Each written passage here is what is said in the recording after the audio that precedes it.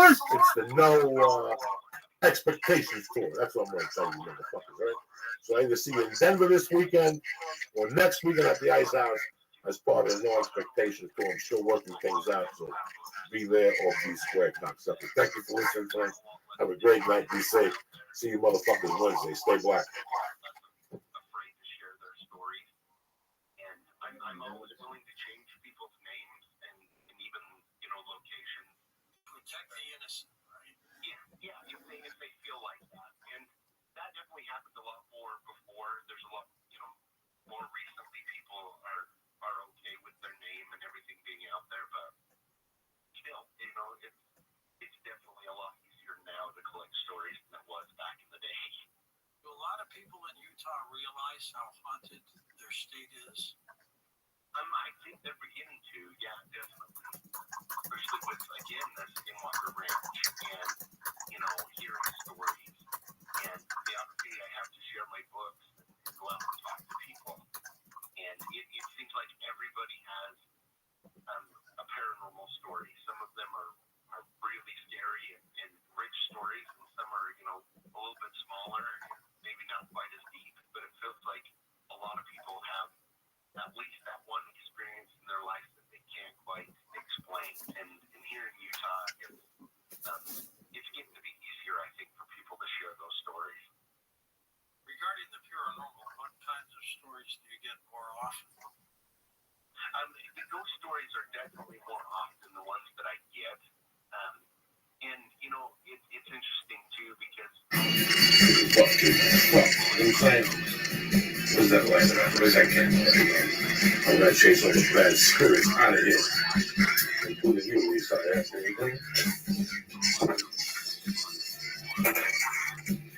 I don't know what it's a bad spirit. The spirit was all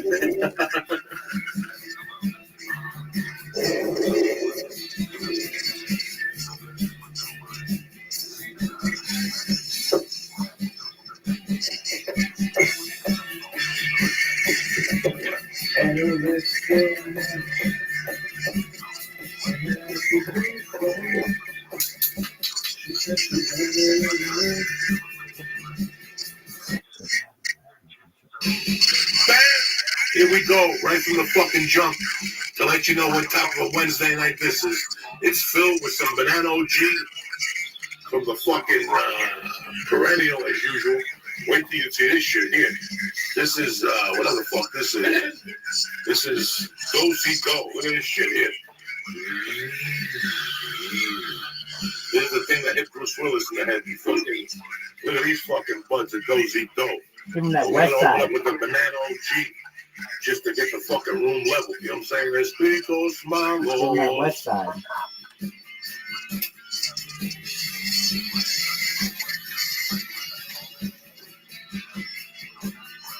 Hey, listen. Oh shit. Smooth. That should be the name of this weed. Smooth. You understand me? Just like that. So Wednesday night, I hope you had a great day. I miss you, cocksuckers. I've been a little under the weather. Traveling fucks you up, makes you a little fucked up. But thank God Lisa Ayat's here tonight to do fun. He's been bugging me for 2 days. When are we doing bongets? When are we doing bongets? When are we doing bongets? The ship has arrived. You understand me?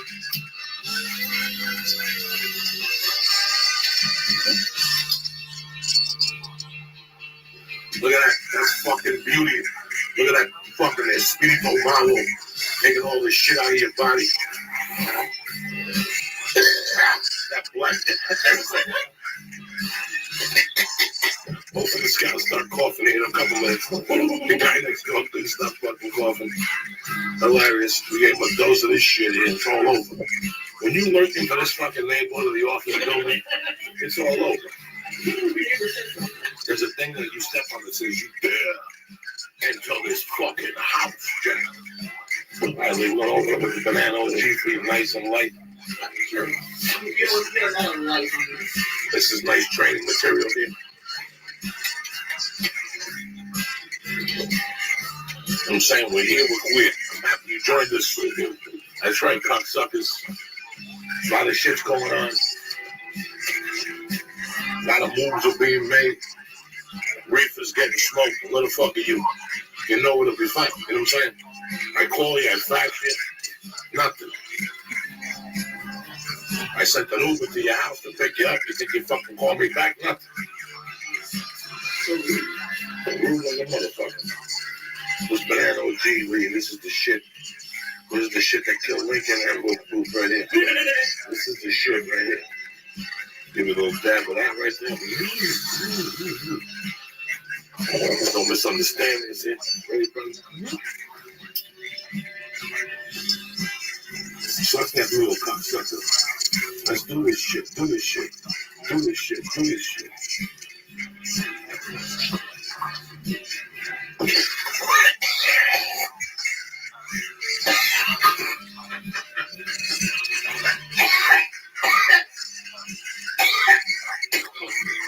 Hold on. Tremendous, you understand me? I've been telling you motherfuckers for weeks, where you been? I'm here waiting on you, nobody shows up. Fuck yeah, this is the batch of death right here tonight.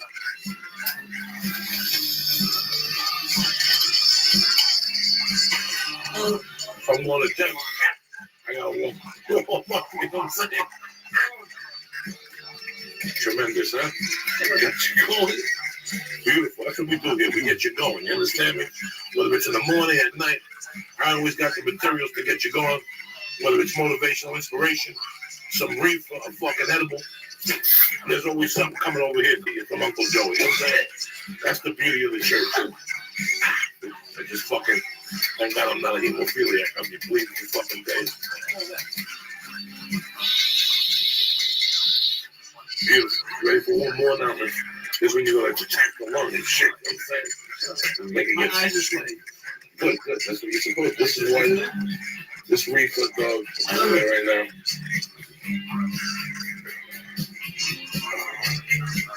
Give me a medium size one. Nobody's feelings get hurt. Oh yeah, this is a good fucking night already. You understand me, ladies and gentlemen? We got edibles.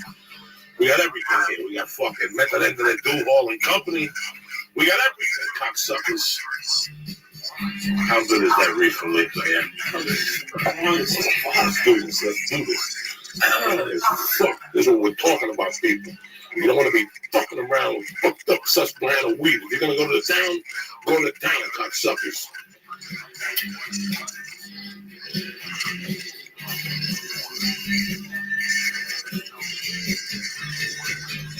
When you blow the smoke out, you know that's tremendous. That's an OG move right there. Look at you. You know what I'm saying? Tough for the fucking nails, these Jews. You gotta hit them in the head with a bat. They wouldn't even die at SeaWorld, these cocksuckers. You know what I'm saying? SeaWorld can't kill these fucking Jews. That's how tough they are. You know what I'm saying? But it's a beautiful Wednesday night. The door is open, the sun is out, leaves coughing. We got fucking reefer for days, bitches. Reefer for days. That's the only way to live it. If you're going to be in California, we got stars just for tonight. We ain't got stars for days. We're going to have to split 3 fucking stars. And we got that. So it's a little fun. You know what I'm saying? A little something to get the blood going. 300, 200, 500. Most people need 500 a fucking week. We're still in training here, cocksuckers.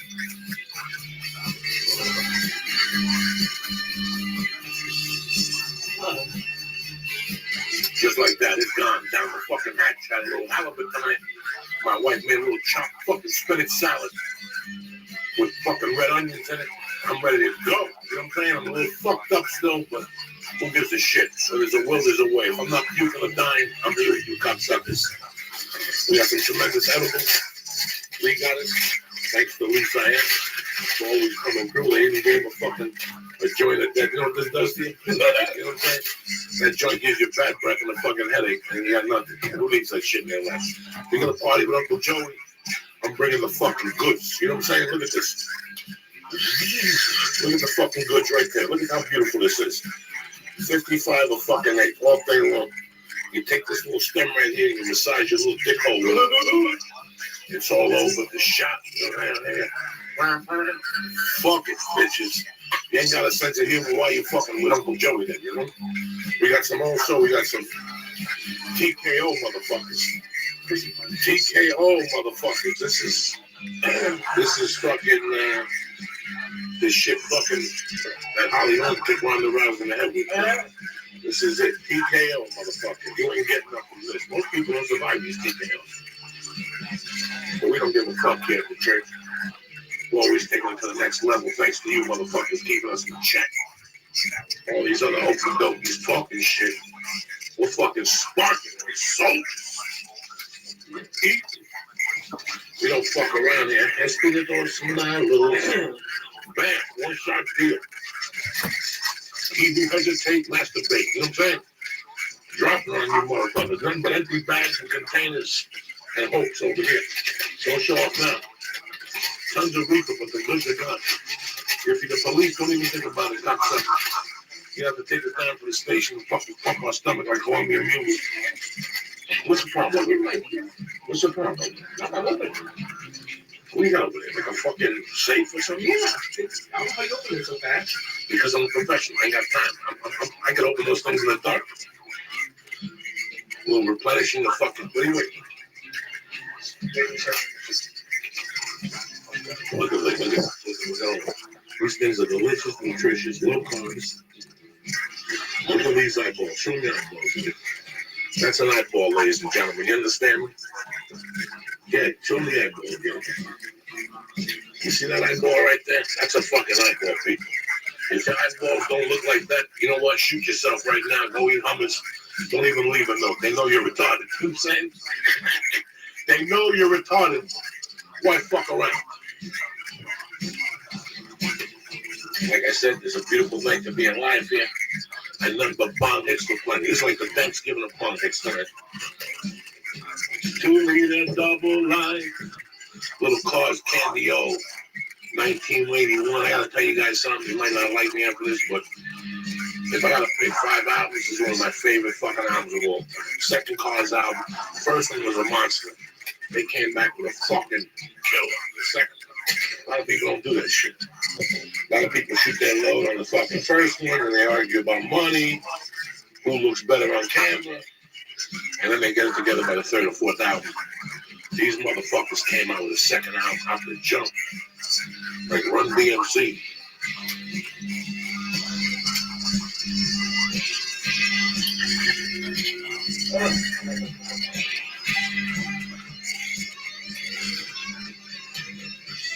What are you gonna do? Nothing to do. Just keep doing bong hits until you kill over. Something pops out. That's how we do it here. It's a Wednesday night, people. Everybody wants to party on a Friday and Saturday. Listen, 724. That's our motto here. This could pop up on your screen. 724. We're doing bong hits like Saturday. Don't just sit there with your little blue and white shirt. You know what I'm saying? He's got his little blue and white temple shirt. Busted out tonight. He's probably down with the laundry. You ready for bong hit, though? Huh? You ready for bong hit? I'll let you take that one. I'm going to do this one a little lower for you. Just to keep the blood going in the lungs. You're in training.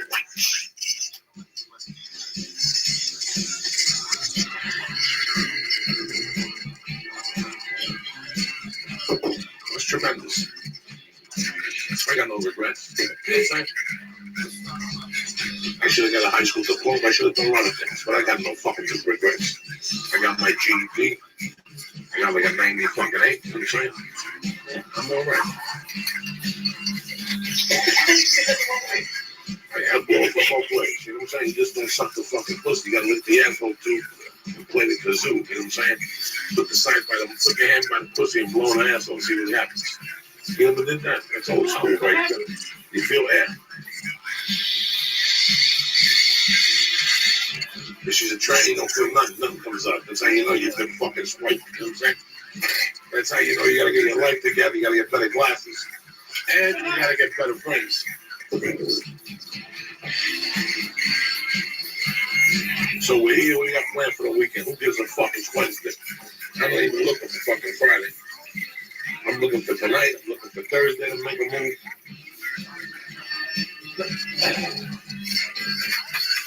It's tremendous just to have this fucking opportunity in America to smoke fucking weed on a TV fucking channel with your boom bars. Look at this. We're living like that. They can't compete with us no more. ISIS is watching, so be careful.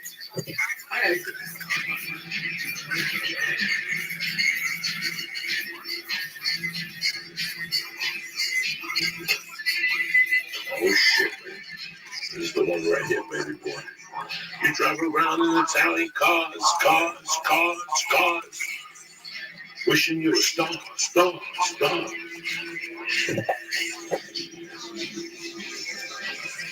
Look at this fucking beauty, ladies and gentlemen. Look at this beauty. Why is it that you don't care?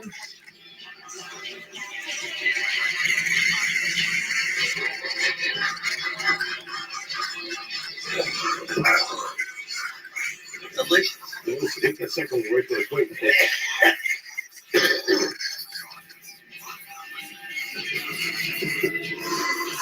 Like a soldier, a super set of buns. A super set of buns by himself. You understand me? Say, once you open up the lunch, they can't stop you. There's no turning back. Once I open up, my valve ain't even open. Once I open up the valve, that's what smoke. They call 911. There's a fire. 5 people show up. There's 2 fat fucks in the room watching fucking video. Don't tell me what to do. Scooby-Doo. Couple more bongers with this podcast started. And that's it. You know what I'm saying? We're going mano to mano tonight. Mano to mano, cocksuckers.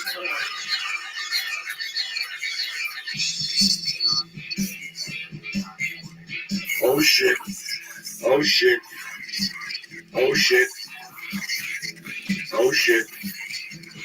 Candy-o, I need you. Oh shit.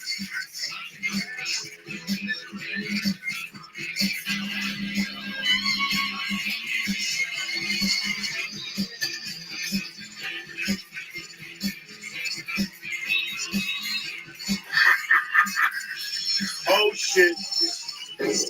Remember when people tell you about partying? This is a fucking party. All that other shit, you don't need guys up there. This is a fucking party. After about an hour, you need a fucking chick's ass to hit you in the face just to seem normal. But right now, there's a party right here. Some weed, some family, some friends. Who's better than you motherfuckers? You bad motherfuckers, I love you. Denver, get your tickets now. They're going like fucking Chinese hookers in North Hollywood. They're going quick, cocksucker. So you better go down there and get your fucking tickets because we're rocking this weekend. I'm bringing old school and new school. We're putting it together. I'm not going to Boulder because I might shoot people. So I'm just going to behave myself in fucking Denver here. Lee, are you ready for another bucket? Here tonight? Oh shit. Just work yourself. No, we can't give Lee no more bucket. He's going to run the fucking show. We don't run the show. What happens? We have no fucking show. What time we got here? 7:05 and all is well. That's 10:05 in New York City, Jersey, Boston, and areas above that area there. I don't know what time it is in London. I don't fucking keep tabs. I gotta do the math, sit down. I don't know. Chip, chip, Charlie, ho. I don't fucking know. You understand me? But anyway, what can I tell you? What's up, Lee? You ready for this? You gotta look a little sober on me. Your eyes are going back to normal. You're losing those veins. All right. We gotta be sorry. I don't give a fuck if the eyes ain't red. This is a minimal amount of Elavustin, just to let the body know, 500 is minimum, that's for us, 500. That's like a fucking toothache, you know what I'm saying? 500 milligrams of THC, and we still ain't bumping here. We're holding on. You know why? We're setting examples for these motherfuckers, that's why. Huh? Who else eats these fucking things in front of you and lets you know he loves you? Nobody, man. I told you 1,000 times, I'm your Uncle fucking Joe. You understand? You got these families, you're all fucked up. You don't know who your father is. Well, guess what? You know who your uncle is. Wow, that's who got suckers. And your cousin is fucking this one right here. Look at this beauty. This is who else shows up in your fucking house, huh? Can you imagine we show up at your fucking house for a weekend? It's over. Anyway, talking about it's over. We're gonna get this fucking show started. I enjoy my little tete-a-tetes with you people from the bottom of my heart. Tell me, I look forward to this show. You love it, man. I love you, cocksucker. Say I was busy. I was making moves, a mill here, a mill there. And shit happens, get confused, but I'm back. Back like a bad motherfucker, you understand me? Denver tomorrow, Friday, Saturday. Next week, where am I? The Ice House. I'm at fucking the Red Horse, the Black Horse up there in Reseda.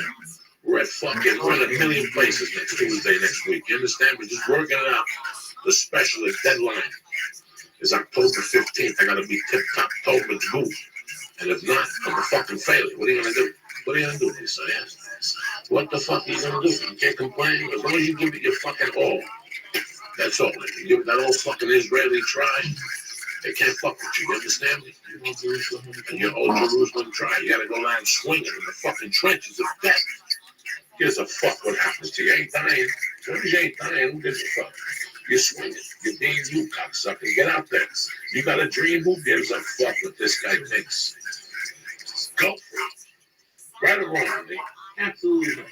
He wanted to be an editor. He ended up a podcast producer. What are you gonna do? You see what I'm saying? Sometimes your dreams are fucked up.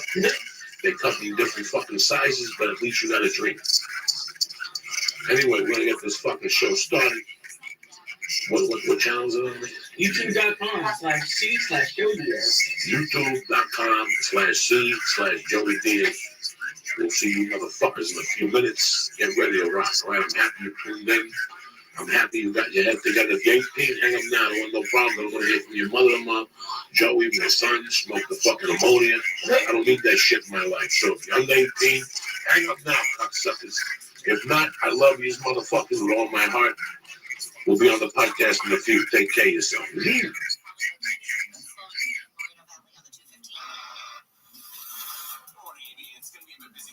This show is brought to you by Dr. Zara. Go to DS Gear and check out their extremely high-quality functional gear that's made with hemp textiles. They have bags, skis, rash guards, and more. They have t-shirts.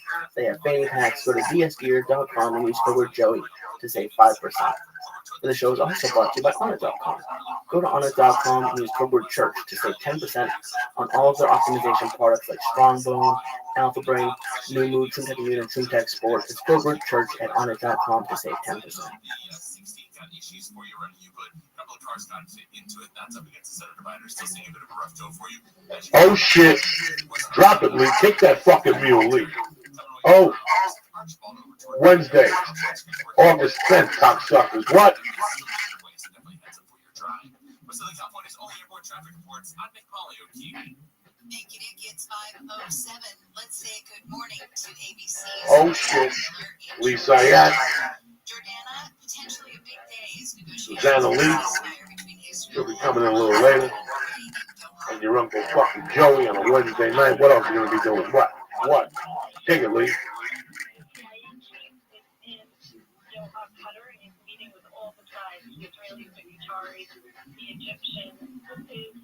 Oh shit. Out of that nutsack. It's your fucking lucky night right here, cocksuckers. What?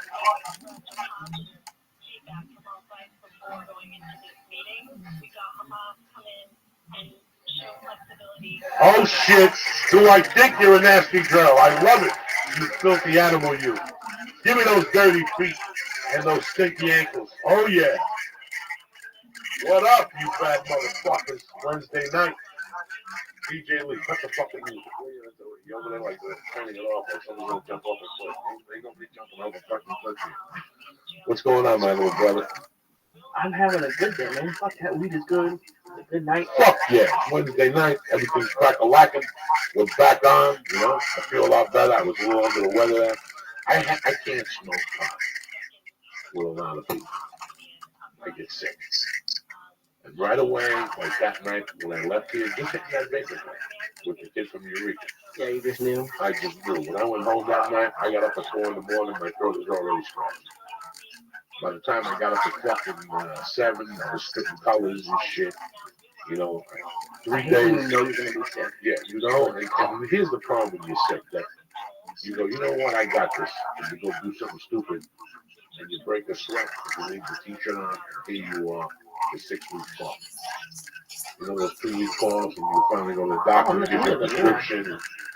This is why you have to really watch, especially at my age, especially, you know, I'm thinking about how I got sick 2 weeks after the surgery. The thing is, it's not in the fucking system. Your immune system is weak. It's building back up. I got back on a plane. I got sick on a plane. You know, this is the shit that happens. It's getting simple. This is just a simple cold. But you can't do much. You know for a fact that if you fucking juggernaut this thing, it could either get really bad or it could shake. Why take the chance? I gotta go to Denver this week. I gotta do 5 fucking shows. Thursday's sold out already. Well, why do I take a chance? I just relax. I did not go to jiu-jitsu all week between the fucking arm and the cold and the whole fucking deal. I just said, you know what, again, just relax. Why could you say? I don't want to turn this into pneumonia, and then I got on the fucking plane, it gets worse, and I go to high altitude, and then we got a fucking problem all weekend. And not to mention, like, rolling, it's like the same with smoking with someone. If you roll with someone, they get up and then they're sneezing, they have a cold. I'm like, what the fuck, man? Yeah. They're sweating on you. So what I do is just spend time to myself. I did a little writing, I made some notes, and shit. I wasn't the biggest week of my life. I gotta move. So I already started throwing some shit out, some t-shirts, shit I don't wear, shit I found I didn't even know I still had, shoes. I'm doing the first week. Then next week I'm doing the most intense week. When I get home, then I go out, oddball.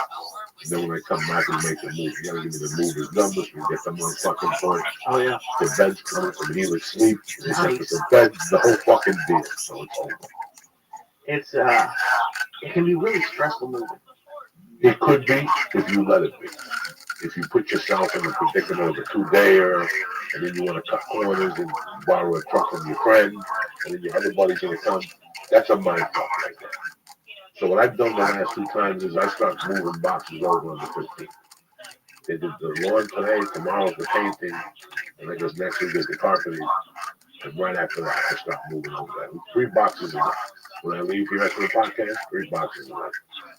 I'm not doing nothing at 2:30 in the afternoon. 3 boxes, 3 boxes, 3 boxes, 3 boxes, 3 boxes. Pretty soon as the movers come, it's a fucking 3 hours. There's no matter on the fucking corner. Yeah. What are we taking? We're donating the couches. They smell like cat piss. We're taking the TV, the fucking bedroom, the kids' room. That's it. We can't carry the refrigerator down because we might break the fucking stairs. We can't take the oven. So what are we taking? The pictures, the bathroom shit. That's it. The clothes and the cabinets. That's it. So I can start taking the winter clothes over there already, suits, shirts, you know, and that's how you do it. The books I got in the library, stuff going over there. Let the movers move the 2 desks, the mattresses, the bedroom, the baby's bedroom. That's it. Boxes don't take dishes over. The dish, like, she's already got all that packed with shit that's not, we don't use on a daily. Get that shit out of here. Get it out. So that shit's going through. We clean the cabinets for groceries. The shit that's expired, we don't even use. We travel light. Us Puerto Ricans travel light, cocksucker. Dude, I move bottles of alcohol. Like, I don't throw anything away. I can't throw away. I literally have a box that I drink.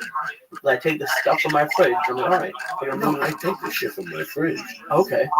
But there's shit that, like tartar sauce. You know, there's tartar sauce that's half full and the sides are crusted. What are you going to take that for? Take Get a salt. cola? Yep. No. Okay, what's the red shit? What's ketchup? No, the other shit. Cocktail tongue? Yeah. That shit gets all crusty. Throw it away. It's $1.49 on special. You can make it at your fucking house. I'm going to carry that shit with me when it falls. Then you got it on your fingers and you touch your sweater and you got that red shit on your finger. There's 1,000 things that don't need to really go. No, I don't want that. It's not worth the fucking aggravation. It's like, because you're getting a house, so it's cool that you get to move in early. I've always, ever since I moved out. We're going to move boxes early. Right. But we don't move till like September 1st. Is complete. Oh, yeah, no, I understand. But what I'm saying is, like, ever since I moved out, I've lived in an apartment. And with that, you only have like a day. So I never, as broke as I was, I never once asked friends to help me move. I've always paid. Because it just, we were talking before the podcast started about how, like, you start realizing how much stuff costs, like if you're on vacation or something. I was thinking about that the other, like, last night. I bought something, I was like, that's like half an hour of work. Or whatever. When you start realizing how much time it takes to actually buy something that you're buying, you either start buying less or you realize that your time's important. So rather than spending 4 days moving, just hire movers for $300. I feel the same. You think I want to go up and downstairs in the morning with fucking couches and shit. I can't handle it. Not 3 days. It's not worth my health. It's not nothing. Especially for what we're moving. Like I said to you, we got fucking Salvation Army on point. They're picking up the couches, the chairs. We're taking the 2 TVs, the baby's TV, shit like that. The baby's room is the toughest. Believe it or not. She's the most up. Yeah, but we're taking all her clothes over in boxes over. The moving thing is preparation. It's like painting a room. You come in here, look at a room, look at it, and then just put a fucking roller on it, roll the wall, and then later on have to get turpentine and clean off the windowsills and clean off the fucking electrical cabinets because of that. You see how that gray and that white look? Yeah. You see how good it looks? How many times have you gone to somebody's house and just paint on that white fucking cabinet? Oh, yeah. The electrical thing. So what do? You look at the room and you go, okay, let me tape it off first. And that saves me time later with turpentine. God forbid you knock over the turpentine on the carpet. Now you fucking go and the turpentine drips off the rag. When you put now it goes on the new paint. Who needs that shit? That's the fucking old way to do it. Just go in there. You have to look at things and look at them. And look at them again and go, okay, this is the plan. Look at what you're working with, if you're working, what your work dates are, what you have available to you. I mean, there's a lot of fucking alternatives. And you're moving. You have the first, last, security. You're already tapped out. But there's different ways to do it to say your own angle. I don't know anything about cross country. I've never done that. I heard that's a fucking nightmare. And people come to me, they want you to give them $5,000 for the furniture, they hold a ransom. I've heard horror shows about that shit. I know about moving from point A to point B. From point A to point B, long distances, it's just clothing. I'm just always taking clothing.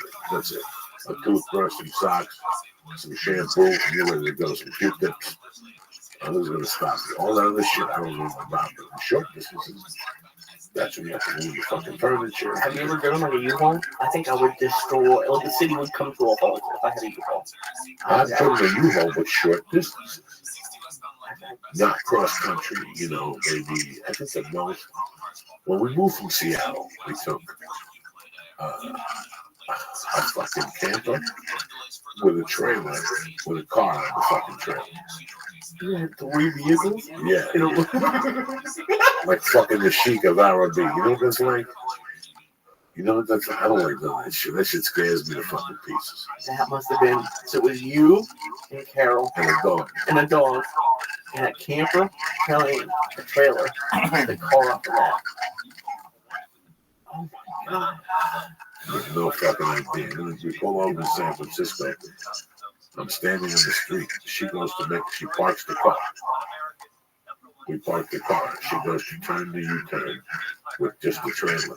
And all you see the back wheels fall off. And you see the trailer fall on the back. And you see the back wheels just stuck there with the hitch on it and shit. So I had to get a tow truck to tow it to a fucked up neighborhood and park it overnight. We had to sleep in it. People were having an open mic outside our fucking door. This was the craziest week of my life. Sleeping on the street in a fucking trailer in San Francisco with a fucking dog and people outside the trailer singing guitars and shit, shooting heroin. Like, what the fuck is this shit? Oh my God. They were talking about shooting heroin to tie him up.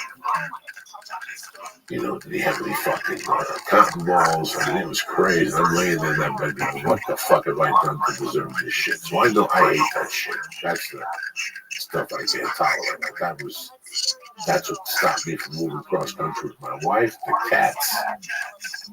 If I move cross country with my wife, then I have to move the wife, the fucking cats, the kid. You gotta stop every 2 hours with the fucking cats. You have no idea, my friend. Yeah, you have no fucking idea what it's like. You break down with cats, those motherfuckers fry in the back seat. So you gotta have all your fucking shit intact. It's tough. It's fucking tough. But like I said to you, I'm handling this the right way. I'm looking at, I'm going to Denver, I come back, and that's when I start making my moves. We keep in touch with the fucking property manager every day, back and forth, letting us know what the schedule is. So once we can start, it's 3 little boxes, everything. Next week, I throw every shit out in the house. Next Monday night, by Tuesday morning, I take 3 to 4 bags and I move it all the fucking morning. Oh, right, yeah, you're terribly scared of everything. Everything. Are you excited for Mercy? Like, it must be. Like, I didn't grow up in an apartment. I was very lucky. I grew up in a house. And the town I grew up in literally had, I think, maybe one apartment complex. And I never. Now when I see kids, I feel not bad, but I'm like, it must be different growing up in an apartment from a house. So Mercy's cool. I love that. It's been rough the last 3 years because we didn't really know we were having a child. And then we didn't know we would move out, rent, home. You know, I like an area because of its convenience. You know, I'm very convenient. I like this area. You know, I've always liked this area. I lived in this area when I first moved to LA with Carol and Frank and Moore Park. So I like this area. I go to CVS people, I go to weed stores, I go to sandwich places. I never be up there. So I didn't think about moving to West Hills or moving to Vegas. I couldn't even imagine starting over. So my wife said, fuck it, we're not going to find the house. That's just rent for a year, kill some time. I was like, give it a go. I didn't think we were going to find them this quick. I really didn't. But it was in the cards. I told my wife this is how it was going to happen. It wasn't going to happen. It was going to be a quick process, just like this happened. Come look at it Saturday, fill out the application, and you'll know by Monday. That's exactly what happened. That's exactly what happened. I'm very happy. You know, I grew up in New York City with a apartment for a few years, but then we moved to a house in New Jersey, and there was a big difference. There was a big difference in the child, your confidence, and all that. I mean, most children don't fucking think about that shit. Well, I don't even mean like the fact that they're in an apartment. I just mean like you have a yard, you can be a little loud. I have a friend that has 3 kids living in a 1-bedroom apartment. He's fighting for his life, and she's fighting for her life. But who would come over? They sleep in the living room. They just have beds on the living room. Yeah. Nice people. I visit them like twice a year. I know them. I take the kids gifts. I talk to them. Shit all the time on the phone. She used to cut my hair, my wife's hair, because I have 3 kids in the 1-bedroom apartment. So I know how fortunate I am. You know, it was a blessing in disguise when they asked us to leave. They one day just knocked at the door and said, the landlord found out you had cats, you have to go. Really? I didn't know that. Yeah, that's the story. I lived in there with Terry for 8 fucking years. Oh, the first place in Hollywood. The first place in Hollywood. And one day, the day after we got married, they knocked at the door and said, you gotta move out. And we were like, are you fucking serious? And they're like, yeah, you have cats. It's not the lease. Terry's been here 9 years with the fucking cats. What are you talking about? What they were trying to do is get the rent control of the apartments. They were trying to get everybody out and redo the apartments and charge $15. Absolutely. And at first I was mad, but then it's everything else that's been in my life. They did me a fucking favor. You know, and I didn't even know it. I was so stressed when I moved up here. I mean, the rent was going up $800. I thought it was the end of the fucking world. I never thought I would make the rent. I never thought I would make the rent up here. I always thought I barely made rent down there. I'm going to make fucking the rent up here. And it worked itself out, man. Because everything does. You know, I was thinking about the process today. The process that everybody's scared of. You know, there's a process in life. And we try to rush it at times, but you can't rush it. It's a fucking process. And I know it from a comedian standpoint, because when I first got here, myself, Josh Wolf, Brody, you know, we were very eager. You're very eager. And then you start losing it. And then a situation happens that puts you back into perspective. And then you don't know how to handle this place. There's 3 stages to this town, this city. And that's what usually happens. You're very eager. You start doing things, you start making little moves. And then you book something, but you see a little bit behind the curtain. And it wasn't what you thought it was going to be. The people turned and everything changed. And you're bummed for a while. But when you recover from that, you're a different person this time. It's tough when I see like Tony Hinchcliffe is on fire right now. And he's frustrated. He's eager. But he doesn't know that it's a process, and I can't explain it to him. Do you know what I'm saying? It's very rough, because if somebody would have came to me in 2003 and told me it was a process, I would have told them to fuck themselves. Ain't no process here. I'm cracking jokes, people are laughing. What's the fucking problem? It doesn't work that way. It works in layers, but we're always scared of the fucking process. Tomorrow you walk into a union hall and you go, I want to be a fucking union plumber. And they say, okay, it takes 4 years of being an apprentice, 2 years residential, 2 years commercial, and then you go to the master's program. I don't know the dynamics. I'm just making up numbers here. Like I've always said, we look at that number and we look at it as so distant. But then once you do it, you know what I'm saying? Oh, I completely understand. But this is something that I've been struggling with lately. So you said there's a process, right? What I'm most worried about now is making the wrong move. You know what I'm saying? I'm worried about, like, I have a couple different options, and like let's say someone gets 2 job offers. Whenever that happened to me, I'd always be like, fuck, which one do I take? Like, in my mind, if I take the wrong one, my life is going to end. I know probably that's not going to happen, but that's a big fear of mine, is which decision to make. I think the biggest mistake we make is going to people who don't need a situation. You break your situation down to them, your job, what the benefits are, what the cons are. You know, there's all that shit, right? And then, but at the end, and I've said this for years, I thought about this maybe when we still lived down there, how you always know the best decision. It's just scared coming up with the decision. You know, you're in a room, you lost your job. Your wife's not talking to you, she moved back in with her mother. This is all because of drugs and you're gambling. The last thing in your mind at that point is going to rehab and ending this party. You know, it's the most distant thing from your fucking mind. You're trying to figure out how to fix it. But while you're trying to sit there and fix everything, you know this is going to be the first answer. This is going to calm everybody down by you going short rehab. You don't want to go. The people around you feel at ease. You may have a good chance of getting your wife back. I never thought of going to a rehab. That's why I never went to a fucking rehab. Like, I never thought of going to a fucking rehab. I couldn't imagine that this fucking party. See, well, you didn't even consider it. You probably had the idea. I had ideas about it. We all do. When we're in that position, we all know that this is, we need help. This is uncontrollable. I told myself I was going to get high till Friday. It's fucking Tuesday. I'm bleeding from my nose. There's a dead chick in my bed. I'm not going to work again. You know, it's just little things. So you start what ends it. You're like a fucking rehab. But, you know that's the answer. You're like, nah, there's got to be something else. Oh, absolutely. But here's the frustrating part for me. So, like, that's a negative thing. What happens when things are going great? You have to make a decision. I'm worried that when things are going good. You know why things are going great? Because you make the right decision. You get the right decision. Things are going great because you made the right decision. Because you made certain decisions at certain times. You know, I'm not going to Denver this week to heaven because I'm a friend.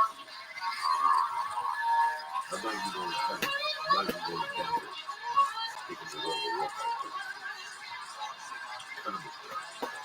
Driving the stage and back and around. That's all good.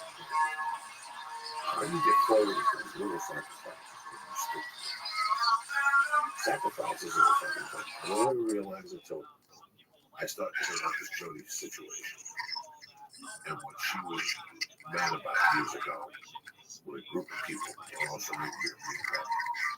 I don't do enough social activities. And they're mad at you for that?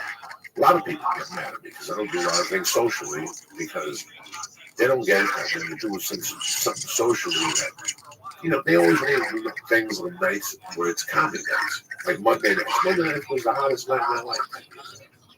You know, having the honor to go on stage at the Laugh Factory, the Improv, the Storm on Monday night was fucking great, you know? They always had parties on Monday nights, or Thursday nights, or Friday nights, or Saturday nights. Those are the nights you go in comedy. You know, my birthday is June, whatever. you're in Ohio that weekend. They were looking at you. Why don't you cancel it? Move the date. This is going to be a great party. You're like, are you fucking kidding me? It's the little things I stuck to. It wasn't the time I put in, well, because I'm funny and at least I am. It was the little things I stuck to. These are the things I'm not doing. You know, these are the things I'm doing. Granted, it took me a long time to start doing fucking work. But once I stopped. And I use those other principles that I use in other things that you sacrifice. This is not what I'm doing. This is what I'm going to do. Even if I want to do it really bad, this is what needs to be done. Right. And it's always played out for me. I've been thinking a lot about that lately. How that always worked out for me, and people never understood that part. Well, like when I tell you I'm going to do something from 2 to 5, that's what I'm doing. I don't give a fuck what you got going on. I already got something going on. I'm happy that you got something going on. I'm going to do my thing, you do your thing, and I'll call you at 10 to 5. But people don't seem to understand that. Shane came to the show the other night. Remember Shane? Tuesday night, he came last night. Yeah. He came. We were talking to him. Like, you working? And he goes, I'm working. Usually I wouldn't answer the phone, man. I started talking to him. Like people like him, his head burns. All those guys have schedules where they won't respond to people. They would just lock themselves in the room and focus on work. You know, that's very hard to do with the fucking internet. That's why I like to go to a coffee shop. Because I hate the internet.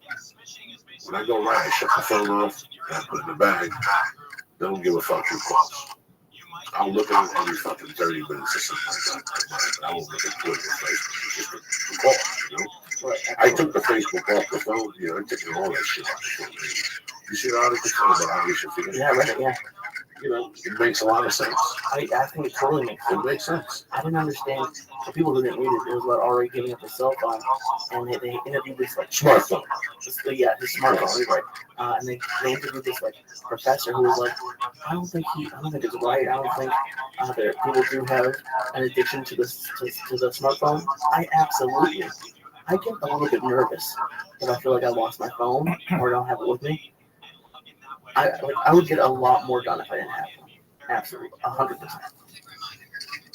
I've really been thinking about it. Yeah. This thing is broken, you know. It's still stuck on 2 fucking messages. I use the calculator once in a while. I use the notes once in a while. I like the voice recorder now. You taught me how to use it, even though I erased the show by mistake. I don't even fucking do it. I don't like Twitter on it. I took the fucking Facebook off it. I got the emergency email on it just in case I have an addition or something like that. But besides that, there's nothing on me that really distracts me. I don't play games. I don't do Pokemon. I don't read fucking comic books.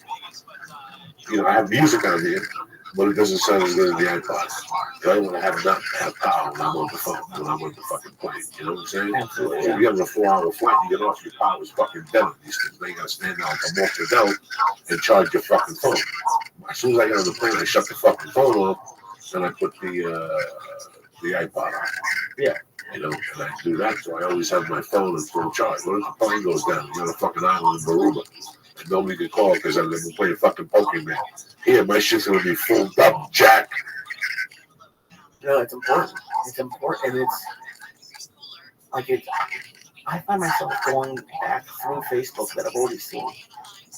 Like it's crazy what a concept it is. Well, boredom is a fucking thing, and you run home, you open it up, you see if somebody messaged on Facebook, you see if somebody messaged on Twitter, you see if somebody got a hotmail. I shut the thing off for them. I do that 10 times a fucking day. Just to see if somebody needed something or something. That's what I do. But besides that, I'm done. When I go on the weekends, on the road, that computer I have doesn't let me really do much. It's such a fucking nightmare, that service. It's such a fucking nightmare. That's when everybody wants to email me and everybody wants to talk on the fucking computer. And, you know, I find shit on that computer when I go on the road. I don't see it in the house. Really? Yeah, it's fucking crazy. That's weird. And going back to not answering the phone, I have a problem now that people know that I'm not at an office during the day. I get fucking 1,000 calls that have nothing to do with our business. And I feel like there's a family member or something. I feel like I have to take it, and I look back and it's an hour out of my day. Like between 2 or 3 phone calls. Like, do you not answer phone calls? If you told me that I should do that phone shut off, So there's days I put that on, I forget to turn it back on, so the fucking phone don't ring. And also 35 people fucking call. But again, I'm like you, I look at it and I go, I was with my daughter, I couldn't answer the phone anyway, so now I had this thing. Yeah, do not disturb. Yeah. Yeah, do not disturb. You know, that's it. There's times I forget to turn it on at night and it runs the next fucking day. And then I go, fuck, nobody's called. And I go, holy shit, because I don't even look at it. When I get up in the morning, I don't even look at the phone anymore. I don't turn the TV on, I don't look at the phone anymore. Nobody calls me after 12 no more. I don't do drugs. Every once in a while, Ralphie calls me early, and I'll call him back, or I'll call him when I get in the car or something. Besides that, nobody calls me over there no more. I think that's the move because I'm this way, and I think a lot of people in the 20s are this way. In my bed, if Paula's not there, my cell phone and my laptop are next to me, like in the other person's spot. It's like that can't be good. Well, you see how much time you're wasting. You see, listen, man, I freak out when I go for my phone. I'm a Cuban Jew. I'm taking 400. Yeah, me too. I'm taking 400 and all my numbers. I got to start from fucking scratch now. That's what you start thinking about. 400 and all the numbers you lost. That's all I give a fuck about. I got to start from scratch now. I got 1,000 fucking numbers in there I've developed over the years. That's what I worry about. You go to the hotel and call. That's why before I get out of the cab, I look everywhere. When I get in a person's car, I look everywhere. Sometimes I take my phone out, put it in the door. Oh no. Yeah, I get out of the car. You have no fucking idea what I've done for some time. So now I hold on to this thing. I could have taken this thing in a fucking year ago. I just keep it. I don't even know what it is. A 5, a 3, a 2, a fucking 6. I don't know, and I don't give a fuck. It's got 16 cracks in the fucking screen. I will have to take it in eventually. I don't remember if it was in the Honest Shifty article or something else I read today. It was probably the already article. But it said something like there's more smartphones in Great Britain than people. And I was thinking about that. I was like, how can that be?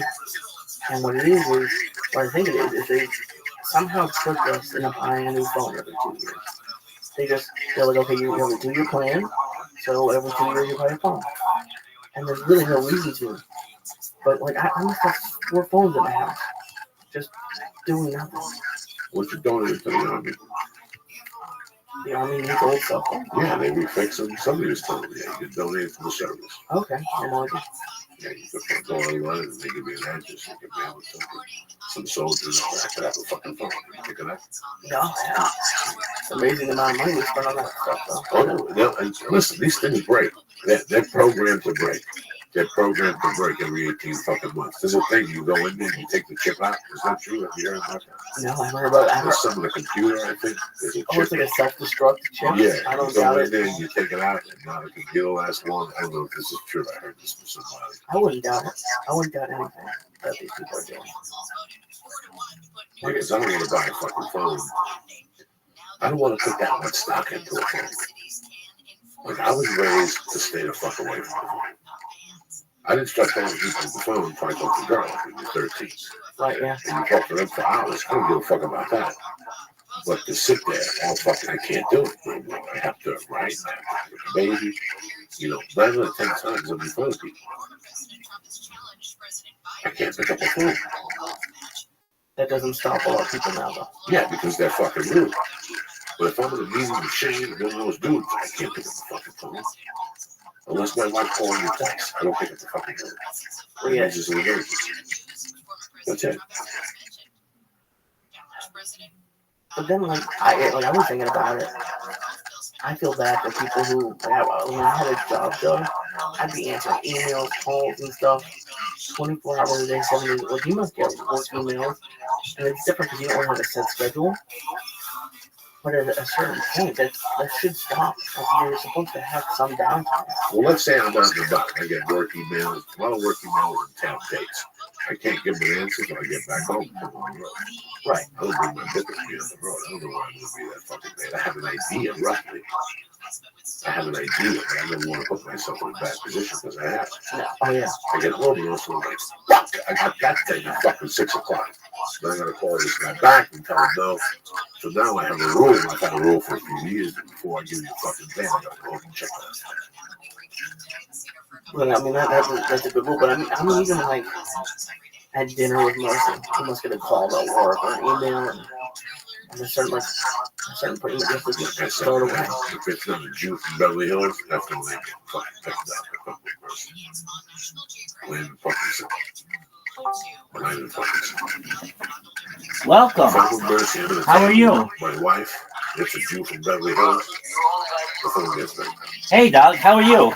But if it's not a Jew from Beverly Hills, I missed you. How are you? I'm well, thank you. I'm so glad that you're here, V3TOZ. How did you hear about me?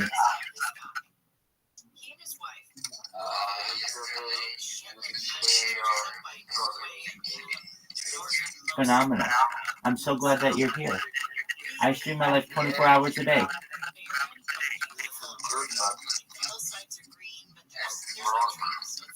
Hey. No, I don't.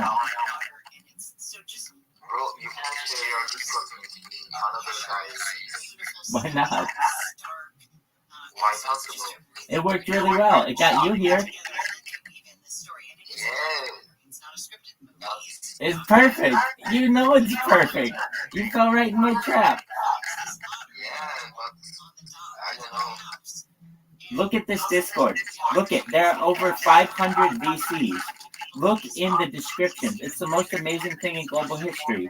We have things for gaming and for studying and music and movies and things on sports, anything you want.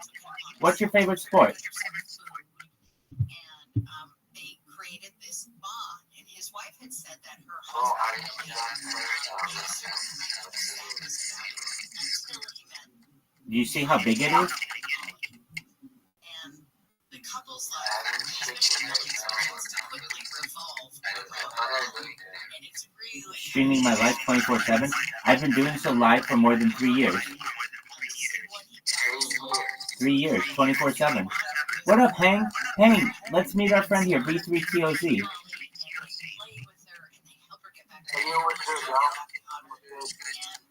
V3TOZ just found out about me yesterday. I spammed in their kick, and now they came to meet us.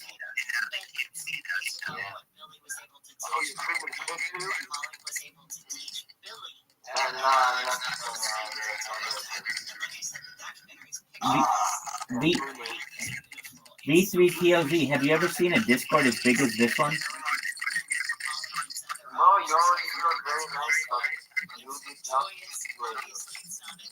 I did not what?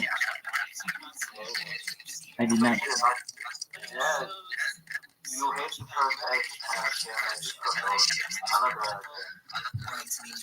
Hey, it got you here.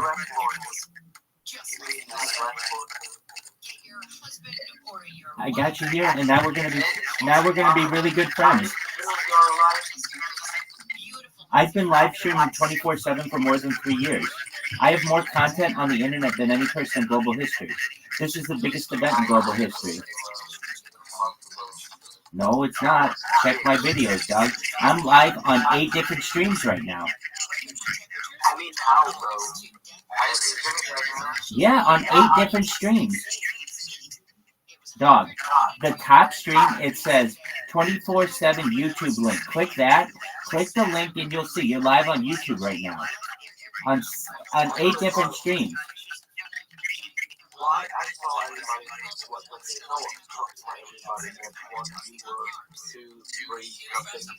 Hang can see. Hang's seen it. I have 8 different streams.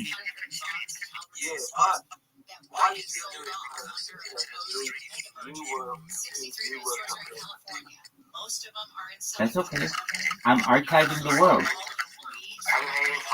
Yeah. I archived the world. It's like a time capsule for global history, going back to the pandemic. We've seen the death of a queen, the birth of AI, the coronation of a king, and everything in between. Thank you.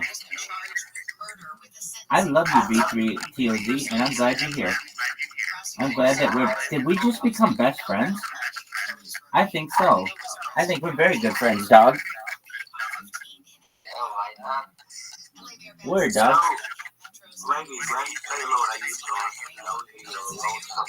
No, I have lots of friends. I mean, look at all the people in here. Everybody love you, everybody. Support buses and trains. You're so sweet, Hank. Thank you. B3TOG.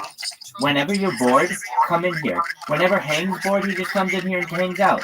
You do the same thing. Come back once per day. Once per day is all I ask, okay, B3TOZ? Excellent. We're going to become very good friends, and I'm going to make you rich. I'm going to make all of your problems go away. We're going to take care of your friends and family. I have more data online than any person in global history. I have more content online than any person in global history, and content is king. According to Economist Magazine, data is Earth's #1 resource, which means that I perhaps have more of this resource online archived than any person ever. We may be able to monetize that someday, and when we are able to, B3TOZ, I'm going to make you rich. Sound like a plan?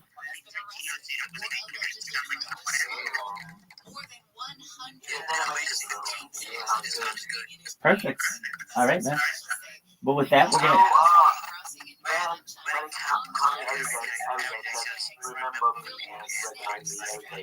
Exactly. Definitely. B3TOZ. Make sure you recognize Hang every single day that you hear. You can do it. Go ahead. I'm a certified project management professional. I have savings on which I've been living for the last 3 years. I had a contract with the Fortune 500, 6-figure income, so I've been able to live off my savings thus far.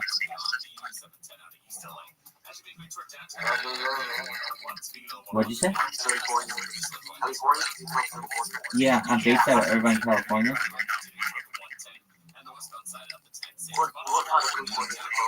That's Southern California. It's near Los Angeles.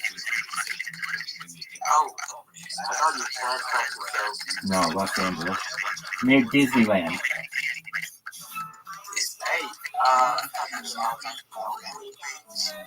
Have I heard about what? Did you say Long Beach? No, my aunt, my uncle is there. Oh, wonderful. You know, Long Beach. Yeah, exactly. That's what you said. Yeah, I know exactly where Long Beach is.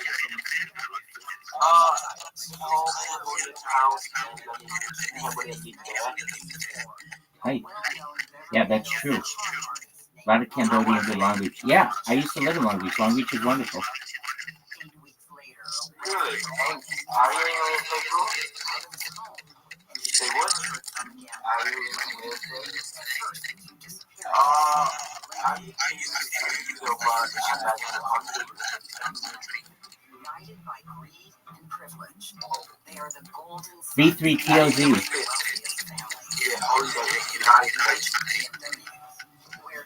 B3TOZ, I'm taking over the world with my robots, and I'm going to make sure that you're rewarded along the way. So thank you for being such a sweetheart.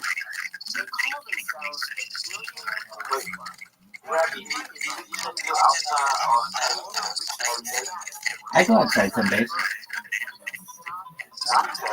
Yep. Yeah, I do my best to go outside at least once a day.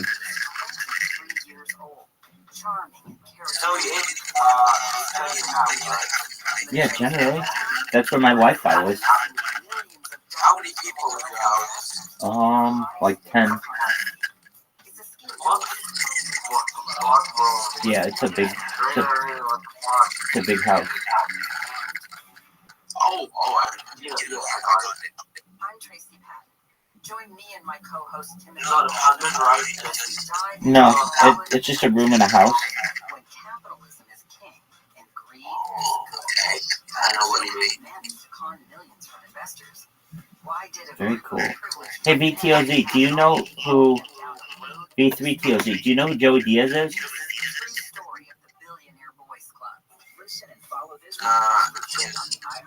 That's okay. Well, we're listening to him, baby. Here we go. Joey Diaz, folks. Shout out to Cambodia. Rabbi loves Cambodia. And then resold it on eBay. Pardon me? Right? What'd you say? Rabbi loves Cambodia.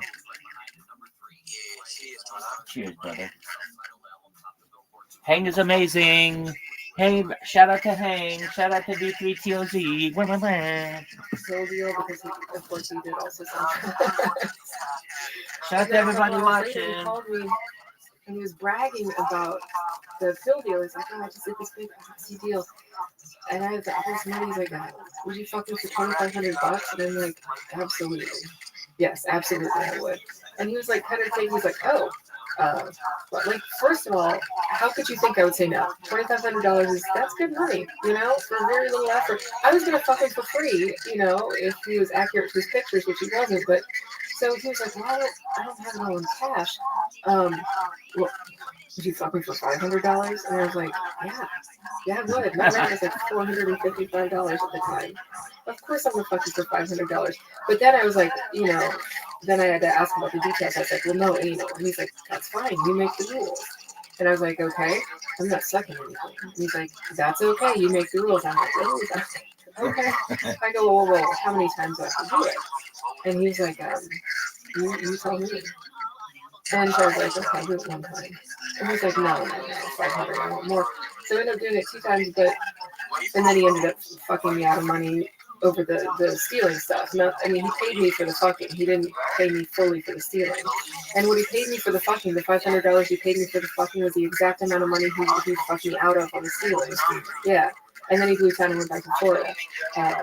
You know, I don't know where else he would be from, but so I realized though, like, it really made me think about sex for money and sex work, and you know what was standing in the way of me doing that, because I fucked up a ton of dudes for free, you know, and even bought like many guys enough drinks to like get them drunk enough, you know. And that's a terrible thing to do to someone, but that's fine.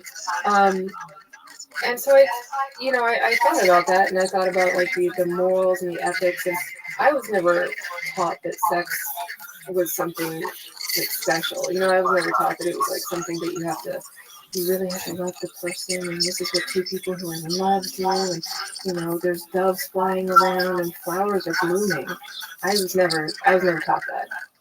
And so after fucking so many guys that didn't give a shit about me for free, it just sort of dawned on me, like, what am I doing? You know, I can get laid and paid, you know, I can have the dream. So I started doing stuff on Craigslist when I was in Kansas City. So I started doing sex work on Craigslist, and I looked for any ad that mentioned roses for $6, and I would ask, yo, baby. Yeah. Yesterday, did you offer $1,000 or something? No. No. I remember like Temperatures are going to top 110. I didn't offer $1,000 for anything, dog. yo, is that 5 shares, 1 message, you take this $1,000 I don't think I wrote that, dog.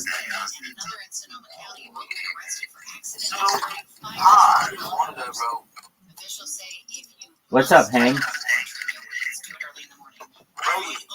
If you study here, how you work, where you work, where your job. I'm sorry.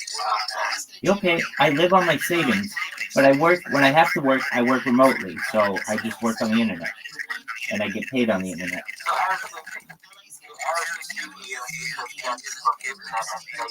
Exactly. Oh.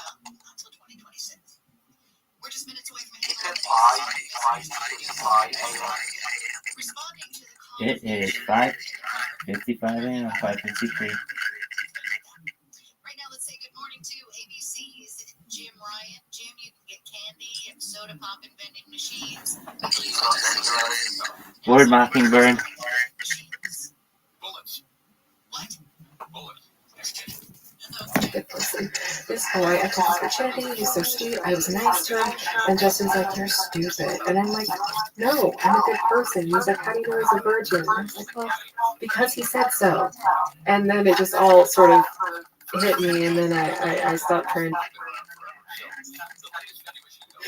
And then a couple hours later, he called me, and he was bragging about the pill deal. He's like, oh, I just did this big oxy deal. Oh, like a really terrible call. Not on the And, phone. yeah. And then I was just like, I can't listen to this anymore. And then I didn't do anything for several years, for like 5 years. Because everything's fucking you. What's going on, Lisa? I had everything good. Did you introduce yourself? I did, yeah. The edible kicked in as soon as I stood up for a second. Good. They're supposed to kick in when you fucking stand up. What would you like for me to call you? Either way, Susanna. Susanna, that's Yeah, what I did. Susanna Lee. What's going on, beautiful? Not much. I'm in the middle of a 15-hour shift, so. You know, man, people kill themselves to live. It's a lot of fucking work. It is. You travel, you on the road, you just stand up, fucking sing, you dance, you burlesque. Oh, no singing. You're a woman of 1,000 fucking things. But I was telling them when I met you, when I did the documentary for Felicia with you, and it was really weird because I've been thinking about you ever since that, because that night, like I didn't know what to think. When you took your clothes off and stuff, but I kind of froze up, you know, when I went home, I was like, why did I freeze up like that? And I just wanted to get you on the show and talk about what you do. I really find you interesting and beautiful. So that's bullshit right now. What's happening? So let's shift on. Where are you working at today? Today I'm working at my main place, actually my only place right now. It's called Eros Station. And it's on Oxford in Sepulveda. It's a private show place, lingerie modeling, private dancer, that type of thing. Not like the other place I work. No, there's no glass between me and the customer. This is just me alone with a stranger in a small room for 20, 30 minutes at a time. Oh my fucking God. And you have regulars, you said. I do, yeah. Now, how long have you been in this industry? Well, when I lived in Chicago in the mid-90s, I did phone sex towards the end of the 90s. And then I quit that. I worked for an independent service, so she didn't have any major restrictions on what people could talk about. And she was a dog lover, so she no bestiality. No bestiality. And I found that out after I got a dog call, and I called her and I said, could you please start giving me any more animal calls? And she's like, oh, we don't do that. But here's your next customer. He's a Chester. That's what she used to call the pedophile. So I worked for her until I got a really, really bad pedophile, like a really terrible call. And, yeah. And then I was just like, I can't listen to this anymore.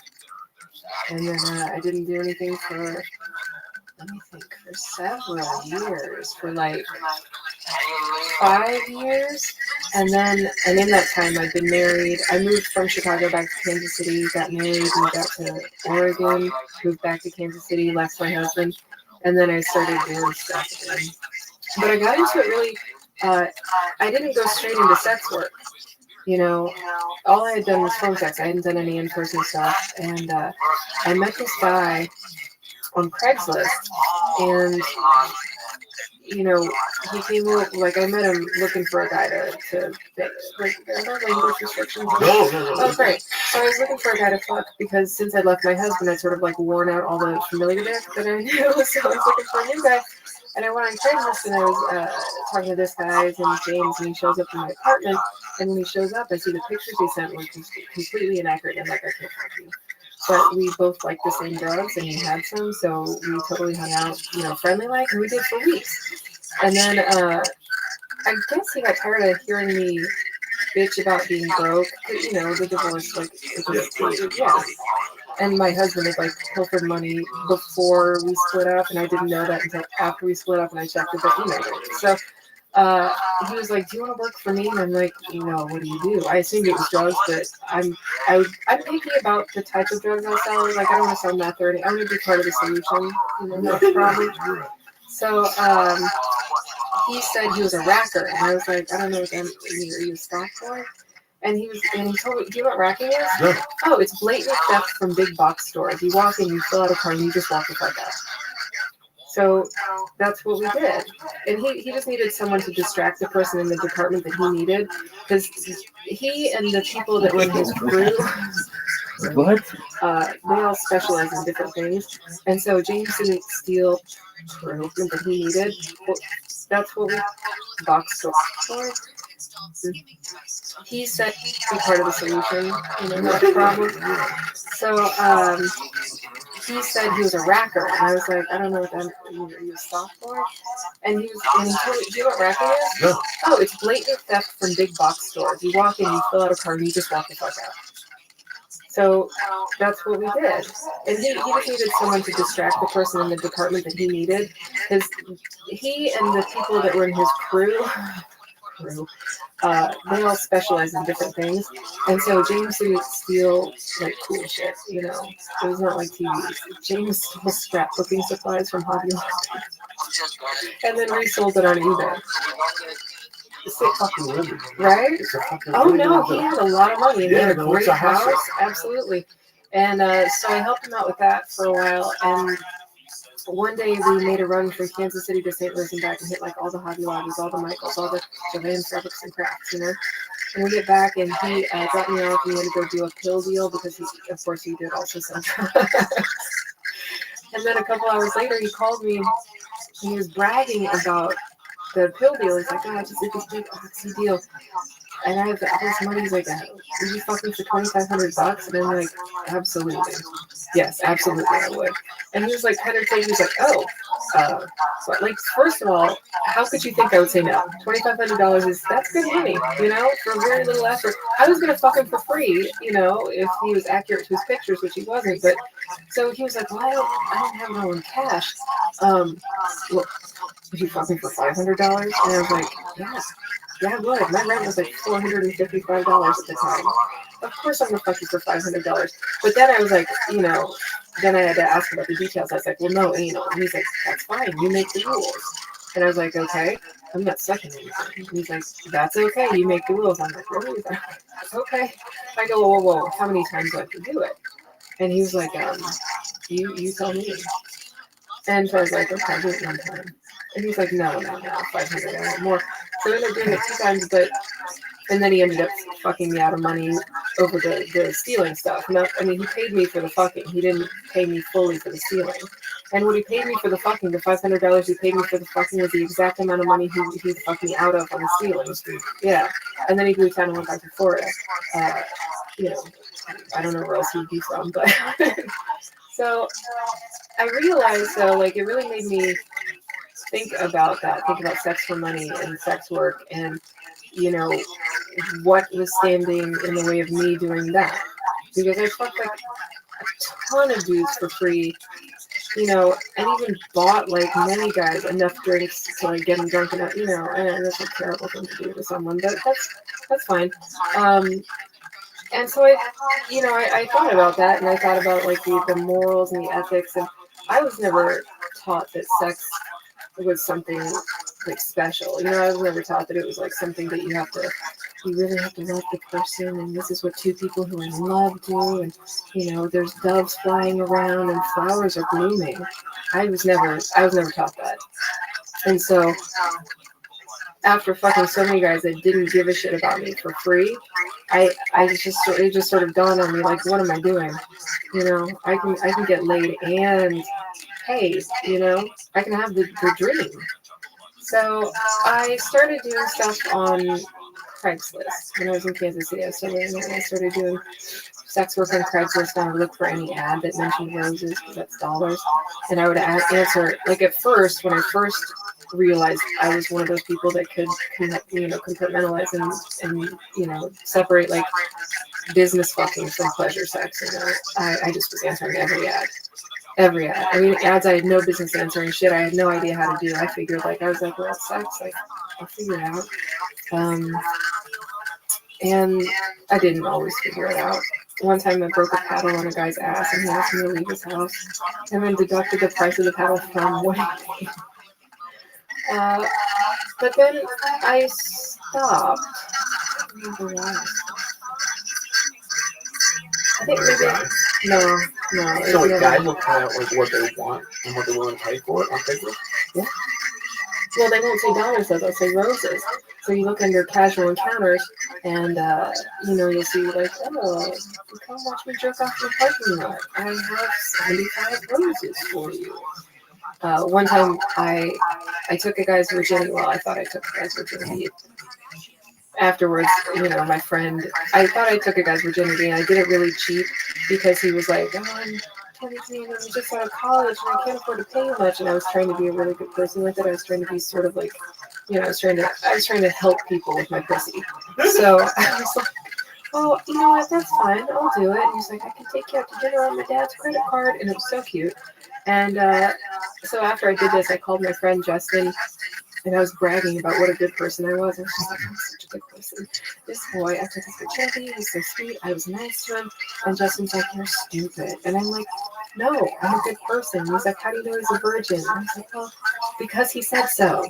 And then it just all sort of hit me. And then I stopped trying to, be Mother Teresa about it and just stopped trying to force the goodness. You've met some characters. Oh, yeah. You've seen the fucking dark side. I've definitely seen the dark side. You dealt with people that are addicted to sex and addicted to storyline. When I was addicted to coke. I was addicted to drugs. So what they're telling me is I'm substituting these. It's all the same thing. It's all the same thing. But, that's the same thing with day jobs. It's all the fucking same. If it's not what I want to do, comedy, if I'm not paying my bills through comedy, through storytelling, through being on stage, then I don't give a fuck what I'm doing. I don't care.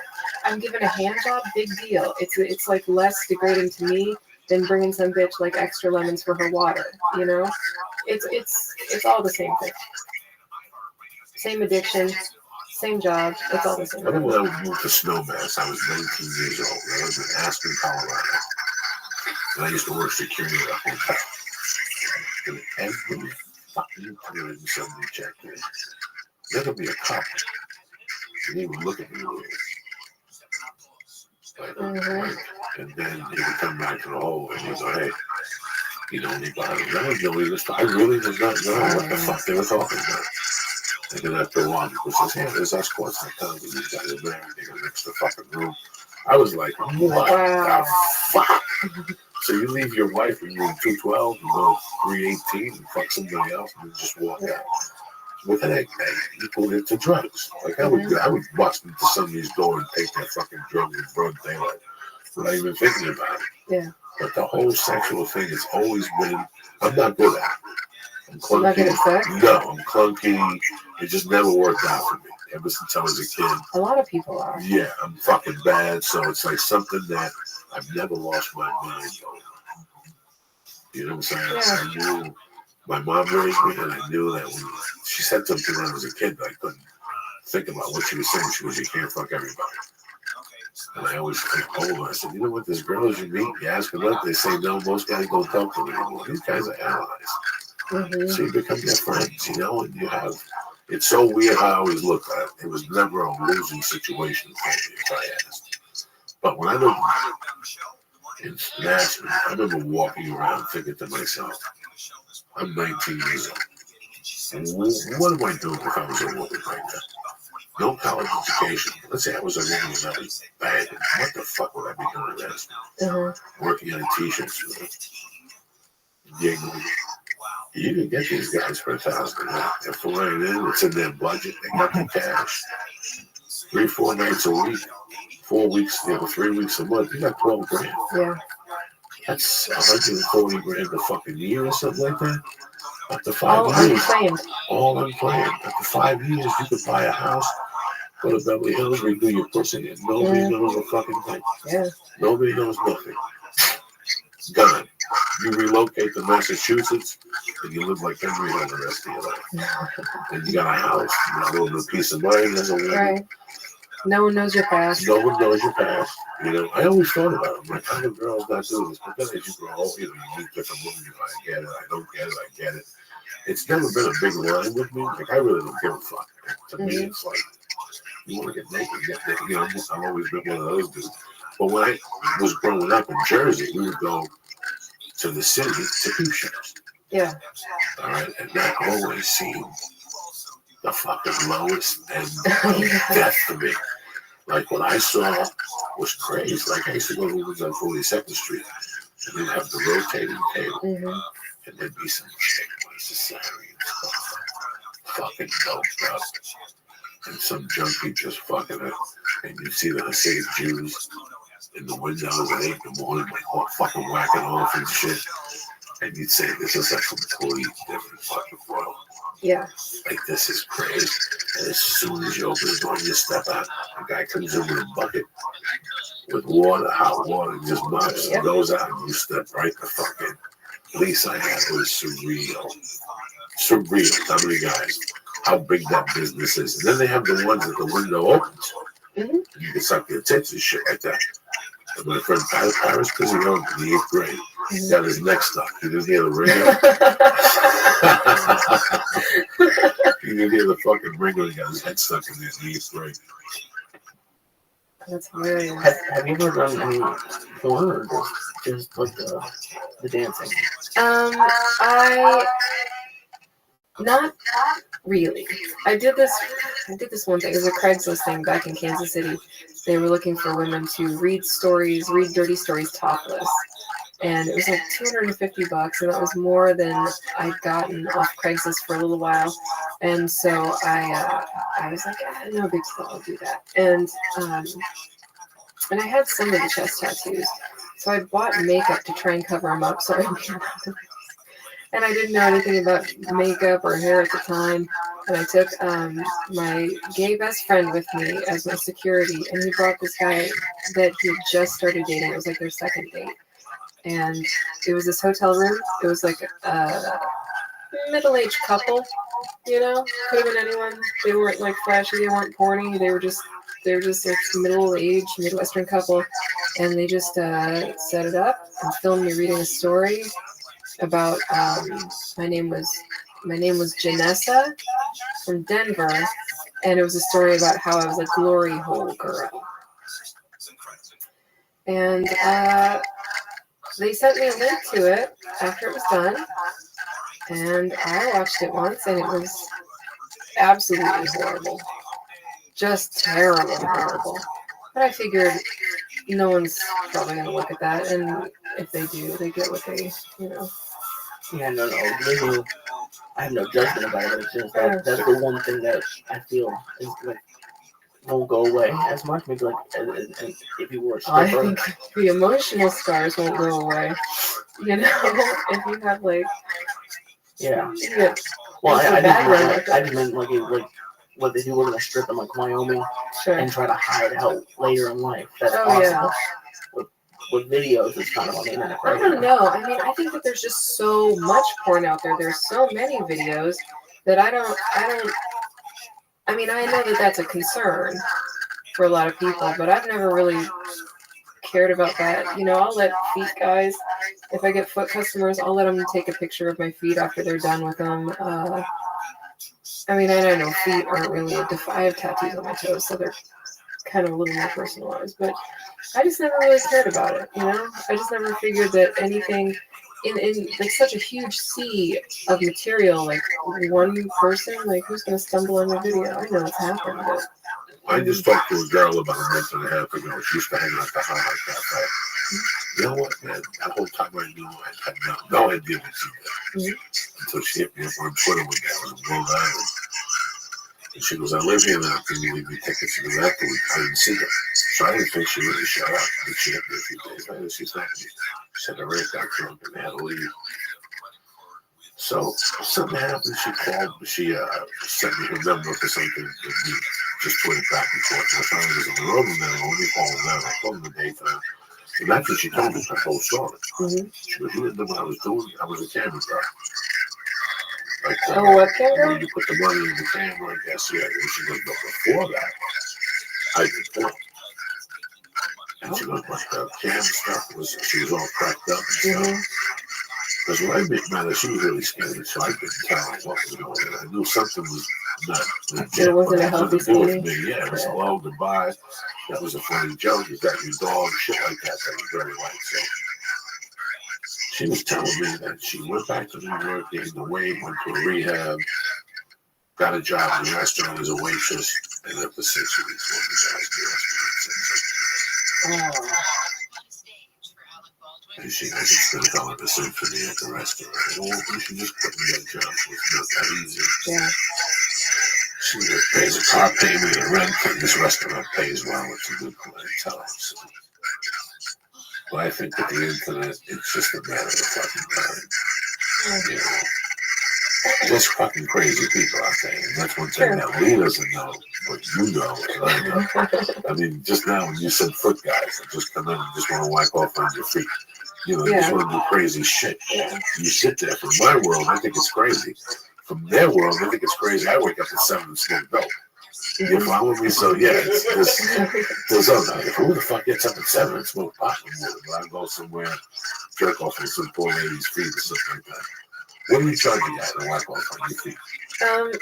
Well, I mean, technically, I don't do that, of course, because I work legally. And then all the, it would probably be, you know, generally, if it's 200 roses or more, I'm negotiable for almost anything. Feet guys, I have a soft spot for because the stripper shoes hurt and I do like a foot rub.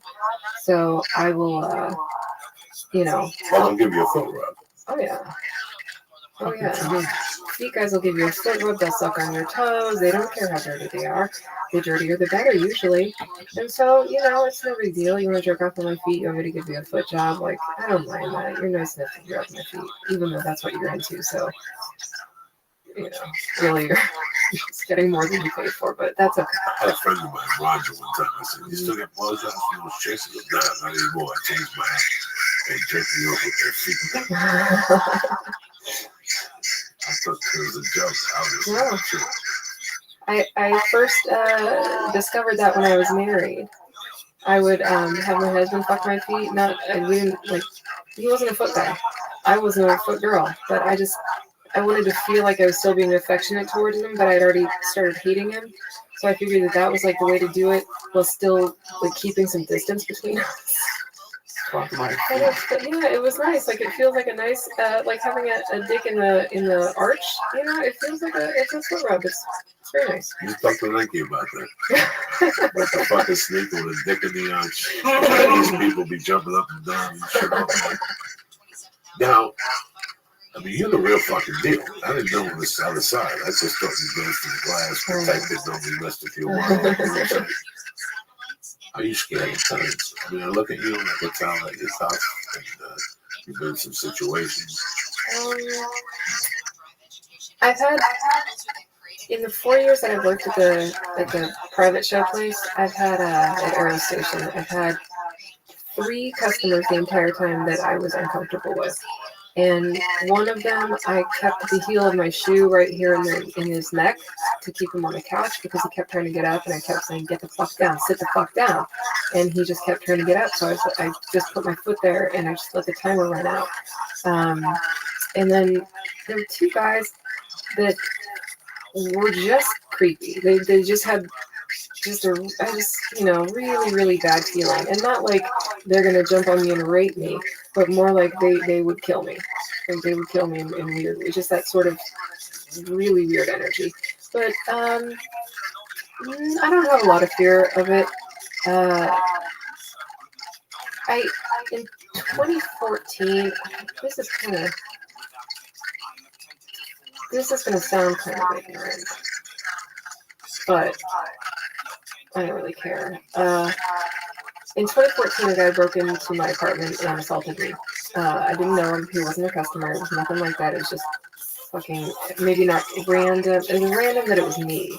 It was not random that it was that apartment. That apartment had problems before. That doesn't matter. Anyway, I didn't fight back. I just yelled at him until he left.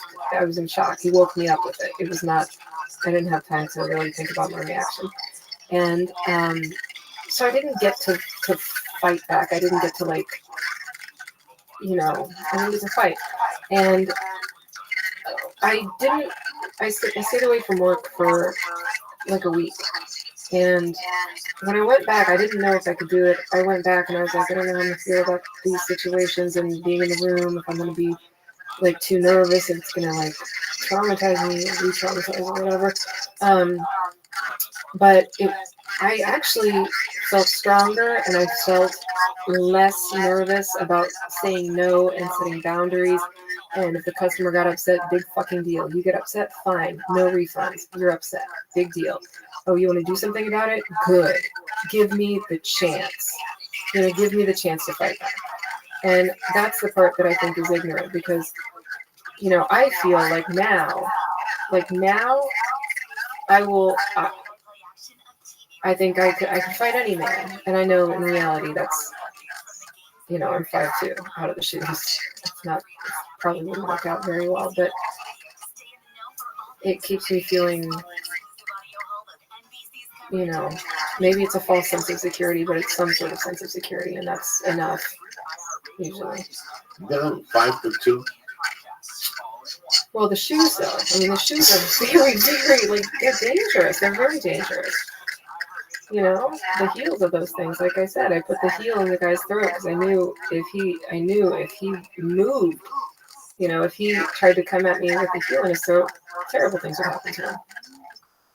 So I don't know. Maybe I feel like I wear weapons in my feet.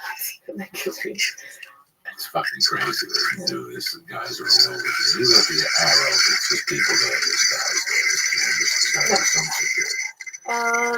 there. There's the cashier who sits in the store up front, and you know, you're never too far away from the other girl working.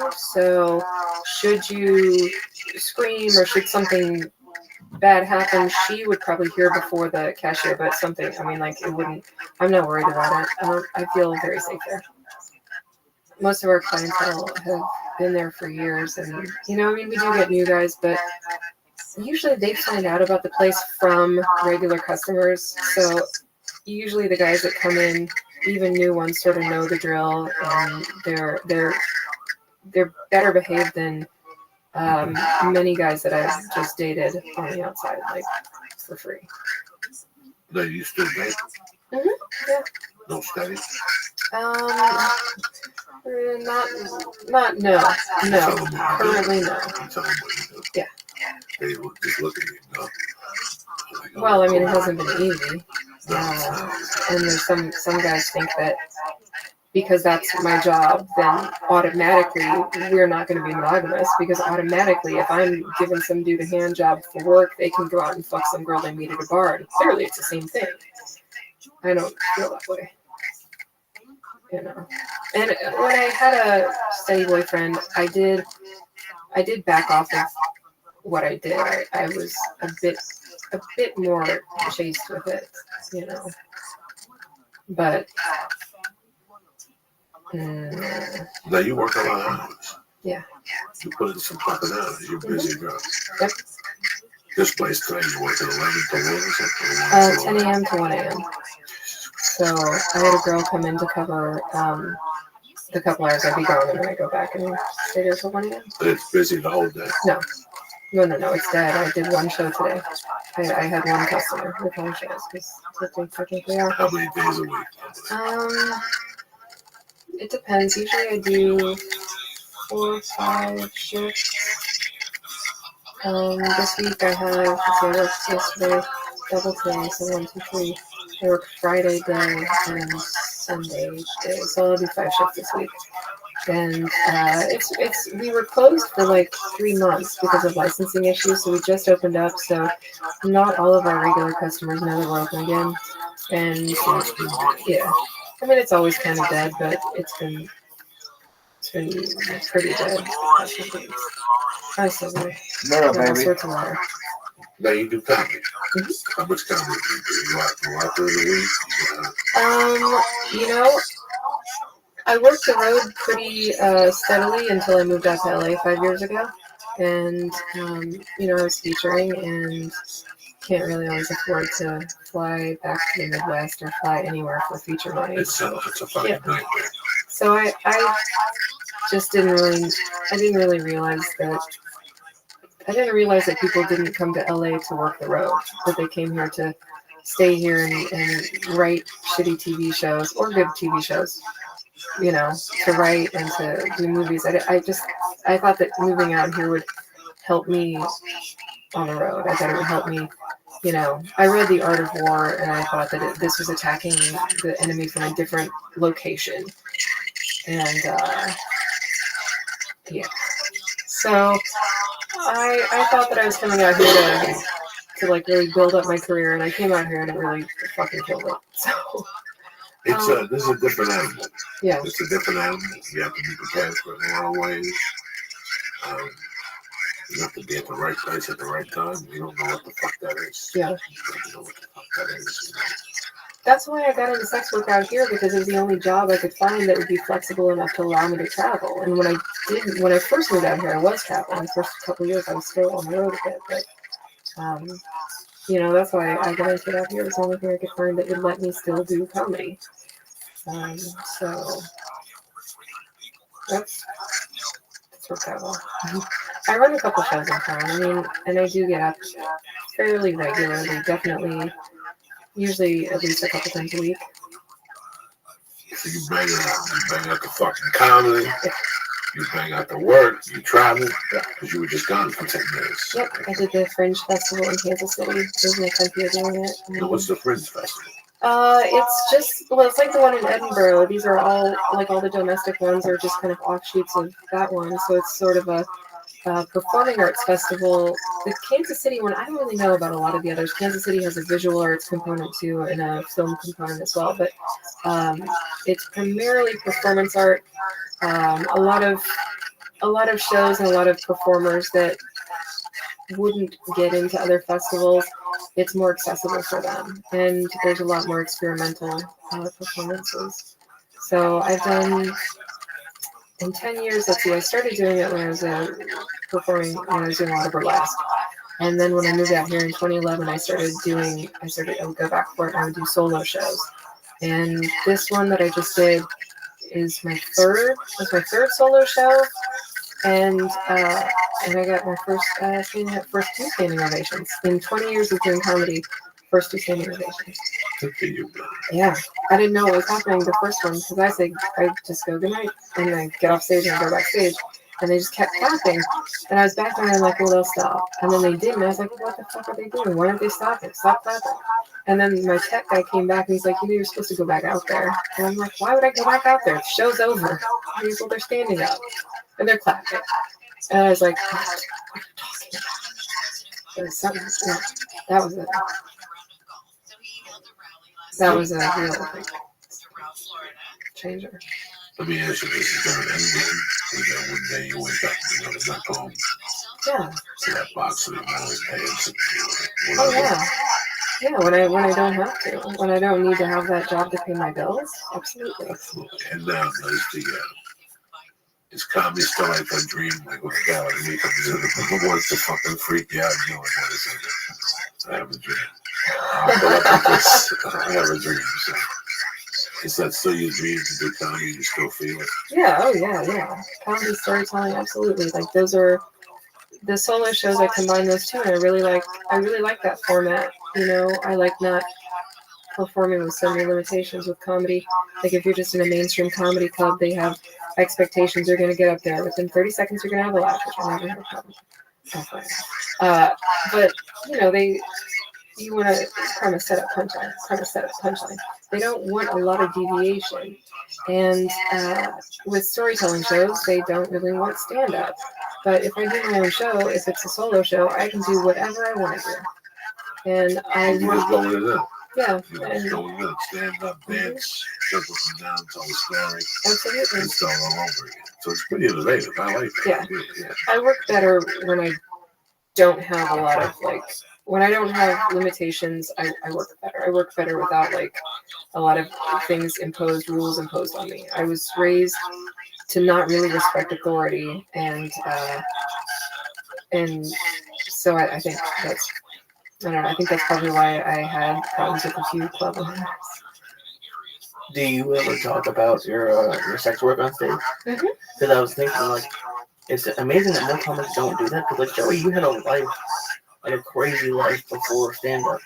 Now, Julian, it's a life that not a lot of people can relate. They can't even imagine. So it would be pretty cool, to talk about it. I talk about the stripping, and if I'm doing the storytelling, then I feel like it's easier to talk about the sex work to get more into it. But I think with just stand-up, it would take so much time to explain what I do that, any jokes that come from it, it's too much setup. It's too much setup required to... Well, for a comedy club, once you say fucking stripper, Yeah. You lose the guys. That's it. They're looking at you from a different perspective now. Yeah. And now the women are like, what the What fuck? up, baby? Yeah. Well, It's I kinda usually weird. I can soften that because my jokes are really the jokes about being a stripper are about how bad I was. When I was at a strip club, I mean, I was terrible. I was just horrible. I'd done burlesque and I didn't think there was.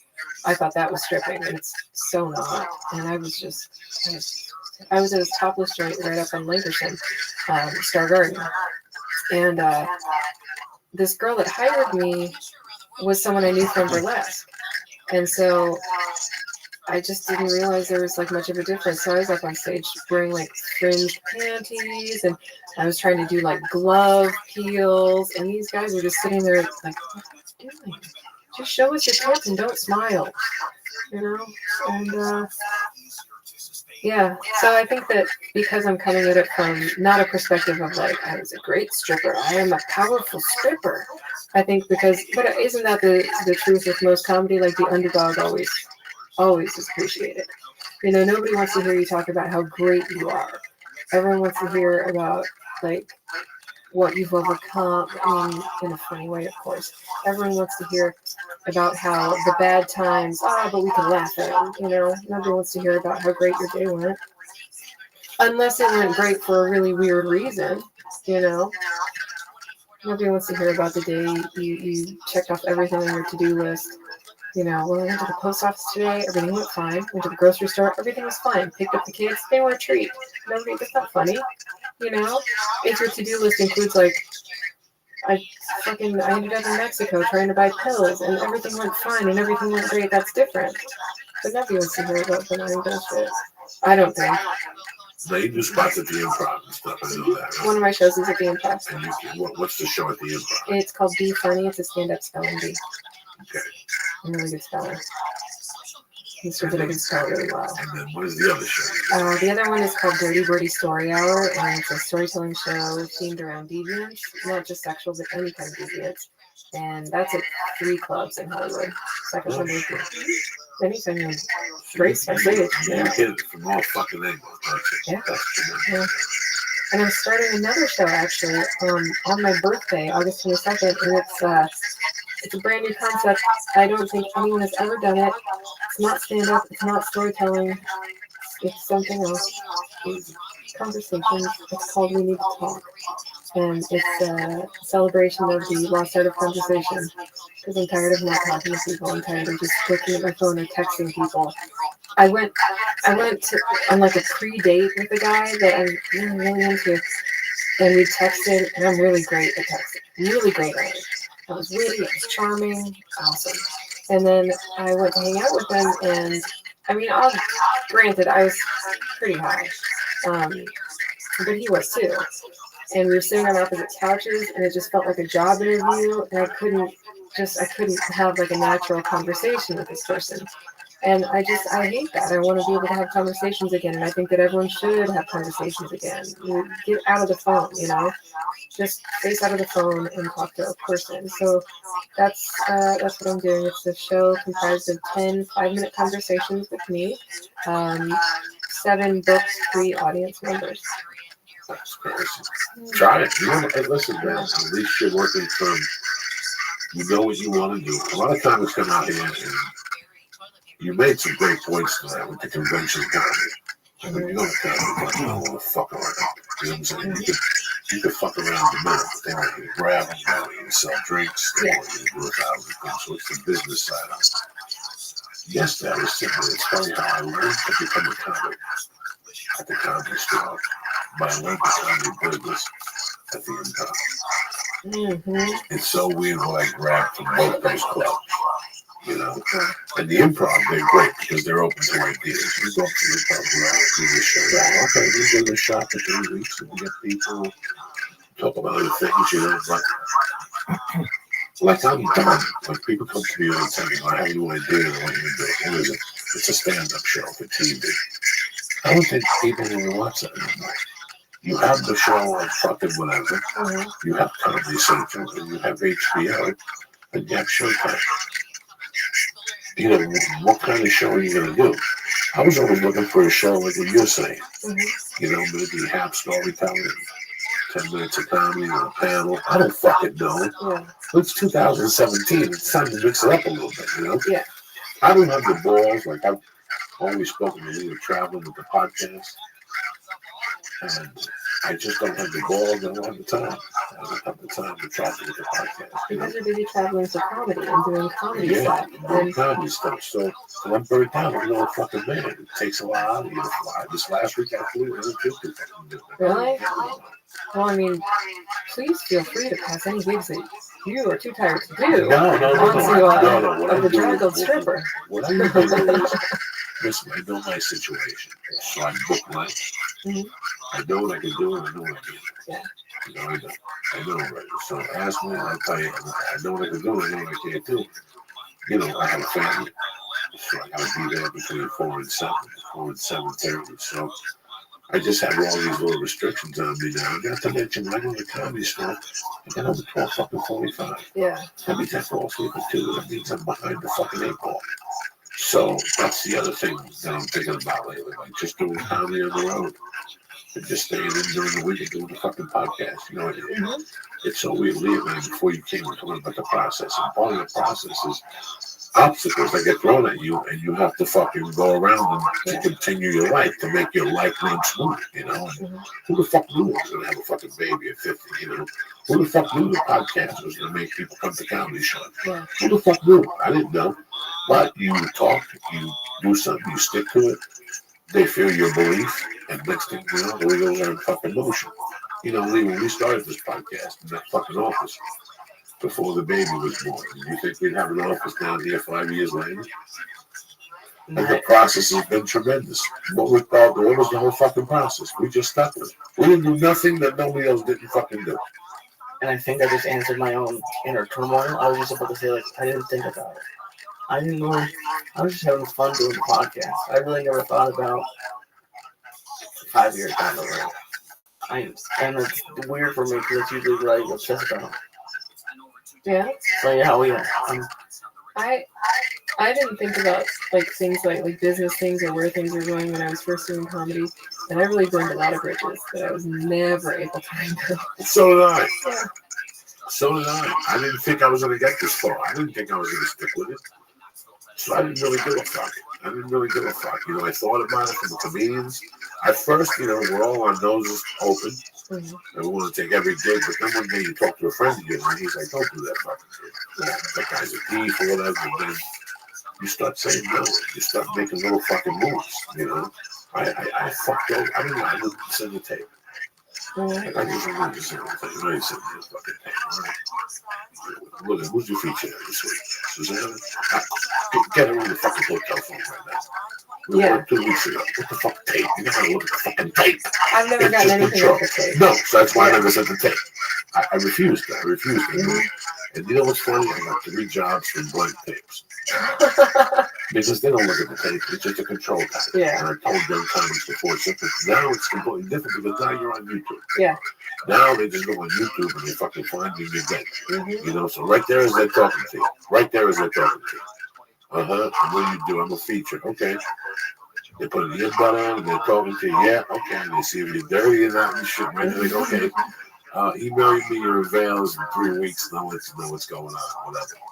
But there were just things I thought were just power moves. I didn't fucking like it. I didn't appreciate it. Yeah. You know, you and I are the same animal in a lot of ways. I'm sitting here looking at you going, we're the same animal in a lot of ways. The only problem with me is I'm half a prude. Like I'm a half a fucking prude. That probably makes it even better. Just the fact that she could like make you blush. Oh no, she knows it. But I'm like my fucking like I have a fucking prude. So I could have gone the other way. I just wouldn't know what service I could have offered. You know I couldn't offer no fucking services. No women are clunky and shit. Are there guys that do that? Fuck yeah. For women? Yeah. Fuck yeah. The American Gigolo and shit. Richard Gere, 81. Stop it. Going over to freaks' houses out in Valley Hills, getting $3 a pop. Yeah. Silk shirts and shit, Lisa. We'll make you one of those motherfuckers down there. Going down there and slinging dick down there. Some little, you gotta give them a back rub firstly. You know. Yeah, my mind is, I just never imagined a girl with them. Well, like a lot of, Best case scenario, high-powered, rich women don't want the bullshit of dating, so they're like, okay, I need someone to go with me to this event. Let me find someone real pretty, and then he's gonna fuck me afterwards because I'm gonna pay him enough money. You know, and I don't know Don't. What the fuck? I think a lot of the gigolos are gay. They're gay men. Why? Just good, so they don't have any like emotional feeling for it, or like I don't know if that's the reason. I don't know if it's like, I don't know. I mean, I know there's straight men that do it too, but I don't know if they get like overly excited, like a little dog just jumping up, like, oh, I get to fuck you for money, oh yay, you know. I don't know if it's that or if it's just, I'm not really sure because I've never really. That's not my bag. yeah. I was gonna say that, like I would like to pretend that wouldn't be me, but if anyone offered me that would be. I think I'm Why gonna pass out. don't we put you on fucking the magazine show? Craigslist. Cute little Jew will come over your house and Holocaust you pussy.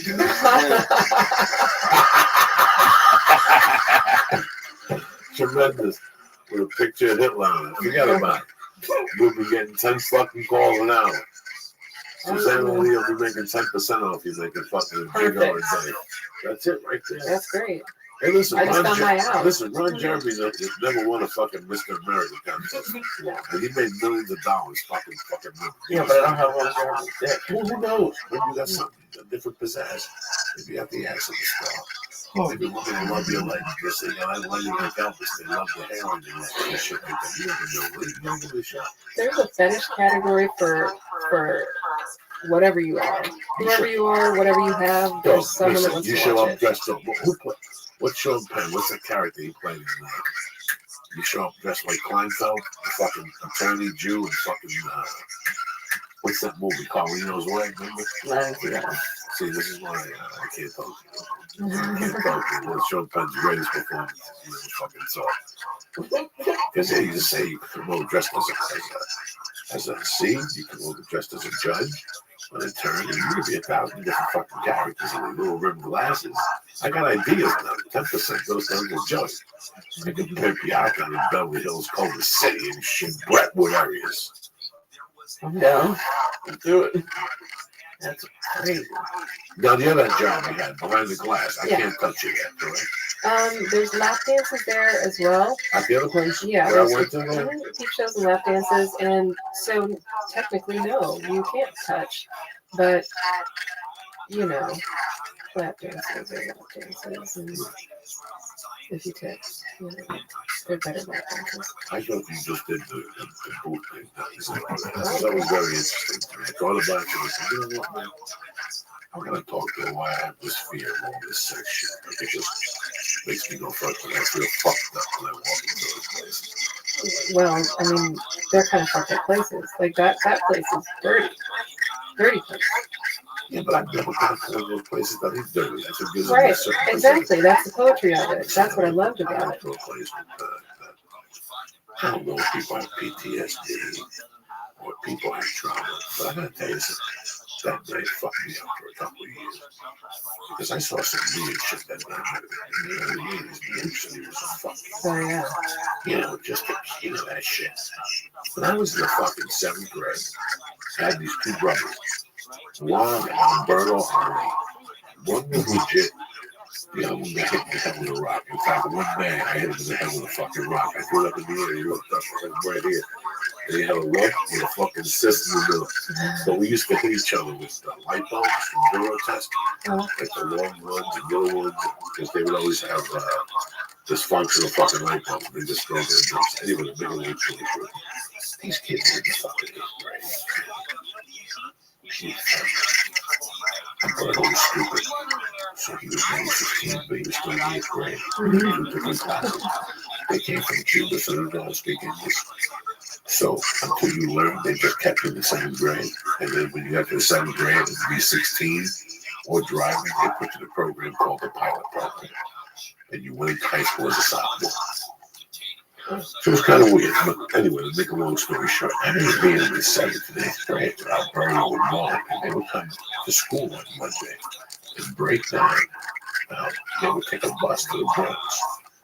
and go to a place, and they take you to a place, and you pick the girl, and my heart would stop because they were telling me the stories. How the chick would wash your dick, and then she would fuck you, ask you what you wanted, and it was like cheap. I would sit there going, what the fuck are you talking about? And I never thought about it. My perverted mind. And years later, I went out with these guys one night. The kid had a candy truck, and they took me over to this place called the 1040. And it was $9.99 plus tax, 10 fucking 40. It's 1982, 1040. Oh. And I don't remember if you paid when you were back there. I don't remember if you paid extra when you were back there. But they threw you into a lounge. All of these guys were calling it on. I was looking for score. Welcome. How are you? Yeah. I'm going to ask him, how you wanted it, you wanted it, you couldn't hear a lot. He's like, yeah, I come here all the time. It's great. The girls are great. They were from another country. They didn't fucking speak the language. They were scared to be there. And they were fucking Susanna and cubicles. Yeah. Like there was no rules, Jack. Yeah. It was office cubicles. And you would just go into the office cubicle and there was just a wall. And she would take a bucket out from under the bed and pour water on it. And then it sponge and she'd wash your dick. And explain something to you. I had never experienced anxiety. So this was started washing my dick with this fucking sponge. So then she asked me what I wanted to do. I couldn't even talk to her. I was like, I couldn't even talk. So I just laid down. She got on top of me and she started bouncing and I couldn't stop. Like thinking of all the shit that was around me. Like I just couldn't stop. Like the bed picked up, like a little bed that he just opened up. There was a thin mattress below that had been used for years. And she's on top of me. I don't know what to do. I couldn't come. I couldn't react. I just laid in the middle. After 2 minutes, she just stopped and she goes, you know, for an extra $10, you need my pussy. And I remember I just threw her off me, so I put my pants on and ran out there. And that was it for me. That was it. Like, that was it for me. Was it the impersonal nature of it? Or the fact that it was reduced to such a business endeavor? Both. Mm-hmm. Both. It was just fucking horrific. I couldn't believe guys were in there. Like, it just fucking killed me. And then, you know, I was a half a fag. I had regular girlfriends and shit. I didn't really know nothing about nothing. And then when I got to comedy in 91, I got divorced and I started doing comedy and I started meeting people on the road. And I met this one girl that just took me for the ride of my life. I still talk to her. She's crazy. She's got 2 kids now. She married an Indian dude that was 80. And he died and left for $3 million. Oh yeah, but she still strips once a week in town over. So I think she was like in Sarasota and she strips in Tampa. And she's got a living boyfriend. He doesn't know her. She's just a fucking hell. You know, she's just a real deal. You can't even contain that shit. When you have all this good shit in her heart. But I gotta tell you something. At that time I had been to prison. I'd been a thousand things. She was telling me shit. But I was like, my jaw was dropped. Like she was telling me stories of her going to college and some guy was paying her rent for fucking once a week. And that's it. Sugar daddy. Yeah, he just come over, fuck her, and leave. He didn't care what she did, nothing. If she had to take a trip somewhere, she would go with him, he would give her an extra $3,000 fucking dollars. It was just, I didn't know about this world. I swear to God, I had no idea about this world. It was fucking crazy. So, I ended up dating her for like 4 years, and it was just an experience going to pick her up at the strip club. Like, you know, driving home, I just felt fucking, and it was weird because a friend of mine always said that one day I got really funny. When her and I broke up, everything in my life changed. Because it seemed like me being with her was holding me back, like something was fucking with me. You know what? Someone was fucking with me.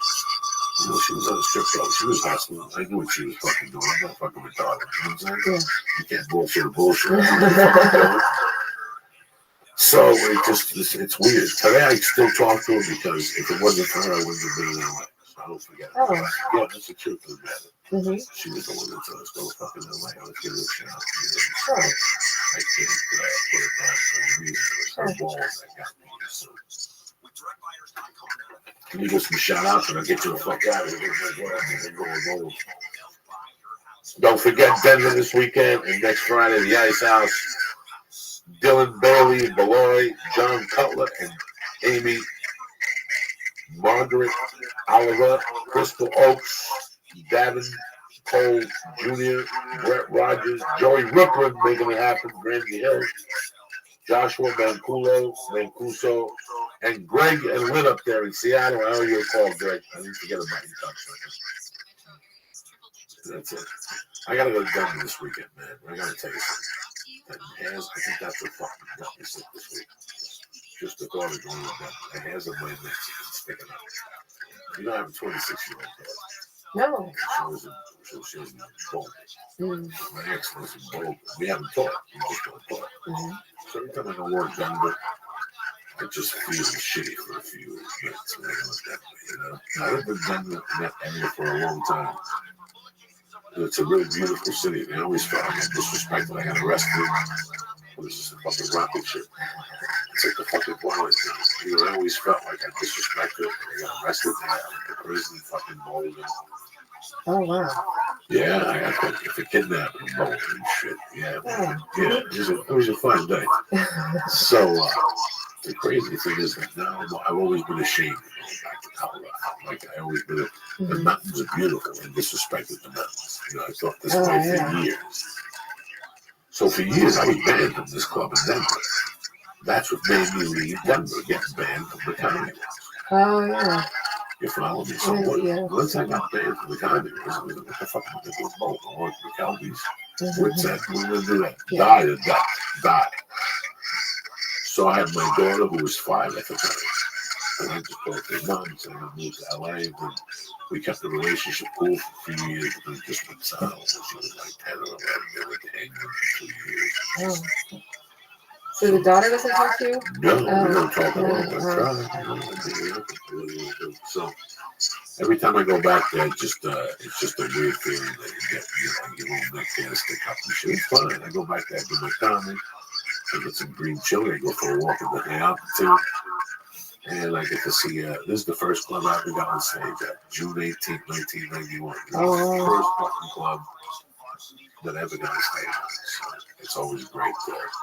When I got banned from there, it's really weird. When you learn before you show up, we're talking about the process of your life. And the things that happen, what happens to your mind. Like you think you're dead. You're not dead till you're dead. You're not dead till they put you in a fucking casket. You're not dead till you're fucking dead, man. Because I feel I was banned from the fucking country. Like people would say that her and I want to bring Joey Diaz to feature Chico and that's a million years. He's banned for life. And I bumped into her in Denver at the Oddball Tour. She goes, "Are you mad at me?" I go, "Why would I be mad at you? Because of you, I did something with my life. You forced me to do something. You pushed the hand. I had to come out here and leave and move to Seattle and start from scratch. So now I'm working for her again. After that, she called my agent. She goes, "We had a talk. I want to book him my fucking car." So everything, this is where I started. So this is like kind of emotional when I get back there. I get that. I got no ties. I got no warrants, nothing like that. Everything's cool. I just go back there and relax and do comedy. I'm looking fucking forward to it, man. I really am. I'm looking forward to this. That's all I was This is one of the best clubs in the country. Have you ever stepped up there? No, I talked to her on the phone once in the 90s. Yeah, the Comedy Wars downtown. That's it's been there a long time. It's been there for sure for 25 years. That's when I stepped on the fucking stage. It was probably there 15 years before that. So they have another one now. That's in a more suburbia. That's the Improv, right? Or no, the Comedy Improv. Works has 2 locations? Comedy Works has 2 locations and then the Improv. The Improv was a nice club. I worked that one first. Before I worked at Comedy Works, I worked in the Improv. Nice place. I was going into Denver for a Burlesque Fest, and I saw Al Canal in the airport, who was managing the Improv at the time, and I hadn't seen Al for years. Al, quote unquote, managed me for like a few minutes, real few minutes. He said it was a nice place, and such a great guy. I think he's fucking very nice. Listen, man, I'm happy you came in here. Thank you so much for having me. I didn't think you'd open up as much as you did. It was very interesting. I'm an open book. No, I know. Now, what's the name of the documentary there, Felicia? Felicia's documentary is called Curve, and the web series that I created was called Peeping Comics.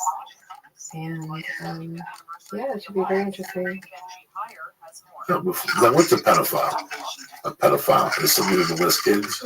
Yeah, someone who is attracted to children, someone who is sexually attracted to children, you know, whether they act on it or not, you know, the urges are. Well, before you said pedophile, and I'm trying to put things together. If they're in there giving you a foot rub, they're not pedophiles. No. But maybe. Maybe the pedophiles in training working themselves backwards and shit. But it's a podophile, right? Podiatry is foot doctoring, so wouldn't Listen, man, let me tell you something. It's an easy. I love a woman's foot in a shoe. Mm-hmm. I really love a woman's foot in a shoe. When I see a woman's ugly foot and she's got the wrong fucking shoe, it pisses me the fuck off. You understand it? Yeah. When they got a long foot, they put the launch pad shoes, Yeah. they have a twister in their ankle. Don't do that. It makes your foot look fucking long. Don't do that shit. You know what I'm saying? They're different shoes.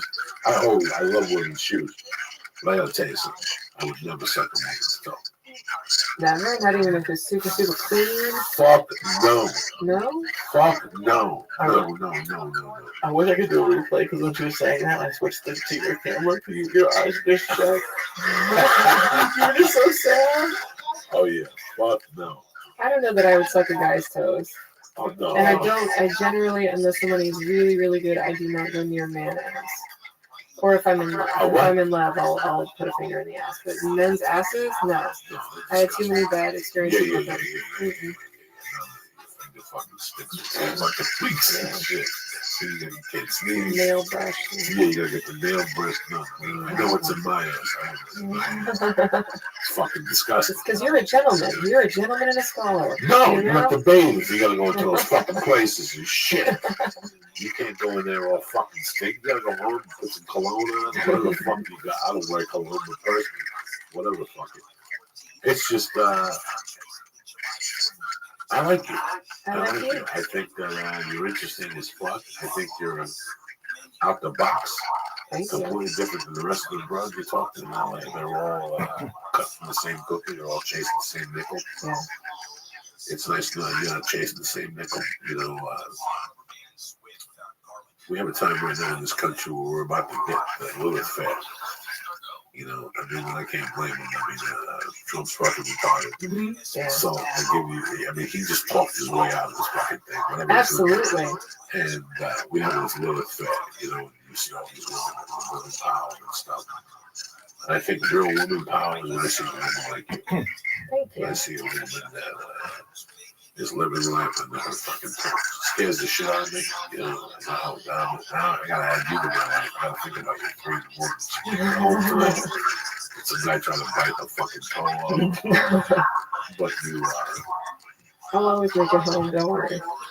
You go to Starbucks and you see these women who think they're doing something. They went and watched that fucking stupid movie. You know, what's the movie with two of them inside guns? They eat the promise. What's that movie with the chick was there in the lap? The 3 words. Yeah. Pray low? No, that's Yellow. This is the one that I thought it was that one. No, that's the one with Julia Roberts. Right, the one that came out with the chick from Center of the Line, that she breaks up with the guy, and she goes over to fucking Iran, and she meets Turkish people and shit like that. You know, you see those women, and they're sitting there at a fucking Starbucks talking about their adventures in fucking Bangladesh and shit, and 3 other women like sitting there drooling for themselves. And then again, I see a woman like you who's banging it out, the real deal, banging it out, doing comedy. You know, listening to fucking perverts and shit, which at the end of the day, you don't listen to. When you do comedy as a woman, every fucking night you get abused. Every fucking night. Somebody says nice tits, nice ass. You know, you open up the fucking stripper gate on these fucking morons. Yeah. It's a fucking nightmare as a woman. Trust me, I was on the other side of that, so I know how creepy we get at times. But, you know, on the road, I've been treated worse by the men in the comedy industry than I've ever been treated by the guys that I've stripped for or done whatever for. You know, I had a club owner ask me to blow his landlord between shows on a Friday. Once. It was right after the only time I ever got fired from the club, and so when he asked me to play in the office, I was like, oh shit, I'm gonna play again. Oh no, because I thought it was just a snowball thing. And I went and he goes, my landlord was at the show, and I was like, I'm really gonna get fired. And he goes, and he liked you, and then I was like, I don't know what's happening now. He goes, would you blow him? And he must have seen my face like just fall or do something, because he goes, oh no, I would pay you. So yeah, I Did you didn't negotiate? Or you said no? know. I was just like, That's good that you keep them. I was like 23 at the time. I You didn't- keep them separated. Well, this was before any of that. This was. That's what you get one more job. Never stop. God, They I don't don't know what to fucking tell hunt me. you down like a fucking barracuda, these motherfuckers. Lee, what do you got going on, Cock Licker? What do I got going on? I have a couple more podcasts this week, and Oh, because Black Sunday, it's over. You're locking her up Sunday night, it's over and shit. Yeah, she's in one with Henry. Actually, Henry's there. Oh my God, Henry who? Oh, buddy from Jiu-Jitsu. Henry. Yeah. Who's that? Henry who? Yeah, Okay. no, Henry, Hubie, yeah. Okay, nice. And that's it. I'm trying to think of what else. No, that's it. Yeah. That's all you got. Don't worry about it. I gotta go to Denver. I'll be back Sunday. Next week we're on Monday and Wednesday next week. I want to thank Susanna Lee Yes, thank you. for coming on the show tonight. I also want to thank our sponsors. Number one, as usual, on it. I love you motherfuckers. I've been doing the mixed greens lately, and it's tremendous. I've been taking the Shroom Tech again. It's tremendous. I've been back on the head force protein. And, I got a box every like 3 months. I bother them. And I get reacquainted with the products and shit like that. I'm going to tell you, it's better than fucking up. The Shroom Tech, I got my blue belt. Something must have happened. So you have that there. Number two, speaking about blue belts, gis, rash guards, bags, gi bags, they have one of the best. You know how I always talk about preparation? Nobody like Dr. Sarah put together a bag for jiu-jitsu that's more prepared. I got knee pads in there. I got knee pads for the knee pads. I got an extra belt. I got an extra rash guard in there. I got a water bottle, and I got a backup water bottle canteen, so the water stays at the fucking temperature. You understand me? There ain't no fucking dicking around when I finish class. Now the water's warm. I got 4 packages. I got an extra zipper down there that I can hide my little protein powders down there. They even give you a little bag to put your rash guard in, so the wet rash guard doesn't touch your fucking knee. This is the technology of Dr. Sarah, okay? And all the products are made with hemp, whether it's their tremendous gis, whether it's their tremendous rash guard, or the famous fanny pack, as we call it. I got mine ready for tomorrow. Vapor pen, papers, aspirin for the heart. The whole fucking deal. You understand me? Some booby bears. I got everything ready to go to Denver. So that's what I'm talking about. Fanny pack, rash guards, the gi, the hemp gi is superb. I dropped 20 pounds. I'm in that motherfucker doing sidekicks into flying out bugs. You understand me? But do me a favor. Go to dsgear.com and go to the page. Take a look at the colors they have. Take a look at the supplies they have, whether it's the bag that you're looking for, or in your V or your rash guard. Take a look at the fine selection. And then, what do you do? You use code Joey and you're going to get 5% off. 5% off, delivered to your house. dsgear.com. Right or wrong? Absolutely right. Okay. I gotta give you a rash guard. You look nice in the fucking rash guard. So a little hemp rash guard for you. All jokes aside, if you're looking for a great travel bag, jiu-jitsu bag, Dr. Sarah, look at that one I have. It's fucking phenomenal. I'll take a picture next time I do jiu-jitsu. I love you, cocksuckers. Thank you for coming on. My little princess, thank you for coming on. I want to thank Anik. I want to thank Dr. Sarah. And I want to thank all you motherfuckers for listening and giving me your time. Have a great weekend. Be safe, and we'll be back Monday. Stay black. He suspect guys took almost 50 high-end watches. Neighbors say several homes in the area have been ransacked by burglars in the past few months. More than 14,000 Disneyland workers will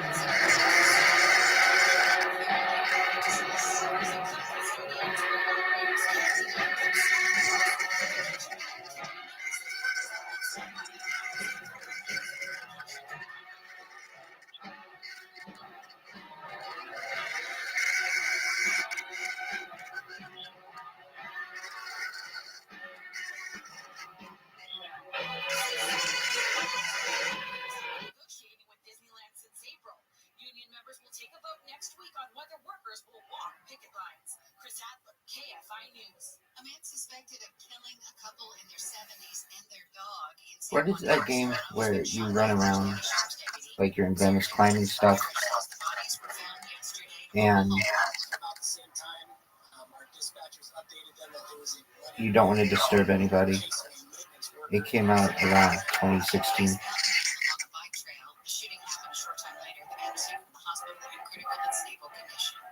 Former President Trump has challenged President Biden to another debate and round of golf. Trump said during a campaign rally in Florida yesterday he's officially offering Biden a chance to redeem himself following his poor debate performance last month. Trump also said if Biden agrees to an 18-hole golf match and wins, he'll donate $1 million to a charity of Biden's choosing. I told you before, I'm happy to play golf if you carry your own bag. Think you can do it? Trump and Biden argued about golf during the debate, and Trump said he had just won 2 club championships. You have to be quite smart, and you have to be able to hit the ball a long way, and I do it. He doesn't do it. He can't hit the ball 50 yards. An Instagram poll asked followers who they'd put their money on. About 87% bet on Trump within the first 4 minutes. We'll check some problems on the 91 with the KFI in the Sky next. For EV owners, any home or business with a charging station actually becomes your first stop. So when I'm driving my EV, I'm always checking out where are the charging stations. We EV owners have range anxiety. How much juice do we have left?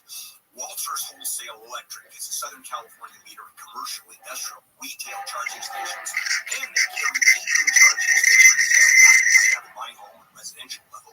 With range anxiety, the first thing most EV owners ask, where is your charging station? Walters Wholesale Electric can give you an answer, both small and large EV charging installations, including Eaton chargers. They are experts in installation. And you're talking about different city, county ordinances, permitting, electrical, plumbing issues. It really takes an expert to put this together. Not easy stuff. And that's Walters Wholesale Electric. So dial pound 250 on your cell phone, say EV charging. Pound 250 on the cell, say EV charging, or visit WaltersWholesale.com. You'll have watching receive one-time auto-dial text message from my heart. Low clouds in areas, then sunny and hot with highs in the upper 70s at the beaches, 80s to low 90s for Metro LA and Inland Orange County, up to 105 in the valleys, 112 in the Inland Empire, 108 for the Antelope Valley with some gusty winds blowing through. It'll be about the same tomorrow, maybe a degree or 2 cooler, and then we'll cool down a few more degrees Friday and through the weekend with highs in the mid-70s at the beaches, 80s in the metro areas, 90s to low 100s for the Valley Zayda and High Desert. It's 68 in Orange, 63 Manhattan Beach, 68 in Tustin, and 68 in Canyon Country. The KFI Market Report brought to you by Revive Real Estate. The Dow is trading up 11 points, the NASDAQ is up 98, and the S&P 500 is trading up 17. Revive Real Estate will help you renovate to sell for a higher price. No out-of-pocket cost to you. If your home doesn't sell in 2 weeks, they will buy it from you, guaranteed. Visit KFIRevive.com to learn more. Devin's got eyes on a crash in Corona on the 91. And this one's on the westbound side, right at the 71. Thankfully, it's been moved over to the right shoulder, and things are moving again, but it's still backed up to the 15 there.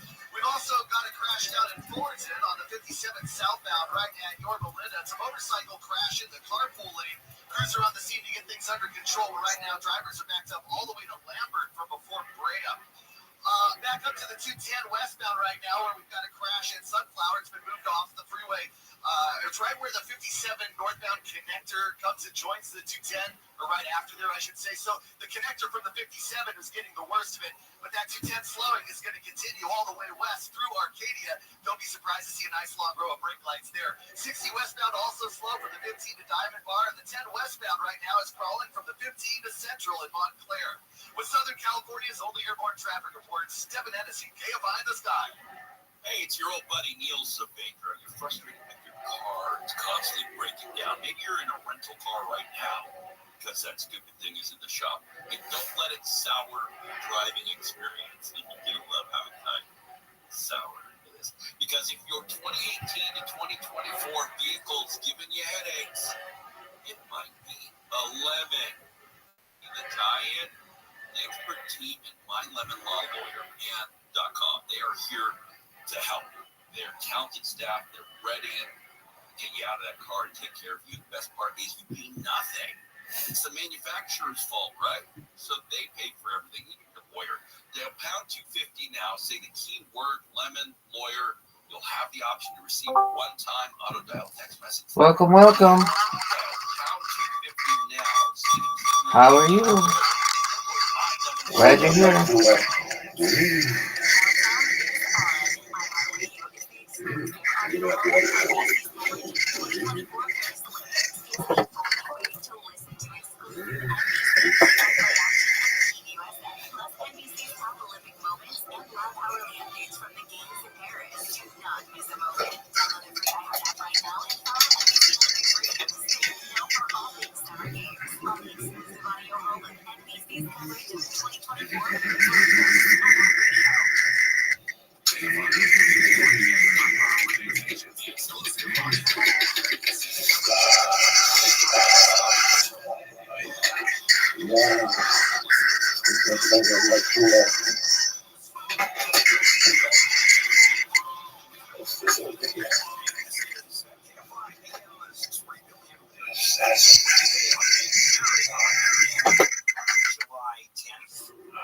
Bam.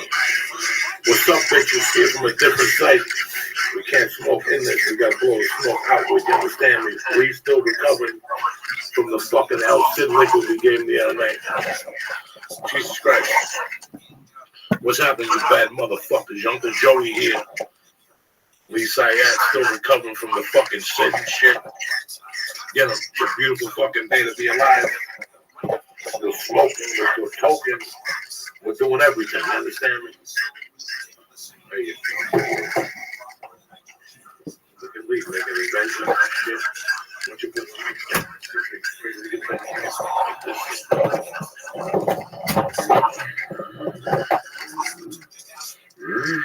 Good evening. What's happening, you bad motherfuckers? Uncle Joey here. Giving you nothing but love. There you go, Lee. See? I know I can put a Puerto Rican stamp together. Listen. Whole lot of Puerto Ricans are known for fucking inventing their own type of fucking shit. You know what I'm saying? What do you think the Cubans do? What do you think the fucking Cubans do? What's happening, you bad motherfuckers? Uncle Joey here. Giving you love on a Wednesday, August 17th.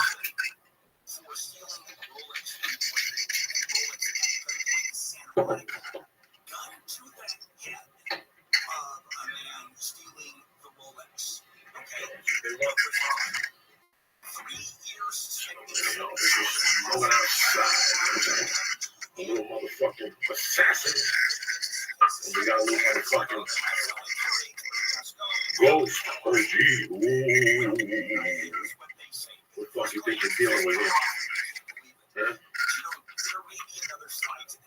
I don't even know if our guest is going to show you. Fuck it. I don't know what's going on no more, people. I have no idea. I'm just trying to fucking put things together. And this is all I got. Mental abuse.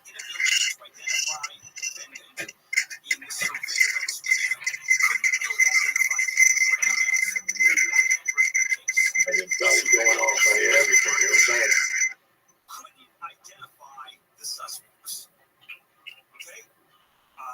That's what he's people are.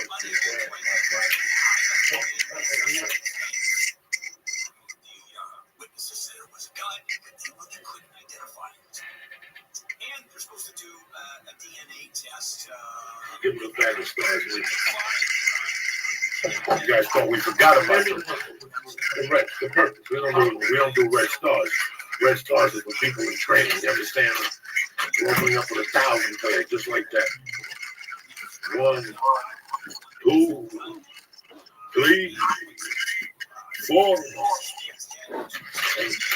That one on the floor. That's even better. What did you tell me like 6 hours ago? What am I saying? No more. I told them no more edibles, no more nothing, but fuck that. We got a whole bag and it's got to go. You know what I'm saying? 4. Right in, I got 2 left, 3 of them. You know what I'm saying? Hey, listen, you want to play games, go hang out with somebody else. Go hang out with some other comics. They're fun. They're stone. They're nothing. They're nothing. They got you like Jared had America. Like Cosby had America. That's how they got you. You dumb fucks. Right here. Here's one of them. You want to get down? You want to know what the latest information is on Reaper? You want to talk about the fucking acid from the Mars? This is where the fucking head's right here, cocksucker. Uncle Joey. 600 milligrams, 2 more to go. Like nothing. Who the fuck do you know that opens up with 1,000 at 3 o'clock in the afternoon? We don't know many people who do that shit, do you? No, you don't. Uncle Joey's the one throwing heat, dying for your fucking sins. You understand me? Trying to fry. Where's that chocolate mushroom? Bring that over here. Show these fucking people. We got chocolate covered mushrooms. You understand me? Made with love up in fucking Billings, Montana. Look at this thing. The people are sitting at home going, Joey, how do you do it? Look at this. Oh, Jesus Christ. Oh, Jesus. It smells like feet, ass, and ringworm put together. But it's good. It does the fucking trick. You understand me? You want to see the devil? You got to eat ringworm. That's it. Plain and fucking simple. You know I love you people. You're 18, get off now. I don't want no drama. 18 and over only for Uncle Joey's fucking Periscope. I'm getting calls from moms and dads and kids at 10. They want to fucking do stars at that. I can't have it. I can't have it on my clock, cocksuckers. Who gives a fuck anymore? You understand me? We're just a fucking shit full of fools. Navigate. Lee, what'd you say? You want to buy that? Lee, you still eating stars? He still has one more fucking star. I could have ate 10 stars. Why he's eating them like they're cooking? You see what I gotta do with? Yeah. I never got that. What the fuck? The other night he got fucking fucked up. He kept telling me, am I in the hospital? That's when you know you're fucked up and you think you're in the hospital.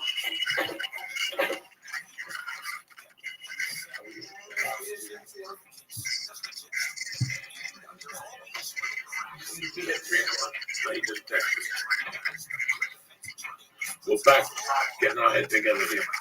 What do you think about those chocolate mushrooms, huh? What do you think? You think we're fucking here wasting time?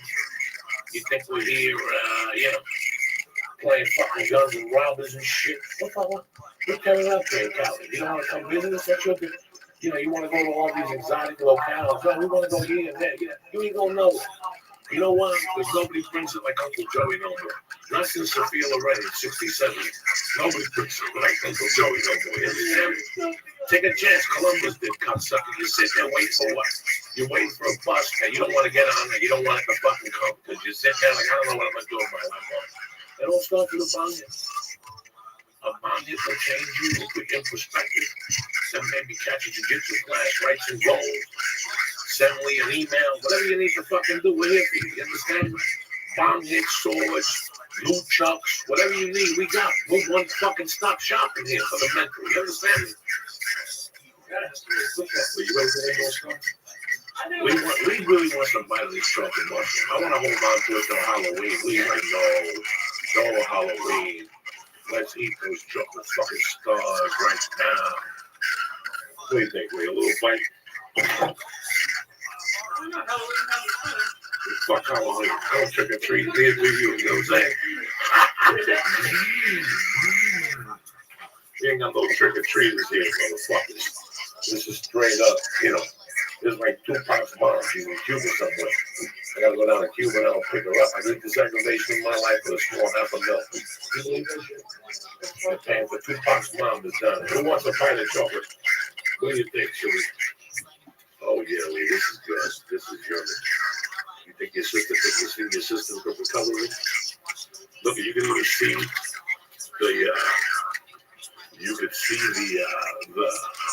like, what do you got over there? Artifacts. What do you got? Like a fossil. You can see the fossil of the mushroom right in the middle there. It's really good. Look at it. It's pure disgust, but yellow for your tummy. You understand me? A lot of people never have the chance to eat chocolate-covered mushrooms. We got them right here today. New Jersey, what are you giggling about? What the fuck are you giggling about? Not many people have the chance, and we're putting it together here. With that, we got it together here. Somebody actually in Billings, Montana said, Joey, we want you to see the fucking devil the way we see him in Billings here. Shoveling snow, riding the horse. You ever see the devil riding the horse? It's fucked up. But it happens. We got no music on for a couple minutes. We're just warming it up here, trying to get this whole fucking party started, It's hot. Jiu-jitsu was tremendous. My meeting was tremendous. I can't ask for nothing more. If you came out to fucking the Black Horse last night, we had a nice time. It was a small crowd, but thousands will be there again next Tuesday trying out shit and working it out. Suckers, you understand me? You know why? Because we love you. And it's fucking Wednesday. That's why. This is it. Tomorrow's Thursday. Then you got Friday. Then you know what it is? UFC 202. Either you're going to make money or you're going to go home crying. That's it. It's that simple. Once we have the press conference, the Diaz brothers came in the back and they were throwing stuff in the corner. They started throwing like the soda bottles and water bottles that they came to the press conference at the end of the road. Who are they throwing stuff? The Diaz brothers. They didn't come regularly. The Greg was on stage and the Diaz brothers had the whole camp. People at the door was like, taunting, yelling at him, throwing stuff at him. Tremendous. It's all the mental issue. It's going to be a mental fucking war. It's going to go down to fucking hand to hand. You know, Puerto Ricans with knives, white dudes with stars, whatever the fuck you need. We got the Mexicans with boots. And that's it. We're here, we're queer. We're going to get this party started. We're going to get this podcast started in about 15 fucking minutes. So get ready to rock cocksuckers because Uncle Joey's coming straight ahead for you. I don't even know what that means anymore. I really don't. I don't. Like my daughter says, I don't, Daddy, I don't. All right, we'll hit you back.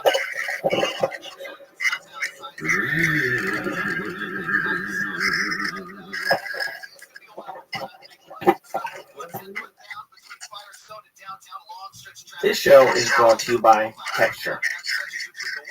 Texture app lets you tap into the world's most popular magazines anytime, anywhere, using your smartphone or tablet. And the best part, Texture is offering our listeners a free trial right now when you go to texture.com/Joey. That's right, go to texture.com/Joey right now and start binge reading for free.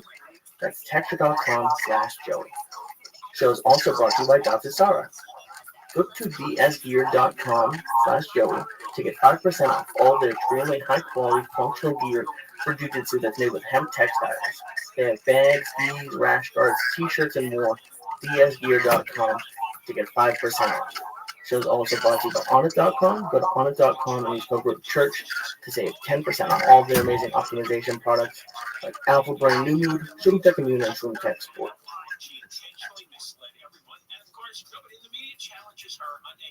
John Covelt, are you going to take down any new tents as soon as they appear at that spot? Force her to say yes. Live 1 to 4 p.m. on KFI. Oh shit. August 17th, 2016. The devil was buried today. At sea, lit on fire, dragged. He joined ISIS. Then they stabbed him again. The church of what's happening now. What's up, Lee? You still getting flashbacks? Oh, I'm still fired. I saw that. I really saw that. The music is bringing me back, is what it is.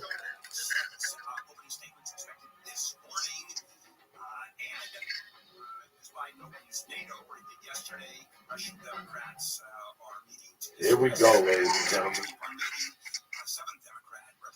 Oh shit. Wednesday, bitches.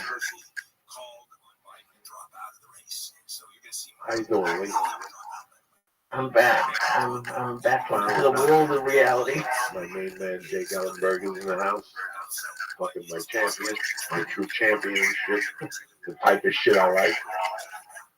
Lee, tell him what happened here. Because Jake don't know what happened. Well, Jake, I took some, allegedly took some acid the other night. Allegedly, someone said maybe that happened, and it just, I don't know how much I took. That might be a question for Joey. Because here's the thing. There's a lot in this that I don't know. Like, I don't want to call it blacking out, but it was just the trip that I was on was not here. It was like I was vibrating, I was shaking, and I just think what really set it off was the music. Like, I'm not even a music person. Joey really knows that. But like, just, I don't know if you've ever done it. You obviously can't do it right now. You saw the dissonance, but the music. I did it last weekend. You did? Oh, okay. But the music, yeah, it was just, and it wasn't like a bad thing. Like, it was just, I've heard of bad trips before, but that wasn't that. Like I wasn't freaking out there. Yep. You just kept asking if you were in the hospital. Am I in the hospital? He would get like, talk to me for a little while. And go, hey, you're not the fucking hospital. What hospital looks like this? What hospital is there a picture of Led Zeppelin on the fucking wall? Put me in that goddamn hospital. I didn't see anything. I vividly remember, like, as I was coming out of it, half of the room I could see as, like, the real world. The other half was like, swirly and colors. I was like, oh, shit.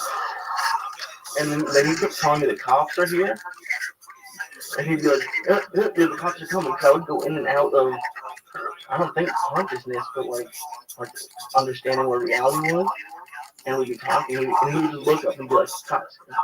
Like, close the door, the cops are coming. And then, like, the sirens is near here. Yeah, the sirens, well, not me. Look at me. I thought he called the cops on me. Well, I fucking called the cops on you. My crime stop. I would never. No, but I didn't think to arrest me, but to, like, bring me to the hospital. Should have turned that music on, the show cops. What's going on, my brother? Not much, man. It's good to be here. It's good that, you know, I mean, I've known you a long time. I've known you unbelievable. You know, years ago, you were coming to comedy shows and everybody. Yeah. Jake likes comedy and stuff. Somebody else told me they saw you at a comedy show. I'm like, wow, these UFC guys love comedy and stuff. There's a lot of guys come up to shows. I saw Jake, what's his name, last week at Denver. They were all there. Okay. Yeah, I saw Jake Shields there. A lot of the guys from the schools came. Einstein was there, Ben Flynn, so I saw a lot of guys. So, you know, the worlds are similar. Like I was telling you, you get beat up the first 2 years. The first 2 years of comedy, it's just like signing up for fucking abuse. Yeah. It really is, you know, and you go to these bars. I was telling somebody yesterday about a bar in New York, the old Triple H. I used to go there, and you could smell the comedy. You know, like it was that old funk that you walk in, people smoking cigarettes, you can smell dry beer and puke. That's comedy, you know. Right. You go to a nice comedy club, that's nice. And comedy comes away, you go like at midnight. Right. If you sit there until 2, have a few drinks, people stroll in, you know, it's weird. I'm surprised more athletes and, like, I guess, for lack of a better term, celebrities don't go to comedy shows because, well, they get tortured. Well, they get tortured, but here's the thing, like, I always wonder why, like, we always say, like, when someone gets in trouble at a club or whatever, like, why would you go to a club? A comedy club seems like sort of a safe place if you want to have a night out. You'll get mobbed a little bit, but if you come in late, it seems like one of the safer options. It's not a bad choice. It really is. Oh, I never went to a comedy club before I got into comedy. Ever. Like never. I watched comedy on TV. I saw comics rehearsed in front of a mirror. And then some TV show called you and said, you have 10 minutes. And you just went up there unprepared. That's what I thought. Really? Yeah, I didn't think that you prepared. I didn't know what the fuck. After I delved into it more, I was like, wow, this is what the fuck it is. Yeah. That's a world I know nothing about. But you do, but you don't. And you do, but you don't. It's so weird because it's the same thing. It's not such a word. Right? You know, when I watch a fight, I was watching Nate Diaz against Michael Johnson. It was on 11:30. It's like, how these guys get hit in the fucking head walking around? I get hit in the head. I'm thinking about Nebraska. I'm thinking about a bunch of shit. Yeah, you know, because you're doing it for, you know, every goddamn day. You know how to fight. Or, you know, you just breathe, shake yourself off, get out of the guy's range. You just learn all these things. Comedy basically is the same thing. It's what you put in. It's the time on the mat. That's it. That's it. Same thing with fucking comedy. Same thing. You don't know how to wrestle.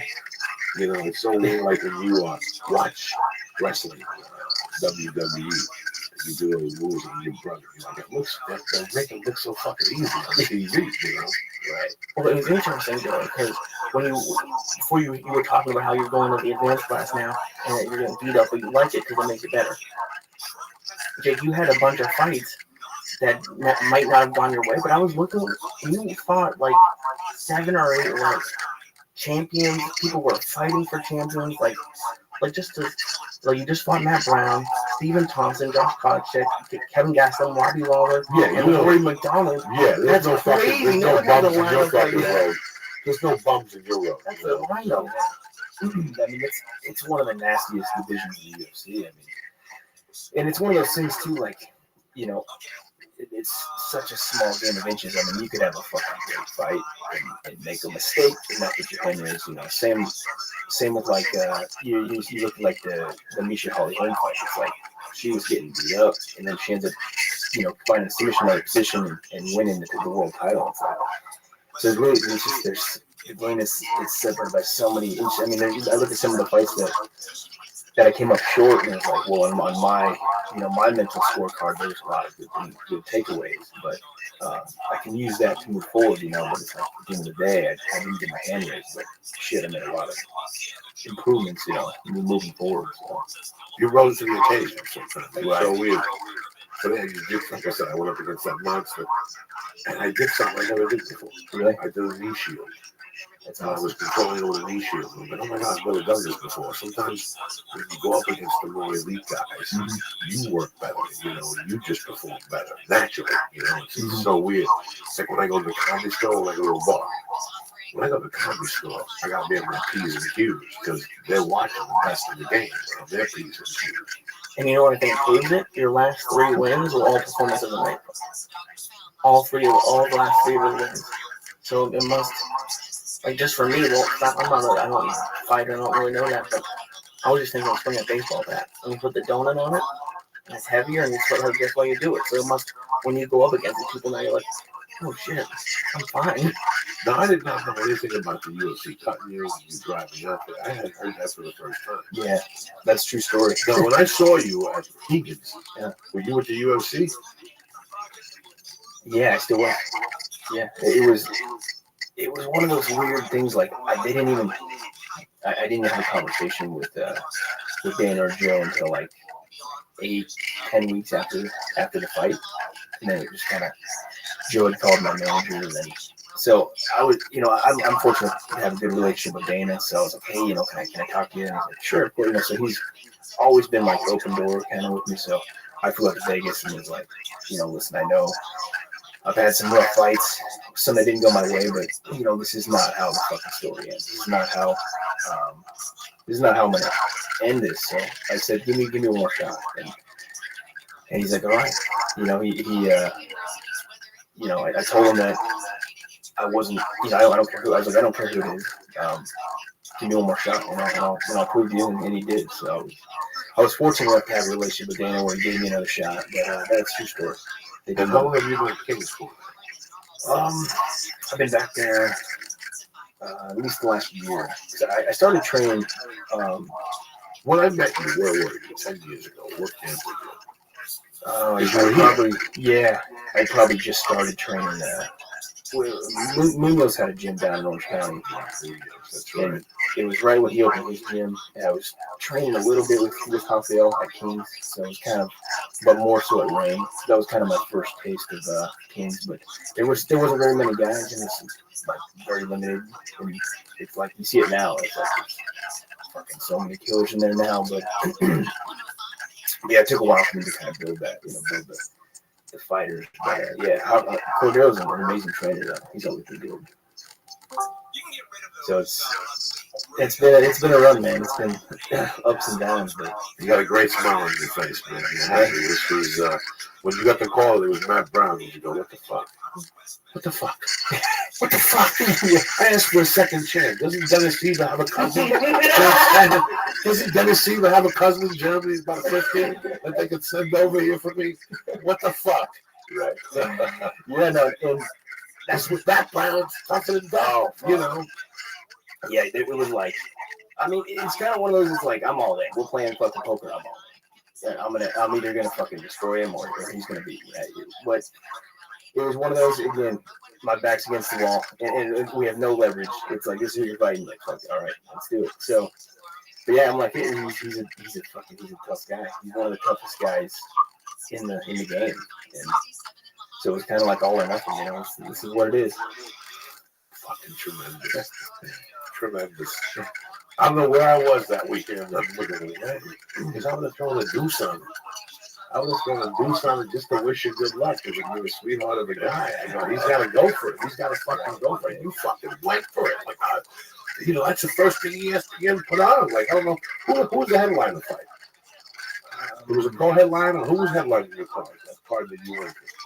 was all I was Right, doing. yeah. Nobody went to this. We can tell you what happened. It was a great fight. That's why I saw you told me chicken. I'm like, Jesus fucking Christ. Look at Jake Allenberger. Oh man, yeah.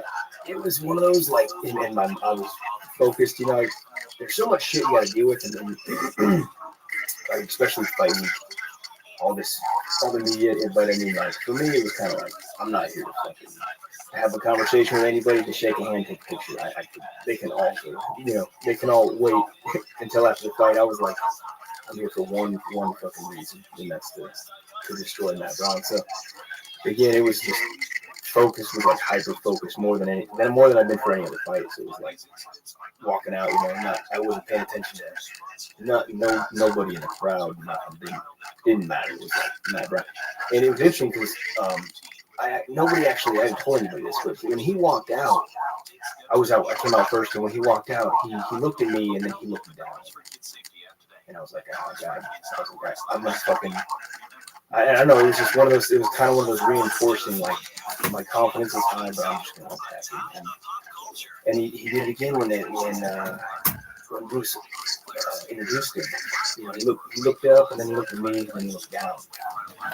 And I was like, he could tell he was nervous. So I was like, for me, I know I'm just gonna be offensive, just attack. That's the way. That's the way I gotta be. I think I've gotten in trouble in the past when I get a little conservative and start thinking too much, get fucking in my own head, and it's not the time to think, man. It's just go execute. Sometimes I'm watching the fight. Could be anybody. I'm watching, and I'm a student of that. I love the psychology and everything. During Bad Blood the other day, they asked Conor McGregor about his head skills, and he loves torturing people and shit. But that backfires. When you piss on the fence, when you piss on somebody's leg, as they call it. I grew up, pissing on somebody's legs. It could come back and backfire. I came from the old school of the psychological. It's like when I first went to jiu-jitsu, I used to get anxiety. And then I had something to talk to. Are you fucking kidding me? Are you fucking kidding me? This is fucking brutal. This is brutal. You want me to do what? Look over my shoulder and go, are you fucking retarded? I ain't looking nowhere. I'm looking straight fucking ahead. I see stars. I see stars and fucking Eddie Chemtrails. Eddie Bravo talking about and shit. Yeah. And then you watch, when the two guys are squaring off, I'm zeroing in on what the fuck are they thinking about. I'd be pissing my pants. Just going around in circles and fucking around. I just go, I can't take this no more. I can't stop breathing. So the psychological of it, like I always say, I don't like to predict the fight till the way. I love all that shit. When Anderson Silva came out and put the mask on against Vito, he was done. Vito went upstairs and just put an ice pack on and shook it. That's where it starts right there. The words are one thing. But there's little things that you see. Want me to tell you why I bet Diaz last time? The way when he went like this to the flinch, there was a little too extra on the flinch. Gotcha. Over. Game over. I did the comedy show, and my logic was the fucking weigh-in and jiu-jitsu. That style of jiu-jitsu, that deep, when they're that good, that high level, that's too much. I didn't know about it until I went to jiu-jitsu. That I would get on top of a fucking 120-pound woman. That's a brown belt with 4 stripes on it. And just give her a minute. I used to say, go. Put your shoulder into me, chubby. Watch this. And next thing you know, she's grabbing my jeans, picking her leg up, and throwing me over. And I go, once you're doing it that long, it becomes muscle memory. It's over. And if you watch how he submitted him, he sliced the bop. It was like, what do they teach you at the third week? They teach you that the third fucking week. That knee slice you learn later on, but it's once. But if I had never gone into the jiu-jitsu studio, I wouldn't know that. Right. I wouldn't have known that. Once you get to that brown, black belt level, it's a complete different fucking game. Different world. It's a different fucking world. Yeah, we were talking about Benio Darush, and the first, like, I'm much bigger than him, but like the first time we sparred, I kind of beat him up a little bit on the feet. I take him down, and boom, triangles me. I'm like, all right, we go again. Like, this is the same round. Take him down again. fucking guillotines me. Like submits me like 4 times in one round. And I'm fucking I'm so pissed. I'm so mad. And I don't know who this guy is. He looks like a guy off the street, you know. And then I come to see, like, oh no, he's a humble black belt. He's a world champion, ACC world champion. Like, okay, but like that's the, you know, I'm decent. I'm not a jiu-jitsu like extraordinaire, but I'm pretty familiar with like most positions. But that is shit. I was like, it humbled me. I was like, these guys are fucking different. This is a different world. Different fucking world. Crazy. Different world. And I wouldn't have known. You know, I like the UFC. I like it. But I gotta tell you something. When I watch Joe Rogan on YouTube doing that crazy shit he does, I'm like, I gotta try this. I don't give a fuck if I'm 350 I gotta try it. This is tremendous. This is, you take a punch to the face, you learn how to take a halfway decent punch.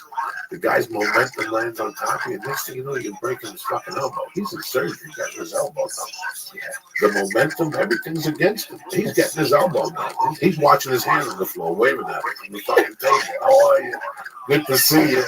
You shouldn't have fucking made that mistake. Bye-bye to yourself. Bye-bye to yourself. Yeah, it's that's why, you know, and I believe in that psychological little things that you see. You know, look. No, I remember being a kid and watching, when I graduated high school, you weren't even born yet. Cooley fought Larry Holmes. He wouldn't look at him. The great white hope. All the white Irish people in my neighborhood were marching, fucking with taking it back. And next thing you know, he wouldn't look at fucking Larry Holmes. He just looked at the everybody in the room was like, it's over. We lost our money. He won't look at him. He won't look at him. That's it.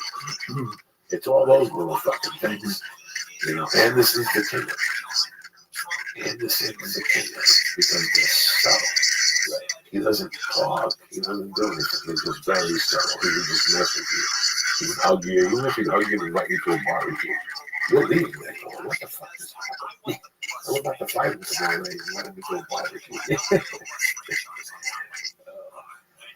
The thing that's weird for me is, I don't know if you watch the embedded stuff.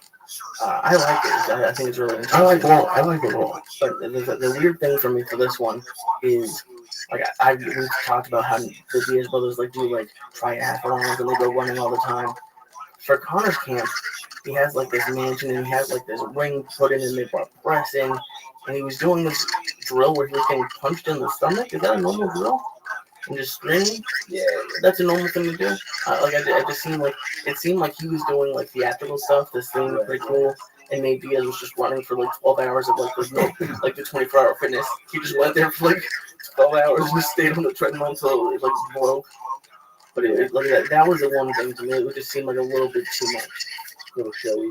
Yeah, but that's also his persona. So he's great. Like it's not that it obviously works for him, but yeah, that's why I think some people like Diaz more. Jake, what's a training camp consist of? Let's say I'm fighting at the Garden. What's the date at the Garden? November, right? Yeah, I'm just talking here hypothetically. Just hypothetically. Well, you know, there's a lot of moving parts. Right. This is why even the people at home, I just always want to ask somebody, you're cool as hell, we just talk. Yeah. What is it? Oh, okay. Let's pretend it's like November 21st or something, because I know the plane tickets are fucking high. I looked already for the fucking week 17, 1100. What the fuck is on New York? November 12th. All right, November 12th. It's what? August 17th. So we basically got 90 days. That's 120 days. Let's say they're calling you to fight. You fight November 12th. When your training camp usually starts. Yeah, this last fight with Brown, I trained for 15 weeks, but I had about 6 weeks. Like, I wanted to get like a good 6 weeks of training before I even scheduled anything to kind of get right. I was, just getting back to the routine, and but I would say like typically 10 weeks is a good amount of time for from strategy, from like training in all the aspects. But like Monday through Friday is a typical week, and then something extra Saturday. But each fight is so different too, because with the opponent, you're trying to get guys that mimic that style, or like with Brown, he's like 6'1" or 6'2", like he's fucking tall, and that's not very common. at 170. So, I had to find some guys that were his height as far as those kind of guys. So there's a little bit of homework to do before we even get into that 8-10 weeks of training. But it's a lot. I mean, for me specifically, I like to do, I'd say at least 12 weeks of training. Some people can do 6 or 8, but I feel better the more, I can bring my weight down a little bit more, get a little bit more of a routine as far as like running and that kind of stuff before we go into like the high intensity. What do you walk around at? Usually about 190, 195 down there, but when You still look light now. yeah, shit, I'm probably 200 right now. Wow, you look fucking light. Damn, 200. I better never get robbed because I can't describe this guy's fucking weight. I'm terrible with weight. I think No, 180. Yeah, no, I mean it's deceptive though because I'm a lean guy, but like when I'm training, I try to stay around 185, about 15 over. But it's like it takes a little bit of time to get there, before we get into that like high intensity. Yeah, so if I can do like maybe 6 to 8 weeks of like the aerobic training where we do like the lower heart rate 150 area for like 45 minutes, 3 times a week. But like so for me, I kind of build the low base, and then like probably for the last 6 weeks are like high intensity sprints. Like we do I work with Nick Kirsten, and he's in Torrance, and fuck, that guy's changed the game for me. I mean, I never that good. No, he worked under the guy from Oakland. Yeah, his son was the quarterback. Right, and so I was just watching some of the stuff that he did with like the balance, manipulation and the feet work, and so I was like, oh, this is interesting. So I kind of was just watching videos online and was like, this guy, he seems pretty smart and did a lot of pool workouts, So I was like, I'm getting older. I'm not 20 anymore. These fucking guys coming 12, But I liked his approach as far as what he did. So I went down and met him, and we started doing a little bit of stuff, kind of got to know him, and I was getting stronger and noticeably faster. Like he talks about building the kinesthetic awareness, like being able to train your nervous system, if that makes sense. And I could see a noticeable difference like within a couple of weeks. So I was like, wow, this is great. And so his like the way the periodization when we do these fucking I would watch Alfred Lasagna these 110-yard sprints on the football field, and I'm like, I've never done a 110-yard sprint in my life. 110. And I grew up playing football. I played every sport there is. I've never ran 110 yards for nothing. So yeah, for the first time I ran, I was fucking toast inside of the round. I was like, and it was a different world. I was like, this is crazy. I mean, them going to track 3 days a week and doing this high intensity. But you got to build your way to get to there. Right. And plus for me, it was like, it'd be like going to, day one in jiu-jitsu. It's like, you're not going to start doing these, flying triangle, flying armbar day one. It's like, there's some progression there. But yeah, Nick, he really kind of changed my approach to training and especially in conditioning. So, but it's all the fast twitch. He's big on building the foot strength, and just a smart guy. He's been doing it 18 years. And a lot of guys don't know his story, but if you look at his athletes, like, you can see the transformation. Like with Dos Anjos, he worked for him for like 3 years now, and I mean, I saw him because he was like, he was a good fighter, and he was a fucking great fighter. Now he became the champ, and I was like, well, shit, he's doing something right, So it made me more curious on his training approach. It's so weird how much goes in that the public doesn't know or even understand, how much work goes in. It's fucking crazy. I can't even think of the recovery. Like, it's 5 days, 2-3 different things a day. Football, you get 2 weeks or 2 a day. In 90-degree weather, you run up a few hills. After 2 weeks is over, that's it. It's 3 to 5. That's it. This is fucking crazy. Now, when do most people start to win a cup? I'd say probably 6 weeks. 6 weeks from the fight, at least addressing, because a lot of guys.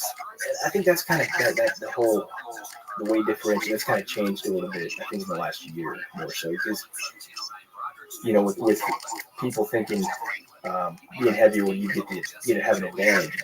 But strength plays such a little part in it. It's like speed and endurance are obviously the biggest things.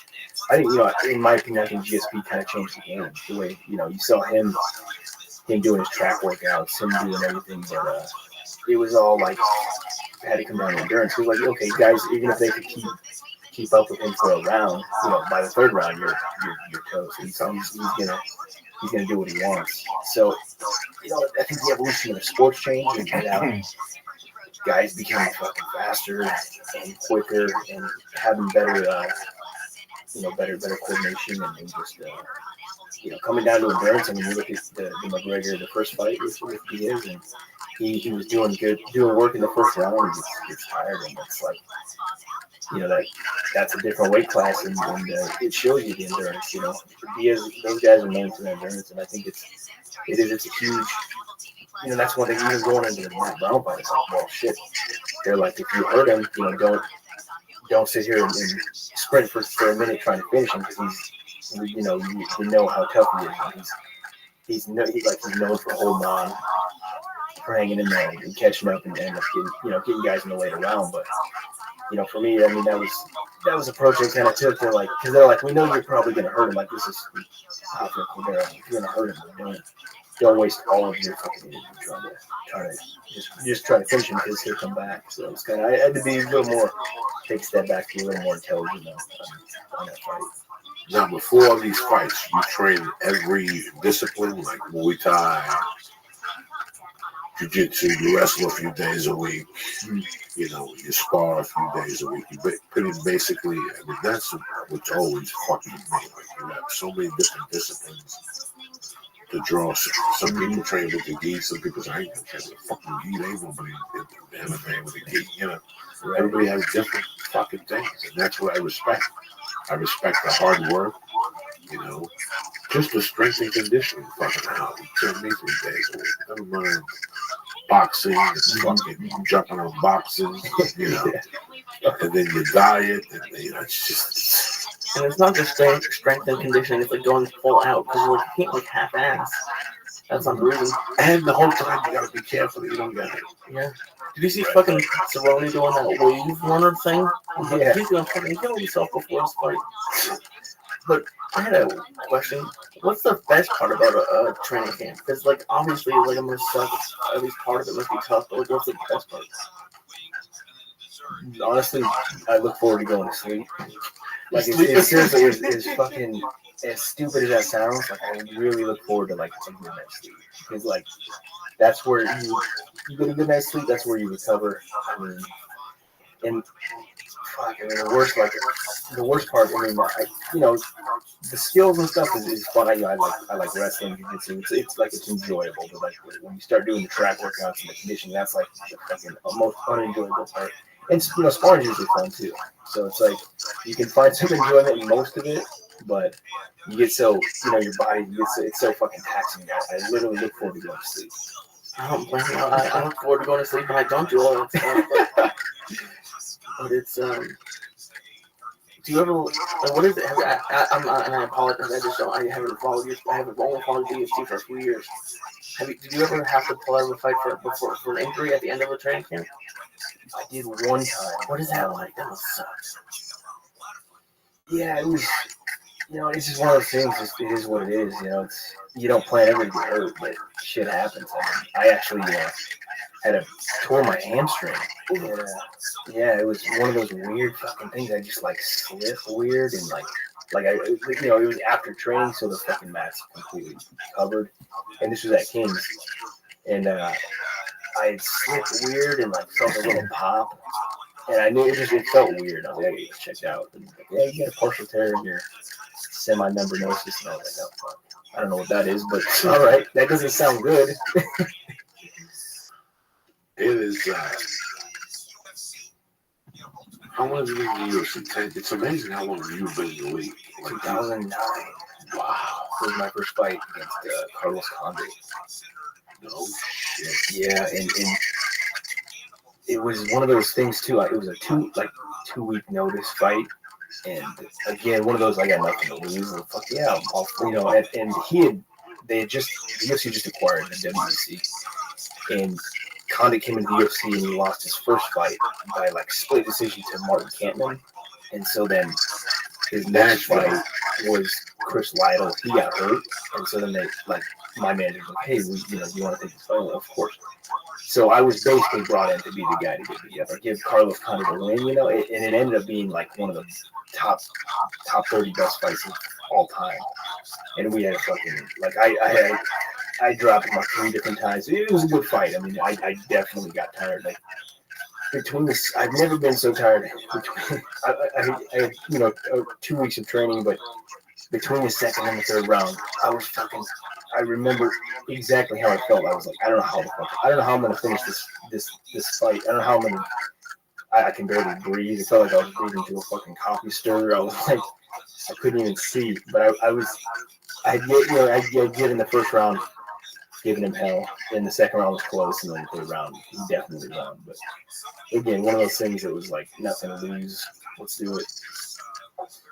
But if you haven't seen that, you should go back and watch it. The first round it's a crazy first round. I kind of sort of remember it. Because I remember when he came in against Canton on a Wednesday night, it was like a special fight night. And then when he fought again, that's, like I said, you've had some fucking brawls, man. So, and listen, here's the beauty about the UFC. Here's the beauty about comedy. Here's the beauty about if you play the fucking tuba. Here's the beauty about if you play the fucking guitar in a band. They were supposed to cancel Seinfeld after the first year. Sometimes, man, it takes some people a little longer to catch on than others. Nothing wrong with that. Nate's been lurking for fucking, right? For 9 years, Nate was lurking. And watch Michael Johnson, Connor, and now he's walking around with his fucking dick out and they give him checks. Swinging his dick. Yeah, swinging his dick. And it's like I always say, just keep showing up. Right. There's going to be fucking bad ones and there's going to be good ones. Like every time I go on stage, it's a fucking masterpiece. It's a disaster. It's a disaster 5 out of 10 fucking times. But I know that going in. Yeah. But every once in a while, the sound system's great. Mama sucked your dick. She gave you a nice steak. The hotel's good. The weather's nice. You saw some good friends. And all the stars get aligned. And once the stars get aligned, you've done your training. You already popped your elbow. You already got knocked out. You already got submitted. You already done it all. So now that comes, you just look at yourself in the mirror one day and go, I got 3 good fucking years. I want to fucking mope around the unemployment line. Well, I'm going to good slap motherfuckers and get what's coming to me. I've been doing this for 10 fucking years. Exactly. And that's what happens. And one day it all comes fucking together. And, and that's what it looked like for me, for you. I saw you those 3 fights. And I remember like that third fight when you lost, you looked a little like you couldn't believe what was going on in your life. But you found the fucking home, man. You found the home down there. You got back in your stride. All the stars were aligned, and there's Matt Brown. And the next one after that, whether they lined up against you. Because you found the home. You have the fucking home. You're not a fucking orphan no more. You're in Glendale. Driving to Redondo Beach and then fucking hiking to jiu-jitsu in Las Vegas. Listen, this is one-stop shopping. The least time you could do everything there, which you probably do. Yeah, because Nick Thurston will go where it came, pretty much, right? Yeah. So all the only person that's got to show up is the acupuncturist. That's the only other ride you got to get to. Maybe to go freeze your fucking shoulder like Joe Rogan somewhere. That's it. You got one-stop shopping. I put that on. They tape you there, blah, blah, blah, blah, blah. It's, you found the home, man. And it's no looking back from there, is it? Yeah. You take your humps and your fucking bumps. A hooker sucks 1,000 dicks, and all of a sudden one day, she's a madam. You know what I'm saying? She's running the joint now. She's missing a foot. You know what I'm saying? But she's running the joint. She's getting 10%. She's got 30 chicks sucking dick for her. You're so inspirational, Joey. I got to drop it like people are at home going, Joey, but I'm a hooker. Well, let me tell you what happens to you. All right. Next thing you know, you end up in North Hollywood, a little Chinese massage parlor. With Scotch tape on your eyes like the fucking Mexicans. They're fucking Benihana. You ever go to Benihana? There's no more Japanese people left. They're better than shit. They don't want to go there. I don't want to work at Benihana, man. I want to be a math major.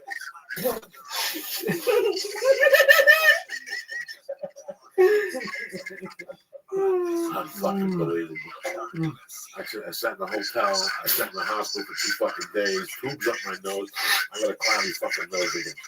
I suffered for 4 weeks. Everything was working out. Now I'm back to being stuffed up again. You know, 2 fucking straws they put up my nose with stitches. Oh yeah. I've gotten a septoplasty on my neck. Worst operation ever. Yeah, that's they put the straw there. Yeah, like the plastic tubes they sew in there. Yeah, they sew it in there for the love of I God. was miserable for like 2 months. Really? Yeah. I've been okay. I've been breathing. I mean, it's not as bad as it was. I'm breathing. I'm not fucking. I'm getting that black gas out of me. That's the killer. You know what I'm saying? You don't breathe. That's what happens. Though. For years, I wouldn't fucking exhale. I'd just be grasping. So that black air just sits in your stomach, nothing fucking moves. You get stuck. You need to see the acupuncturist. And that's it. I was listening to when you had Dr. Belize, right? Yeah. She's fucking awesome. Now, did you go see her also? No, I haven't. I got the book. Like I wanna reach out to her, but I heard her on your show both a couple of times. She seems great though. You know, man, she's onto something. She really is onto something. There's something about it. Because I asked a couple of jiu-jitsu guys, like, I'm trying the other day, and I was like, guess what I do now? She goes, I do the exercises at the end of my workout. And I get back on the mat. It's amazing. She is everything. She has different breathing, different things in the book. She's really interesting. She's onto something. Right. She's onto something, you know. And, Yeah.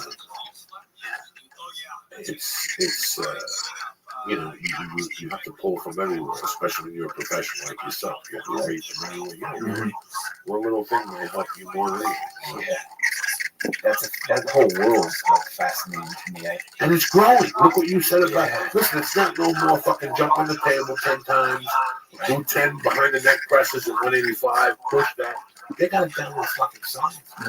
These kids are going to school. Now they go work for somebody else who's got a different science. So they mix the sciences. You're like fucking Bruce Lee. You put together your own health Jeep Window. They know everything. Right. You know, over at Alberta's, they got the tactical fitness. Same fucking thing. You know, your hips, your arms, you swing them around with a fucking bat. When I first got to Alberta's, I couldn't put my arms up. Take the back and swing it around your fucking head and back and forth. And they say it's just not. We're growing now. That's it. Jumping. Jack LaLanne's dead. It's over. No more fucking jumping jacks. We're on to new fucking things. That's it. This is the future, man. They put fucking heart monitors on you. They put stuff, you know, wasn't Junior taking blood after every fucking workout to see what's in the blood, the oxygen. You know, it's a different level. Well, how do you decide what to do? Because there's so many options. You tried everything. But some of them must be crazy. Some of them must be bad for you.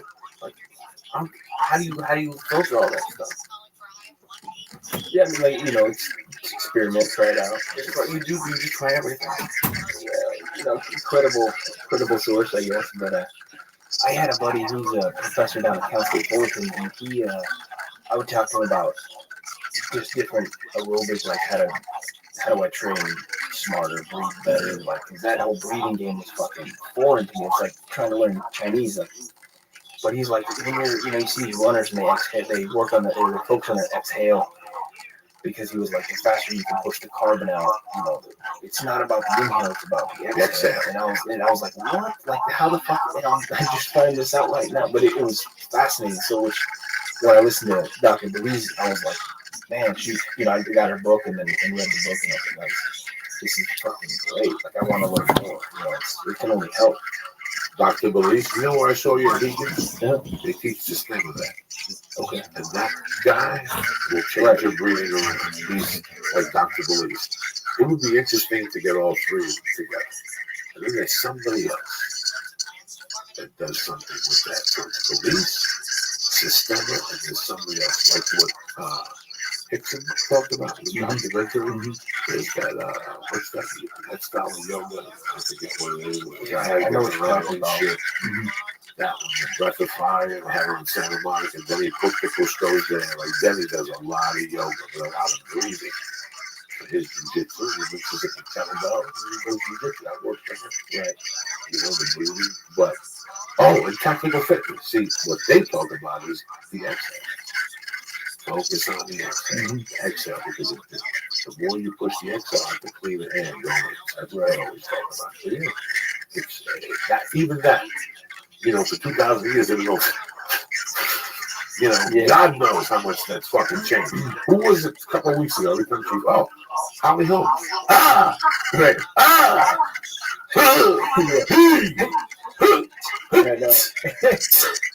There's something to it, though. Yeah, there's whatever works. Serena Williams has been doing it for years. Well, she's black. She's been yelling at everybody for fucking years. You know what I'm saying? She just hits the fucking, you fucking cocksucker. Take that, you fucking. No word. You're still training now, or are you, what do they say, suspended for 60 days? No. Not medically suspended. I'm sorry. Yeah, not suspended. I mean, they usually for like 10 days or something. But yeah, I've been kind of a couple days a week. Nothing. I was traveling. I was known for a couple of weeks, and then. But yeah, getting back into it. You know, a couple days a week. Take a few days off if you need it. So. But yeah, next week I'll start training. I got a few buddies of mine fighting. Actually, Benny Darush and they're both fighting in Mexico City, so they're getting ready for that. So you know, When is that fight? October, November, something like in Mexico City. You know, the elevation. Who's those guys in the fight? Tony Ferguson. Oh my God, that's gonna be a fight. All those 155s get me fucking crazy. That 150, that's another hell of a that division. 155 and 170, your midland is some weird waters there. Right. You know, 145, you got Aldo, you got the other guy, you got the blonde guy, you got a couple of guys. 155, those first 5 guys, if they ever got together, like those 5 guys just said, fucking fuck this UFC shit. You're gonna go from town to town and beat people the fuck up. It would be monstrous, like, you know. The Russian with the fucking hat would throw you out a window.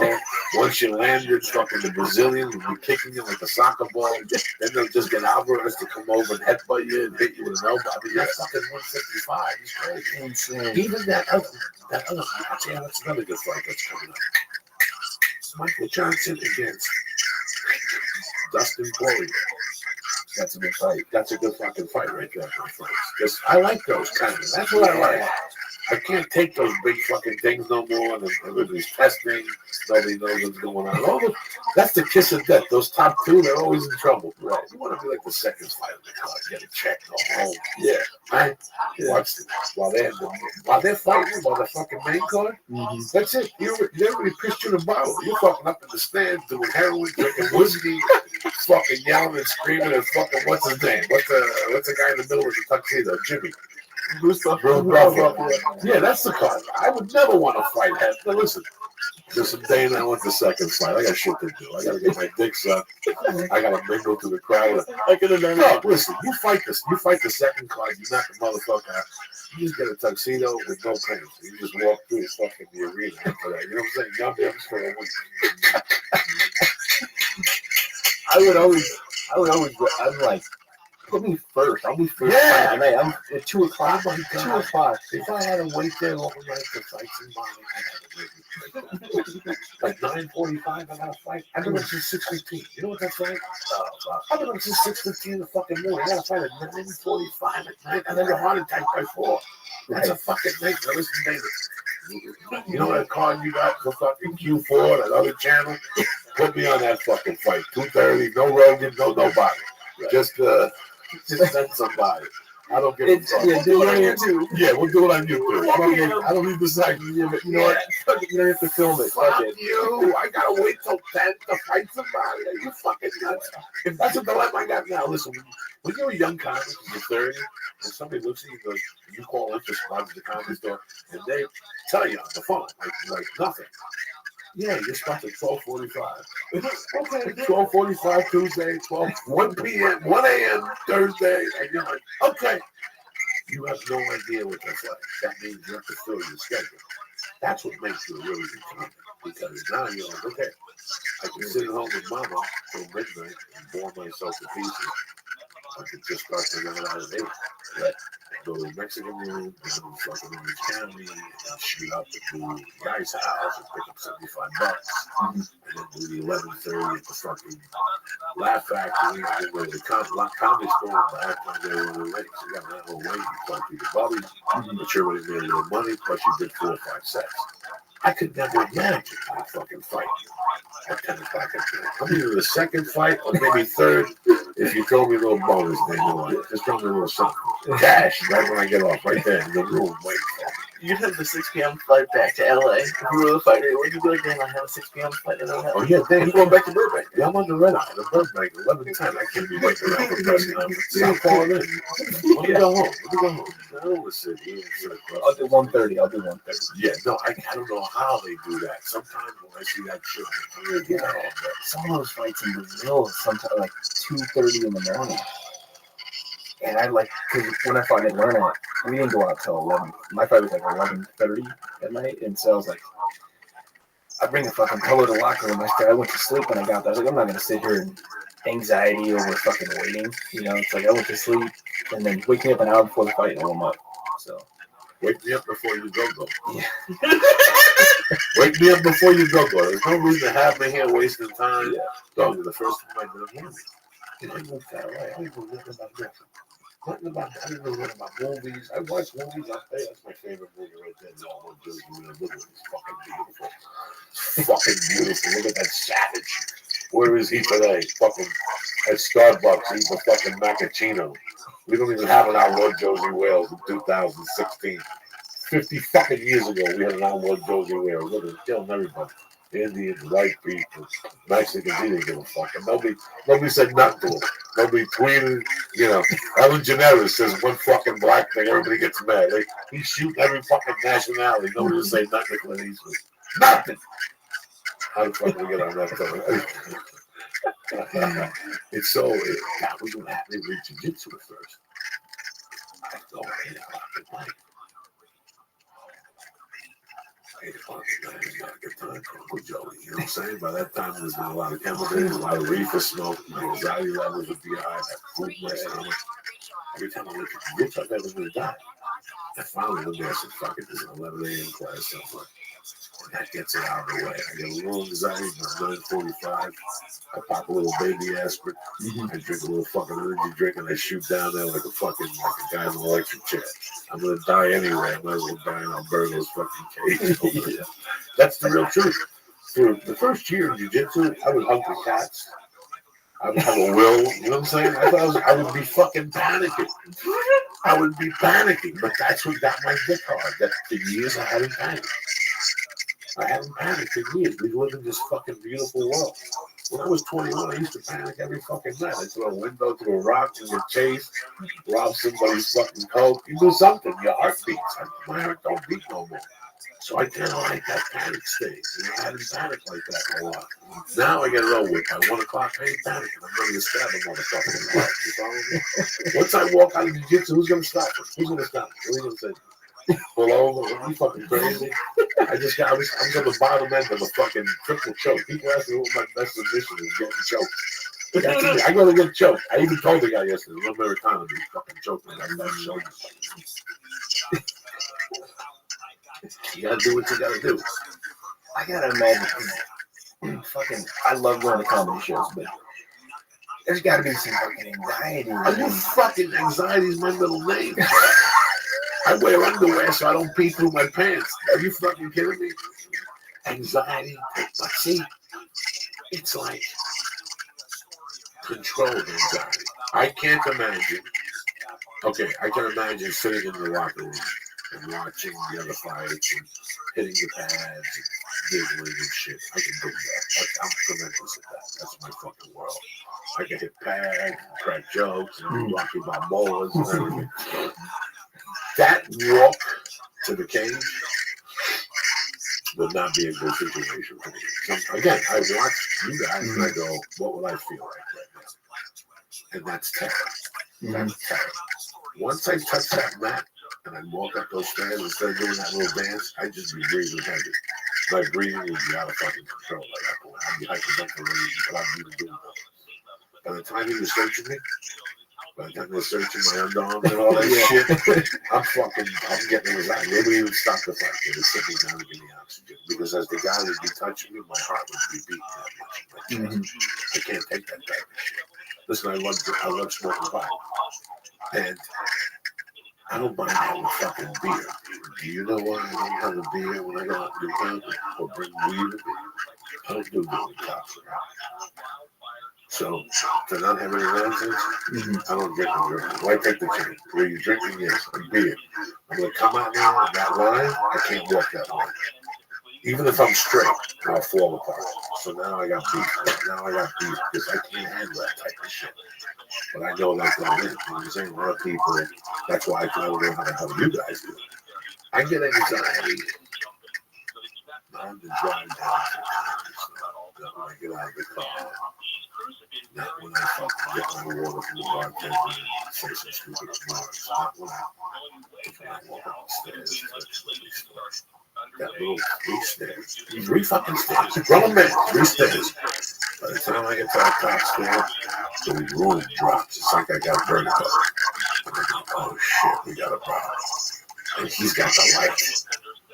That means he can get off at any fucking time. I'm trying to catch my breath. You mean to tell me I gotta walk 15 more steps to that stage? I can't even stand. I gotta go sit down. That's how bad the anxiety is. Like, that's how bad. But once your foot touches that fucking stage, if my hand touches that microphone, it's like getting punched for a fighter. It has to be the same. Once I hit that microphone and I ask them, what the fuck's up, motherfuckers? Done. Anxiety's done. It's that 4 minutes. That's hell. It's hell, Jay. What's your anxiety like? How does it develop for you? Where does it peak? Yeah, I would say the walkout's always the worst because everything. It's funny because I'm surprised to hear you guys say that. That's not what I want. You ever see Apocalypse Now when they land the first time? And the kid's like, I don't want to go. I don't want to go. Remember that bug? Remember that? He's like, I don't want to go. And then I get the fuck out there, cocksucker. That's me. I would hit the front thing of the fucking walk and I would go, I don't want to go. That's it. Or Daryl, go without me. They'd have to rip my Adidas. What is it? Nike? They'd have to rip my Reebok. They'd be ripping it. Come back. Joey, come back. Fuck you. You're fighting them. Get the fuck up. The walkout. Yeah, it's, you know what? It's funny because I've had 16 fights in the UFC, and you think it would get easier, but it doesn't. And I mean, you can deal with it. Like, you just learn to deal with it. But the walk is always the same. Like, I never have a problem going to the arena in the back room. we crack jokes. You know, keep it light. It's fucking neat. You know, the back room. I had my buddy back there with turkey sandwiches, talking about the 8th grade, getting my dick sucked in the church. Look at me, you're gonna knock him out, Joey. I'm a fucking bad motherfucker. Yeah. I'm unstoppable. I eat my carrots. I'm there. That whole ego thing is me. It's that fucking walk to the thing would kill me. So I'm loving it. Yeah. It's that's it. Because it's funny. I've been working with this. He's a sports psychiatrist down in San Diego, and he's named Dr. Larden, and he's fucking brilliant. But he always talks about stay in your bubble. You know what I mean? And I didn't really understand what that meant. Like, what does that even mean? But he would be like, you know, you're here to do one thing. You're not here to fucking be on Twitter, you know, social media. You're not here to do any of that bullshit. Like, it's so easy to get caught up in that fucking, you know, that celebrity kind of bubble. But he's like, you're here for one reason. So that kind of helped reinforce me. But yeah, I don't get an anxiety in the back, you know, warming up. It's smooth, cracking jokes, keeping it light. And it's only just from the locker room to in the octagon. That's it. That's the only time when you're like, your heart rate's high, you know, people are fucking screaming, you know, want to throw chairs over there, you know. But for me, it's just like I'm not looking at anybody. I'm not even looking at the fucking camera. I'm going there. But that's really the only time, you know, once the fight starts, you're just moving. You're already going. Just like when you grab the mic, it's like, let's fucking do it. Let's go. Okay, so once they search me, I'm in how's your anxiety when they search you? They check the mouthpiece, you hug your coaches. Right. But right there, that last coach, I'm just hugging on to him as hard as I can. I'd say, Coach, I don't want to do this. Like, Coach, don't make me do it. Like, I really would. I'd have to hear him say to me, Joe, you're going to be fine. Come on. I know you're such a fucking eight. You're going to be fine. They might not breathe when you're a bone. You're going to be fine. Just cover your face. You know what I'm saying? Yeah. Like, I would know what to do. Once I walk up, what do I feel like? Once I'm in my corner there, what do I feel like? I mean, it's definitely intense, but I feel like when I look at my coaches, it's like they look me in the eye and it's confidence. You know what I mean? They're like, we're here because we fucking believe in you. You know what I mean? And it's just like that's been here as far as preparation. We've done fucking 2,900 fucking rounds. So it's like we're doing 3 rounds. You just got 3 rounds. That's all it is. So then it's and for me it's always been on my own worst enemy. If I start thinking about this shit and this fucking, but like I said, that when I started working with Dr. Lardon, he kind of cleared a lot of that overthinking, overanalyzing. Just that's part of the brain that's fucking too much. He kind of kicked that out. So it was just like keeping it simple, and just staying in the bubble. I mean, but yeah, there's definitely little things that I would say just on the walk, I'd probably be more like anxiety than when you stop. So once you stop, all right, fucking rip it off. You just want to, some guys just run to the fucking octagon, rip their shit off. Just want to get that the would walk be over.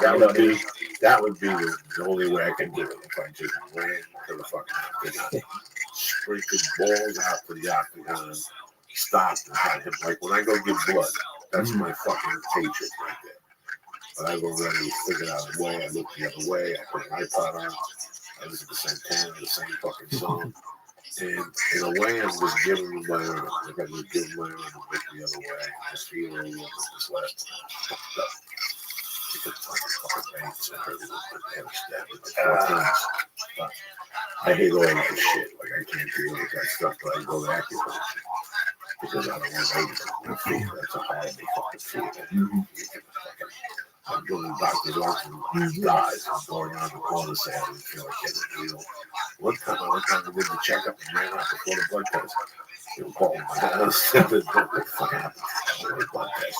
I got to go get a shingle shot. It was killing me. Because I know it's going to hurt. It's in the fucking shoulder. That means I faint. That means I faint. I can feel the serum going into my fucking arm. You understand me? That means I go down. You were thinking about a right hook. What's that? You're thinking about throwing a right hook with the nurse. No. Oh, it's terrible. I have my childhood doctor because I have a needle fever. So I would always tell her to tell me what you do, what you count down. She just tried to do it, so I smacked her and she stabbed herself in the needle. No, she did not. Mm-hmm. Dr. Nathan, you know what's actually even worse? I've never liked needles, but you just fucking deal with it. But my son, he just turned 1, and I hate watching him get fucking vaccines. I don't know. I fucking hate it. Oh my god, you get pissed at the doctor.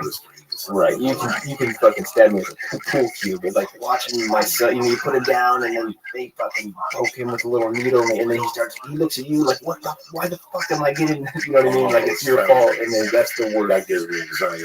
The word where you want to give me mouth to mouth. I'm fucked up right now. You really want to call the doctor? Call it what you forget at the doctor. I've always, listen, I just told the doctors the truth that I have a phobia. When I walk into a doctor's office and they check my blood pressure, I know what's going on. They know. My wife go fucking whatever the fuck. They give me 15 minutes and they talk to me and they come in. My blood pressure, temperature. I just don't like it. This is how it's important. It's no fucking way. This guy's been my doctor for 16 years, 17 years. So I started to like him about 10 years ago. He's great. He's a great guy. So now I don't mind if the chicks that take the blood out, I have a relationship with them. How you doing? What's going on? How you doing? How's your daughter? That type of shit. So I just give them that, But now, let me ask you one last question about this fear shit. Wake up in the morning, on the morning to fight things. Little brutal in the morning, got more than maybe 3 minutes of what the fuck. Not so much. I mean, it's more, like I said, I really don't have any issues with, any anxiety, I should say, until pretty much, until they're fucking, all right, get on the X, the camera's right there, until you do that, it's all pretty manageable, but everybody's different. I know guys that fucking, you can't talk to them like that, they'll fucking freak out, so they'll throw them out in the trash can, but, everybody's different. Like I said, I'm pretty decent until you walk out, you gotta just fucking let's do it. Let's go. It's almost like you don't want to. There's too much fucking wasted time. Too much waiting. Just like let's do it. I'll just roll. Let's just spread now. I get. Even if it's a little gig, I get a little anxiety in the morning. What the fuck am I gonna say? Do this shit no more. I should just quit the stuff selling fucking cars. What the fuck am I going more for? I mean, I really go through it. Really. Yeah, for about 8-9 minutes, and then I come to my senses. And I say, I'm the luckiest fucking guy in the world. You know, a great job. I get to go down there and fuck around on stage, and then everything sort of works out. But no, I get it terrible, and that's great. You broke it down because I've never really asked to fight it before. Like game day, weekday, I mean, it's the fight team. You get a little anxiety on the phone. I mean, I don't really think about it. Somebody, like I said, I'd be great till they called my name to run down the fucking cage. And once I got in the cage, I had to ventilate myself and tap myself out like that. Bruce Buffer, come on, what happened? I just tapped myself out. My lungs are going too much. Let me get some shout outs and get the fuck out of here before track hits. Big Thumb Terry, John Cutler, my girl Cleo, One by One podcast. Spooky will be seeing you in Austin on the 15th of September. Jeff Cordero, Bob Willingus, Rob Keys, and my man Matt Baker up there. Matt Baker BJJ. Putting it motherfucking together. What do you got planned for the weekend, Lee? What I got for the weekend? I don't want to see that Suicide Squad movie. Don't do it. Don't do it. It's terrible. People say it's bad. I don't know. I don't fucking know. I don't want the movie critic to you. I honestly haven't thought towards the weekend yet. Look at these dates this week. Probably Saturday. Saturday. We're going to the Ice House Friday. We are. You coming with me? Absolutely. I'm not even coming up this shit. I felt bad about what happened to you. There's because I've done acid before, but it affected me for a little while, but it didn't get me. Once I got the air and shit, I was back to normal. I was skipping with the goo. I would have been fine. I think the second dose was what sent me over the top. Then I got sick. But thank you for taking care of me. Oh, I can't leave you like that. We've all gotten sick at one time or another. Somebody's always taking care of us. We just laid down on the couch and went down. I called them in the morning. They said they got a pizza and some wings at 5 to 2. Yeah, because I was like, I can't. All right. Because the last time I tried, this happened, I didn't get that messed up. I tried to take an Uber home. It was too scary. So I was like, I don't know if I can handle looking at someone yet because it was like you can see the video. Like I was shaking. Like it was like a weird. It was fun, but it was like a intense experience. I didn't know if I could handle being in a car with someone. So I decided to order pizza, and like that was kind of cool. It was scary. But then I had the best little driver. It was like a 40-year-old black dude with a purple car playing like old R&B music. It was awesome. What did he charge you? Like $3. It was awesome. So now you went over the Lyft. You're a fucking communist, you know? First you're hanging out with Uber, and then you go over the Lyft. You're like you're worse than America. 1 week when they're jumping up and down with Bernie Sanders, then they hate him all of a sudden. Now they're in bed with Hillary. Bernie Sanders is done, you fucks. No one likes Hillary. No, but then why did you fucking get off the Bernie Sanders vote? Get a petition going. Let's revoke this bitch. You know what I'm saying? Everybody just tapped out one day, like, fuck it. We don't, we don't care. We'll jump on Hillary's dick now. What the fuck is wrong with America? You just don't give up on your fucking people like that. You do now. This is the millennials. These fucks ruining shit. They even gave themselves a name. The millennials. Look, ruining shit. Ruining shit. Fucking around, going to places with tight jeans on and shit. Meanwhile, they're closing fucking restaurants that matter. What's closing now this week? Like fucking Steak and Shake or something like that? I think TGI Fridays before. Oh, they deserve to close down those fucking things. They've had the same boring ass fucking menu since 88. Onion rings and shit. Who still has onion rings on their fucking menu? It's 2016. It's 2016. Something. Fuck. I gotta tell you, Joey. a few years ago, I went. You were playing with Joe Rogan. This was in Vegas. Okay. And it was fucking one of the. It was the fucking best show that I'd seen. Like you fucking killed it. And I'm not just saying that, but like it was one of those like when you were on, and everybody fucking knew it. You know what I mean? Like you just. Yeah, I was fucking. I was trying to catch my breath. I was fucking dying so hard. But it was. I think it was one of. Maybe Ronda was fighting. It was in Vegas, but it was a few years ago. It was Hannah Gracie, but it was one of the best shows by far that I've ever seen. I lose my mind in Vegas on a Friday night. Because you could. Yeah. Sometimes Joe's cool with it, and sometimes Joe ain't cool with it. You know what I'm saying? Like, but sometimes, most 9 out of 10 times, it's like, fuck, you did what you did. You know? Yeah. That night, you didn't give a fuck. No, you can't give a fuck. Listen, it's the same thing when you to do what you did against Matt Brown. Did you give a fuck? No. What did you learn from that fight? What did you learn from that fight and from the 2 previous fights? What did you learn from that? Not give a fuck. And once you've been there, like once you go down that street, it's an ugly street because you're going to be raised to be that type of savage. But it's 2016, bitch. You want to run with the Jews. You want to pick an envelope. You got to go deep. You know what I'm saying? You want to run with the Jews. You got to be a little on the deep side. You know, this is it. You got to focus on what the fuck you want. And when it's deep time, you're here with me because I love you.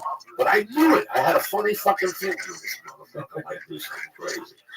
He might do something fucking crazy. And you did it. And that just goes to show you that when you want something, absolutely, you zero in it. You zero fucking in on it. You can do whatever the fuck you want. It's just amazing that we don't always talk about people know everybody knows what they need to do. You know, everybody talks about the iPhone, the iPad. Hi, the fuck. You know what you need to do, but then we dig around. We dig around the bush. I'm going to go there. I'm going to do this. You know what you got to do. You know what you got to do. And you did it perfectly. You know, for years you watch fights. The first fucking 3 minutes you want to shoot yourself. Like professional people, like Gentiles, like, you know, they're measuring themselves out. That's a smart attack, you know. Rashad Evans said that Nicholson told him, you know, if you hear them boo, you're doing your job correctly. Listen to this, right? Every time you see the best 3 fights I saw in San Francisco, they all ended within 2 minutes. Somebody was yelling and screaming, stabbed. Somebody was bleeding within 2 minutes. And this guy don't train no cardio. He just knows you're on the street. You got to do or die, bitch. It's me against him and the bus is coming. So I got to fight this guy before the fucking bus gets here.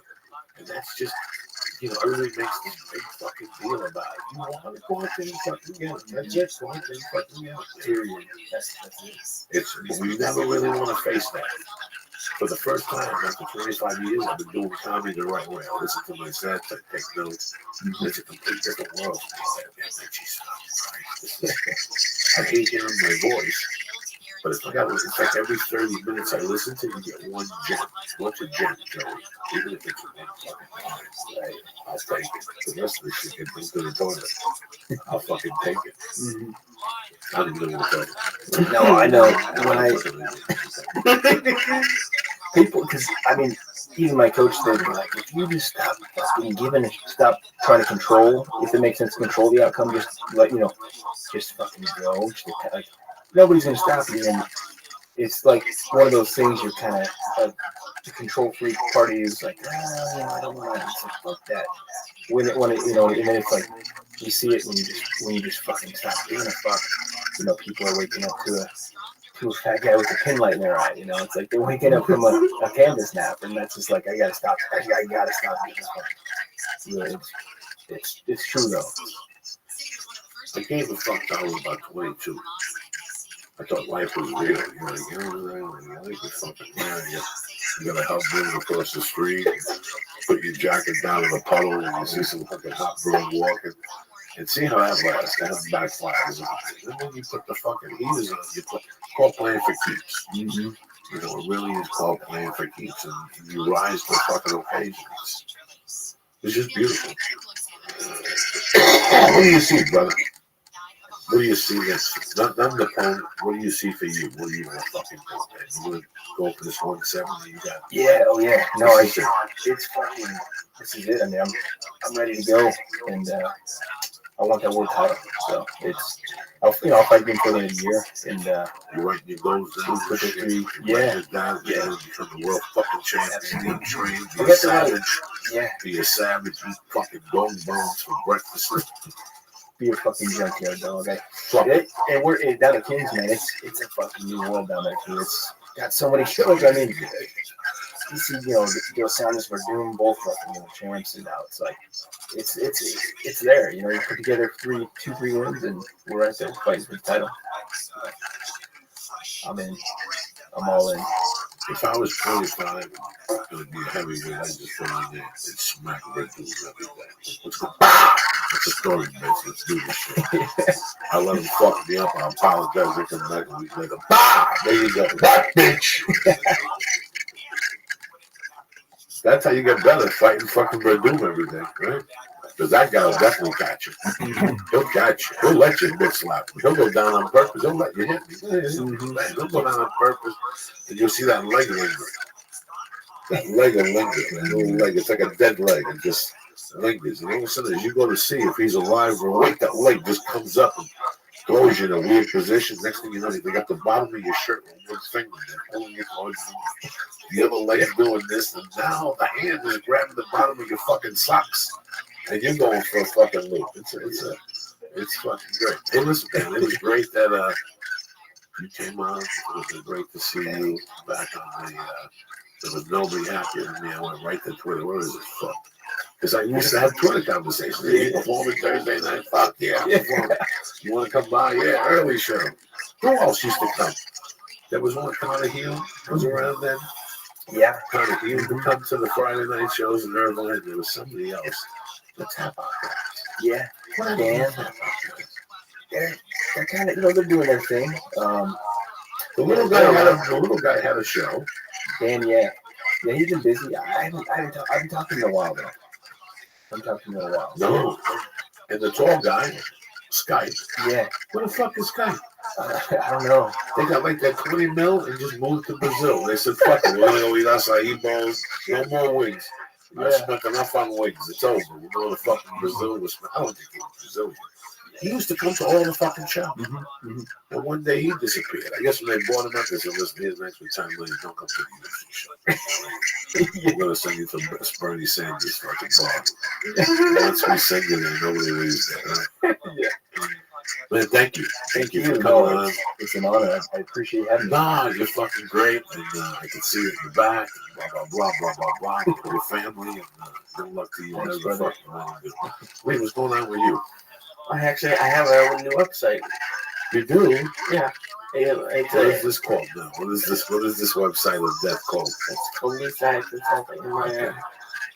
My buddy Rob at Johnson Creative made it for me. So if you're interested, just go to Lee Sacks Consulting. Lee Sacks, and what can I get consulted on? I'm starting a podcast. I've been doing a lot of Skype consultations. And it's really great. Just really a quick hour and just get you the equipment. What if, let's say, yeah. Me and Jake want to start like a porno live webcam. I sense the listen to this idea. Okay. You always hate me with fucking ideas. Let me give you an idea. How about 2 hot chicks and a chubby dude? Let's pretend we'll put you in the middle. I like it already. Put you on a table like this. And 2 chicks or a guy with a big dick and some chick just bang and do sexual things and you narrate. Like you right now, he's doing this move. Like if you guys could read it, you can smell it. Casual sex. Yeah, like casual sex. That's the podcast. We charge by the minute, like $52 by the minute. And are you saying we can use this table for that? No, I didn't say this table. This table is a Catholic table. But I'm a Catholic. I can't have dirty bitches on this fucking table.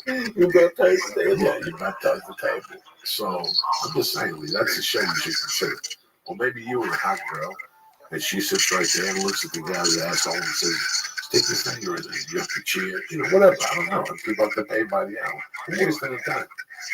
We're wasting our time. We're doing a porno fucking podcast. We're live fucking streaming and live announcing. Not a bad idea. You're a nice fucking slick Jewish person. You think of something like that. That's how I roll. See, I'm a Cuban Jew. I've been telling you that for fucking years. Nobody thinks like me. Give me the paperwork, please. For the love of Christ. I'm trying to throw your toes. You're looking around. Thank you. You know, unbelievable people. You don't know what I have to deal with. The other night, I thought he was going to die. I didn't know what to do. He had me almost scared. I'm sorry. No, I don't give a fuck. I would have tried to put a car. I would have rode up in his car and pick you up for a 170. You know, I don't know what happened to him. We left in the Volkswagen. I'll get some fucking D'Agostino fingerprints and put them on your door. And that's it. I don't know what happened. I know him in the well.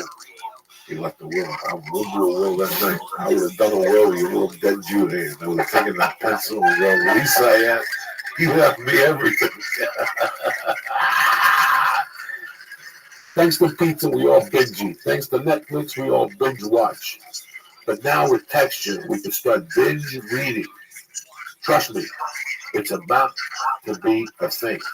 When it comes to magazines, you know what you like, and with texture, you can get all the magazines you want in one super convenient place. Texture has completely reimagined magazines, giving you the articles, stories you really want, all in one place. Plus, interactive features, videos, and recommendations just for you. The Texture app lets you tap into the world's most popular magazines anytime, anywhere. Breeze through hundreds of your favorite magazines, including back issues, and pick the articles that interest you the most. Texture has made it easy for you to find articles you care about. I don't just get to read, like Road and Track and Macworld, all right? You also get Fitness, Field and Stream, Bon Appetit, Cooking Life, Cycle World, Sports Illustrated Kids. I mean, the list goes on and on and on and on.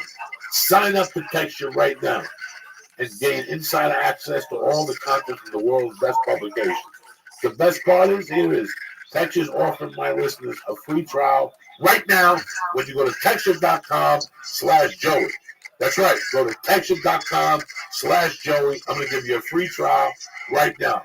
What I'm going to give you is immediate entry to all the top magazines, including back issues and who do you think you're dealing with? Bonus video content. Start binge reading for free right now when you go to texture.com/Joey. Again, that's texture.com/Joey. The Texture app is entirely digital, so it's super environmentally friendly way to consume the best magazines and articles. Again, texture.com/Joey. For all you fucking BJJ savages, listen to me. From these to a fanny pack to my bag, all I wear is the Dr. Sarah. The bag is tremendous. I got the water bottle. I got the other water bottle. I got my protein powder. I got my knee braces in there. I got fucking my wall in there. I got a cool towel in there. I got another cool towel. I got my nose spray in there. They got 1,000 fucking pockets. You understand me? It is tremendous. They even give you a bag to put your dirty shit in there. So your regular shit doesn't touch your little rash guard that smells like that Iranian. You understand? Now you don't have to have that shit in there. You take it out, you spray your little Lysol in there. The fanny pack from Dr. Sarah, tremendous. When we go to Austin, we're going to fucking put the fanny pack on and take pictures and roll. What do we got? Rolling papers, lighters, a phone, an extra phone in case we end up in Mexico. We're rolling papers in a baggie in case the plane goes down. Matches, waterproof to what you like. That's what you put in the fucking knapsack. Understand me? The fanny pack. Anyway, if you're looking for high quality rash guards, a tremendous hemp gi, a tremendous jiu-jitsu bag, a tremendous fanny pack, the list goes on and on. Go to dsgear.com right now. Take a look at the great stuff they have. If there's anything you like, go to the box and press in Joey. Boom! And get 5% off your order. Who's better than that? You understand me? Again, let's say you want to do some jiu-jitsu, but you also want some supplements. Go to honest.com right now. There you have it, too. They deliver right to your fucking door. Alpha Brain, 100% guaranteed. Shroom Tech Sport, Shroom Tech Immune, and the list goes on and on and on. But I ain't got the fucking time. Neither is Jake Ellenberg. You got to get on the 5 minutes out. What you need to do is go to honest.com right now and press in. Boom! Get 10 motherfucking % off. And the shit gets delivered to your door like a doctor. You understand me? All he needs is a Chinese hooker with the wrong address, and you're living like a fucking doctor. Anyway, I want to thank Dr. Sarah. I want to thank fucking Honor. And I want to thank my people over at Texture.com. Go to Texture.com right now and get your little magazine app and fucking read your way to death. You understand me? Not, what is it? Joey. Texture.com/Joey. And that's it. I love you guys. We'll be back Sunday night. Stay black. Stay beautiful. And that's it. I want to thank my man, Jake Ellenberger, and my main man, Lee Syat. And that's it. Stay black. Have a great weekend. For the love of money. Yo, James, that's what you're putting on the side.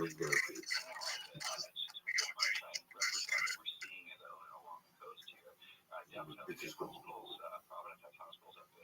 It's a cold world out there. Everywhere bitches go.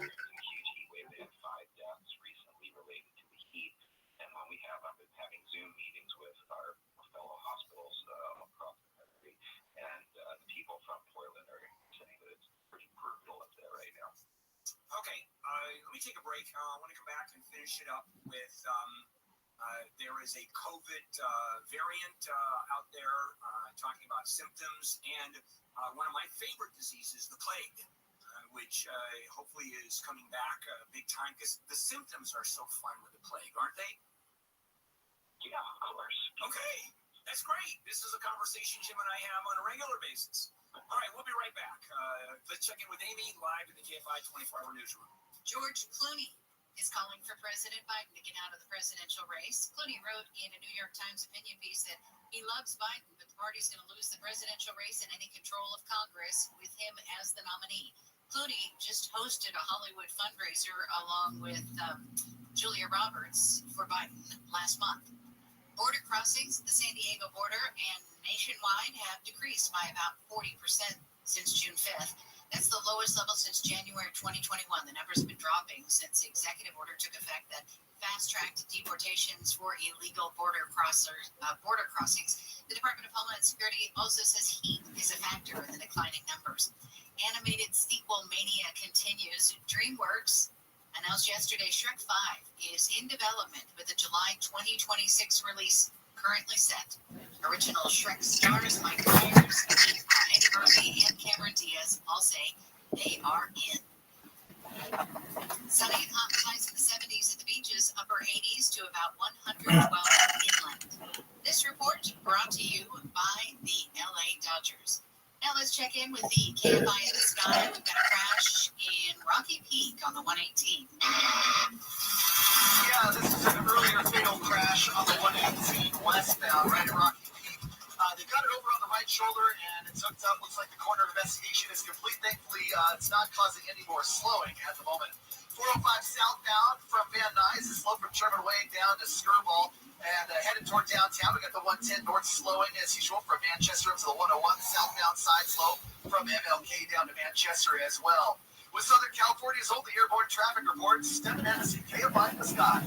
iHeart Spot Rock Radio goes commercial free every weekend. Enjoy the greatest 70s and 80s smooth soft rock. Just open the app, search Yacht Rock, and listen now. iHeart Radio, free never sounded so good.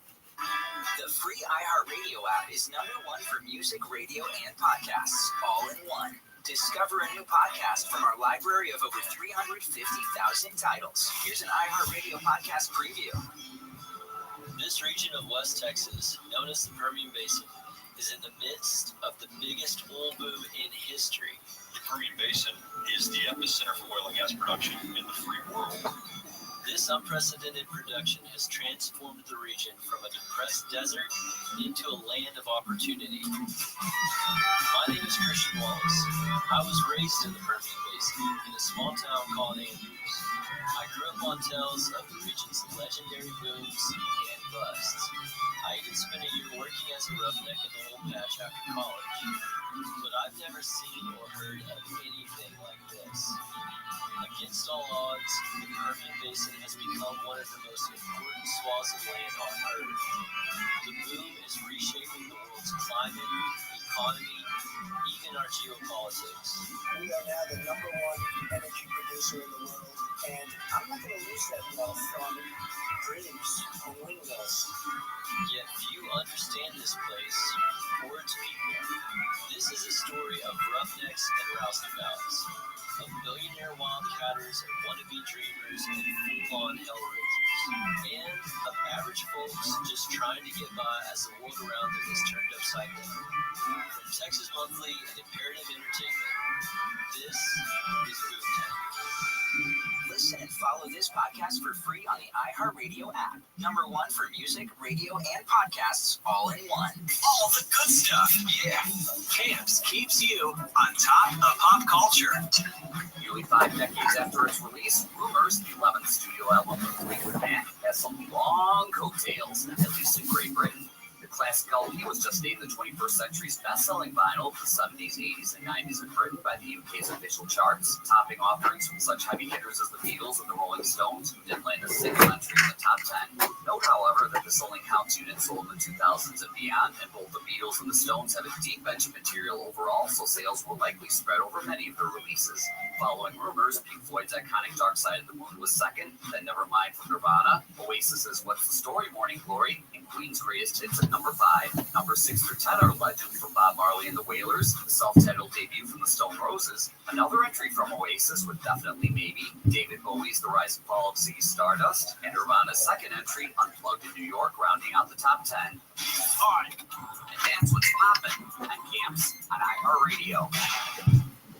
Is that a faucet, Rooney? That's not a faucet. That's a river rushing through the forest. Forest rivers provide over 100 million people with clean water to drink. What? I can't hear you because of the vacuum. That's not a vacuum. That's the trees in the forest, cleaning up the air we breathe. I didn't know the trees were so amazing. Yep, and the forest gives us shade, trees to climb. That's awesome. Let's go explore some more. Visit the forest today and enjoy all it does just for you. To learn more about the forest and find one near you, go to discovertheforest.org. Brought to you by the U.S. Forest Service and the Ad Council.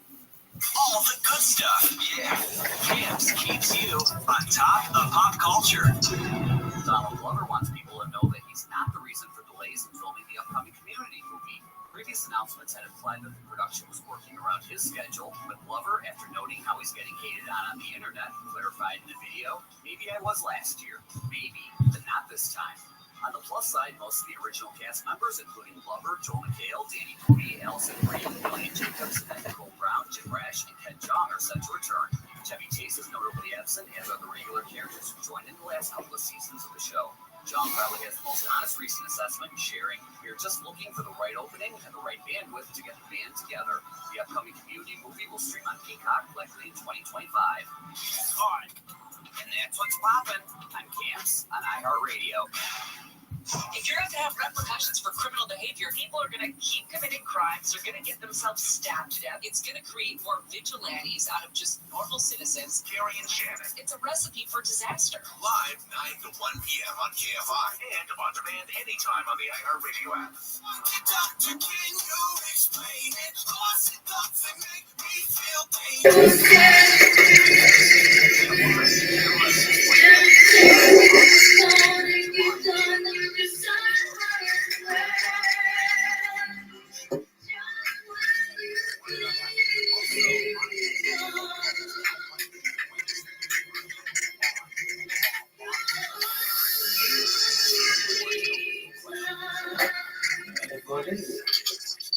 Hi, Becky.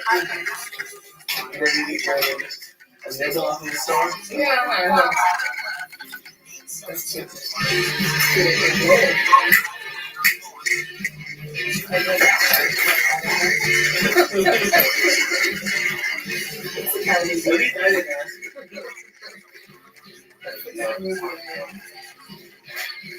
My wife had a couple yelling my wife there. I felt bad. Why? Because she didn't understand. My wife really didn't understand what she was doing. And she got had a great night. Why do you always go talk to me? She said, I don't do it right. Well, why do you talk about you people talking to me? It's just true. I don't want that shit.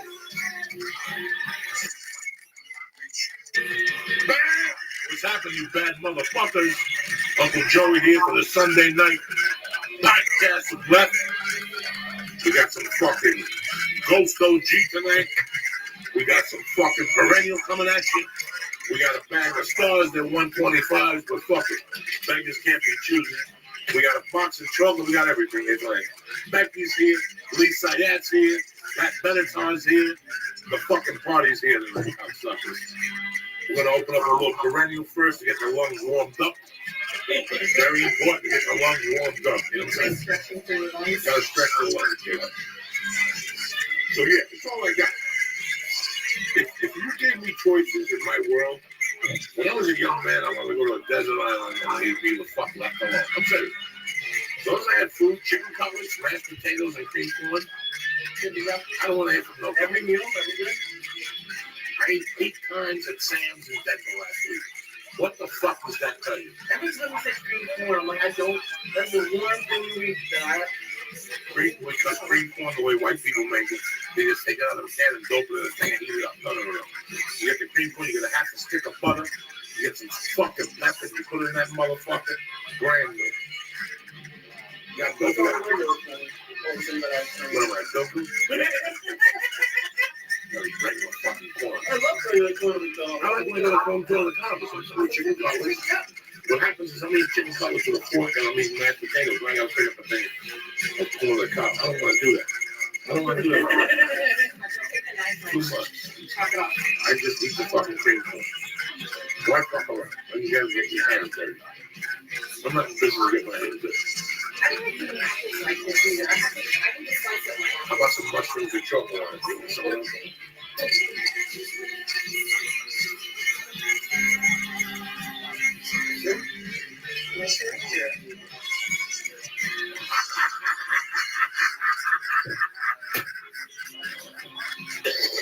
This is to the untrained guy looks like a fucking devil dog. We're going down for that week. 1, 2, 3, 4. Here's a chocolate covered mushroom from Billings, Montana. They take the mushrooms, they shave them, then they get the chocolate, put the THC in it, and they put it all together. You have no fucking idea. You understand me? I know. I got good weed from Canada. I know. This is dead.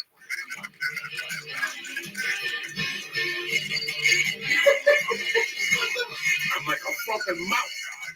I gotta cut a piece of weed here. What am I gonna piece of all? Is there like a mushroom inside of it? No. Or is it like They grind the mushrooms up. It's fucking good. I'm gonna break this up in fucking 2 little pieces for it, just to get Sunday, man. You know what I'm saying? It's the Lord's Day. It won't even break.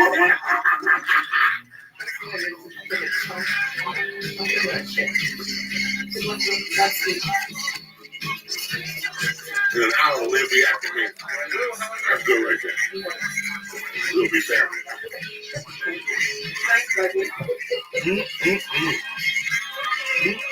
Okay, delicious. Delicious, people. Just getting the Sunday started off correctly. You understand me?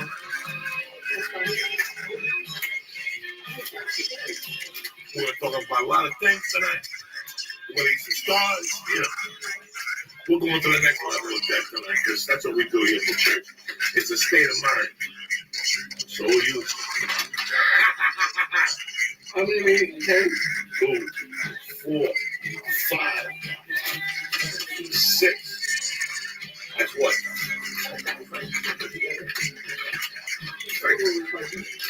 Those are doubles. Oh, yeah, that's a good one. Those are good ones. Yeah, I got enough much more.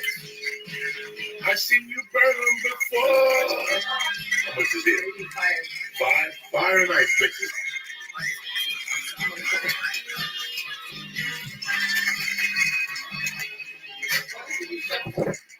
I tried. I don't know how we done it. Right. Yeah, they do. I put them on my mouth.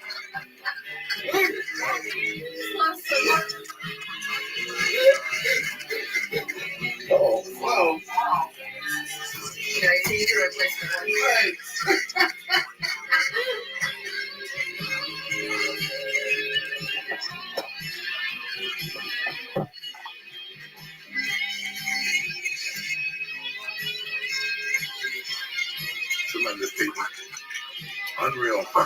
and we're out there. Listen to this.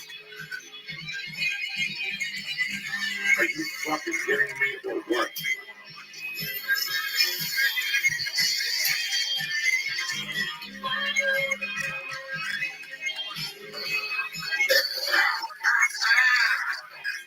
The spirits are coming tonight, cocksuckers.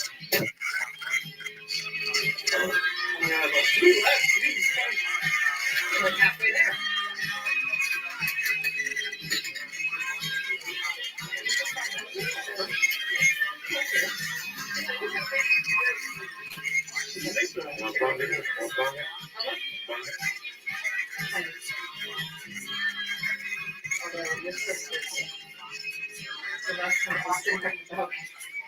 What balcony? People sitting in the balcony singing Beatles songs and shit.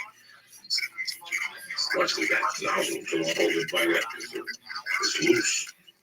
Let's see Becky slap this shit.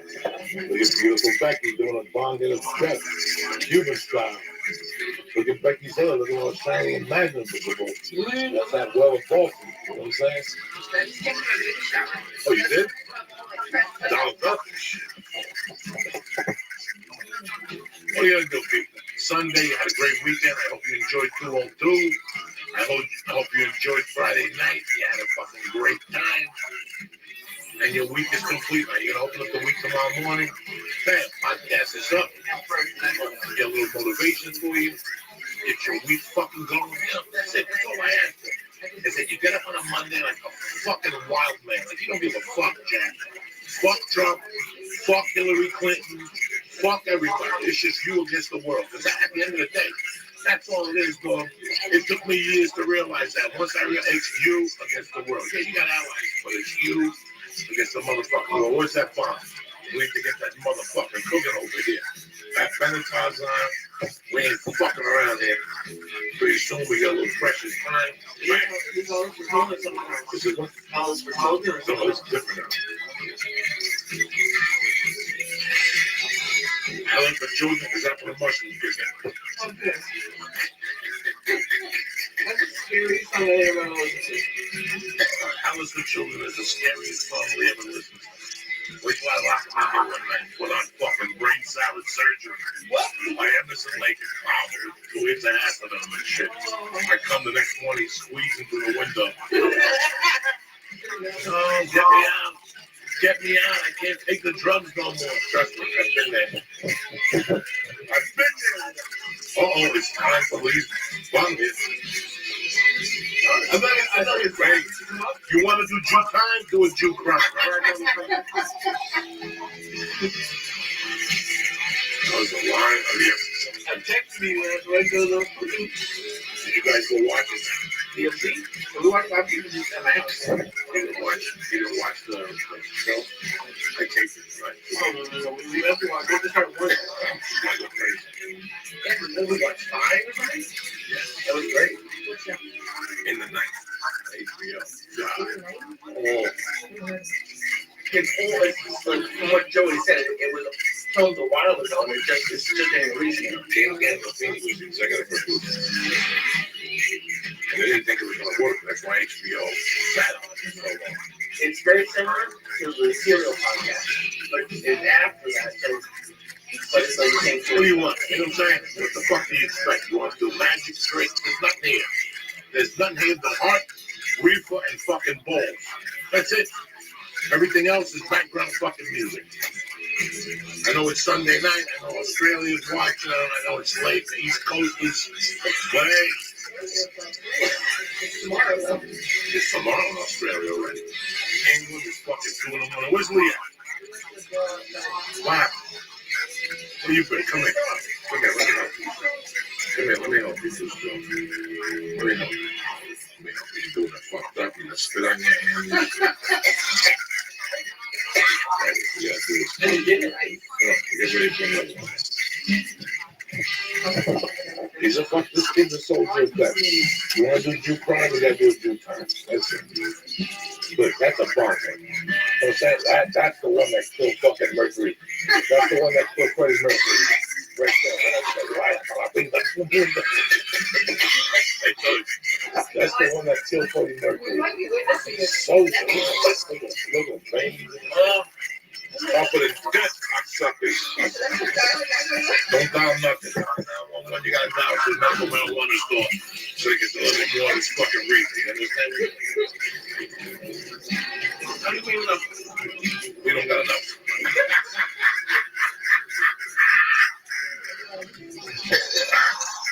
Hey, you want to have a good time? You gotta have a good one. That's it. I'm sick and tired of everybody thinking, oh, I'm going to Vegas to party. No party. The party's in this fucking office, cocksuckers. The party ended with Studio 54 closed down.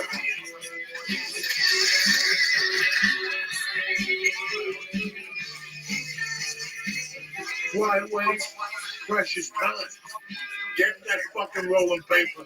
Spark up that last joint you're saving for breakfast snack. Smoke half of it. The other morning you smoke the other half. You wake up, get top and do what? Please ready for another bond hit. Always. So. Oh, that's a field all of a sudden. Who's that for feels? Oh no, I was listening to the song. I know.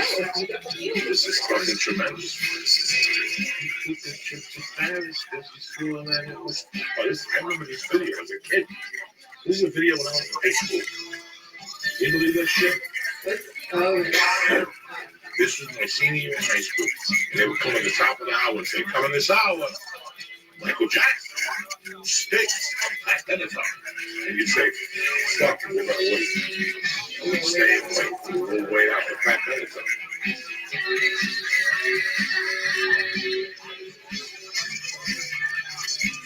You know what, though? Calculating buckets, choking motherfuckers, trying to make it out. That's it. There's nothing big here. This is simplicity at its fucking best. If you can't handle it, I don't know what the fuck to tell you. Everybody wants big words. I should have put my glasses on to impress you, you fucking morons. This is it. You show up with your dick and the fucking bomb. And they dick that can save you, cocksuckers.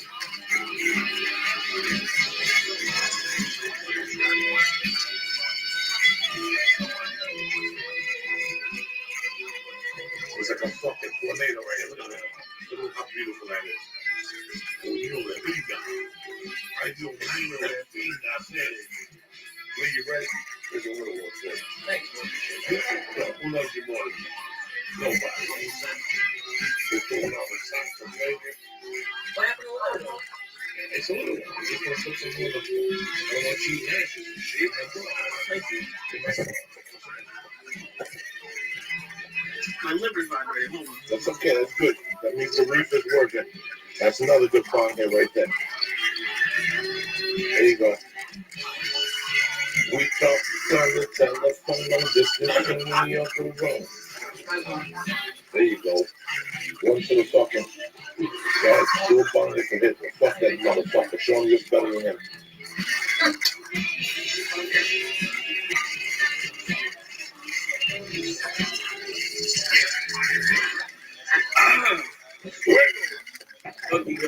Fuck you, Hitler. You suck my dick, cocksucker. I hope you're burning in the eternal flames of hell. And you got fucking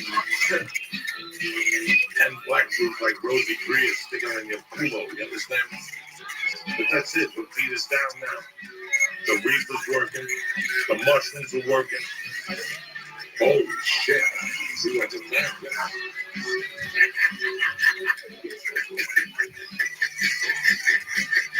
You know what the dosages on that? You know dosages on that? That's an essential oil. It never ends. Oh, it never ends, people. You gotta take a chance.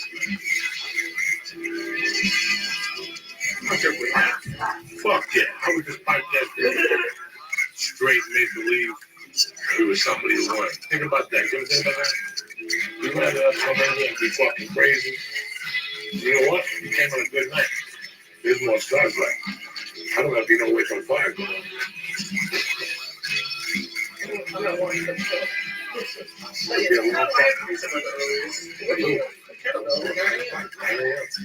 These would be all fucking mushroomed out of kettle. Starred out. It's probably because of swing. Kettle had stars in the line, so fucking out.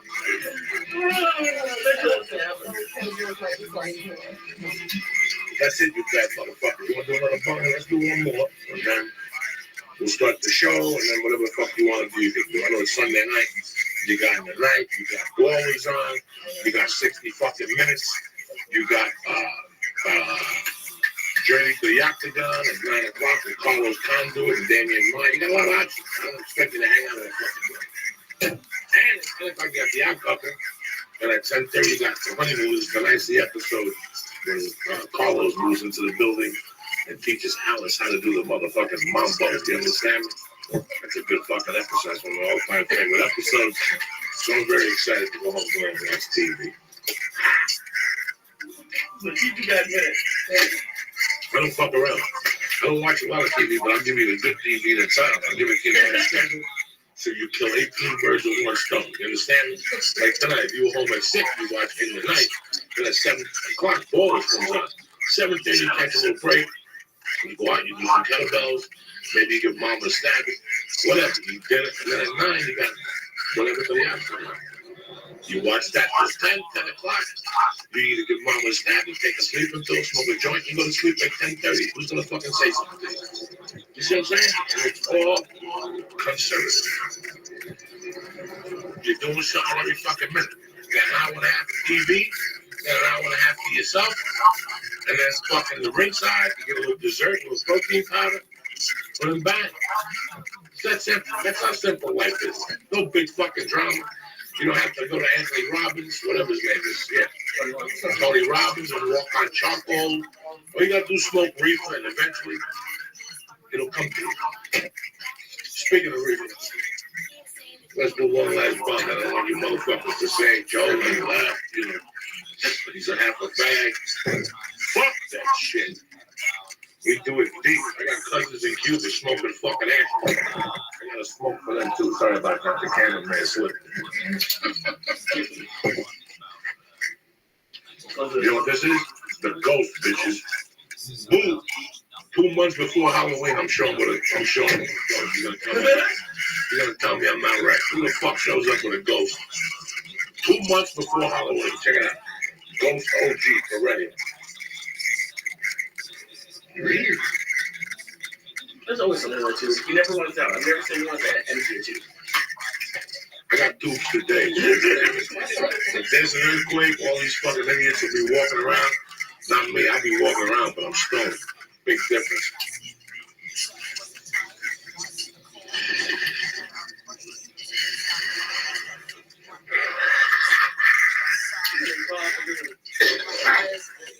I think you gotta get the regurgitation from the fucking reefer. All right, we'll be starting in a couple of minutes. What is it? YouTube.com/C/Joey. I don't know nothing. I don't fucking know nothing. I don't know nothing. I don't know nobody. I don't want to know nobody. I don't even know why I'm fucking here.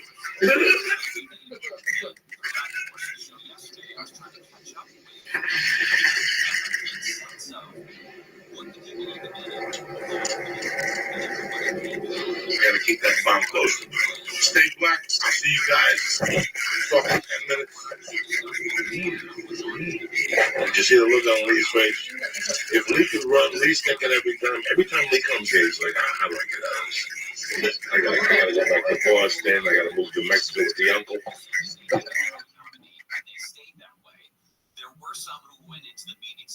This show is brought to you by Helix Sleep. Helix Sleep is where you can buy mattresses online, customized for you for hundreds of dollars instead of thousands. And the best part is Helix Sleep is offering our listeners $50 off of your order on top of the hundreds you're already going to save. So go to helixsleep.com/Joey and get $50 off of your order. That's helixsleep.com/Joey, helixsleep.com/Joey. The show is also brought to you by Club W. Right now, Club W is offering our listeners $20 off of your first order when you go to clubw.com/Joey. They have all of the best wine you're going to want at a huge savings. It's clubw.com/Joey to save $20 on your first order. And we know you hate paying for shipping, so on orders of 4 bottles or more, Club W is going to pay for your shipping. She says that he needs to decide. Oh shit. To make that decision. Here we go, cocksuckers. It's the church of what's happening now, you bad motherfuckers.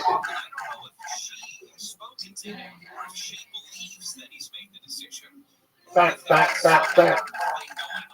There's an unspoken truth about what's happening, which is he is technically leaving the door open. Monday, August 22nd. It's a beautiful motherfucking day to be alive, and you're in it, baby.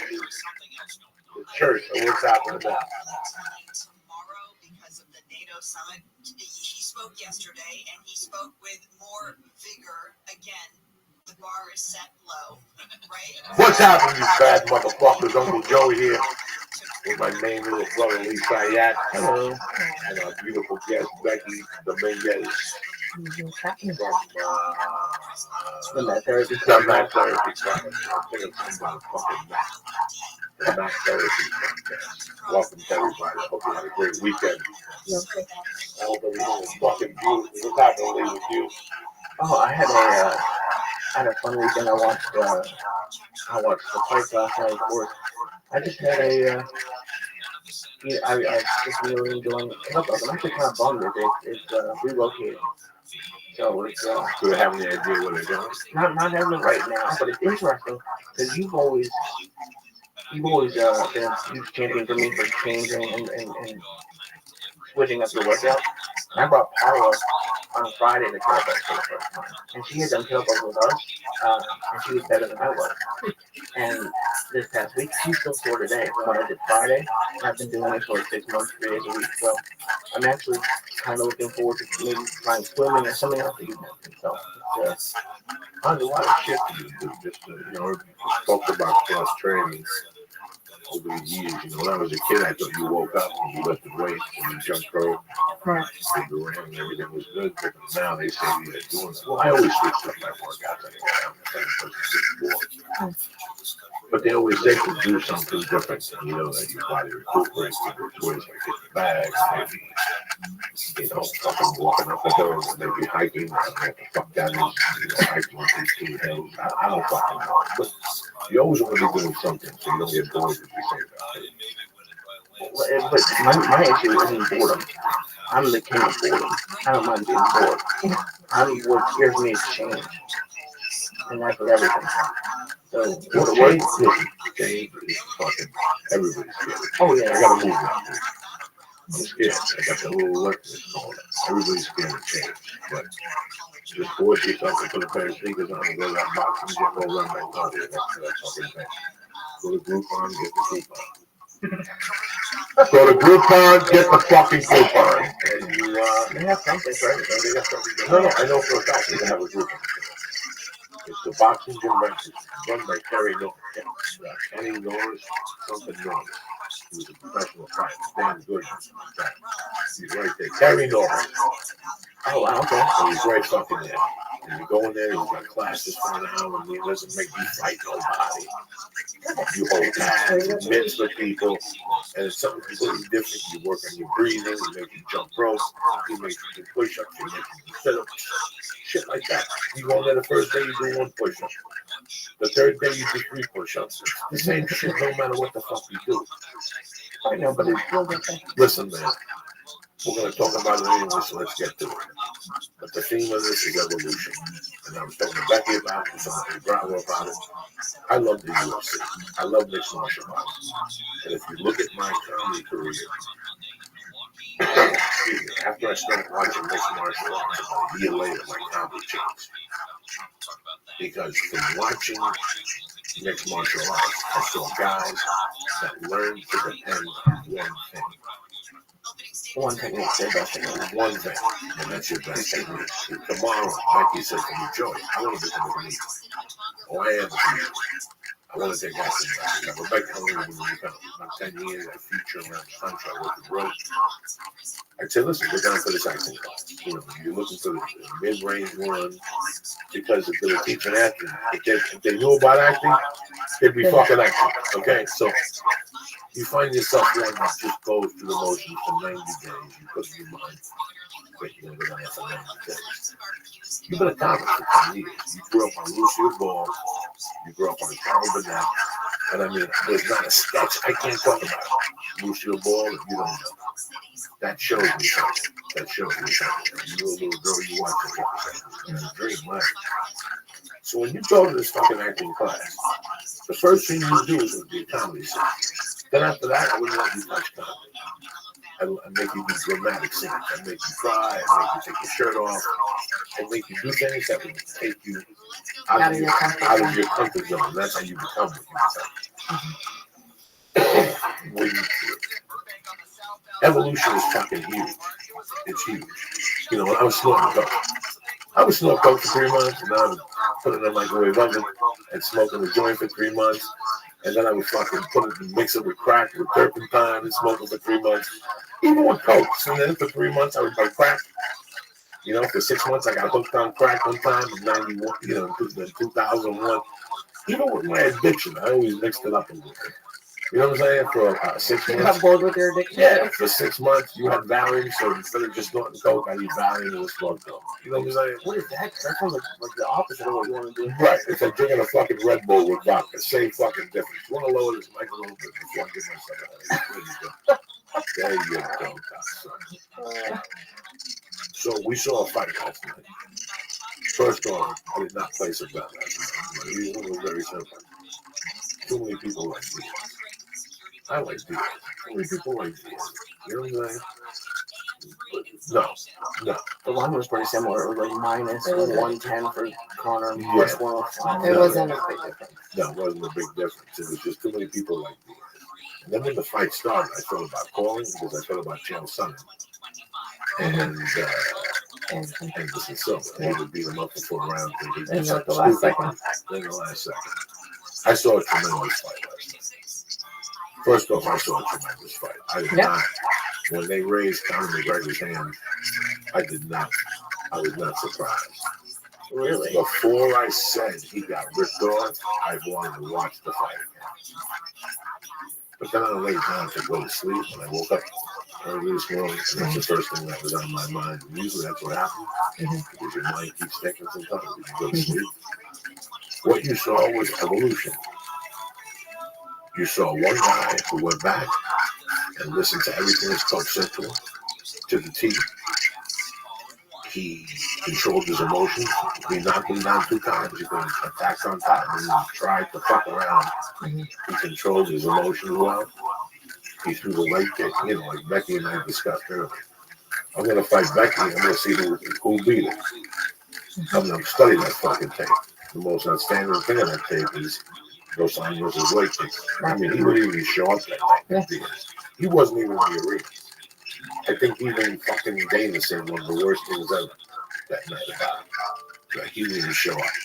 He took a lot of completely out of his game with leg kicks. So after that Dos Anjos fight, me being Nick Diaz, Nate Diaz, whatever the fuck his name is, me being an individual, I look at my leg, I look at the blood bolts on my fucking leg, and I can't walk for 5 days. Right. And even though I got Richie Perez boxing, even though I got Gracie Jiu-Jitsu, I go down to fucking LA over here. I got a hotel room at this Hilton, whatever the fuck it is over here. And I go see where Alan Jubain works at, Sexton, or fucking the other guy down the corner. There's 3 movie high schools here that are fucking tremendous. And I learned how to check that kick so that won't happen again. Okay, that's what I would do as a fucking, you know what I'm saying? And I'm no genius. That's what I would do. That's not going to happen again. Right. As soon as I walk into any kickboxing gym, the teacher's going to go, come here, let's do this. I already know why you're here. I know why you walked in. I know why you walked in the fucking door. But, I mean, and your boxing wouldn't be as effective if you didn't put all that weight on there. So let's find a healthy balance. So there's a cat stance. In karate, the first thing they teach you is a cat stance. What's Renato? What's his name? Yeah, what's his real name? Whatever his father. Oh, Rasan. Rasan's father, the first thing he teaches is a cat stance. Yeah. What's a cat stance? The back stance is the fucking toes off the floor. So even if they kick, sorry about the table, even if they kick, your knee goes completely up and down. Right. And I'm no fucking martial arts fucking guru here. I'm just saying to you what I saw last night. I saw Conor McGregor fight a fucking extraordinary fight. He got hit. You know, whatever the fuck you want to talk about his cardio. Again, I saw people online this morning. His cardio suspect. Fighting at 168. You know, he usually fights at 145, 150. You know, take 2 10-pound dumbbells and walk up and down the fucking street. And then take those 10 fucking dumbbells and walk around them tomorrow. And see how many times you walk back and forth, okay? That's the 20 fucking pounds. He fought a tremendous fight. He fought a fucking extraordinary fucking fight, guys. And Diaz came in there with the 1-2. And, but if you watch the fight again, that eye is broken again. The eye is broken again. He's catching you on the way back from that too. He's catching you. That's all he was doing. He was sitting there. You know, he's training. Listen, he's training. I give my hats off to his coaches. My hats off to his training. My hats off to what he spent. Because any professional knows to make money, you have to, you know, what's that? Spend money. To spend money. There's another one. You sharpen metal with metal. You know, you sharpen metal, iron with iron, whatever the fucking expression is. And that's exactly what we saw last night. Scoring system, guys, I'm no judge. I'm a professional. Me, that smoke pot. I didn't even see half the punches. I was just sitting there fucking looking up in the sky. But I'll tell you what I did. So I saw 2 clean knockdowns. And I saw blood fucking leaking from his head as a judge. So that's what I saw. So unless you want to count punches or whatever, I know you can hit me up on Twitter, Joey. I don't know. I don't know how to count punches. But that's what I saw, and that's what the judges saw. Well, percentage-wise, the stats seem to be pretty even. Really? Percentage-wise? Percentage-wise, but Diaz had like 100 more strikes. Really? Yeah. Or attempts. There was a lot more attempts than. Yeah, but I can look it up. It was something like he had 100. He had more strikes and more significant strikes than McGregor. I think McGregor had 3 knockdowns, if I'm not mistaken. Diaz had 1. Towards the end, wasn't just the last one, right? When he went down, the last like 15 seconds. Oh, that was a takedown. Okay. Yeah. I thought he knocked him down with his hand. Did he? Towards the 4th round. I'm not sure. I don't remember. He had him up against the cage like in the 3rd or something. I thought it was over then. He was lighting him up really good. I thought it was gonna be done next time. You know, jiu-jitsu was not even brought up. Oh no. Well, you saw when Nate was on the ground. You understand me when I tell people don't text me? I understand when I tell people don't text me. Why is that? Because it's my world. It's my motherfucking world, okay? It's the same thing. Conor McGregor imposed his will. His will. He took him down one time with 15 seconds left at the end. You know, unless he was going to twist his head off, he was going to be right fucking down there. McGregor got trained. And Nate was trying to get him to the ground. Plenty of time. And he defended it well. He defended it tremendously. I saw a well-prepared, that's what the word is, prepared. I saw, like, when Holly Holm went to fight Ronda Rousey, I saw the same Carlos Condit from Diaz. Carlos Condit always have game plan. And that's what I saw Conor McGregor here. It's very rough. You are who you are. It's very rough. When you're trying to do something, you are who you are. So my hat's off to, you know, I don't know the future. I don't know what's going to happen in the future. I really don't give a fuck. It's got nothing to do with me. I can't lie to know what it's got to do with me. I just enjoyed it last night. I enjoyed the whole card, to be honest with you. Nobody, you know, I thought it was a great card. Something Anthony Johnson will be talking to his grandchildren. I'm not fucking Roberto said it was 2 battles. How we talked about it because Conor McGregor was on the card. It's like Rocky's manager. So he knocked out what's his name, but that's the same knocked out Marciano. Knocked out somebody else, and we got the press. Marciano got the press. But that's what I saw last night.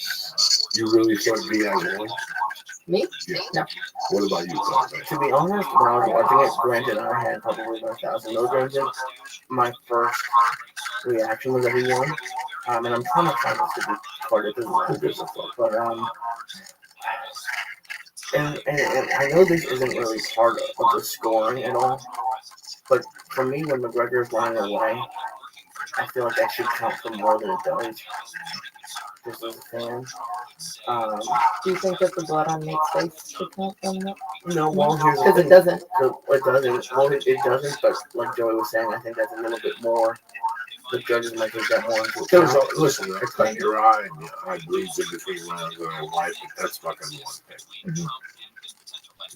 When I keep watching the fourth round, wiping your eye, as the blood's coming out. There was one, if you watch the fight again, there's one scene where he goes to the corner, they wipe it, and the blood shoots out of his eye. Oh, really?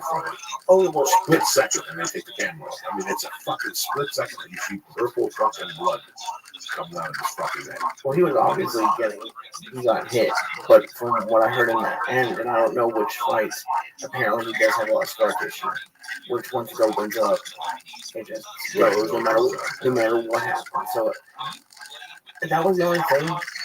I'm always surprised after the fights when people give their actual round scores. I don't have any. I've never scored We have no rounds. knowledge of it. That's what I say. I don't know. I can't say he was 47. Yeah, so I don't. 48. Right. What the fuck do I know? I don't fucking know nothing about that shit. And then also, I mean, even though I love Rogan and Goldberg on UFC, whenever you watch anything with commentary, it can sway you either way. So not even if they're biased, it's just that they sound smart, and who knows, maybe they see something on them in the moment. So, but in my heart, I wanted Diaz to win too, so that's probably why I was thinking he won. But I'm never shocked, and it wasn't to me a huge like, oh my god, this is going to be in the papers. This is such an upset. It felt. It didn't seem like a robbery to you. No, it felt like tie goes to the winner. Yeah. Which happens a lot in the UFC, and McGregor's not. He's not the champion because it was a catch weight, but he's the guy that if he didn't win, I don't know what would. That's a very interesting topic. UFC, granted it's never going to happen now, but if UFC with Conor McGregor losing twice to Diaz would be a completely different UFC. I think so. I think he just go back to his weight class and go back. Yeah, but then he wouldn't be able to sell it. He had already lost credibility, I think, with the first Diaz loss. If he lost twice, I think that would have been. I know there's people walking around today thinking that Diaz won that fight and they're fucking already done with Diaz. I know for a fact. Oh, yes. I saw people talking about it online. People thought it was a robbery. And I didn't think it was a robbery. I thought it was a sensational fight. Hard for me to call. When I did hear the second call, that was a tie. I knew these people saw the same fight. Right. That made me It could have feel gone either human. way. The Yeah. fight could have gone either way. It didn't And it surprise me doesn't either really way. matter because you motherfuckers are on your way to work anyway. So it doesn't affect you at all. You motherfuckers still thinking about who's going to win, Hillary or Trump. You know, it's still not, it doesn't change your fucking life. It's so weird. Like, let me ask you a question. This is how fucked up this show is. Does it smell like anything? That's something, but No, doesn't smell like dick. Can you smell something like? No, it's not. Okay. So the other day, this is liquid acid. Jesus. Me and Lee did the bottom of it. And Lee must have eaten chicken or something like that when we were smoking pot. Lee by mistake says, this thing tastes weird. Okay? For 3 days, some kid on Twitter did the stuff. If it smells weird, if it tastes weird, it's not. I mean, he was sending us reports and bios and whatever. And I mean, this has to be like a Rogan guy. Like, only Rogan people fucking think they're that I give a fuck. You know what I'm saying? Like, they get like, because I know that even after Lee said that statement, he goes, it tastes weird because he gave 1,000 stars. He's got gum in his mouth, water, reefer. Who knows what it tastes like? Who gives a fuck? Just drink the fucking thing. This kid went so fucking crazy. I woke up this morning, 2 minutes. I just put it, because a lot of times I put Twitter on, but I walk away. I put YouTube on, and I write jokes, but Twitter's there. That's it. I'm not on fucking Twitter. I'm not reading dick. There must be a light that tells people when you're on Twitter or something. No, because this guy was thing that what you and Lee did was not acid, and he wrote a report underneath. I said, listen, go away. Go away. Go do something with your life. For 3 days, We're alive. Even if it was, who gives a fuck? For 3 fucking days, this is all this guy thought about was, what you did wasn't this. Listen, guys, I snorted fucking coke off people's assholes. Do you really think I give a Frenchman's fuck? Guys, stop it. Stop it. Save that for your friends at Starbucks and all that shit. I did fucking drugs with filthy fucking animals. You're gonna hit me 18. I mean, Becky, it was relentless. You went to Facebook. He was on Facebook. He cares for your weed. No, but it was just a shit like no. You know, it goes up. Look at. There's these people that walk around here that want to be Johnny fucking intelligent. Right. Especially when it comes to drugs. Okay. And let me tell you something. For fucking 20. Let's pretend. Let's just pretend. I started the first time I copped weed in the city. I was telling you the other day. I was this Cuban kid, Lefty Cortino, and his brother were these 2 fucking dudes. Their dad was a doctor, a big time Cuban doctor. We were just before we came on the podcast, we were watching a video by La Lupe, this Cuban singer from the '60s. That was very hot during the revolution, and she offered this kid cookies. She offered Dick Cavett cookies from Union City. Whatever the fuck it was. What were we talking about Dr. Cortez. So me and Lefty, when I was a kid, I used to tell Lefty, I got good weed. I didn't know. Me and my friends were like fucking 12. And he would say, where'd you get weed at? We go over here to a person, something, because fuck that shit, get me money. Get money. And me and Lefty was, any day of the week. I was a fucking 7th grade guy. Would shoot into the fucking city. And we wouldn't just go to Harlem, we would go to the village. The first place he ever took me to cop, I was telling him the other day that I was in his car and he had an 8-track to Wish You Were Here there. Have you ever heard Wish You Were Here? It's a fucked up album. What am I hearing the first time when you were a kid? You just smoked pot with somebody. We smoked pot on the way over there. We parked the car and we walked in. And as I was walking in, I noticed it was a fucking church. It was a Catholic church. And on Fridays, we would do bingo on the one side of the hall and the priest on Saturdays would bring up the other side of the hall for 2 weeks. And on the picnic table, they would just lay out weed. And in those days, they had 3 types of weed back then. They had green weed, pie weed. But they had these little fucking square, 3-inch, maybe 4-inch by 1-inch weed that was compressed and dipped in ashes. Guys, it's 1978. You know, I mean, this shit's crazy. So, if this was my first experience with weed, for years I went to the Bronx to cop coke. For you know, after a while, people think it's hip. Right. The kids I was growing up with, I'll go to the Bronx to cop coke. Yeah, it's great coke. And you're saving $5, but you also gonna get mugged someday, or you know, I don't give a fuck. If it was 2% purity and I can buy it up the corner from my house, I'm not driving back with an 8-ball when I can walk down the fucking corner and not get stopped. You know? So when it comes to drugs, man, that's one thing I don't know about weights. I don't know about fucking the moon. I don't know about hunting. I don't know about a lot of shit. But I know there's the cop at 4 in the fucking morning in Harlem or in the Bronx and you got $3,000 in your pocket. So if you haven't done that, do me a favor. Shut the fuck up. Just shut the fuck up. Just shut the fuck up.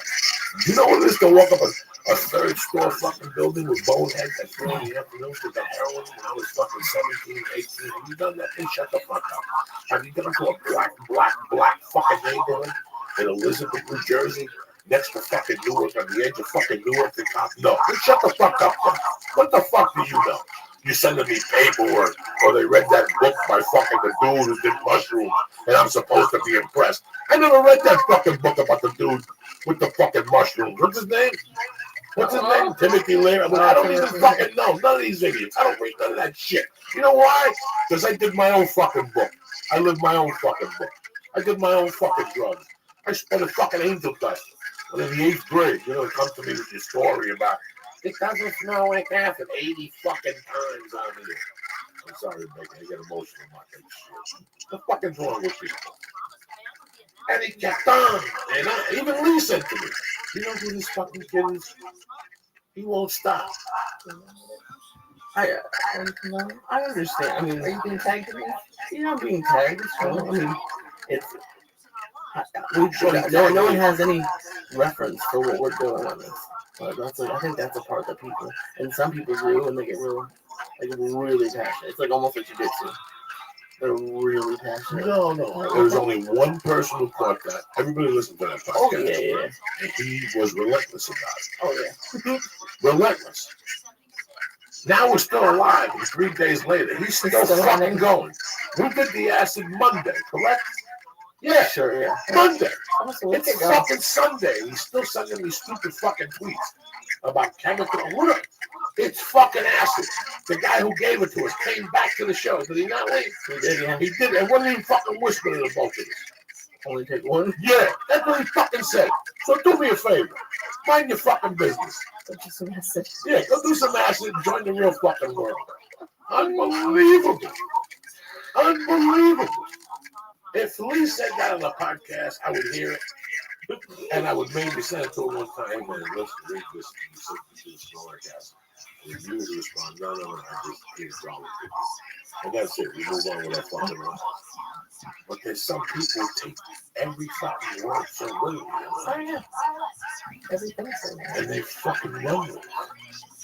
Even last night after the fights, oh my god.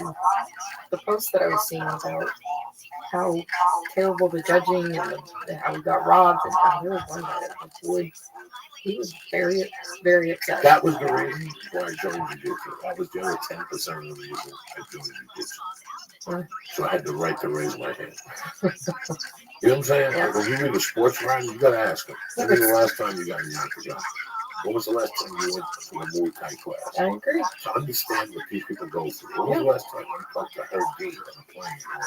Sent Herb Dean a fucking email and had him explain. I had him explain both the judging system on it. Did we not? Lee? Yeah, him and the other fucking guy, John McCarthy. I had him explain it on there because I wanted people to understand before we kept opening their fucking mouths about this shit. And all the variables that go into it. Right. That's the reason why I had those two guys specifically. Because I get sick of reading that shit. Like everybody's a fucking authority now. Yeah. You know, it just kills me. So who knows what they saw? I mean, part of the frustration Now, I'm sure they lost money. Now, I let think me that ask was you a part of question. the. Like I said, I'm stupid. Do they give you points for leg kicks? Okay, then what the fuck? How many leg kicks did McGregor hit him with? 92? How many? I would think it was. I don't know. That's how fucking dumb I am. Okay, that's how dumb I am. That's the school of thought I come from. I would imagine that would have been counted with the striking, or is that not? I mean, something. I mean, I just I just try and fight people on the ground. Yeah, What Connor was trying to avoid yesterday. That's what I like to wish do. that I knew more about it so I could set an argument. But I don't. And you know what? And part of me doesn't really know about it. Because I don't know what else to watch for. Like we were saying, the backing up. Mm-hmm. When he kept backing He was up. running You know what I looked at? He turned his back to him and ran. I looked at it as, well, there was in the third and fourth round, in the first and second round, he was doing it to conserve energy. Right. Yeah. He would do it to have it drive down low to conserve. That's how I saw it. Yeah. I didn't see it as running. I definitely noticed in the first couple rounds that he was trying to not wear himself out like he did quickly the last time. That's what I saw. Because I think that was part of his downfall last time, is that he gassed himself out quick. So what's his no competition you do? What are you gonna weigh in at? 130. What are you weighing in now? Oh God only knows. I went to a little party thing last night and went to a baby shower today, so I'm probably about 5 pounds away right now. That's called my Dolce and shit. Seriously. 5 fucking pounds just sweating it out. So what's up, man? What are you gonna say about that? No, but it's your second tournament. Second and third. Oh, Two in a row. I'm doing Saturday and Sunday. What's Saturday? Saturday is Sub Fighter in San Diego.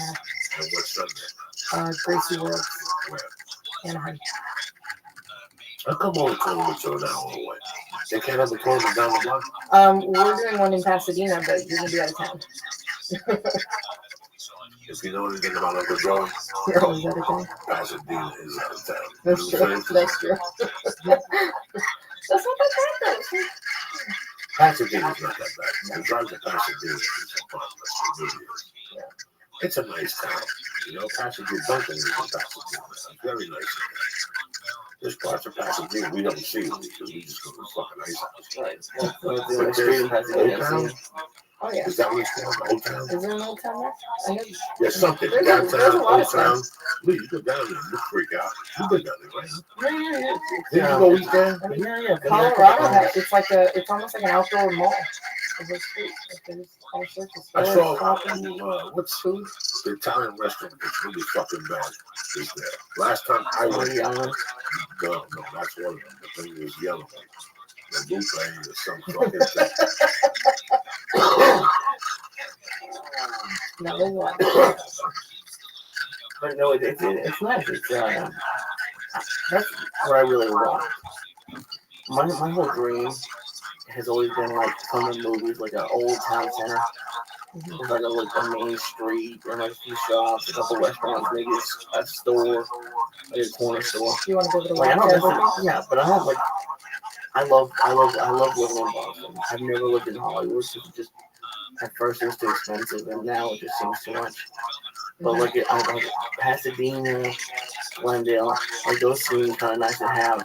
Sort of like a Burbank has sort of like a downtown sort of scenario. You want to know, you can go walk around. Yeah, hang out. Absolutely. The worst thing in your life is living somewhere. You don't know this. You'll do it once in your lifetime. Is living somewhere where you don't belong. Did you do that? Yeah, you did. Yeah. I fucking did it. We've all done it for stupid fucking years. Sherman Lance of Property. Yeah, but no, not even that. Like, you living in Hollywood, you would shoot yourself. Really? Within 2 months because you're not gonna do it. You have no need to be there. No. You gotta wake up twice a week and move your fucking car. You gotta pay for parking. You gotta do all this shit. That's what I mean. Like Ari Shaffir. Take Ari Shaffir. Ari Shaffir is a great guy. But if you know anything about Ari Shaffir, that's the better fuck. Ari Shaffir will take a train at 3:30 and go to Brooklyn and get a slice of pizza. That's what Ari Shaffir does. When I do it, not really. Not fucking really. I have a milkshake and go to bed. When Ari told me he was going to New York, I applauded him because he finally picked a place that worked for him. I get home at 1, pick up the phone and call New York. Ari's in town. And at 4, Ari sounds like it's 8 in the morning. He just walked in. I went to get fucking pizza. I went to a pinball place, Ari, but that place suited him more than me. Vegas suits all 3 of us today. We could get a job. We don't have to be involved in Vegas. And we like jiu-jitsu. It's been there now, Yeah. A lot of shit for you to do that. But there's places where you would have nothing to do with. You lived in Hollywood. Yeah, it would be cool for 3 months. How many nights a week do you stay out past fucking 11? When we do the podcast, and we do I go to comic clubs. Okay. So besides that, that's the only advantage you would have is that you would walk to the comedy club. Hello, I would pick you up and go. You know what I'm saying? Like that's the only real advantage you have. When I lived in Hollywood, I went to fucking 6 auditions a week. I went to spots. My spots are where? The store, the Loud Factory. So it paid for me to fucking do it. But even then, like the thing about living in the city, like with Ari or like in Boston, you don't need a car. To live with a car. First of all, I love you with all my heart. Okay? And let's knock something fucking off. Okay? You always need a motherfucking car in today's world. I don't give a fuck what they tell you. Okay? I don't give a fuck what they tell you. You don't need a car in New York. But what if ISIS drops a fucking bomb and there's no trains? What the fuck are you going to do with public transportation? You want to have a car somewhere. Even if it's in a fucking garage in Jersey, you want to have a car somewhere. That's bullshit. I love that thought. I love that thought. I lived it. Okay, if you lived in Manhattan, you would probably buy like a 2005. No, I lived right up. No. I lived in New York from Jesus Christ. But I went back as a fucking employee in 93 for a year. And I borrowed cars. Like, I rented cars because I just knew I found a guy that after a few months ago. Let me put that number that fucking got the car. So it was easy for me to get a car and shoot up to a gig, to go do a gig, or to go down the shore or something like that. But you always need a fucking car, like somewhere. Yeah, if I went to New York today, what am I going to do? Sell my Subaru? I probably have them in my garage 3 days a week because I'm that fortunate to have a garage. Maybe if I could even afford a house in Jersey, but I would use a little public transportation. But you just couldn't use public transportation for so long. Let me tell you something. You're sitting on public transportation. Your dream is to get off of public. Oh yeah. Okay. There's some people. Paul is born and raised. Oh yeah, that's what knows. She couldn't have Cuban Jane over here was born and raised. It don't mean nothing to get up on Sunday. Try the same thing. I'm gonna roll for an hour and then come back, wash your pussy, and shoot up to work. Doesn't mean nothing to Becky. I have friends that live in what's next to Pasadena. If you stay on that fucking 134 after you pass Pasadena on the 210, not Astoria, but where the track is. They have a name for that fucking track. Monrovia. Okay, Monrovia. I have a friend that lives in Monrovia. 4 kids. You know what that family is? I'm not telling you. Oh, that's just down. Yeah. That's just down a fucking hour with no fuck. No. They live in. Okay. Yeah. They go down there or something. They can't be allowed to either. So every Saturday, it's somebody's birthday. I got 85 fucking kids. It's somebody's birthday. Right. It's always somebody's birthday. Somebody's always got flowers and I talk to them all the time. But every family, we connect like nothing. Okay. I have my friends in Pasadena. I go to Disneyland. Like I go to the fucking jiu-jitsu with their kids. I wouldn't get in that fucking road to Disneyland on a Sunday if you fucking paid me. I dread Disneyland. I'm looking to move out of the state before my daughter sees Disneyland. You understand me? You understand what I'm going to do here? Why I want to get the fuck out of here. But you California motherfuckers, you don't give a fuck. And you take it. And it's just a way of life. I'm used to it. It's really weird. I'm not used to it anymore. I couldn't imagine working 5 days a week. And then on Sunday, I gotta go see my mother in fucking Ontario. She would die. She might as well die. There's no way. I'll do it once or 2 times. There is no way I could be in a car on Sunday for 4 hours. There is no way. I grew up with it. My mom would always have to drive me to roller skating rinks that were an hour away. When I was a kid, I'd go to school. She'd pick me up, drive me an hour to Buena Park or to Orange County or to Pomona from Temecula. How do you do it? And I think people grow up 2 different ways. They either get used to it and they're okay with living that way, or they dread it and they're like, never again, because I grew up that way. I don't know. Ever. When I talk to people, they tell me about their commute, I can tell them different. Yeah, drive an hour is no. That's 24 hours in a day. That's 2 you take for me being in the car. I can't even think that way. I will not go anywhere on Ventura Boulevard. Yeah. Fucking fuck it. I'm not. It's gonna take 20 minutes for parking and traffic. How do you avoid Ventura Boulevard? That's always. People, you understand what we're talking about? We're talking about there is a traffic in Los Angeles that, at the end of the day, I gotta tell you, it's really not that bad. But there's certain areas that you'll get caught, and you wish ISIS brought you some fucking needles in your eyeball because you can't believe what's going on. It's not the traffic. There's not that much traffic. There's not. Where? Anywhere. Here's my theory. They don't want to go home. Because that's where my anger comes from. Is my years going back and forth in rush hour traffic on the 405, which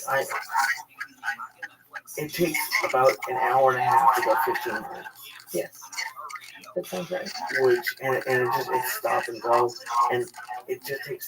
And then you'll see there's a map. I'll tell you exactly what it is. It takes forever to get to sunset, and then it opens up because no one else is coming on and being an asshole and changing lanes. And then as the exits come on, people are assholes when they're coming down. If you're unlucky enough to live above the 101 and the 405, kind of go under that, or from the 101 to the 405, you might as well kill yourself there, because these people either they're high or they don't want to go anywhere, so there'll be 100-yard spaces between cars. I go crazy. I will ride your fucking ass till you either move, get out of the fucking way, figure it out, man. I don't understand. I always make my way around and fill the gap. Number two. Okay, number two. You grew up in California. You know what, John? I really like the fucking beach. What do you mean? Well, I get up at 6 and surf. Okay, I'm just saying that. Then you move to Malibu and you centralize your life around Malibu. But I've seen people who live in Sherman Oaks and surf every day.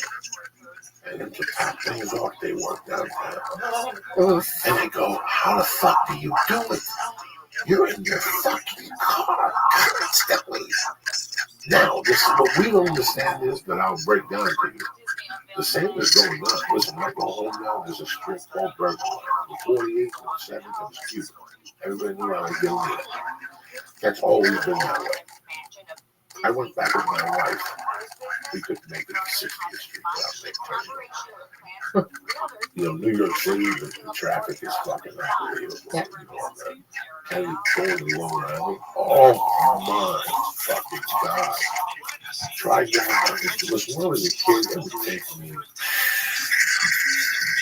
and my little criminal fucking cohorts. It would take us an hour. We would blast at the bar on a Friday night till 3. Then get in the car and drive down to Jersey Shore. It was always an hour. Those nights we didn't even stop for the fucking home. It was so fucking bad. We just went to the fucking park. But now it's 2 hours to get down. 2 hours to go to the show down the valley. You leave at 5, you're fucking dead. You're fucking dead. I know one thing. Wherever I live, I have to be simple to where I work. Why do you think I live down this way? Because I'm an ankle still up to be on this every night to week. Yeah. That fucking whole thing gets into it. Oh, really? On the way down, on the way up. Cold water's worse, and then I gotta go all up the fucking, I'm fucking 101, and that's a nightmare any fucking time. I'm stuck in the fucking zone. I don't know what happened to the traffic. That's where you guys enjoy it.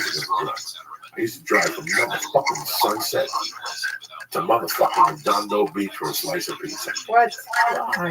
Because the fucking pizza was to die for, and I'd make a day out of it. Because it would take me 40 minutes tops.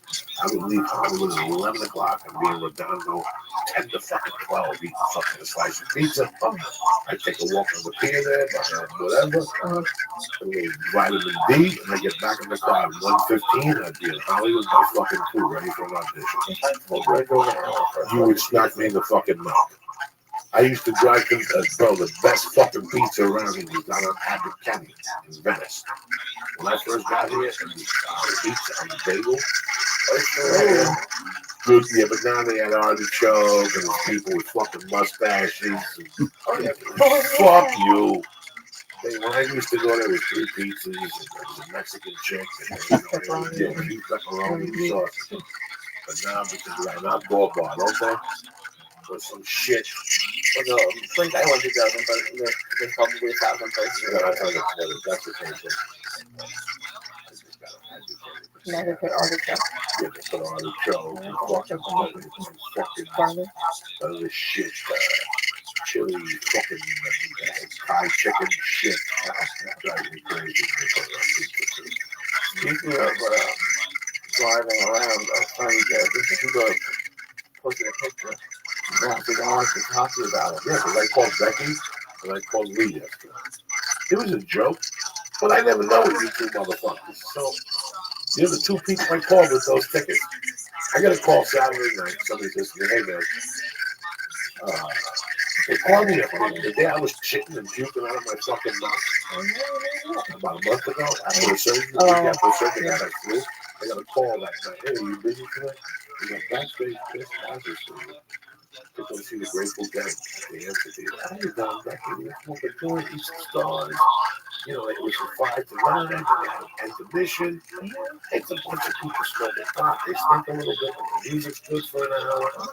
You don't want to wear so weird because the main dude ain't there and dead. Right. And they quit and one is retired and Billy Garcia's not there. They got my man Jerry Cutler that looks over me. But I would have given, you know, my first intention was always to give this stuff to people.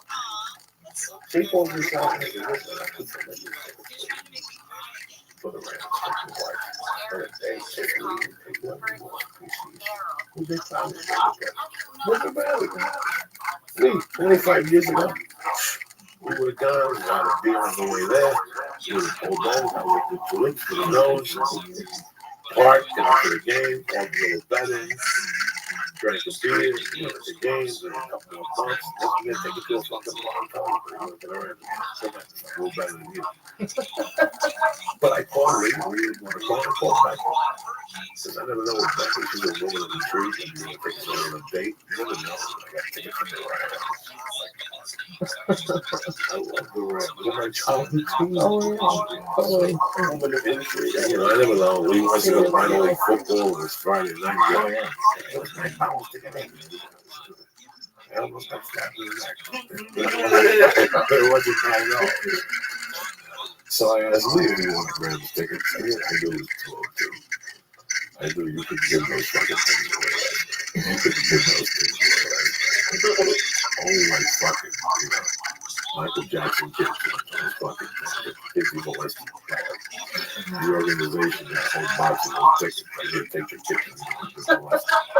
But then this fucking Google told me this. Look at this. I would have, if I would have taken my civics and I would have gone and this would have happened, there's no fucking way I would have done it. I would not. We just posted something. I would have given them to someone on the street. I'd rather go back home. Our friend Jason Teeler's on the podcast this week and actually wrote, wonder why the Rams had a hard time with the They were here. $80 per park. First preseason game, $80 to park. Ooh, that is. I've heard $80 cash on me when I go to the game. Oh, you don't? No, you don't need cash anymore. Oh, of course. I went to the last UFC that was there to perform, and I was able to pay my parking with the card. How much did they want? $25. That's kind of reasonable, but the people in LA, it's reasonable to today's standards, yes. Yeah, $25.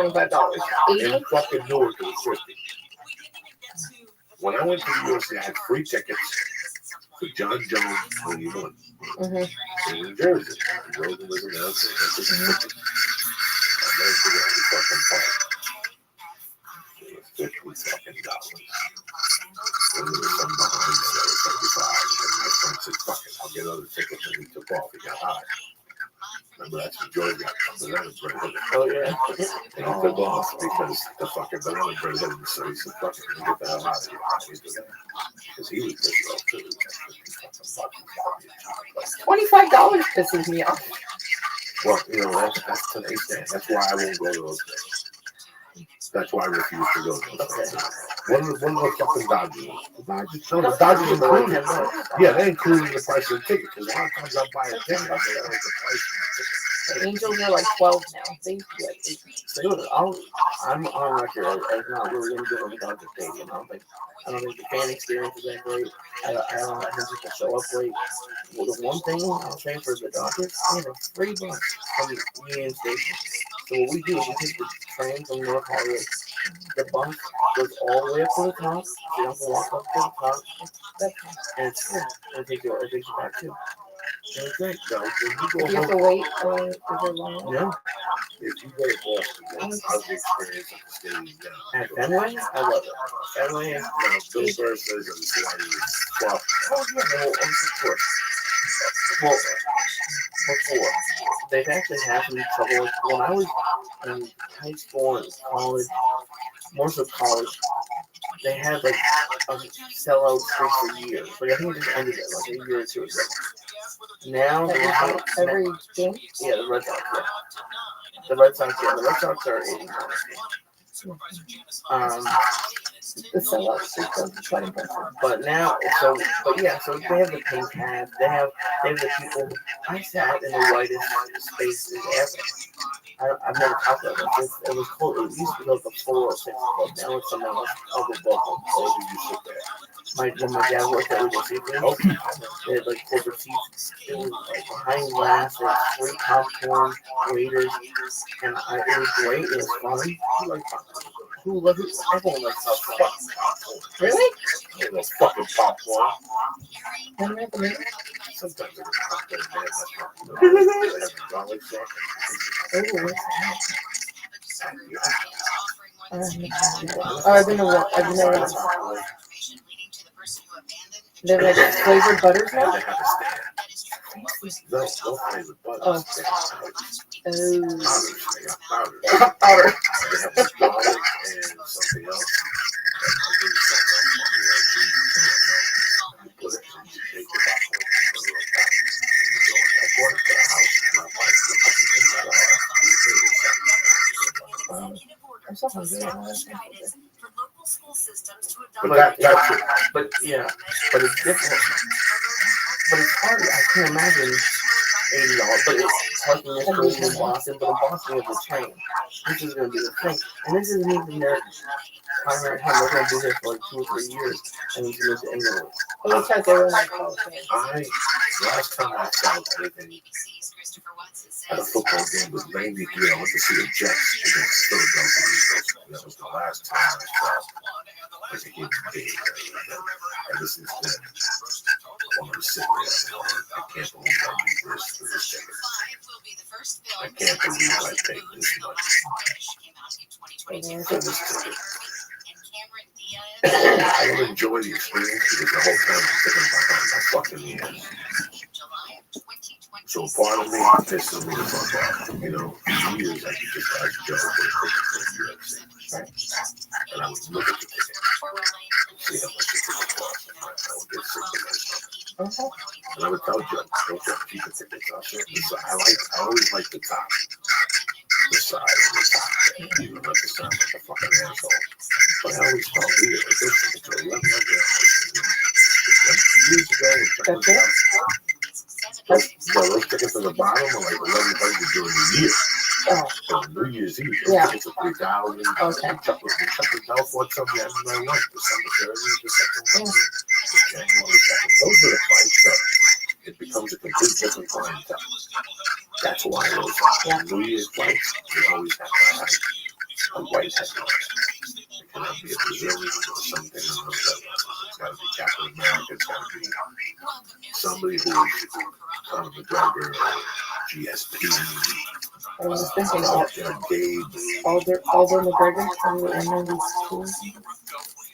Wasn't New Year's Day? No, that was like middle of December, but it was one of those big cards. Like yeah, but no, the card between Christmas and New Year's is a different clientele. Well, this one was a different clientele. That ticket that I had, I always fell to the floor when I saw the ticket price. Which ticket? For Aldo McGregor. It was like December 13th. Oh, yeah. That was the big, yeah. And that was also Weidman, Rothschild, all that stuff. How much were the tickets? They were like, it was like 5 rows up from the floor. $2,000 in each ticket.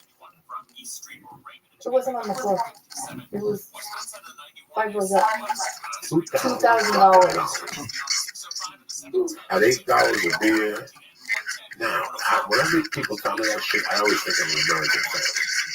That's when I get pissed off. I think of an American family. I think of a guy who's a mechanic at Ford, but his wife is a school nurse. And then all the kids are going to UFC.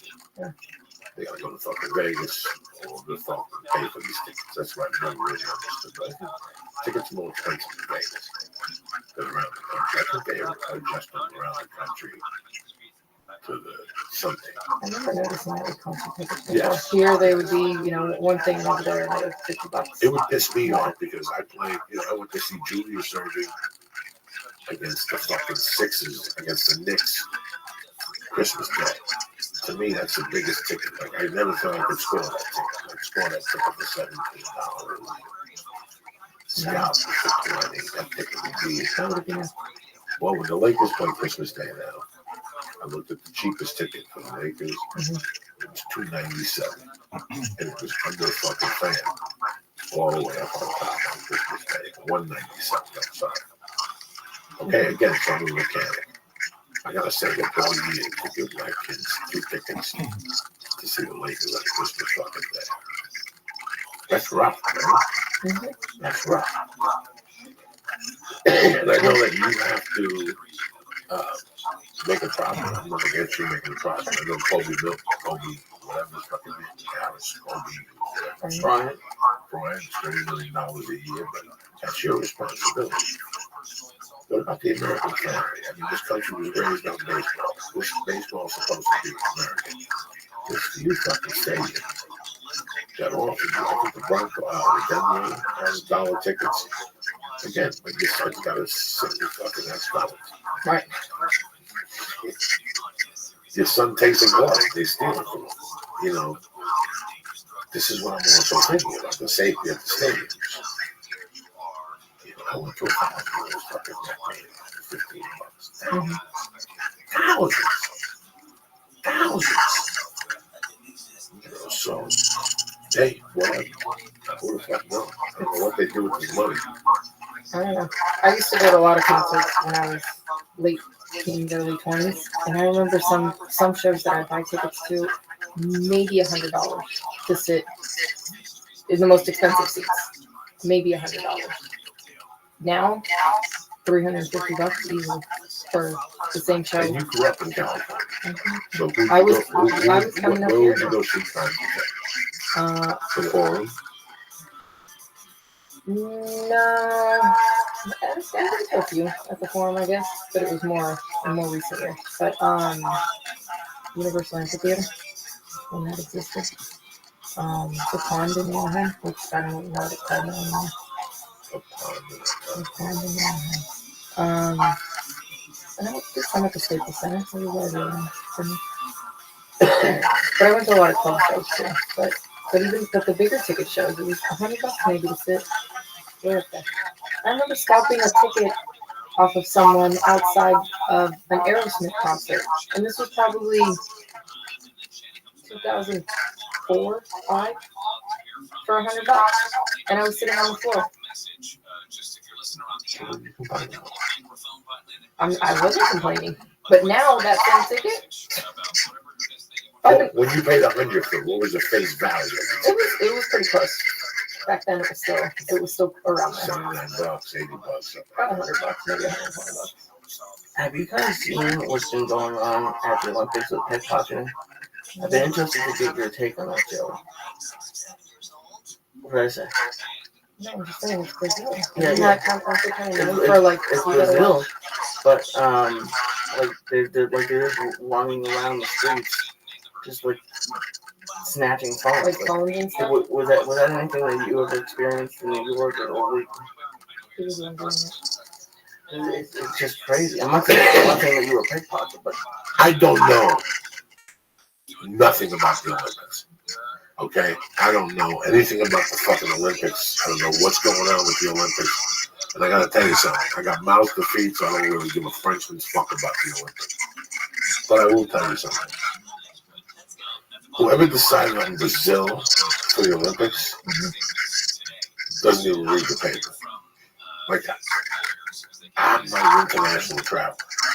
And I don't want to be an international traveler. It scares me. It just takes me out of my comfort zone.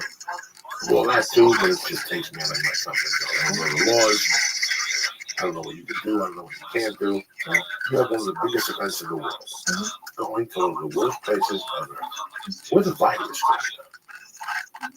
With a virus going on that gives pregnant women, their kids come out with a phone on their fucking head.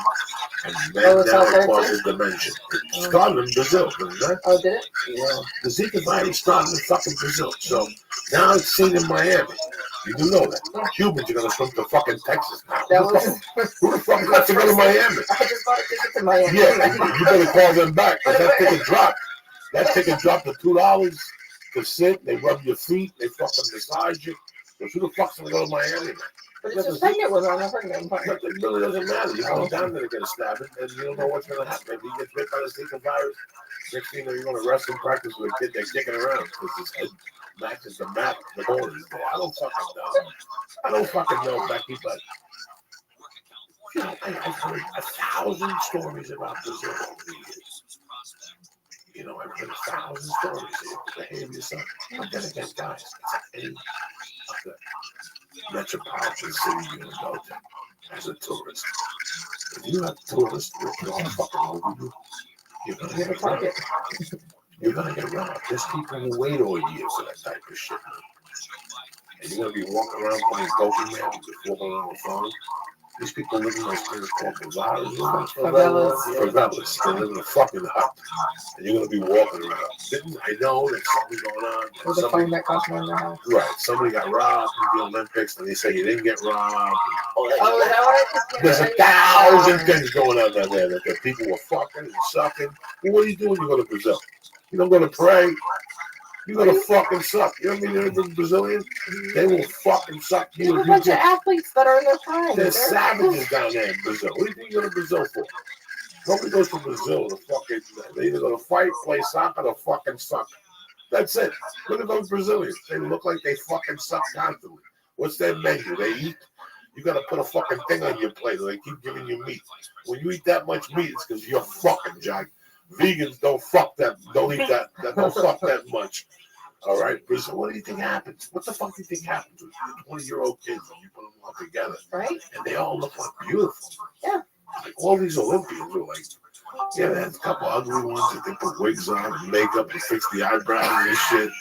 But besides that, they, you know, I mean, it's a fucking cool place. What do you think's gonna happen? What do you think about that pickpocketing shit? Half those motherfuckers are looking at coming back. I mean, I understand that, and I understand the theory behind it, but also, like, it's whenever I hear about pickpocketing, I imagine like someone just like sneakily running through into one purse. They're just running up and like snatching it from them. Are you talking about that video where the kid like jumps in the bus and pulls the phone out of someone's hand? Yeah. Way before I knew anything about anything. You put shit together. When it fucking hails in Colorado, people pick up their bags in New Jersey and go to Colorado, roofing people. Because it's all people go to where the action is. People go to where the action is. You know, we were talking, who was here? Who was the guest we were talking about New York in the 70s? When you walk down 42nd Street, what it became, you know, the regular movies on the one side, then the other side were regular movies, and then as you walk, they got the X-rated, and that area also had people that were selling drugs. Those people also pickpockets. Those people also people that, when you went to buy drugs, all of a sudden they showed up as cops. They took all your money so you would go to jail. You know, the other day I'm at the store, and some kid runs in and goes, you're not going to believe it. There's a guy out there offering people $400 to play 3-card monkey. $400. He'll give you $400, and then you have to put in $400 of your own and play 3-card monkey. That's the quickest scam in the fucking world. I can tell you not to do it, but you're going to do it. And you're going to do it until you lose money. And then you'll call me back and go, can you fucking believe that guy? I'm going to go to that fucking day. Not to fucking do it. I don't do it because I got taken for $20 when I was fucking in the 8th grade. And they, you know, when you're in the 8th grade, you have $40 and somebody takes 20 of it. You learn quick. And then the kid next to me, God rest his soul, came up to me and said, are you a fucking asshole? Don't you know that's a fucking scam? And while he's talking to me, he saw the card through his right eye. Even the guy even folds it. You know what 3-card Monte is? You know what 3-card Monte is? Absolutely. It's 3 cards. Yeah. It's 2 red ones and a black one. And he folds the black one. He goes, ready? Yeah. Find the black one. He starts doing this, moving the cards around. Next thing you know, even the card with the fucking fold that you folded, he'll tell you it's folded. You'll put $20 down. It's a fucking red card. So what they do in New York in the 80s, and late 70s, and 80s, mid-80s, was you have a guy and a lookout. And basically, your office is a milk cart. You get a fucking piece of cardboard. That's your office. And people walk by, and if 10 people walk by, one they know percentage. And also, 1 comes over, 2 comes over, 3 comes. Once they start playing, and everybody wants to play. And also, if you get $1,000, $2,000, he says, police. You throw the thing out and you run. And there you are going, what the fuck? What the fuck? You took me $300. And I used to see it constantly in New York. I dig them and walk away shaking my hand, go, thank God I learned it when I was fucking 12, not when I was 38 like you did, you fucking mongoloid. With your kids in front of you losing money on the street with your 3 little mongoloids there standing there going, Daddy, what happened? I saw a guy get taken for his traveler's check. And I saw the same scam in New York City, but you know where I saw it expertly in San Francisco? On Market Street. I saw it that they had it down to a scam. They had it What was the difference? What were they doing? They even had the cops in on it. Wow. Well, wait. They had some Chinese cops in on it. No, these guys were fucking brutal down there. So does anyone ever win? Ever a hand? Not a fucking dime. Not even one to like, maybe. Let's but you're in with me. So I give Lee 200. I go, Lee, come over and play. And I'm gonna let you Lee win. And when Lee's up 400, I get 3 other suckers that go. Lee'll start yelling, I won, because Lee's in for 10 points. Right. Sometimes I got a 3-man operation, a 4-man operation. And those operations, remember, you pop 2,000-3,000 every 15 minutes. So you do that twice in an hour. You do that twice in an hour at 8 different locations. It's a tremendous fucking scam. But the other night, 2016, at the Comedy Store, guy was doing it up front. Were people $400 seriously? People playing it. It's a good game. He goes, I know, but Joey, what do you think? I go, listen, go upstairs, smoke a joint, forget about it, do a spot. Go mind your business. You don't even need that shit. It was Tony Bennett. Open your free iHeart app and search Medal of Honor Stories of Courage. Oh, Here's this iHeart Radio countdown of the top TV streams. Here's what you've made popular by Give Your Stream On. Starting us off this week, the new season of Mayor of Kingstown, starring Jeremy Renner on Paramount Plus. That's followed by Orphan Black Echoes on AMC Plus, starring Kristen Ritter. Debuting at number 8 is the new British superhero drama Supercell on Netflix. Season 2 of Interview with the Vampire on AMC Plus is in at 7.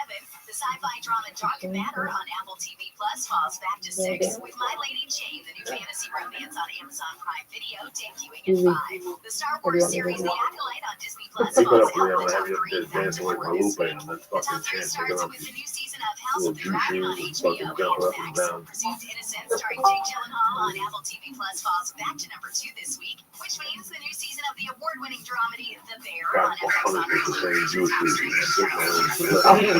Top TV streams of the week on iHeartRadio.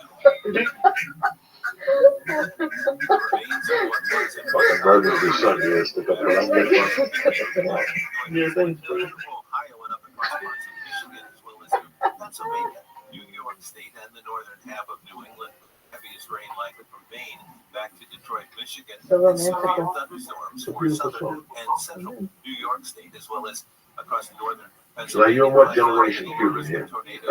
No shit. Yeah, but my dad's were born out there. So they were born out there and then they went west. Where to west? My dad went to Mexico for a little bit, and my mom went to Spain for like 6 months before she came out here.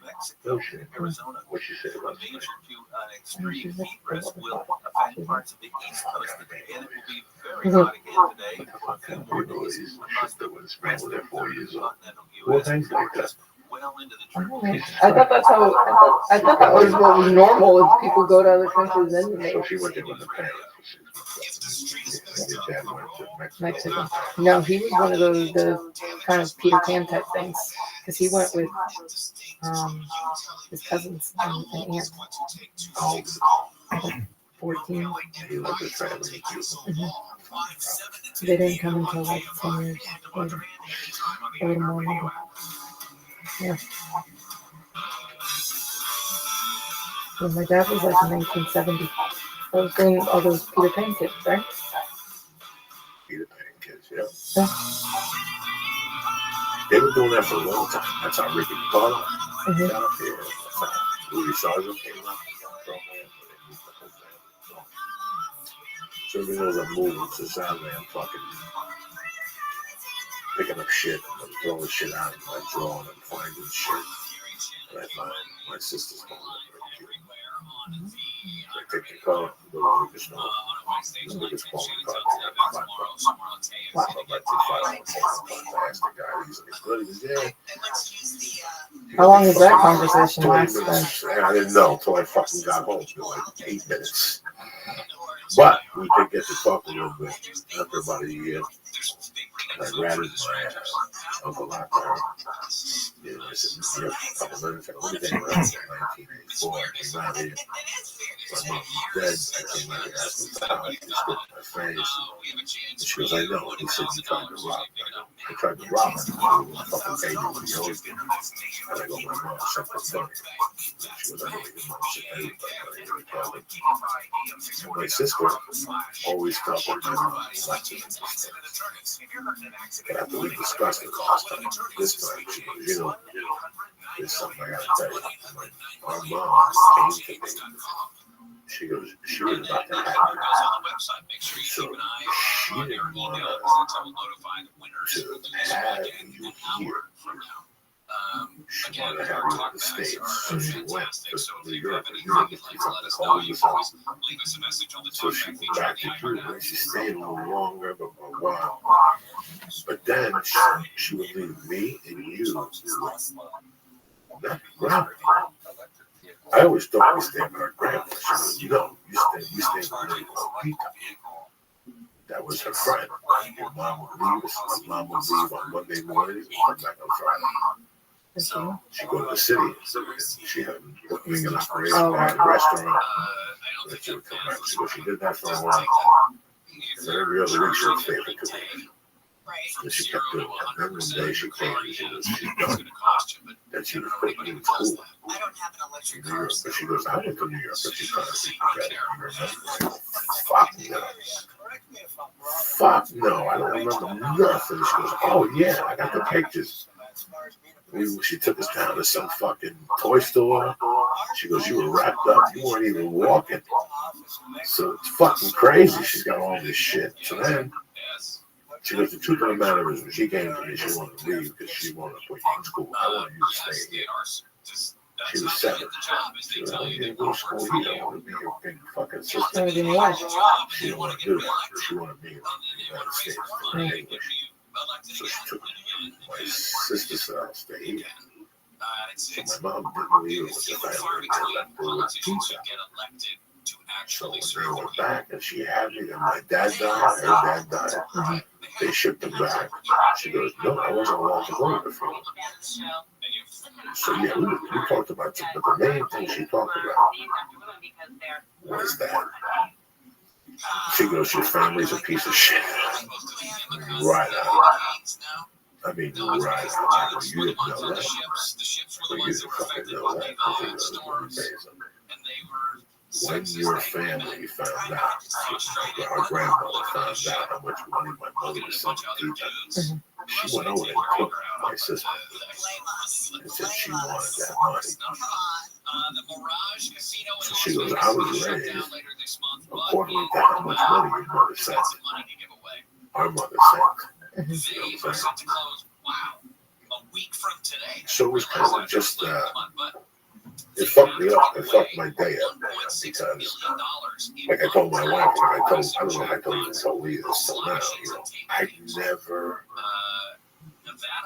cried wolf about my mom dying. Like I never, when I was like 20, I put it together and didn't do one of those beats. That was a bad time. You know what I'm saying? I'm not saying that my little sister cried more. My older sister cried more. What I am saying is my life ain't big compared to like my life wasn't big compared to me waking up next to a piece of shit and getting hooked on drugs. And my mom died. At least I had my mom for fucking 16 years, where she didn't. And she was this mystery because they couldn't tell my grandmother and my mom was dead. You know that for a while. So for 10 years, this little fucking girl thought that her mother wasn't home. What she didn't know is that the fucking lady was dead. So for 10 years, this poor little fucking young girl walked around in the mystery until the mother died, until her grandmother died. Then they had the nerve to tell the fucking family that the woman died. Why didn't they tell? Who the fuck knows? I wasn't involved on that. I was trying to fucking walk around and be a man. I didn't know what the fuck was going on. Do you ever think about going back to Cuba when you were young? Fuck no. Yeah, I knew that was going. Fuck no. Like when I was young, I talked to them on the phone. I talked to my sister when my mom was calling. But it was the farthest thing from my mind. The only thing I thought about was maybe going to Miami. That was my fucking Cuba. That was my fucking Cuba. After my mother died, I had no numbers. I had no fucking numbers. I didn't know what to do, who to fucking call. The only one I kept in touch with was my uncle Maria. That sack of shit. But my fucking sister went off. Oh, and they treated her like a fucking second-hand fucking citizen. So she was raised like a second-hand citizen. I offered her to be the sponsor. You got her up here? Yeah. She's coming to go fuck myself. So she's 60 years old. Yeah. I will think about it. So she's 60. Where the fuck she's gonna go now? I mean, my grandparents came when they were older, but at the same time, the kids were already here and stuff. So, like they were raising the whole family. It was just. Listen, man, the fucking this day, I would never even tell my daughter this. My one daughter has one right now. One way or another. But the little one, I don't want her to learn the word hate. I don't want her to learn the word stupid at a young age. Stupid, I hate the fucking, I'd rather say fuck. Say hate to think about that emotion. Yeah. And my mom never taught me to hate, but it is. There's two people I fucking can't stand. And that's my uncle and my fucking ex-wife. I mean, you know, Jim Jones had an outplan. I had an outplan. This didn't work. On the way out, I was going to stab my uncle and go fly to Colorado and kill my ex-wife. And that was going to be the end of Joey Diaz. You never heard of Joey Diaz again. He goes into a fucking jail cell and sit there and rot. I was prepared to do that because of the hatred I have for those two. And when my fucking sister told me that he went to Cuba in '89, he told me that like a different. Come on, no, he's fucked up. He's trying to rob me and shit. That's like the biggest smack in the face. Like that was fucking. My sister said that the spine was broken. My sister goes, I hadn't seen you, and I didn't know you. But I knew that wasn't you. Because I knew my mother. I knew my mother. Whoever she was, crazy she was. Michelle Guadalupe. So it's just that really, that brought the hate back to 1987. Like I said, when I was doing telephone call once a week, so when I was doing fucking time in 1988, I would sit there once a week. No, I'd have whatever phone calls I wanted. As long as you had callers, you could make fucking phone calls. But I would call him in his house in Spanish, tell him, yo, I'm God way. And he would think I was Mexican. He'd start telling me all the shit he would do. You can't do nothing to me. That wasn't your wife. She's not with you no more. She's with me. Like he would just rattle on the phone about the situation. I had nothing to do with it. Wow.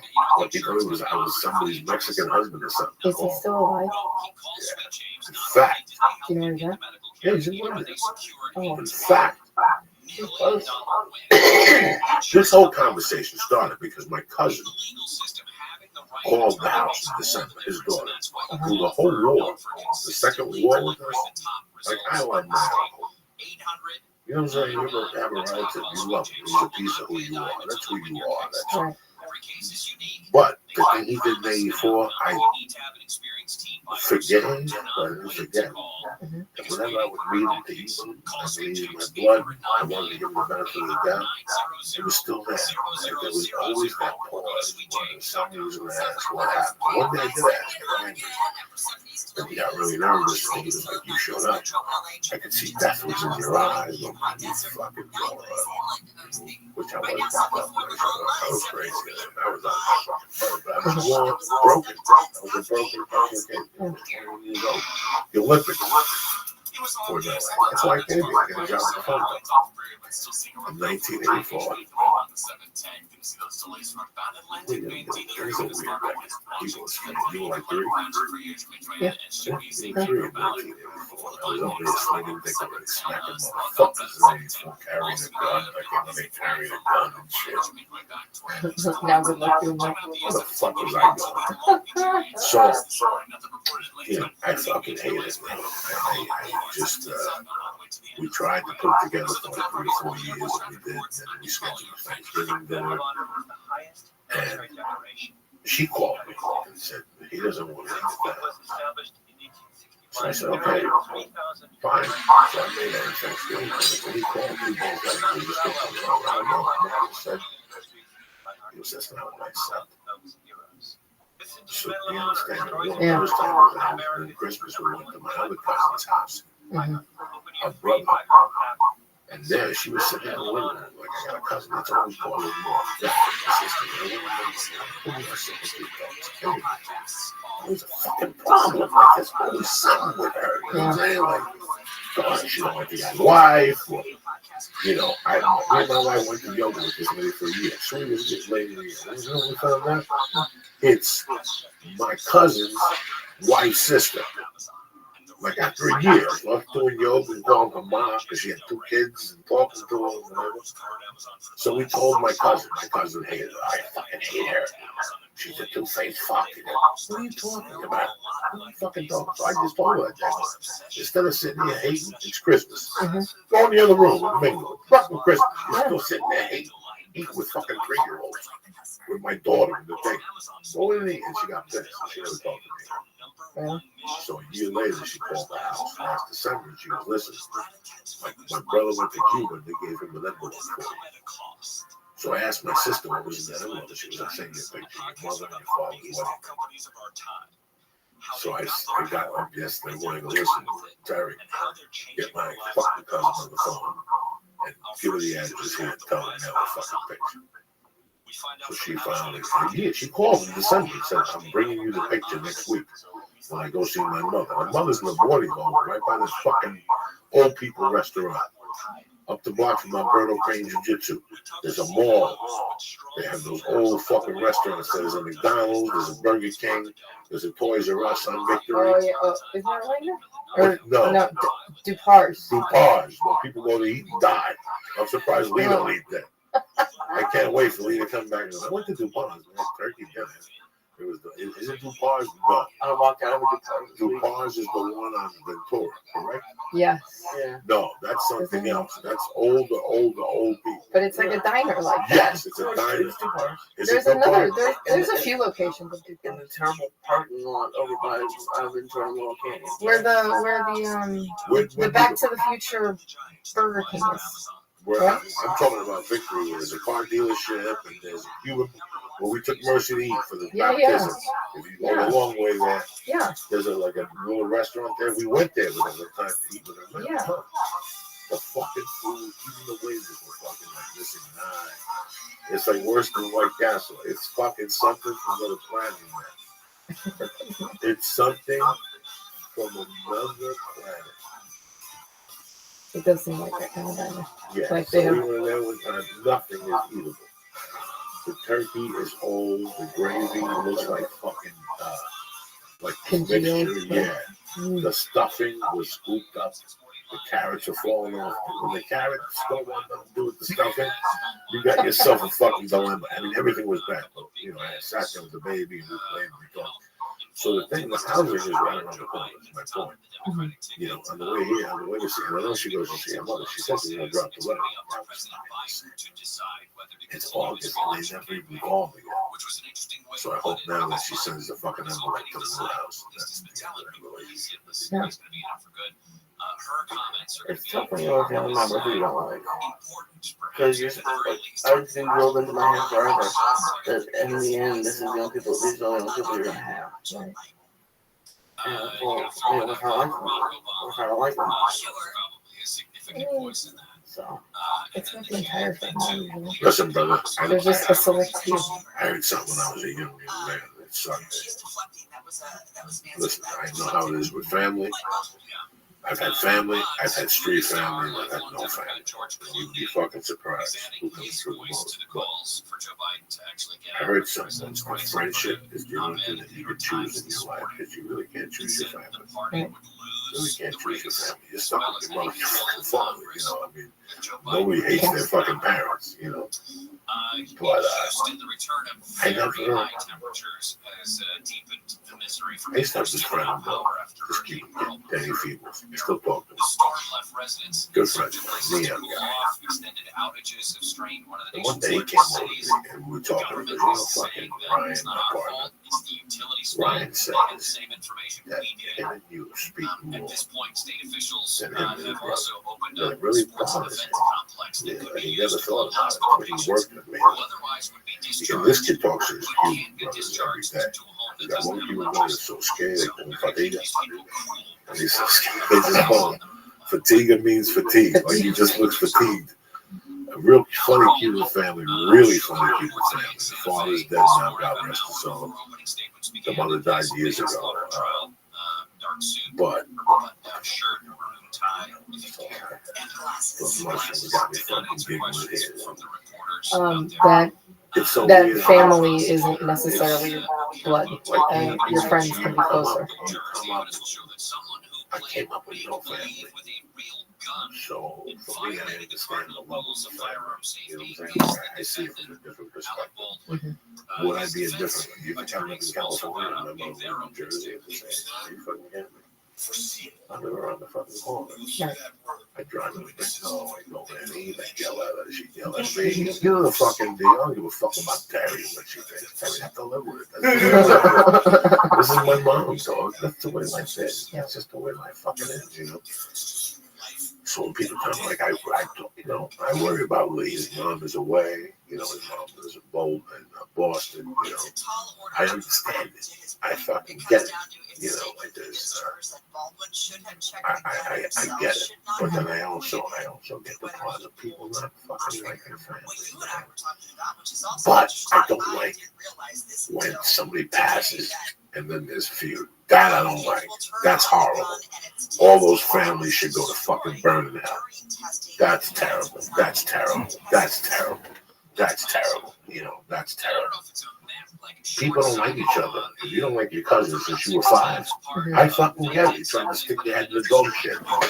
I get it, man. He's a creepy fuck. You end up being a pervert, so you're right. You don't like your fucking cousin. But for, you know, I just never dreamt of being in this position in a lifetime.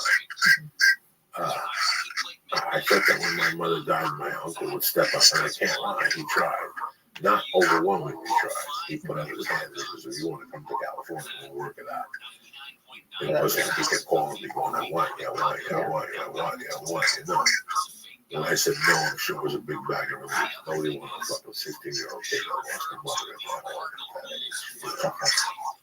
But I thought family would have reacted differently. And the best thing I learned was that your family doesn't have to be not fucking long shot.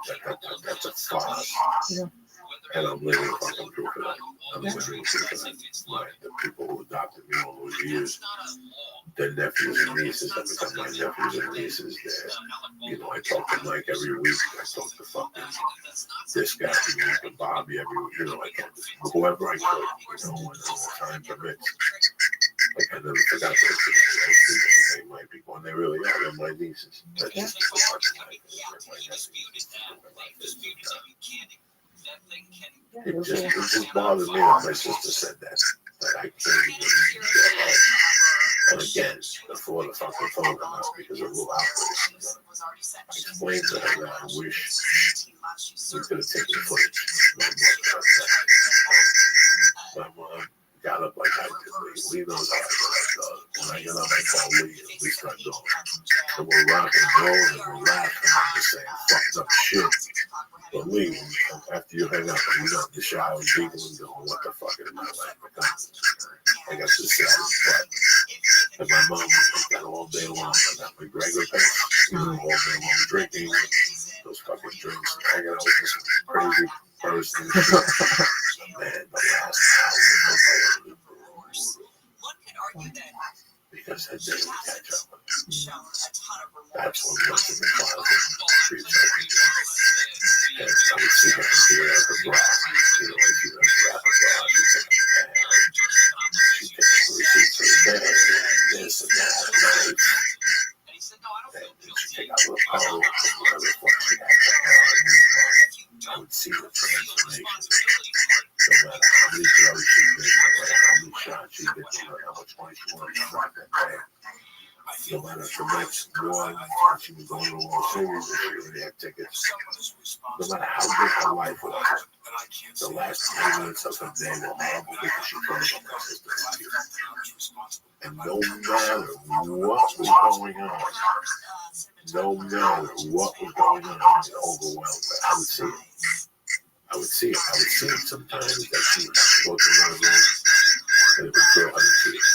That's how much I would see it. But no matter what was going on in her life, so I stressed that to my sister. I said, listen, man, you didn't see it. When she was dead on the floor, I could see what killed her. And 30% of what killed her was mutilation. She talked the wrong time. She sent the money every week. She talked the wrong time on the phone. Yeah. Listen, man, in those days when I was back in the 70s, yeah, her phone was all no, number one, she called New York 80 times a day. Her phone started at 8 with New York. What's going on? Where's the action going today? What numbers? And then remember, the number comes up, the Brooklyn number comes out at 3. But there's the New York number, and that comes out every half hour on the hour. You know, so you call and get that number. How do we do it? Call back in 5 minutes or something. You know, all those things. There's a lot of people listening to this podcast who never had a landline or know that it used to cost money to call far away person. But there was no unlimited. No unlimited. If you called a different area code, you got bags. Yeah. There used to be this thing, sports phone. We've discussed it before. You're a gambler. Way before CNN Sports. Way before anything, you know. Either you had a radio that could listen. Let's say tonight you live in LA and you bet Milwaukee or something. Your sister fucked the center of the league. She told you that they partied, they did blow last night. Okay, so what are we talking about? Sports phone. Sports phone. Let's say tonight you call your bookie. It's an 8 o'clock. How do you find the score now? Yeah, you're saying that phone. Yeah, but back then, how do you find it? Back then, yeah. 1985. What would you do? No ESPN, no fucking thing here, no way on TV, no CNN that gave you, you know, there was one channel that gave you ESPN. I was gonna say, what if, and is this a televised game? Can you call someone? No. So these are just, No, yeah, no, no these are other like games that you can watch. Okay. There's no other basketball game that you can tap into. You can get that score. But there was a call, it was a phone, 1-800-TALK SPORT. So you would call them, and they would go, this is what I had up to the hour, on the money, every 15 minutes, they would give a news report in the NBA. No. First they would go, all right, by the way, the free play, go to 888-651-8181, which is free play.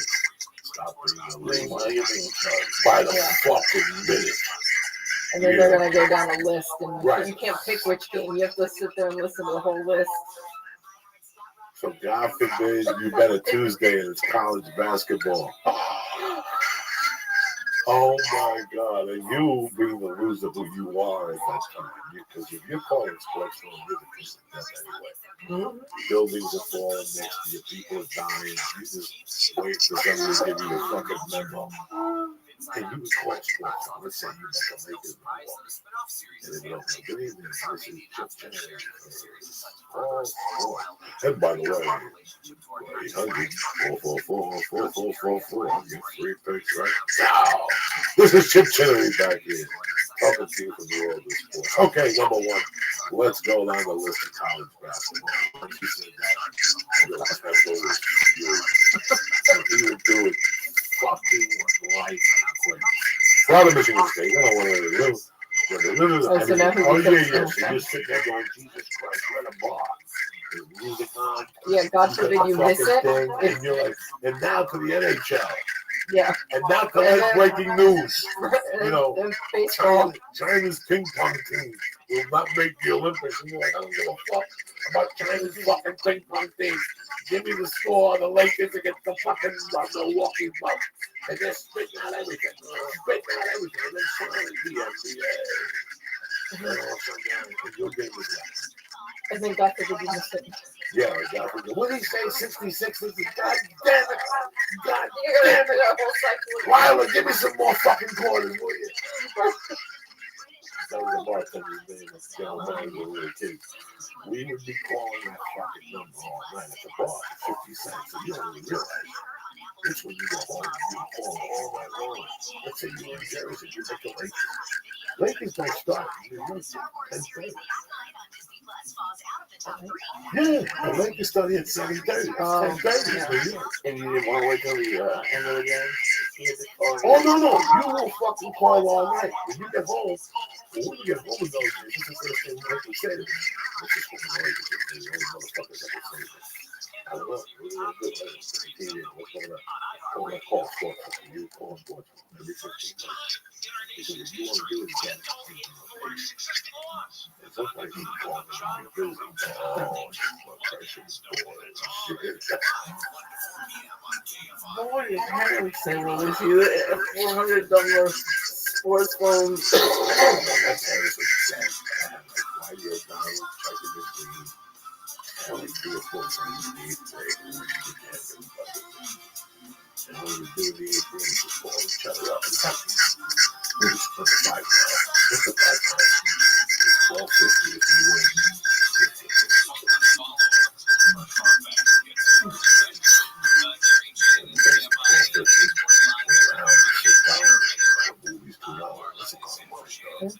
That's the rest of the hour.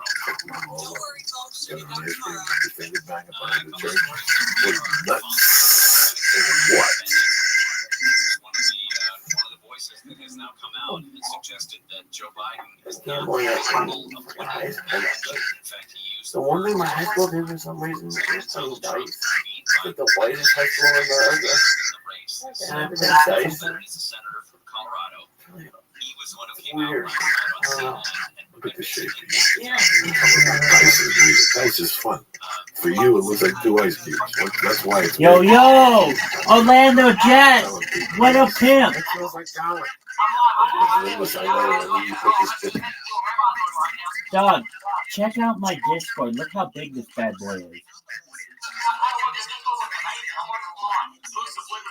I appreciate it. And what I'm doing within every single of the VCs in the chat, you get a little information. So I've got like 50 gaming VCs, and you can check, and it gives you like a description of every single game. Everything from Legend of Zelda to Super Mario Brothers to Valorant, League of Legends, you name it, it's on there.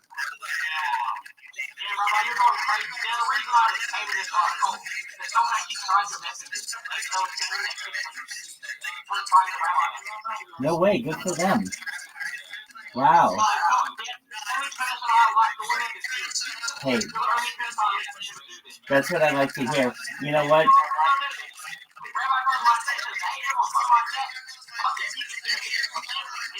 Fuck them. Dog, imitation, as the phrase goes, imitation is the highest form of flattery.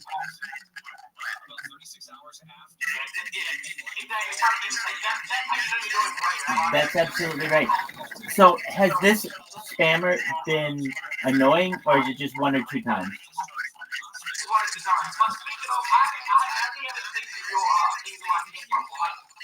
Interesting. Let's take a look.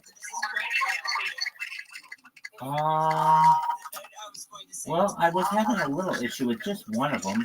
Let's take a look at your clips. Just one moment. Have you checked your... Do I know Tabachi? Who's Tabachi? Perhaps. All right.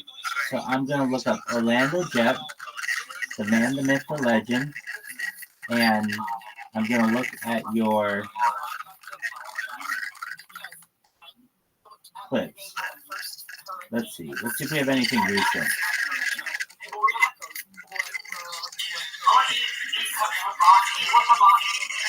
Hibachi? It's like a kind of grill? Oh, hell yeah. Good on him. Well, I'll tell you what. Tell him to join my Discord, and he can start getting these recipes.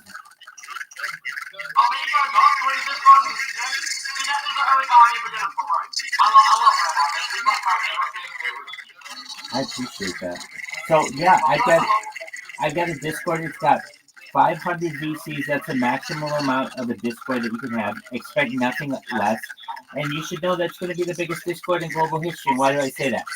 Somebody's going to see it and they're going to be like, what in the fuck is this? It's every kind of music genre. It's every musical artist. It's like online casinos.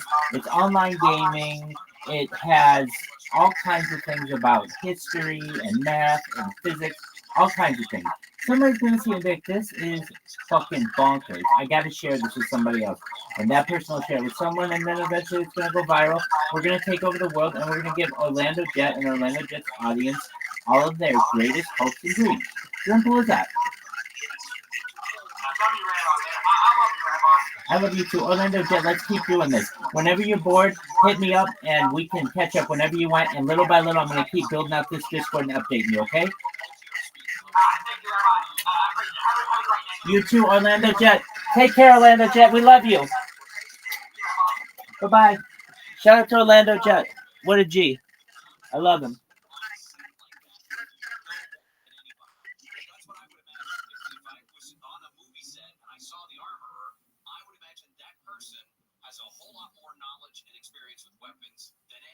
On the set. That's why they're the armorer. You have one job. That is your job. One job. Armorer is working with a bunch of Hollywood numbskulls. Again, generalizing. If that person is working with a bunch of dudes when it comes to weapons, live weapons, ammunition, guns, gun safety, you're not going to rely on that actor, actress, whoever, to be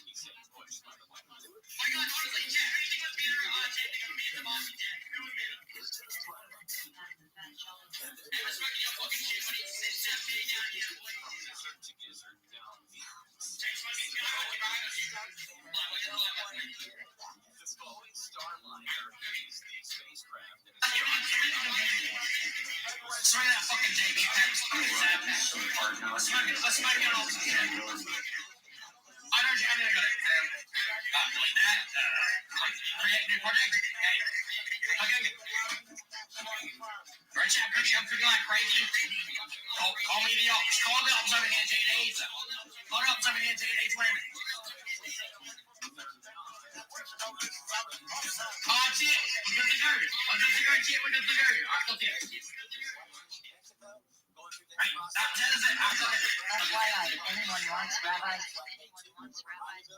And we're gonna learn from that. That's Butch. This is Sonny. say Goth got his 1 month GF name tatted.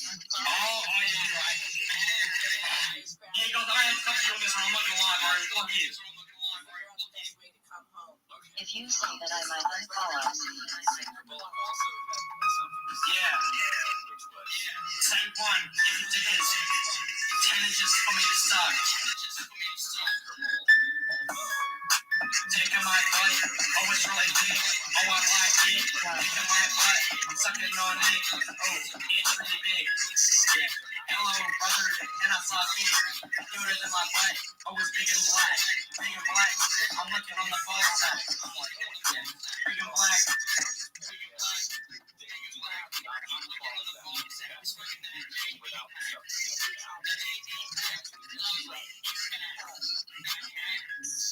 Black. I'm looking on the balls. Smoking that JB pack. That JB pack is ugly. He's fat. Fat cat. Yeah. Take my mouth. I'm sucking it. Put it in my esophagus. I'm licking it. It is big and long. I like it in my tongue. I'm sucking on the dick. Sucking it from my ball. Where's the cum? I'm trying to get the cum in my ball. Yeah, I'm gonna sing that song. Yeah. My ding dong is gonna go in your throat, baby. But I'm not gonna call you a baby.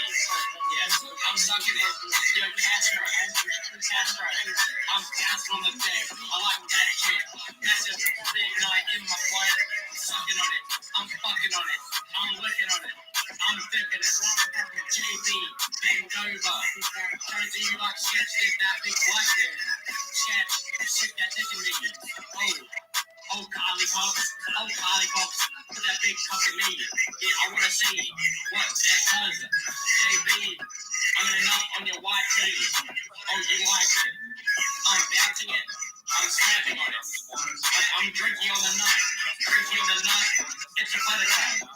Yeah, it's a buttercup. Where the oaks at? I'm trying to suck that dick. What they gonna do? Come and shoot me. I'm open my dick out. Then what you gonna do?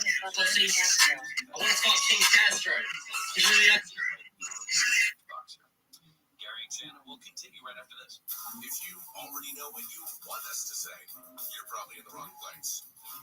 KFI. And KOST HD2. Los Angeles, Orange County. Live everywhere on the iHeartRadio app. Not the first time. I'm Deborah Mark, live from the KFI 24-hour newsroom. A man charged with killing a tourist in Newport Beach was on probation for a similar armed robbery in Santa Monica. Prosecutors say Leroy McCrary hit and drugged the woman to death during the getaway. Santa Monica Police Union President Cody Green says in 2022, McCrary put a gun to someone's head to steal their watch, but LA County DA Gascon gave the guy probation. I believe that Mr. McCrary still would have been in custody had he been appropriately sentenced. Gascon's office has said that case has evidence issues, but Green says there was DNA and video. It's unconscionable. If this is your policy, admit it. But don't try to turn around and put it on our members. McCrary and 2 others could face the death penalty for Thursday's robbery murder in Orange County. Corbin Carson, KFI News. The news is brought to you by Sweet James Accident Attorneys. A group of illegal immigrants living in Southern California has been charged with skimming credit cards across 6 states. Federal prosecutors say the group stole more than $300,000 from people living in those 6 states, which include Massachusetts and Rhode Island.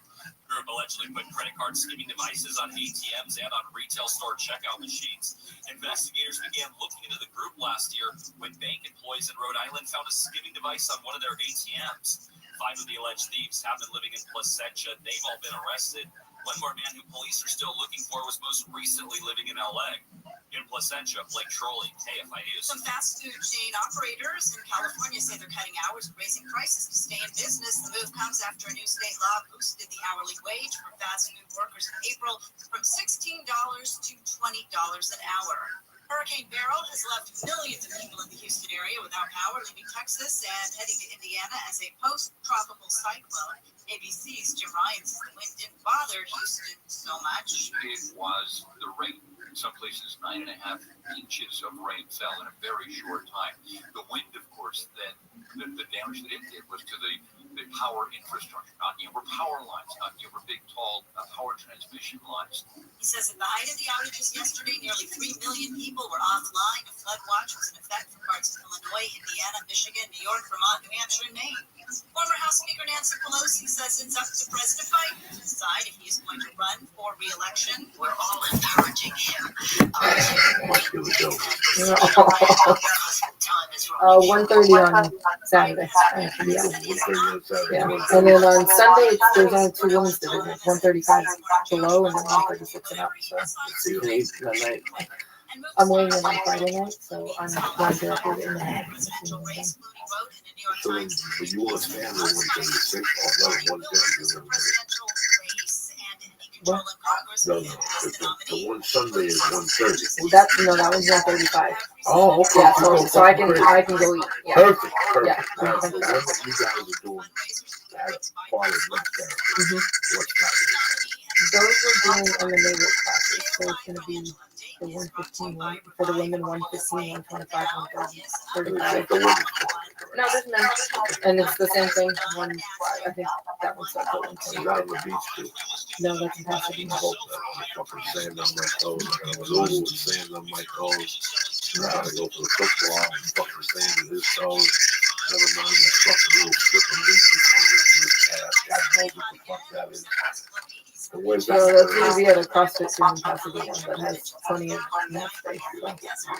And what's up in your world? Are you just gonna sit there and nod back and forth like a swan? If you surround me and talking about hands and get a fight in this fuck, a dog in this fight. What's up?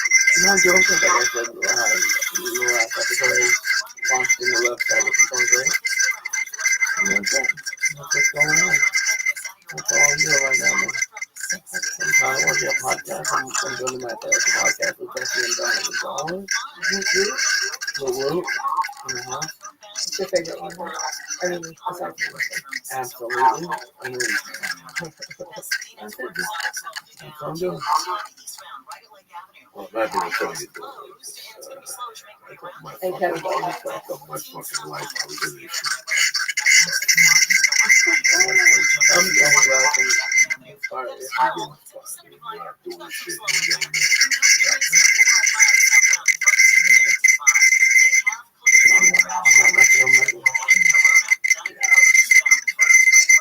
Anyway, let me talk to you people about something. This Friday I'm moving, and I got enough. I showed my wife the food this week, and she looked at it and she came back and she goes, "You gotta get this mattress. You're fucking different. You like sleeping on one side, you like it hard or soft. And my wife likes it medium. She looks at the fucking mattress. We got the code from New York Sleep. We got to deal with them, and we're trying to match this out exactly like that. You know why? Because you're unique. You don't walk like everyone, you don't talk like everyone, you don't sleep like everyone. So why is your mattress one size fits all? You know what I'm saying about that? Because a custom mattress will cost you $5,000 to $10,000. That's why. Until now, we're going to introduce Helix Sleep to you, where you can buy a mattress online, customized for hundreds of dollars instead of thousands. Okay. First off, you go to helixsleep.com. You answer a few simple questions based on 4 key preferences. And the result will be a custom sleep profile used to build you the most comfortable mattress you'll ever sleep on, okay? Your mattress will arrive at your door in about a week. And shipping, you ready for this one? Is 100% free, because that's what usually kills you. And for couples, Helix customizes each side of the mattress. That's what I'm talking about. Helix customers report a 30% improvement in sleep quality. You have 100 nights to try it out, and if you don't love it, they'll pick it up for free and give you a 100% refund, no questions asked, okay? The other reason why everyone from GQ magazine to Forbes are talking about this Helix mattress from Helix Sleep. So do me a favor, cut this shit, go to helixsleep.com/Joey. I'm going to give you $50 off your order. Again, that's helixsleep.com/Joey. Joey. I'm going to give you $50 off your order. Again, helixsleep.com/Joey. It's time that you started sleeping correctly, okay? I'm trying to get you sleep. People don't know the importance of sleep. You got a shitty mattress. You wake up, your back's fucked up, your neck's fucked up, you can't sleep right. How you gonna perform the next day at work? How's your girl gonna like you? You'll be walking around angry. Fuck that shit. Go to helixsleep.com/Joey right now and open up your world. We're gonna give you $50 off your first night. Who's better than yourself? Sunday night to come on to you, and you wake up to go right now. You're waking up to go Jesus Christ. Thank fucking God, Joey and Lee and Becky fucking welcome. And I got better news. It's Monday. Labor Day 2-3 weeks away, whatever the fuck it is. I'm not big on holidays. I don't give a fuck. Every day we work here. 7 days a week we do this shit. I don't know the last time I woke up and said, oh, we have Monday off. I don't give a fuck. I work every day. Fuck it. That's the only way you get off. You want to fucking live like the rest of the people and take the day off, do that shit. Savages, we work every day. Immigrants, we work every fucking day. Monday, Tuesday, Thursday, Saturday, Wednesday. If it ends in day, we're working. What is it? If it ends in day, we're working. Yeah, we work. I don't give a fuck. So everybody's going to be partying, all right? Everybody wants to have a good time. Everybody wants to rock and roll. You know, most of the parties you go to, I mean, some people are savages. Some of the people hang out with them in class. People walk in there with a 12 guys. They don't give a fuck. If you want to mingle with the upper class people, you want to talk to those people, sometimes that's what they're about. Yeah, it's nice to share one of those fucking boxes of wine where people drink that shit and they get a headache. They wake up with a headache. It's not a person in your fucking name. So you try to be Joey Bananas and you know, I mean, you're fucking stuck. You don't know what to bring people. You ever been in the aisle, wine aisle at the local store, and you're staring at a massive selection of wine and you have no idea what bottle to choose from? I mean, everybody's done that. Most of us go with a bottle that has the best looking label and hope it's going to be good. Well, those days of playing Russian roulette with your wine selectors are over. Club W is a revolutionary new wine club that takes the guesswork out of choosing your wine. They have a simple 6-question palate quiz that you'll match you with delicious, high-quality wine you're guaranteed to love. So it's 6 questions. That's it. And next thing you know, they're giving you selections and ideas and menus. They open up a whole world for you. And the best part of it is that Club W will actually ship your wine straight to your door. No more going to the store and being lost in the wine aisle like a fucking one of those people from The Walking Dead, like those assholes. Again, that ends right there, all right? So what I want you to do is this. Instead of doing this shit, remember, time is money. You know, you can get hit by a car tomorrow and then you want to wine out. What do I get fucking yelping like we? You don't need that idea. Go to Club W right now. We're offering you $20 off your first order when you go to clubw.com/Joe. Right now, and it gets even better. I know you had paying for shipping. Bam! Club W actually pay for your shipping on orders of 4 bottles or more. Listen, we cut out the middleman. It's from the fucking grower direct to your door. That's how Club W works, right? So take something off your to-do list. Get 4 bottles. Let's say you take 2 of the barbecue, you save 1 for Halloween, and you save 1 for Thanksgiving. Who's fucking better than you? So do me a favor, go to clubw.com/Joey. I'm going to give you $20 off your first order right now. Again, that's clubw.com/Joey. Go get the wine you deserve. 4 bottles, bang. There you go. You got your fucking holidays covered. Nobody needs some bottles no more. And you know what? You end up looking like a fucking savage. Because nobody else is getting this fantastic wine at this price. But they don't know that. They think you're paying more.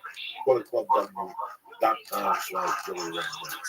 I'd like to thank my little beautiful fucking Cuban cousin here, Becky Gonzalez, whatever the fucking name is, and my main man, Lisa Anthony, did not know what fucking song he was on. We go to the what? Who gives a fuck? I don't know the way you really think. You go to Dollar on Facebook and fucking see what Thank you for protecting me. Look out for us. How you doing, my little brother? I'm doing fine. Yeah, you know why this happens to you? Because you're having training. I'm in training. I did something last night. Fucking around. Fucking around. Going around with my today. There's what? There's not looking at that today. Look at me, falling asleep. You weren't looking at him. I'm watching like a hawk. Falling asleep. Yeah, get it together, cocksucker. I love you guys. Have a great week. Thank you for starting out the week with the church. Listen, September 15th, Austin, Texas. September 24th and 25th, New York City Gotham Comedy Club, you bad motherfuckers. See you Wednesday. Stay black. Don't tell nobody I don't fucking love you, because I love you. This morning, he spoke to the AFL-CIO. Okay. Marcelo is going to be the most pro-union president in American history. Well, guess what? I am. I'm staying. Again, not the greatest, not the highest energy, but for him, pretty high energy. The names now associated with people calling for him to step down continues to grow, and they're important people. George Clooney, now listen, you think politically he's important or not, I don't care. He's important because he raises a lot of money. It's the money. Money talks, yes. He wrote an op-ed in the New York Times today that said, I'm proud of what my party, Democrats, represent and what it stands for. As part of my participation of my chosen candidate, I've led some of the biggest fundraisers in the party's history, Obama, Clinton, Biden. Last month, he co-hosted the single largest fundraiser supporting any Democratic candidate ever. And he wrote, I love Joe Biden, but the one battle he cannot win is the fight against time. None of us can. And it's devastating to say it, but the Joe Biden I was with 3 weeks ago at the fundraiser was not the Joe Big Effing Deal Biden of 2010. He wasn't even the Joe Biden of 2020. He was the same man we all witnessed at the debate. And he said, this is about age, nothing more, but also nothing that can be reversed. We are not going to win in November with this president. Disney heiress Abigail Disney, she came out soon after the debate and she says, I'm not going to spend any more money. And she's got a lot of money. We're talking the Disney heiress. She says she's not going to spend any more money unless he drops out. Locally, we talked about this on Fox 11. Rick Caruso, of course, he was a mayoral candidate. You know him for the local shopping centers, the Grove, Americana brand, etc. He's got a lot of money. He held the fundraising campaign for Biden 7 months ago, and then he came out and said that he needs to drop out. Nancy Pelosi, longtime Biden ally, arguably the queen of the Democratic Party as of right now, she shied away from an endorsement today on MSNBC. Does he have your support to be the head of Democrats? As long as the president it's up to the president to decide if he is going to run. We're all encouraging him to make that decision because time is running short. Now, the president would tell her, I've already decided. Yes. It's funny that she chose that language specifically. Yeah, that was by design because he's gone, he was on ABC with George on Friday night, said that he wasn't going anywhere. All the headlines say he is standing firm. He's not going anywhere. On MSNBC on the phone, he sounded even angry, saying that he's not going anywhere. He has this mode where he believes that the louder, angrier I get, the more energetic I sound. When in fact, it almost works against him. He just sounds like an old guy shaking his fist in the sky. Oh, he sounds very defensive. I don't know this word. To decide. Decide. It's like me after a glass of wine. Senator Michael Bennett out.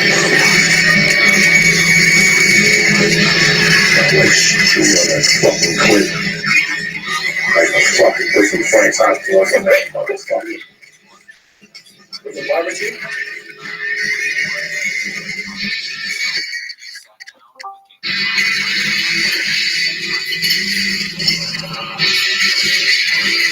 Well, you bad motherfuckers. Uncle Joey here, my main man Lee Sayat. Getting ready for another fun-filled evening here. The Church of What's Happening Now free show. You know how we do it. Counting stars, smoking weed, doing bong hits for the different spirits. We didn't call the Anarchy guy this week. I wanted to give him a break, so it's going to be a low night on fucking stars tonight. Depends who you talk to, you know what I'm saying? Depends, but we got cheaper chew chocolate tonight, and mushroom chocolate, and fucking God knows what else, because that's how we roll here, you understand it? Lee's going to eat 6 stars, I'm going to eat 5 and a piece of chocolate. Look at that, I got 1 fucking stars. 1, 2, 3. Oh yeah, cocksuckers, feeling good. Looking good, Billy Ray.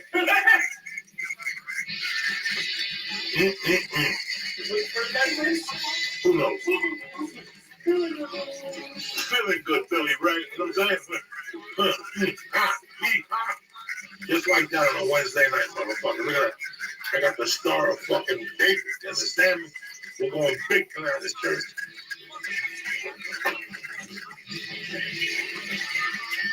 Louis' favorite.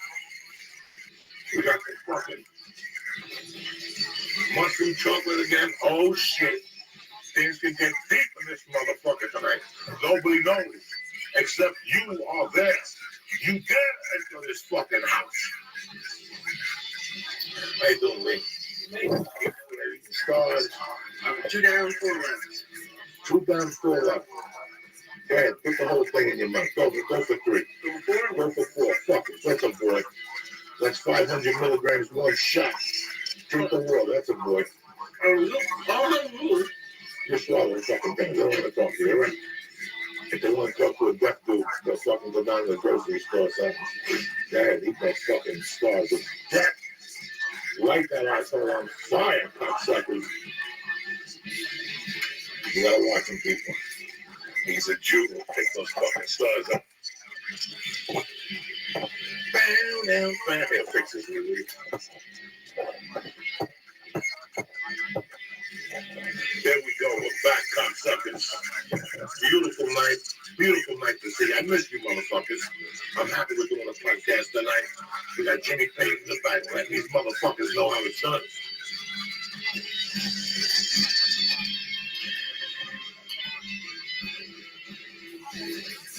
It's like a stream coming at you, cocksuckers. Tonight we're smoking. What the fuck are we smoking? Yoga OG from motherfucking Sunset Herbal, the home of the fucking Russians and Armenians. I love them to death. They get me the reefer and the hash that I need. What's up, Lee? You ready for some mushroom chocolate tonight? This beautiful evening. It's one of those fucking nights where we gotta go deeper and deeper into the murky waters of the underworld. You understand me? Why am I opening up shit? I already got weed on the table here. Lee's still drinking the fucking stars. His fucking tongue has broke the stars down to fucking nothing. And he's over there struggling. Now we're getting ready for his first bump of the evening. Look at this beauty.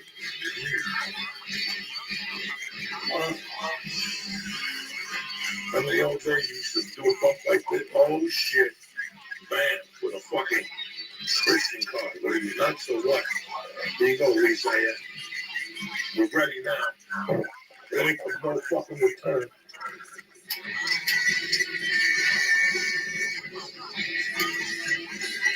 It's a beautiful Bombay right there.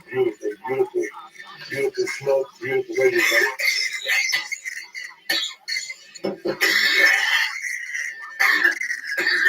That's what I'm talking about, cocksuckers. If you're gonna do a bong, we're going to deep tonight, cocksuckers. Coughing, lungs are coming out, eyeballs are popping out of your head. That's when you know you're smoking the best reefer.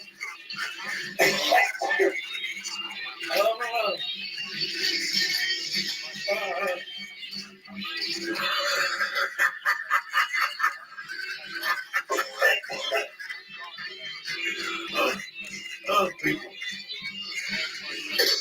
The Google Lounge is alive and fucking kicking.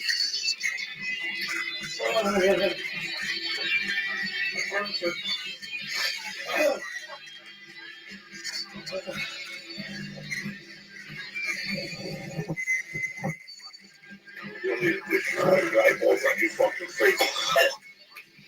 You know how you go open the door, get some air in here. People are gonna start fainting. You ready for another bottle? Sure. Bottle of Declan Train Jack. We're going bond for bond with the devil tonight. You which one? Oh yeah, everything's sweats with this weed. Getting this reefer now, guys. You can't get nowhere. In fact, when the guy fucking brings it down, he chops it up like fucking 4 ways. I get a little dab, a little taste. You have no idea. I'm waiting for the fucking zombie apocalypse.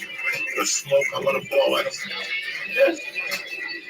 They're gonna fucking say, Joey, what happened, Joey? Here's to you cocksuckers. You know I love you. It's a Wednesday night. If you're walking on ice, you might as well get it.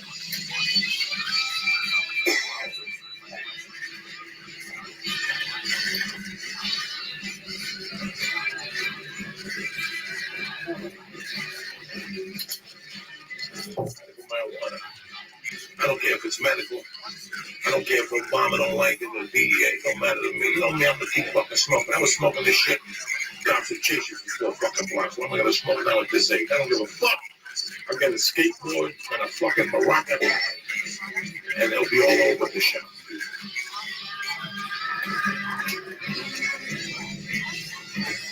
South looking here.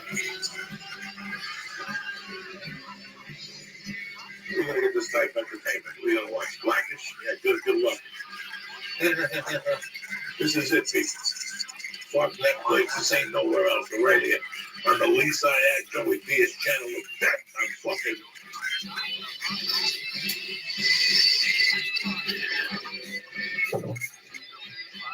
Tremendous. We're gonna have a raffle for the holidays. Somebody comes down to the studio. We smoke dope together, we stab you. It's a pretty fucking good deal for you ask me. How many tabs did you check? Just 1 or 2.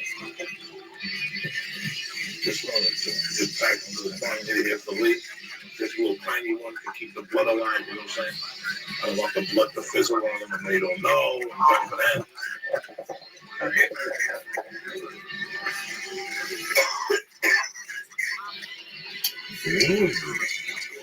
I like the bombardier. I like the bombardier. Here we go. Hold that in there. Here we go. See? In training. There you go. Oh, I learned so much. Oh my god. Oh, this is serious. This is serious.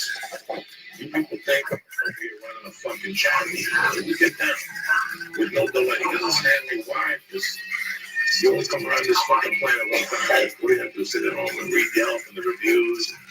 What does this affect with this marijuana? That's great. That's a great. We ain't fucking around here like that. You understand? I promise you deep this. We're going deep. Tornadoes, hurricanes, terrorism. Doesn't matter. We go deep. A piece of my brother Lee. This is a chocolate mint. This is Bavarian chocolate. Delicious. You don't love it. I don't know what to tell you. You want to be a Gentile? What does this do to you? It ain't 10 million. Listen, they ain't got time for that. We don't see you pass out. It's over. It's fine. People pass out here all the time. I'm bringing them right out.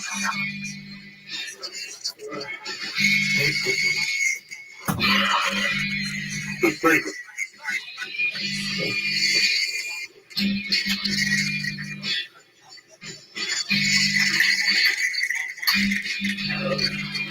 Our salute don't call the you know that? I've been watching The Godfather, a 7-hour episode in pieces, half hour here, 35 minutes here. And I gotta tell you something. Fucking brilliant. Some of the parts don't belong back in it. But it's still pretty heavy fucking duty. If you haven't watched it, HBO, go got it. 7 hours of one? 7 hours straight. Oh, and she said, don't you want cocaine? Yeah, I think it's all movies put together. I'm still on like doing one. They go back and forth, they put all the fucking pieces and, you know, and they took out. What's up, Lisa? My main man feeling got Dr. Sarah and Onyx tonight. I write nice low key. I play a little music. My man's coming down. I talk about writing tonight. The writing process, you know, to tell you my story, how things, why I'm doing the special this way, shit like that. Just the conversation is happening. Maybe you take something away from, maybe you don't. Because the friendship is fun. There's a lot more to listen to. But Joe, what's with the fucking earpiece? You're gonna spark one up. All right already. You know me. You know me, John. You don't have to tell me 2 times. 1 time. That's what they call me. 1 time, Joe. 1 time. I'll rob you 1 time. I fuck you 1 time. 1 time. There's no drama. There's never a second chance.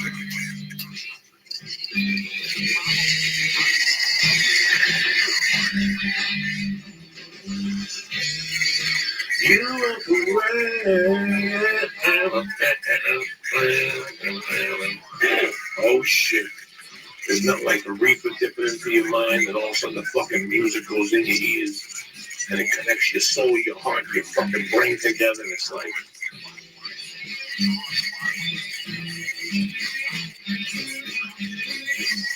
bitches, you thought I forgot about you. Just had a little weed passed out for a minute there in the mouth of my resuscitation. We're gonna do another bong hit here and get this motherfucking party started. All right. You know I love you people with all my heart. Dates, I got 100 dates. Next Wednesday at the Ice House. September 8th at Flappers.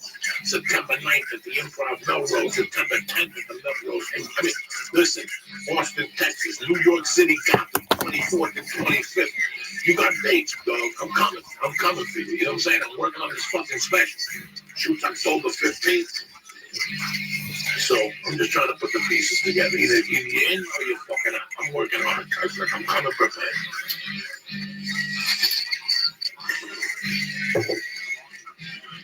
Nice, like that. Fun hits, relaxation. Nobody gets their fucking feelings hurt. And it's just us, like fam. We're gonna have a nice fucking holiday this year too. Nice Halloween. I'm gonna show up fucking, you know, just smile at motherfuckers. Baby, it's for your life. For your life. For your life. For your life. For your life. For your life. Here we go.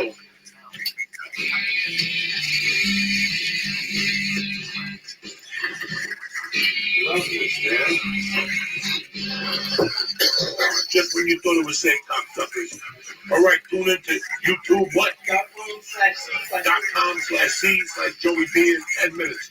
I love you bastards. Collectively could agree on the fact that he is sharp as a tack, like your father. He's slower, but he's still sharp. This show is brought to you by Dr. Zara. Go to dsgear.com and check out their extremely high-quality functional gear that's made with hemp textiles. They have bags, skis, rash guards, and much, much more, including the infamous fanny pack. Go to dsgear.com right now and use code Joey to get 5% off. And they sponsor EBI on September fucking 11th, I think, on a Sunday at the Orpheum Theater. They are the true fucking sponsors of EBIs. That's awesome. They're the EBI. And they also are probably do the monotherapy thing. They're a great company. dsgear.com, code word Joey. Show is also brought to you by honor.com. Go to honor.com and use code word church to get 10% off all of their amazing optimization products like Alpha Brain, New Move, Shrimp Immune, and Shrimp Sport.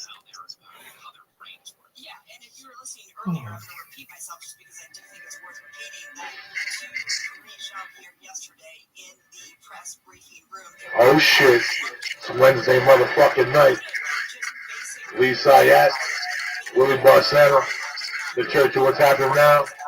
Oh shit. It's going down, cocksuckers. Kick that mule, Lee. Bang in it. Bang, bang, bang in it.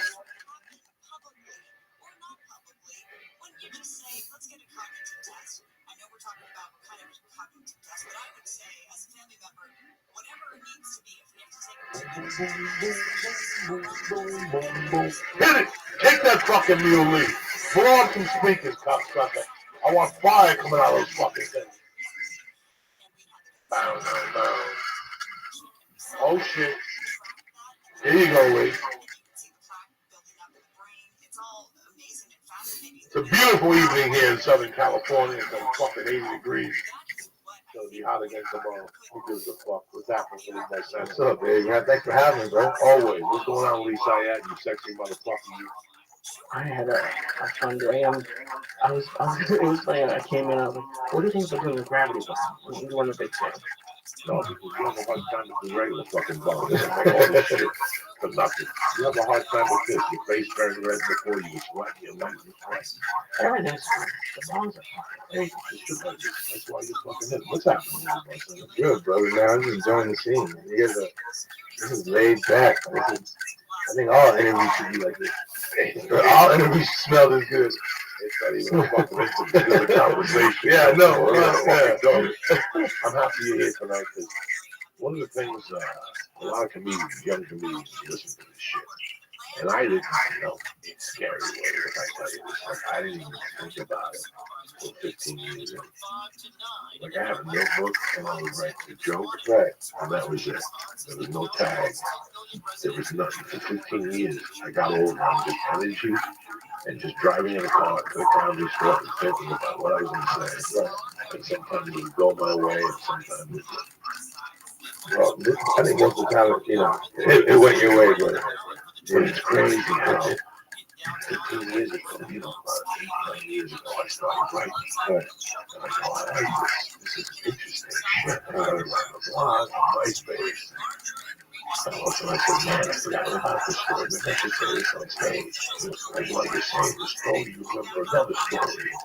And it's just fucking amazing. So I like to sit down now with notebook. People come into the show, they're giving their money's worth, And I've always been a fan of your, like, I remember we used to show up to fucking a bar with a notebook. And I go, what is he crazy? The fucking bar with a notebook. Why is he looking at his notes? And then I look off and I bombed. No, and you walked in, Jim, and I go, this isn't why you have to have a notebook.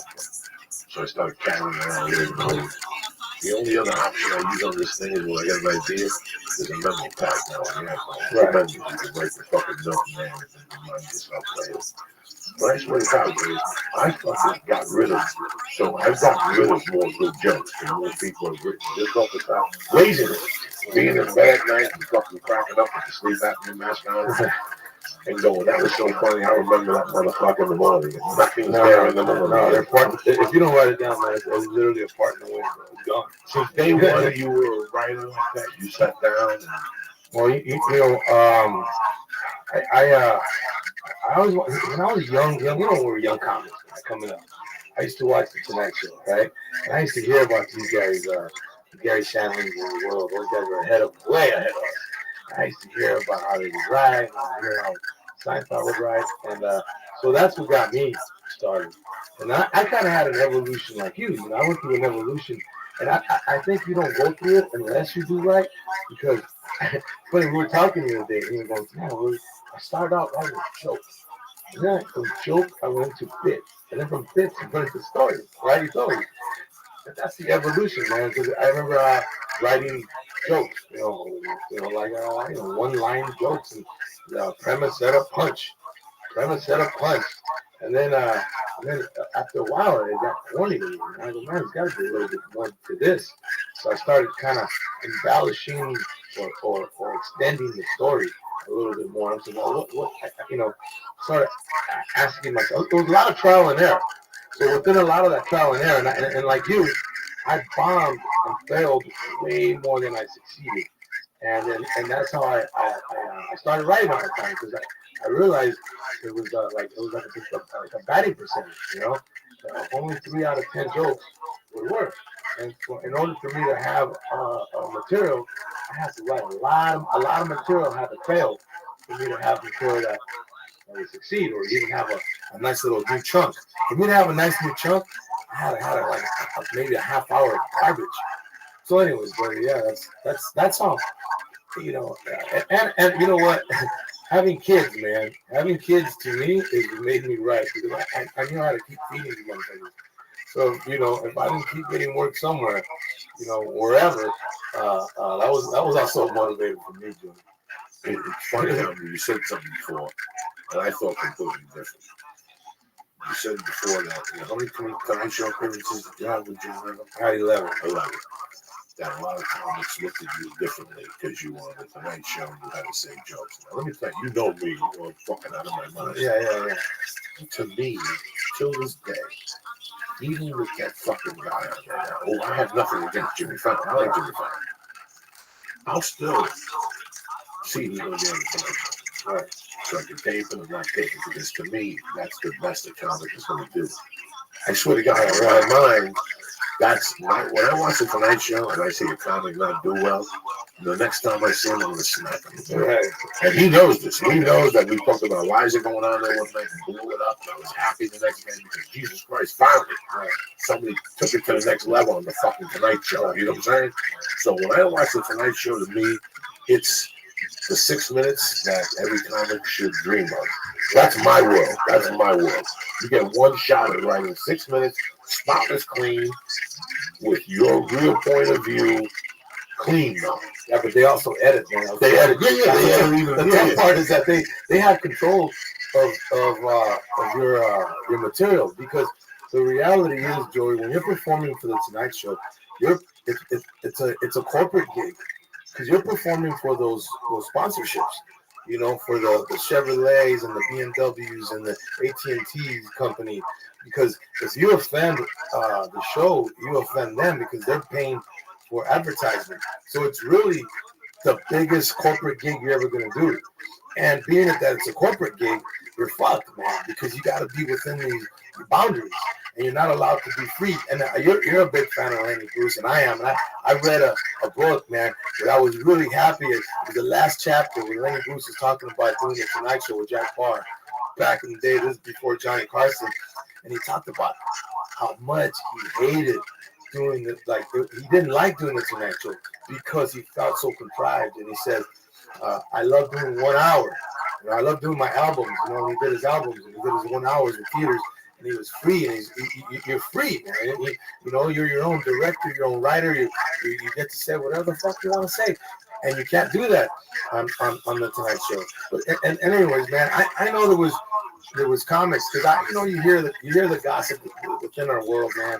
Oh yeah, Willie Barcena, he's corny, or he's not edgy, or whatever. But man, bro, you can go. You know, to me, there was a lot of there was a lot of haters, man. Because if I don't care if you go back to Sam Kinison, who was one of the craziest motherfuckers out there. Watch him on the Tonight Show. He's got a suit on. He's got a suit on and a tie, man. You know, you watch Richard Pryor, another guy. He's got a suit on and a tie, and it's so it's a tough gig, man. And to me, I felt that within the comics, man, they were like, oh, really doesn't have a soul, kind of thing, because it's very contrived, man. It's so funny how I have this crazy sense of fucking thinking. But when comics would get things, I didn't have those things. So I could never judge their experience, honestly. Even when I would let myself start saying something, I go, who the fuck are you? When are you going to be on the Tonight Show? When are you going to have a showtime? You know what I'm saying? Like, I was always honest with you. When you go to clicks, like when you go to a comedy open mic, for example, there's 3 little clicks. Right? There's one click you go and somebody will ask you, what do you think about fucking Amy Schumer on this? And you just sit back and watch how much effort these comics put into hating. And I'm just saying Amy Schumer. I'm just saying it, people at home. It could be anybody. It could be Pablo. It could be myself. Yeah. Once you hit a certain level of mainstream, it does something to comedians. It jars them. Not to me. I listen, man. That's the evolution. That means that you're up there. You're up there with the corporate people. You're playing golf. You're going to the president, fucking whatever's out there. What do you want me to do? You want me to hate you because of that? You want me to hate you because of that? That all started at a fucking comedy club. Yeah. You had the same dream I had. You just took it in a different fucking direction. I'm happy for you. No, man.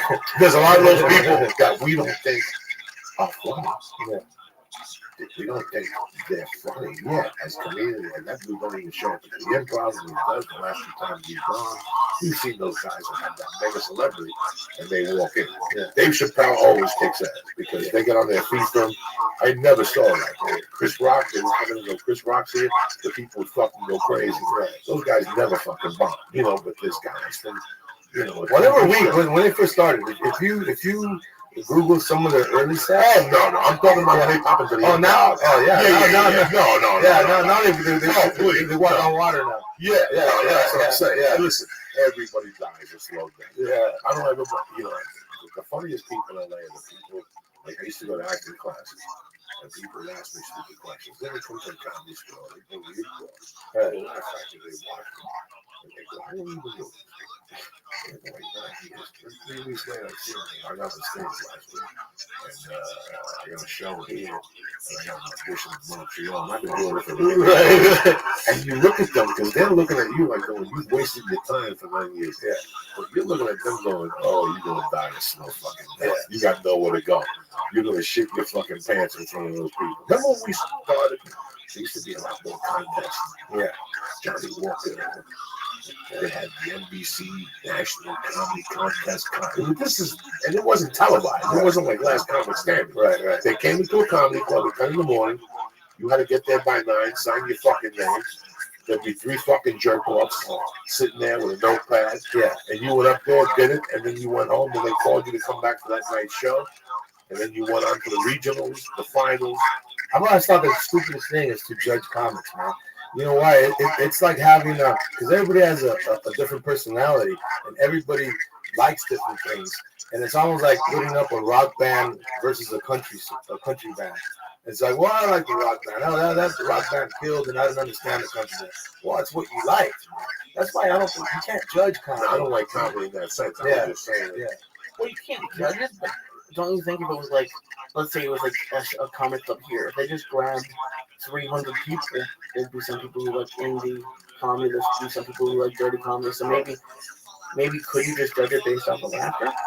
Well, how they did judge them was based off the laughter. You know, like I was never a big contest guy. I didn't believe in them either. Like when I first got into comedy, all these contests were happening, and I didn't think I was good enough. Well, I wouldn't go down there. But there was an amateur contest that I went to, and I ended up winning. And it got me a hosting gig. Right. $50 a week, $200 a month. That ain't bad when you first start. Right. People don't make money at all. I was getting 2 bills a month right from the fucking beginning. And then I moved to Seattle, and they have that contest. And to really get work in the area, they don't care about pay for nothing. They look at the numbers from that contest. But I took a 6, and they told me as a dirty comic, you won't even get to the semifinals. So for a dirty comic, it was good at that time. For me, I was really dirty. I didn't know what I was doing. But when I came to LA, he called me again. He goes, I want you to do San Francisco. Now, Seattle had newspaper reporters and restaurant owners and movie theater people. I could live with that. Right. I could live with that. You know what San Francisco had? Yeah. That was the Mecca at the time, right? That was like Robin Williams started that. Judging comics. And I said, I'm not staying here. It's like you coming up to me and me hugging you before the show. Lee, how you going to feel? If I'm one of the contestants and you're standing there like all excited about this contest, but I walk in and Willie's the judge and Felipe's the other judge, and I give him a big hug and I go, we're going to go smoke pot later. How do you feel as a fucking comic? You're going to go, what am I going on stage for? Joey knows these fucking guys. That's how it was up there. I was like, are you fucking? And I'm sleeping on the beach, Willie. I'm living in my car doing this contest, sleeping on the beach because the hotel was $300 fucking. Yeah. I'm sleeping on the beach. I woke up Santa Cruz Saturday morning. I swear to God. I sat there with sand in my feet. I had to take a shower at like a gym for $10. Yeah. And I go, am I fucking retarded? Am I fucking stupid? What? I'm at the comedy store tonight. I got to set if I want. And Santa Cruz was playing at the House of Blues. I got in that fucking car and I drove home. They kept calling me, oh, you fuck you. We'll do your stupid fucking contest. Santa Cruz is in town. And I got 11 o'clock at the store. Shit. Fucking getting judged by other comics and hugging it up and smoking dope. The promoter came up to me and goes, Johnny Lee, the dude who ran the fucking thing. And I go, oh, you got weed on you. You have to smoke me out before the night. He's the fucking promoter. You're going to smoke me out. It's crazy how it's like there's no other. Is there a business that compares to it? Every fucking business has the shit side of it. Oh, yeah, every business has the shit side of it. Every business has. In the beginning, everybody rapes you. Yeah. You know, everybody fucks you in the ass. In any business, whether you're an editor, a mechanic's helper, you know, they're paying you $8, but they're charging $22.50 for it. And laughing the whole way. You know what I'm saying? I mean, you getting fucked the whole time, but it's what you take from the experience and what you learn. And what, you know, when we used to go to Latino night on a Monday night, right? You walk into Latino night, there were people hanging from the rafters, $22.50.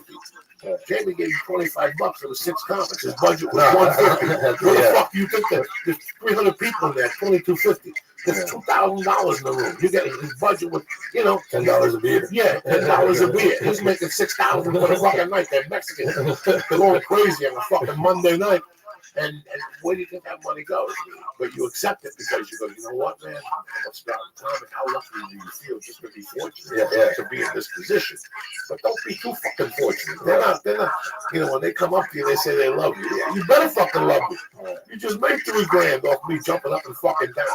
I'm not saying they came to see me, but I'm part of the fucking ensemble. Right. If I was in a fucking theater, we all get paid $62.50, right or wrong, for fucking performance. So I think what it might be is like whenever you start somewhere or something, they remember you. So if you go to all these clubs and you let them take advantage of your money, it must be hard. And as you get older, you're like, no, now you actually have to pay me my money because they're so used to not paying you. Well, you got representation fighting for you. Yeah, you know, it's really weird when you're out there fighting for yourself, and all of a sudden an agent pops in your life. Right? And he calls you and you're like, wait a second. I did that same thing 3 years ago for $500. How'd you get me $5,000? You get pissed off in 2 minutes. Yeah. You're like, I put $9,000 in that guy's pocket. Now you figure out what's the truth. It's the weirdest game, man. And it's a hotel, and there's a car involved, and $2 and $100 for food. Yeah. And you're like, that fucking gig paid $500 2 years ago. Yeah. You didn't have representation. No, it's because, you know, here it goes, man. You call up the place and you go, hey, I'm funny. And they go, oh, you're funny, all right? So then they give you a contract. The contract says dick, right? But then a couple of years pass by. Now an agent calls, hey, he's really funny. Oh, he is. Wait, you know what I mean? It's a different story, man. It's such an evolution. Like, I sit back, first of all, I did something with my life. I stuck with something, which was the most important thing in life. Sticking with something. Yeah. You know, you see these people that keep moving around. Every day when I wake up, I have a notebook and I just write what I feel. I gotta go to jiu-jitsu today, I gotta meet Willie, I gotta do this. And at the end, I always write, I'm very happy that I did something with my life. Nice, man. That's real cool. Because anything you're gonna do that you have a dream of doing, you know, look at the Stones, okay? Look at the fucking Rolling Stones. They're each worth $250 fucking million. I don't know how much they're getting in Palm Springs. Those tickets are $250 a piece. They got to be walking around with $600,000. They paid their dues. They take that money without no guilt at all. They've been doing this for 40 fucking years, and you as the consumer have to recognize that. You have to go, wow, I'm coming to see these guys. I've only been doing this for 40 years. I've had 6 jobs in 3 years. These guys been doing the same fucking shit. And that's how, I don't know, I'm very fortunate that somewhere I got stupid. Because for years I kept saying, I'm never going to do nothing, you know. Somewhere along the line I got stupid. When I got into comedy, I go, if I get into this, I got to get big. Right. Because everything else I would do really was for money. Right. Everything else I would do. How much is it to cook? $9 an hour. Really? And once you're there a week and you're like, what did I make? $360 after taxes is $280. I can sell an 8-ball and make this. Right. And nothing lasted. But when I got into comedy, I had nothing. I had no life. I lost everything I had. My kid, I already had a felony. I had already gone through all this shit. So I said, listen, let me dive into this. But I know I got to change my lifestyle. Yeah. Like, there's no couch. There's no bed. There's nothing. I have to get into this. You have to go out every night, you know. Right. Once I saw that, it changed me. Like, I was like, I'm in. And still, I wouldn't write. I would just write my goals. I would write what jokes I wanted to do and what orders, shit like that. I never really had a closer. But then I came to LA and I started watching different guys. And there's people that are good writers, but they're writing bullshit. You know what I'm saying? They're great writers, and it's great for the minute. And it takes years to see that, like a comic. Because you know what you're doing. And if you're any comic that's good, you always think you're doing shit with your material like that. Now ain't working. Meanwhile, people are fucking falling off. What are you talking about? I don't like that fucking joke. I just do it because my kid. The fucking people are dying. It's a good joke. We never think we have the good shit, you know? So it's really weird how the process just of comedy, you just fall in love with it. Yeah, you do. And even though you're getting kicked in the ass, and even though you have all these problems in your personal life, because at some point, the comedy in the beginning gets some turmoil. That's life testing you. Right. It's like when you quit smoking. Right. Your uncle dies. And you're at the funeral parlor, and everybody's smoking cigarettes. You know what I'm saying? Right. Oh, my uncle died, so I started smoking again. You know what I'm saying? It's comedy over. I love fucking living in a car and taking showers in the gym, but going, I'm still going to do my spot tonight. Right. You know, I've been being in jail for 30 days. And when I was in jail writing jokes and all, I can't wait to get out. So I get on fucking stage. Like, these were all part of my life in the early beginning. Somebody else would just, I ain't doing this no more. Why am I doing this shit? Well, it's challenging, brother. I think, you know, what you said as far as stories, things that happen to you, like what you're telling me, where you know you're literally suffering, man. You don't know you're suffering at the time. People, when you're suffering, you don't know you're going through it because you're going through it. You know, it's once you pass it, you go, damn, I was suffering. But when you're going through it, you know, but some of the best bits that you can write about, whatever you went through, you know, whatever was kicking you in the ass, you know, are your best bits. You know, I mean, that's what I've 2 decades of writing. Okay, the best tip I can tell a young comic is I just don't write funny. When I write, I don't write funny enough. I write a story, some shit that happened to me, and I just write it out. You know. And then what I do is leave it alone, because if I read it, I'm gonna start crying. You know, if it's my kid not talking to me, and I remember the story where he didn't want to talk to me, and it hurt, or my wife leaving, or whatever, man. You know what I mean? Whatever happened, or something where you always brought it to the stage. Yeah. You always do that. You believe in it. I believe in it also. Yeah. That's when I started getting real laughs. Yeah. I started showing them my pain and what I went through and whatever the fuck. Yeah. People love to see somebody else fucking dying. Yeah. Well, you know what I think, Joey, I think the audience, because we're all flawed, man. And I think when they see another person on stage that's flawed, and us, we're you know, humorous, man. You know, which I think there's joke tellers and there's humorists, and I think of us as humorists because we tell them a story. You know, I mean, and when they see, you know, no, as much as everybody wants to put up a front, a lot of people, we're on this earth, and a lot of us have had some trials and tribulations, and a lot of us have been there, man, where there's been some pain, but we know how to push it down. So when we're on stage and they see a comic, they can relate now, and now they don't feel alone. They don't feel like they're alone on this planet where you want to fucking hang yourself. You look at it and you go, fuck, that guy went through the same shit I went through, and he's laughing about it. So I'm going to laugh at my shit. So I think that's the connection that we make when we're telling stories that we're telling, you know. I tell a story, man, where, you know, for years it used to bother me, man, and I didn't know how to make it funny, you know, because when I was a kid, I used to get fucked up by my mom. We grew up getting fucked up, man. I got hit hard. I got hit with others. It was just 2 sisters, bro. 2 sisters. Both older. No, one older, one I'm in the middle. And my mom used to fuck us up, man. I remember talking to, like, everybody talks about, you know, your mom fucking you up. But man, I was on stage a couple years ago, and I wasn't talking about, man, yeah, my mom used to beat me. No, not like that, man. I got into details, right? And I said, now that my mom's old, you know, she's like a kid. You know, she's not. She's all there. Don't get me wrong. You know, but she argues with me. You know what I mean? Like an older person, it's almost, and I feel like sometimes pulling out a whip and fucking her up, bro, and telling her what she used to tell me. Hey, get your hands up the way.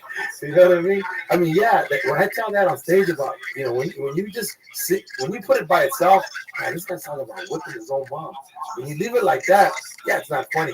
But when you hear the whole story, man, and you can share this with the audience, or anybody that got hit when they were a kid, and they can see this, man, I think there's almost a sense of, it's a sense of therapy, bro. I believe, you know? I mean, I'm not there to fucking save anybody's life or anything like that, don't get me wrong. But I think at times, us unwillingly, there might be some therapy within that humor. For us as a comedian, for us and the audience. To me, I love, you know, on Tuesday nights now I go to a bar, right? Because I'm sick and tired of performing. Right. It's a great job, but it's not the way we were brought up. And to get the maximum value out of me, I can't walk my tightrope all the time. Right. You know, I'm not the type of dude that can sit down and go, okay, what did I see today? I saw some the fucking shootout at the gas station. You know, I'm not, although there was a lady trying to get gas, and she's in the fucking passenger seat. And these people are having a shootout, and she's in the passenger seat. And she dropped, and you could see the bullet holes, but I don't know what happened. Baby yelled. Hysterical. Okay, you write that down. Right? Tonight I saw a lady getting shot. Okay, if I sit there for 2 hours, nothing's gonna happen. But if I'm on stage talking about guns, and all of a sudden, by mistake and by the grace of God, that thought crosses my mind, really, I can run with it for 20 minutes. It's a bit. Now, let's say I tape and retape it. Hey, guess what? I'll never say it like that again. The other thing when you said that, it's just like acting. You gotta feel it. Oh my God, like fucking firecrackers went off in my head. Yeah, because it's the same thing with acting. Yeah. With acting, you gotta get triggers. If you, when I was a kid, I went to the Anthony Robbins work. What's his name? Anthony Robbins. Tony Robbins. I worked for Subaru. And as a group, Subaru of America paid for us. And we all went to Denver for 2 days and sat with him. We didn't have to walk on poles and all. But if I remember anything from that workbook, he spoke a lot about triggers as a salesman. Like how you can be talking to somebody and go to that place and just fucking march them down. And sometimes when you look at your best sets, you're in a coma. Yeah, you're in a coma. Your best sets and you're in a fucking coma. When you don't give a fuck. That's why I like those open mics. Because I have to not give a fuck for a few weeks to give a fuck. Yeah. The open mics are a weird situation though. Because like I only been to a few. I went to the time that you hosted at the store. And I've been there these few times. Okay, let's get something straight. Okay. There's open mics and there's open mics. Hey. Open mic 101 is Willie's room. It's the room I used to do in New York. It's a bar with a TV, and just by the grace of God, they have a 2-foot stair that will, as animals, and it is a stage. Okay, we will take 5 feet of that and use it as a stage. Because in the beginning, you're not going to walk into the improv. Yeah. I don't care who owns it. I don't care who you think you're going to suck. You're not going to walk in there. And you personally will find out years later, you don't got to walk in there anyway. So you find these bars where they have no commitment to comedy. They have no commitment to comedy. They walk in and there's a fucking fat fuck from New York on the stage. And they go, oh my God, we didn't know you were having comedy for that. We just want to have martinis. Yeah. Okay, so they sit down to talk about martinis and how miserable their life is. Okay, like really, that's what women go out for at night. I'm having problems with Danny. I think he's eating oxycondoms again. Let's go out for a martini. And they go out and get drunk and nothing got fucking handled. But the beauty of it is, if you could convince those ladies, and not by going, hey, lady, I'm up here talking. Yeah. If you could convince those two to turn around and look at you, pay attention. That's how you judge in those days. Yeah. Okay, so they were unpremeditated comedy people. And you had it, and here's the magic. The magic where you got your skills was in getting those ladies or the group, whoever came in, to look at you and not do it in a way where you pissed them off. You pissed them off. Now it's all downhill. But if you were able to kind of judo the conversation towards you, it's brilliant. And it's like and it's just like you say, it could be a simple, hey, girls' night out, and then and one of them might say something. One of them might reveal something. She might say, yeah, well, Lisa's here. We all took Lisa out, and then y'all started going, Lisa. Yeah, and you just keep going. So that's an open mic 101. That's where there's no commitment to comedy, okay? When I call you up, Lee, on Tuesday and go, Lee, Sarah Silverman is at the Stinky Onion on Friday night. I just bought 3 tickets for us, me, you, and Paula. Okay? All week, we're thinking about Sarah Silverman. So we're premeditated comedy. We walk in there. That's the comedy we're already waiting for Willie. They're already waiting for Joey. I go in there, if I say my dick's got a rim about it. Okay, so you can't really, there's 2 types of comedy. Okay, but to get really good at this comedy, you got to go through this comedy here. And it's brutal because there's 16 different types. There's that one. But really, Comedy 101 is, I'm wrong. I'm fucking wrong. Comedy 101 is when you go on stage in front of 15 comics that pay $1 for a drink at the comedy to do comedy. That's Comedy 101. That's fucking brutality. That's where you go home every night and you look at the fucking razor blade. And you look at the tub and the salt. That is brutal. That is fucking Comedy Commando 101. There's only one thing that busts you out of that. Like a fucking savior. Those guys, that's below hell. If you judge it that way, okay, where they go and every once in a while they get 8 people. But beside that, it's all comedians every night from 6 to 10, or from 10 to 1, or from 11 to 2. And then here's where it's tough for some young comedians. Joey said you walk in those rooms and there's 15 comics. Maybe 8 of those comics are a group, they're friends, and they'll laugh at each other's jokes. And when they get a real audience, that joke sucks balls, bro. And now there's like, it was detrimental. Instead of being something positive for a comic, it actually took a step back. Your friends are there trying to be your buddy instead of telling you the truth. That material sucks. We all started Comedy 101. And then by the grace of God, you meet somebody at Comedy 101 who says, hey, I run a room on Tuesday night at 10. And you got to come in there. First of all, you got to come in there some nights. And some nights, whatever town you're living, they got that fucking game. In LA, it's the Lakers. You know what I'm saying? You got to follow the Lakers. If you think you have to start on time because you have another set, that doesn't work. You're not going to do comedy while the Lakers are on fucking TV. So these are all the lessons you learn. And then somebody like Lee will go, Lee, come on down to my room. But the other lesson you don't learn is the show starts at 10. You're going to go up to fucking 1 in front of 6 people. And they're drunk. This is something that you fucking die for 6 months doing this and going, when am I going to get a 9:30 spot at a fucking bar like that? And then eventually you're at that bar, it's like you're trying to bust out of this league. And then you get in with a booker, but guess what he books? Bars. 6 in a row, The guy from Seattle. Triple. They're all over the fucking country where they book, they book a hotel lounge. Yeah. Here you're thinking you're playing at the Garden in front of 2,000 people. I'm going on the road and shit. What road? And all of a sudden you get a note, don't curse because they're Mormons. This is fucking outrageous. This is outrageous. But this is how you learn nuts and bolts. Yeah, get your ass kicked. This is how you learn adjustment. This is how you learn how to go into one room and there's 80 people, and the next night there's 6. The next night there's 7, and the owner's like, man, you got a good crowd. Last week there was 2 motherfuckers. You're like, what? This is fucking the evolution of it. And then you meet somebody and they go, hey, what are you doing next week? I need an opener.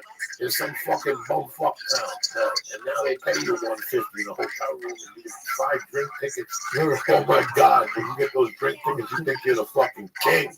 You're at the bar looking for a bitch with that $150. I'm one of the comedians and shit. So that's fucked up though, because you always talk about how strong the comedians are.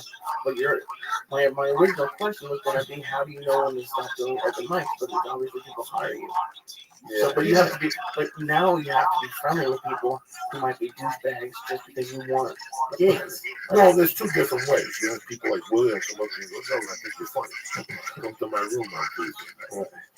And then William will give you $40 and you got a fucking burrito.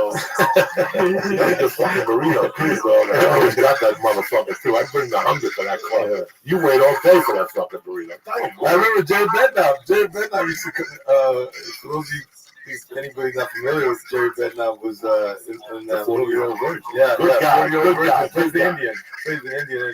And then Jay would always, I don't know, for whatever reason, he would always get the burrito, but he would always take it to go. Yeah, they would even tell you. When you got on stage, there was a burrito to go. That's more than the $40, okay? Because that's a meal. That's it. You got half of that night and half of that for breakfast, like a soldier. You can use your $40 for other things, like cigarettes and alcohol and fucking narcotics. It's we have I think that people who miss that evolution really don't get the full circle of his career. Yeah, well, you know what? I think something that's hurting young comics today is because it wasn't around when we were started, which is called a bringer shows. Like you can go on stage, but if you bring people, you heard of this, right? Bringer shows. Yeah. Well, we didn't have bringer shows. I had them in New York. When I you went back to New York in '94. Oh, okay. Bro, every person you bring, Yeah, you have no idea. Well, that took a while for that to get here. I was in Colorado, and nothing was like that. The bookers would say, if you want free tickets, let me know. I would be embarrassed to ask people to come watch me. Right.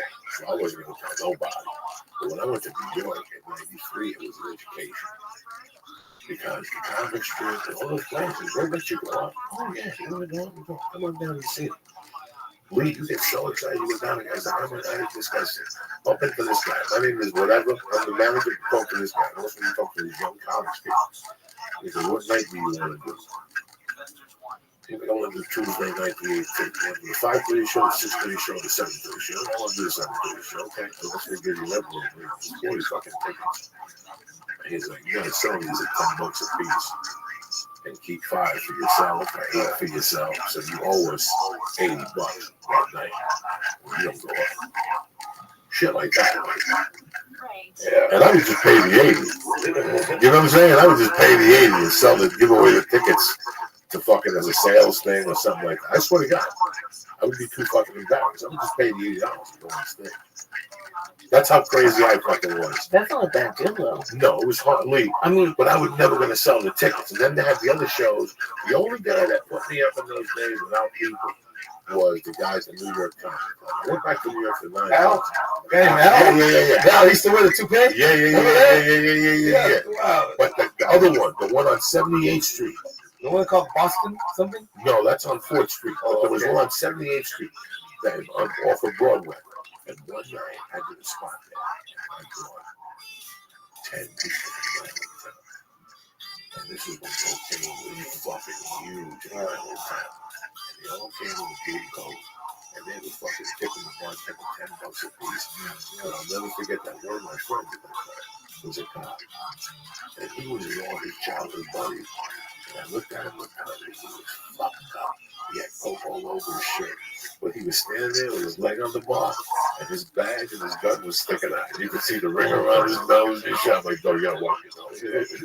Like, this was a long fucking time. They drank so much. And the owner came over to me. You always have a spot here. Just bring these animals back. And I couldn't figure it out. Like, they clogged the bathroom. That's when Chris Mazzilli was the doorman. Remember him? He owns Gotham's now. He owns Gotham's. That's when Chris Mazzilli was. Oh my God! Yeah, remember that? Yeah, full set of hair. I'm gonna ask him. I see him in September. I go to New York in September.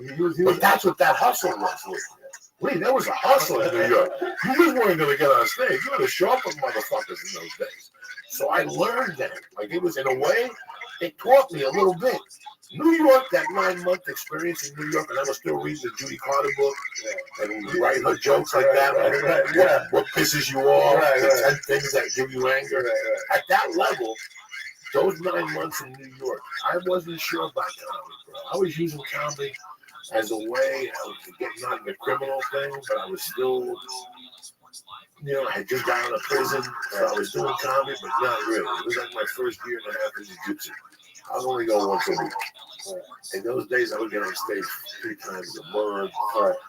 But then when I went to New York, all that little hustle in New York got me a little excited. There was a bar called Your Old Chick-fil-A. And I went there one day and I saw John over there. At midnight.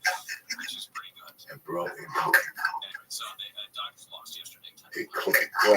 Because I always thought that Willie Marcellus was one of the collection. And then they did some material off the you saw bombing with notes. With notes, working out. And my whole vision came. 2 weeks later, I was on my way to Colorado. I said, I don't need this suffering. I get spots in Colorado. I showing up with 10 motherfuckers all the time. There's not as much cocaine in my face. Every time I go to New York to do a spot, I stop at a spot with a package. In Colorado, I can't do that.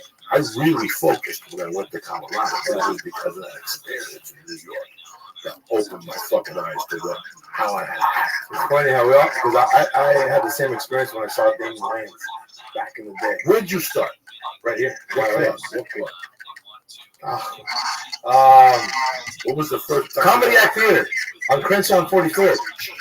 Yeah, with Chris Tucker, man. I used to pick up Chris Tucker. He had an apartment near the 101 off Vine, and Chris used to call me up because he didn't have a car, man. And it was him.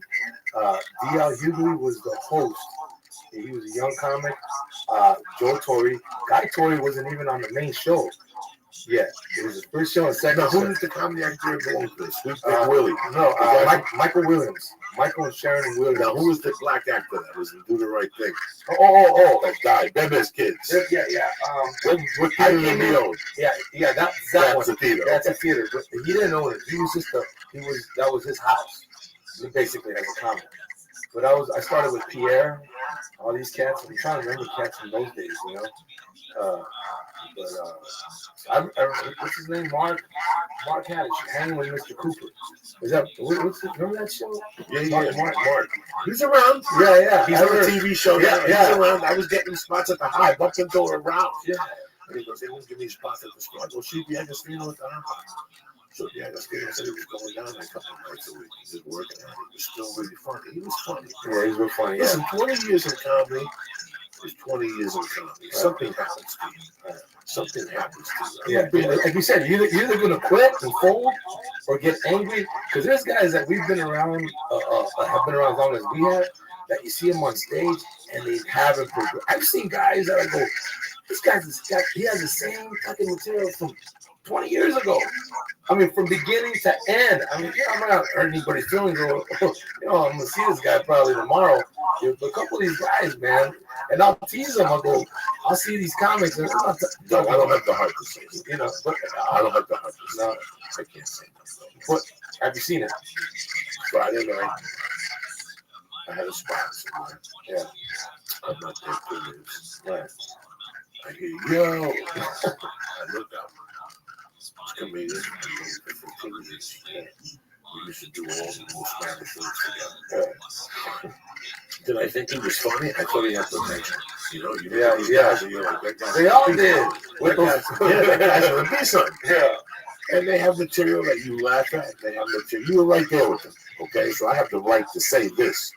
Okay, when I'm right there with them in the trenches, and now I'm somewhere else, and they're completely still in the fucking trenches. You follow what I'm saying to you? And I see that they work now, but it's not like it used to. Now they're blaming on things and shit. So it was like, it pisses me off. Like, I get pissed off because at the end of the day, in the back of my mind, I'm a fucking loser. I could flip this in a way, and you couldn't fucking find a way to flip this fucking game for yourself. You're still hawking around. 2 minutes there. Hello, how are you? Wow. How can I get a guess that? Okay? Absolutely not. You're not going to get up here. You're not going to get up because I'm first off working on an hour. And number two, guess what? The show's got people in. I worked hard all weekend on Twitter. You just want to go in there and blow that fucking room up. And I told you the story. 5 or 6 years ago, he was like, I hadn't seen him. I wasn't at the store anymore. So he said he was on this international tour, killing it, promoting this motherfucker like himself. Like he was his own publicist. Right. So somebody was doing a show one night, and they asked me to come on. I went out there, and there he is. And I go, you know what? This guy was funny a couple of years ago. He wants this guy. When I see what happens, he's really good. He had a couple of jokes, but he had one joke that used to kill him. It was about fucking killing animals or something. He used to fucking kill him. It was one of those comedians that tells you the joke, but he rides it. He rides the joke after 6 or 7 minutes to the point where normal people are like, when's this guy gonna get the fuck off the stage? I'm sitting there enjoying him for like 2 minutes, and all of a sudden he rips into that joke. Now it's 2008. He was doing that joke in 97. 98, he was doing that joke. I look at him. That's why comics kill themselves, bro. Because when and I walked out of the fucking room. I'm like, you're doing the same joke from 10 fucking years ago. It's like, think about me. You're in a band, and every time you're on stage, you're playing the same song. It's the same thing, you know? Well, they must like it. All they have to deal with it. No, it's laziness, bro. It's lazy. It's laziness. It comes down to being lazy. Well, no, I remember more with the band, but yeah, with comedians. I don't think people pay a comic to see the same joke over and over again. I know after the second time I see the joke, I'm done. I'm done. That's why I hate doing comedy on TV. Because how many takes they do and they all giggle like it's funny. Stop. You're embarrassing me. You're making me fucking feel bad. Nothing's just funny. On the 8th take, they're still like, ah! Stop. Don't make me fucking punch in the fucking ear. It's What do you read? You got notes? You do got notes. Look at me. Fucking work. See what I'm saying? I'm prepared. okay. So here's for people who don't know, I've been trying every Tuesday night. I do like 3 or 4 minutes of comedy. Oh, you begin on stage? A little, once a week. But I don't think I want to do it as a profession. But it's been fun. Were you fearful at first, Lee? I mean, you went from when we first started the podcast. He came in one morning stuttering, sweating, his face was red. I got him high. He goes, "Listen, when you do this podcast, I don't want to be on camera. I don't want to talk." Right. And, you know, you can only talk so much by yourself. Right. Right. And I would ask him fucking creepy questions, and he would turn red and look at me in his face. Like he was fucking like, you know, Like you molested him. Yeah, he would work all night. He would work till 5 and would get to my house at 6. And he'd be tired. So I would notice that I was going to leave. What are you thinking of the Yankees? You know, right. And then all of a sudden, it just clicked. I didn't go on stage or something. We did a live podcast. You know, the transition was easy. It was going to be hard. I knew pushing him? No, I knew he was the type of guy that if he thought about it, he would have nervous breakdown. So I just got him sizzled. No alcohol. I fuck. He got like a little nervous breakdown for about a minute, and then he snapped out of it because the marijuana saved him. And I did a live podcast with him. And from day one, he took them. So there's people that, you know, they did a survey years ago, right? And the biggest fear is not dying. It's fear of speaking in public. Yeah. It's number one fear. Yeah, fear. And to a guy like me, dog, I sit there like, you fucking crazy. Like, to me, it came naturally. Like, in the 6th grade, I would get up on stage every Friday and lip sync My Eyes Are Good You by Frankie Valli. So I was used to it. My mom had a bar, and she would make speeches, and my mom would ask me questions in front of people. So I didn't think nothing of it. When I heard that statistic, I almost died. But then I have 2 friends that they've even mentioned it to me. I come to the show, and they even look at me. I don't leave the show. And then one time, my friend's dad came out and used to do that. And this motherfucker shot out there 2 days later. You can't do that. Well, I had to take my heart medication in the car. That was me out like before. Yeah, so when I see you go up, I don't even get involved. Do you have a set? I have a couple things that I wrote down. Oh, I thought you had you recorded yourself. We were gonna hear. No, I don't want. You on stage, bro. I don't watch him. I listen to him. You know, and I don't push him. I don't push him. Well, that's why you know what. When I was, I helped some comics when I was coming up, and I truly believe that our friendships have been severed because when they were young comics, I used to push them, but I was a dick, bro. I wasn't that nice guy, you know. I was raised, you know, real hard ass, so I coached these guys like an asshole. You know, we would go off, you know, I'd take them on the road with me, and then we'd get you know, we'd go back to the hotel, and I'd say like, "The fuck was that? You suck, man." And these guys would look like I didn't know how badly it hurt them. I thought I was doing them good. You know what I mean? But they did get better, bro. They got better, but I didn't know they were gonna hate me years later. You know, these guys. Anyways, man. So that's good what you're doing, man. No. I don't do anything. No. That you don't. That's good. That's good that you're not doing anything. It's so weird how people always want you. I don't know what I wanted. When I first got into comedy, I was doorman. Then I became the sound guy. At the comedy store? No. Oh, a club called Whitset. It's not that. It was like 25 years. It stuck. I took the comedy class in March, and it opened like in April. And the guy that taught the comedy class got me a job as a doorman. And the sound guy quit. So they gave me the sound guy and the door guy. And then they gave me a bar back. And then I got on stage. And the owner was like, so he was like, "Oh, you can't work here and do that." So I just started to do comedy, and I was fidgeting around the crowd.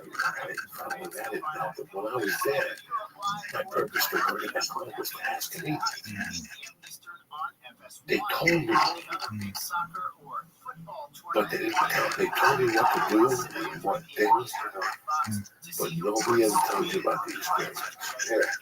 The experience of doing this for me right now, like, I could just write a book on 25 years ago. And people go, holy fuck, I'm ready to go like with a fucking microphone because it's too much. It's too much. There's not enough paper. There's not enough paper, you know, the education. Like, I gotta tell you something. I came from Cuba.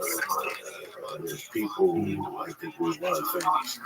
One thing, bro, I'm out of the country twice. I don't fucking know. I eat frying chickens. The meat tastes different. The butter tastes different. Everything tastes different to me. I'm Captain Comfort Zone. You know what I'm saying? So, but one thing, though, I like that it showed me the country. I went to every fucking state. Except maybe even Utah. When I first got into country, I wasn't allowed in Utah. You know, shit like that. They felt like they would not be allowed in Utah. And now that's one of my stops every year. Well, I'm sure, you know, when you first went to Utah, was it where if you went to a bar, you had to sign an application? Is that because that's how I was when I first started going to Utah. Like when I heard the law since changed, but about 20, 15, 18 years ago, you went to a bar, every bar demanded that they had your application, like if you're applying for a job. I don't know if you No. Yeah, that's how it was. Yeah, bro. That's from Utah. The first place I went to in Utah was Ogden, Utah. It was close to the military thing. I forgot who was headlining. Dave Triple something. That was a real legit road animal gig. Like that was it. I've been paid before, a couple noodles, but this was fucking 8-hour drive. You know, $60 in my pocket, and I got them to go. The hotel was only had one room. I had to share the room with the fucking headline. That was my first experience. Thank God it wasn't a creepy guy. It was okay. It was funny you say that, man. I've had the creepy guy. Did you ever work a club called Spellbinders in Houston? No. You know what happened to Spellbinders? Ralphie fell to the stage there. No, and Ralphie made. He was 500 pounds. He loved the stage there. It used to be in a strip club. Years ago. It was one of the best clubs in Houston. I did it years later when the improv took it on. Oh, yeah. But Ralphie felt it. You know, to this day, I bring it up to him once a month. Yeah. If he calls me, we'll be talking. And I go, but one time he fell to the stage. He fell through it. Oh, he didn't fall in front. He fell through the stage. There was a board that was loose. And Ralphie smashed it. Oh, his brother. You know, he was roommates years ago with Joey Medina, right? You know, all please. Okay, so I used to go over their house. I'll tell you a story. Okay, so this is years, I'm talking 18, maybe 20 years ago. Joey and Ralphie were roommates. We were all hungry at the time. I could barely pay my apartment, right? Nobody could. Okay, so I get to their place, and I could smell pot roast, man. Like a giant pot roast. This thing could feed 6 people, bro. I'm not kidding you. And I looked at Joey, and I said, you guys are cooking, right? And then Joey gave me a look like, no, like, stop. Like, no. I go, what do you mean? And then he goes, that's Ralphie's. I go, that's Ralphie's? Like, all of it? He goes, yeah. I go, fuck, man. It was all his, bro. So then I don't know how it happened, right? Me and Joey go like this. We're going to McDonald's? I don't know who said, to this day, me and Joey can't figure out who said it first. They go, hey, want to go to McDonald's? Yeah, let's go to McDonald's. Fuck it, McDonald's. Let's go. We go to McDonald's over in Hollywood, man. And we get to the counter. I order my food. He orders his food, and the lady goes, "Yeah, that'll be $12.75." And then I look at Joey like, "You gonna pay, right?" And Joey goes, "No, I ain't got no money." He goes, "You gonna pay?" I said, "I ain't got no money." I thought you were gonna pay. We had to walk out there and leave the food there, bro. Wait, the pot roast. No, that was all Ralph's. You know this, right? This used to be this apartment with my parents. Yeah. Right off of Melrose. And it was like in this fucking, it looked like apartments that were built in the 40s. The fucking like Martians or something. So Ralphie lived there, Alex Raimundo lived there, yeah, and somebody else lived there. So one day I'm out doing a gig or something like that. I'm living in my car. It's gotta be 98. Okay. And Joy Medina was brought to do a USA tour. And Alex is living in Austin. And he goes, the other guy who's in San Diego will understand that. Because if you want, just pay utilities and drink the alcohol. I stayed there for 3 months. It was the weirdest 3 months. Why is that, bro? It was just the weirdest 3 months. Was the place haunted or what? At the time, I was haunted. And what was going on? Yeah, demons following you? It was like, I had a girl on the podcast and I was talking about the dirtiest experiences of my life sexually. Okay. Like drugs and people that I knew. All those experiences, pretty much, like 3 or 4 experiences happened at Joey Medina apartment. But Joey's a freak, though. Dirty, and he wasn't there. He left in like June and came back in September. And I started staying there like in June. And the first 2 months I would watch TV, I'd cook, I'd fucking clean up after myself, I did laundry somewhere else, I slept in the back. There was no air conditioning, there was fans, but fuck it. I was just happy to have a place to take a shower and do comedy and shit like that. And I was doing blow. I was out at the comedy store. I didn't have no money. I was just doing blow. I'd go out and get a package, $20. But at that point, everything was really moving fast. Comedy was moving fast. People were starting. That's the first time. Joey Medina was one of the first guys to do an independent CD at that time in 98. He met with a midget. Yeah, he taped it. Yeah. And one night we were at Ralphie May's house, and he put the CD in, and all 3 of us fell asleep. So that was a big joke for a while. Dog, I'm tired. Put the Joey Medina CD on for a little while. Don't disrespect the Joey. It was just something that happened one day. Yeah. Joey was really good to me and opened up his house to me. Just off the top of my head, I remember 3 experiences that were so disgusting with women in that place and drugs that were just like animalistic. Like I still think about it today and go, what are those women thinking today? Like I'm embarrassed. Like it wasn't supposed to happen. One was supposed to come over to smoke a joint. One was going to come over to do blow, and she was married. And one was a friend of Joey's. And Joey sent me an email with my friends coming up from San Diego. She's going to sleep in my room, let her sleep. I get home, there's no blankets on my fucking couch. I go, what the fuck is this? I knock on her door. I go, did you take the blankets? Can I take one of the blankets? She goes, I only have one blanket. She takes it off. She's completely naked. I go, what the fuck? How does this happen to me? How does this dirty shit happen? What a nice night. What a fucking night. I'm all pumped up. I got a couple rocks in my pocket. And this chick's naked. I was like, that type of, and I was poor. Tuna fish, mayonnaise, and that type of shit. Like, it was that type of comedy experience. I still remember going to the store. I was getting spots at the store. I had a car that had no insurance, no registration. And the brakes were low. Like, I was about to kill somebody in that fucking car. I was relentless with it. And finally got tired. I didn't give a fuck. That car went everywhere. But you know, funny you say that, Joy and Lee. I'm telling you, man, even though you're broke as fuck and you're eating that tuna out of the can or with the mayo, you feel like you're in control of life because you're your own boss. Do you know what I mean?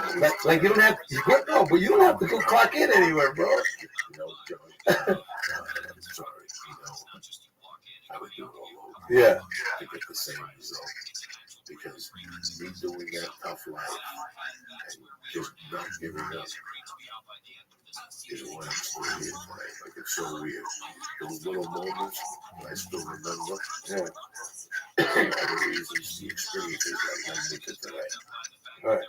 So, like, all that shit now. I look back at all that shit. 10 years of shit, people. 10 years of sleeping on couches, having a car with no insurance, no driver's license, no credit cards. I was abandoned. For 10 years, I just disappeared. I didn't do nothing. Taxes, no license. I was the invisible fucking man, dog.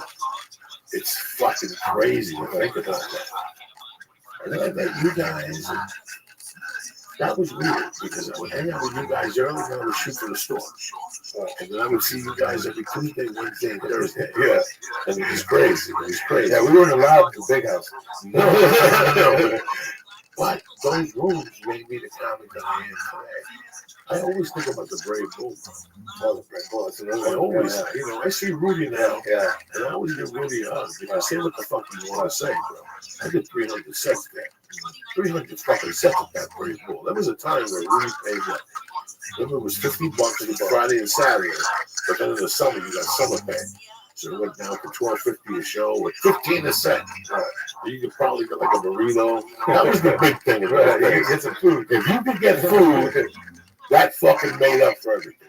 That was a good gig. That was a good gig. Food and 3 drink tickets, shit. And then that's why the tons is really how long it takes. Sometimes, like the last few weeks since I started doing it, like, fuck, I was an idiot. Maybe I should have started 5 years ago. Comedy. But I don't think it would have been good because I would have been terrible. I would have puked on things. It's gotta be a passion, though, man. It's not. But and then there's also just it's gotta be a passion. And I'm gonna tell you something. For young comics today, it's a different game than it was when you and I started. Because when you were, listen, when I was doing comedy in my 4th year, I was already making. Was I getting rich? No, I wasn't getting rich on the road. I was down on my age. I was just doing drugs. I'm living like a nomad. But I couldn't have done bad. There was opportunity there. Now, they don't even get features, hotels. They don't get feature at hotels. They don't want to pay them either. Then they don't give them a hotel room. These kids live on that app where they gotta get on the room at 12, and then they don't get a hotel room until right before the show or after the show because the hotel room is 92% off. To go to 5:30. When you work with these kids in certain comedy clubs, you're like, holy fuck. They got you living in a fucking app to see what hotels can give you a room for 60% off at 10 o'clock at night. They don't even give you a fucking hotel room. To me, I was homeless. So those hotel rooms were a sanctuary for me in those days. They're a fucking sanctuary. You gotta figure, I was homeless from 95 to 2000. Homeless. Couches, Josh Wolf's couch, Ralphie May's floor, Joey Medina's fucking thing, my car. I was homeless, guys. Homeless. In Seattle, I lived abroad. If I didn't live with her, I had an apartment with Josh Wolf, which was basically a cow. When he got rid of that apartment, I moved into an office. There was no pictures of family smiling. So those were the 5 years I gave up with fucking nothing. I mean, there was the hotel room, the office had a power. You know what, man? Of all the comics, the stories that I've heard of comics coming up, Joey, I think nobody burned bridges as much as you and me, man. Because, listen, we're in LA, we're in Hollywood, we're in a place where people master kissing ass. And when I hear stories about you, and you know the shit that I do, I think some of those things that us had taken us a little longer to make some money. It was some of it we caused ourselves, man. I remember doing the theater with you, bro. I don't know if you remember. It was so funny.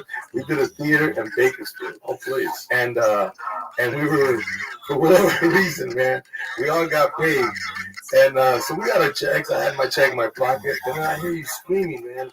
And I'm like, and it sounds like, are you going to fight? Like a fist fight. And I'm like, holy shit, Joey's going to fight somebody. So I run up the stairs, right? And I go in his office, and I see this little dude just scared. And then Joey's like, hey, you cocksucker, I told you, if you're going to pay me, you motherfucker, you give me cash, you son of a bitch.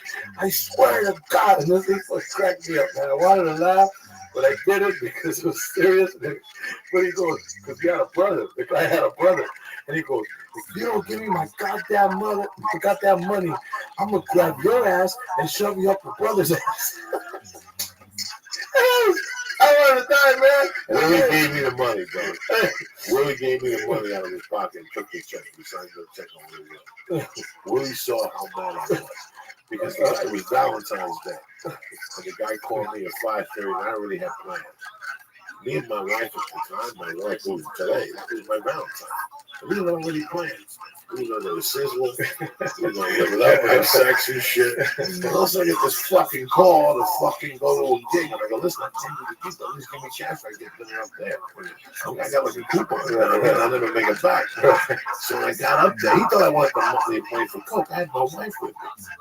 My wife was right there. My girlfriend was right fucking there. I lived with her. I wasn't going nowhere with that money. In those days, she'd take it out of my fucking head. She knew I was a fiend. She knew the fucking deal. That's what pissed me off. And you know what? He signed me as a client. Yeah, he did. And then then now we're not together no more. Oh.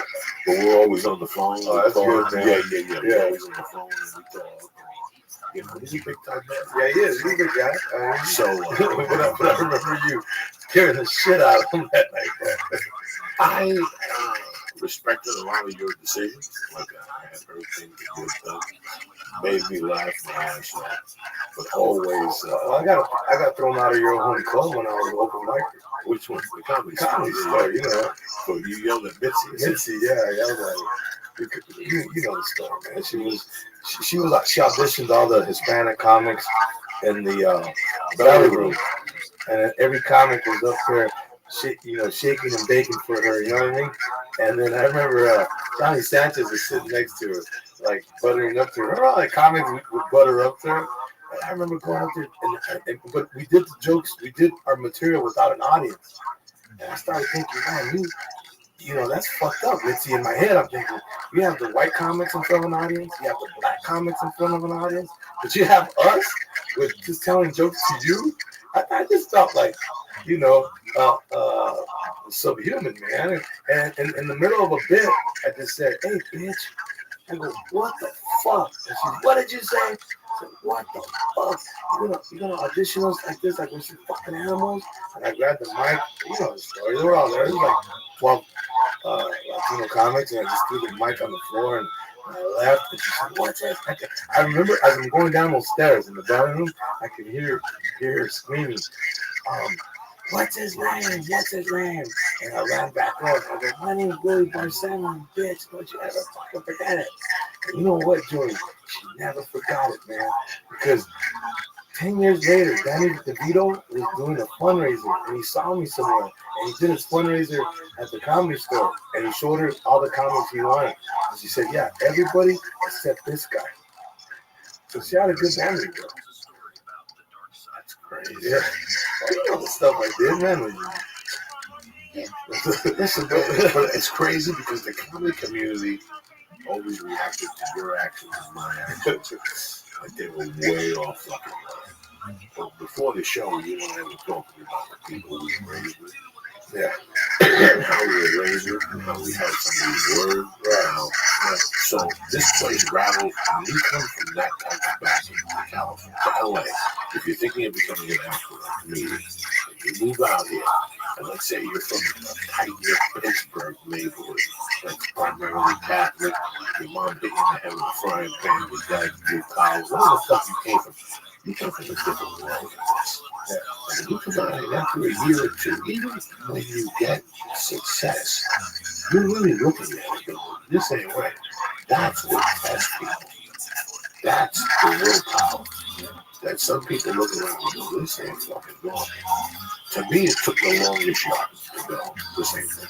Right. This is not reality. This is not reality. Well, we grew up, and we were talking before the show started, and I think it's a part of our personality, Joey, is we know, okay, some of the guys that we know growing up as kids that got murdered, yeah, there was, there was I don't know, over here there was drive-by, there was crazy gangster, but there was a lot of guys too that growing up, people that I know, that got killed for lying, for just lying, or stealing from a certain group of people.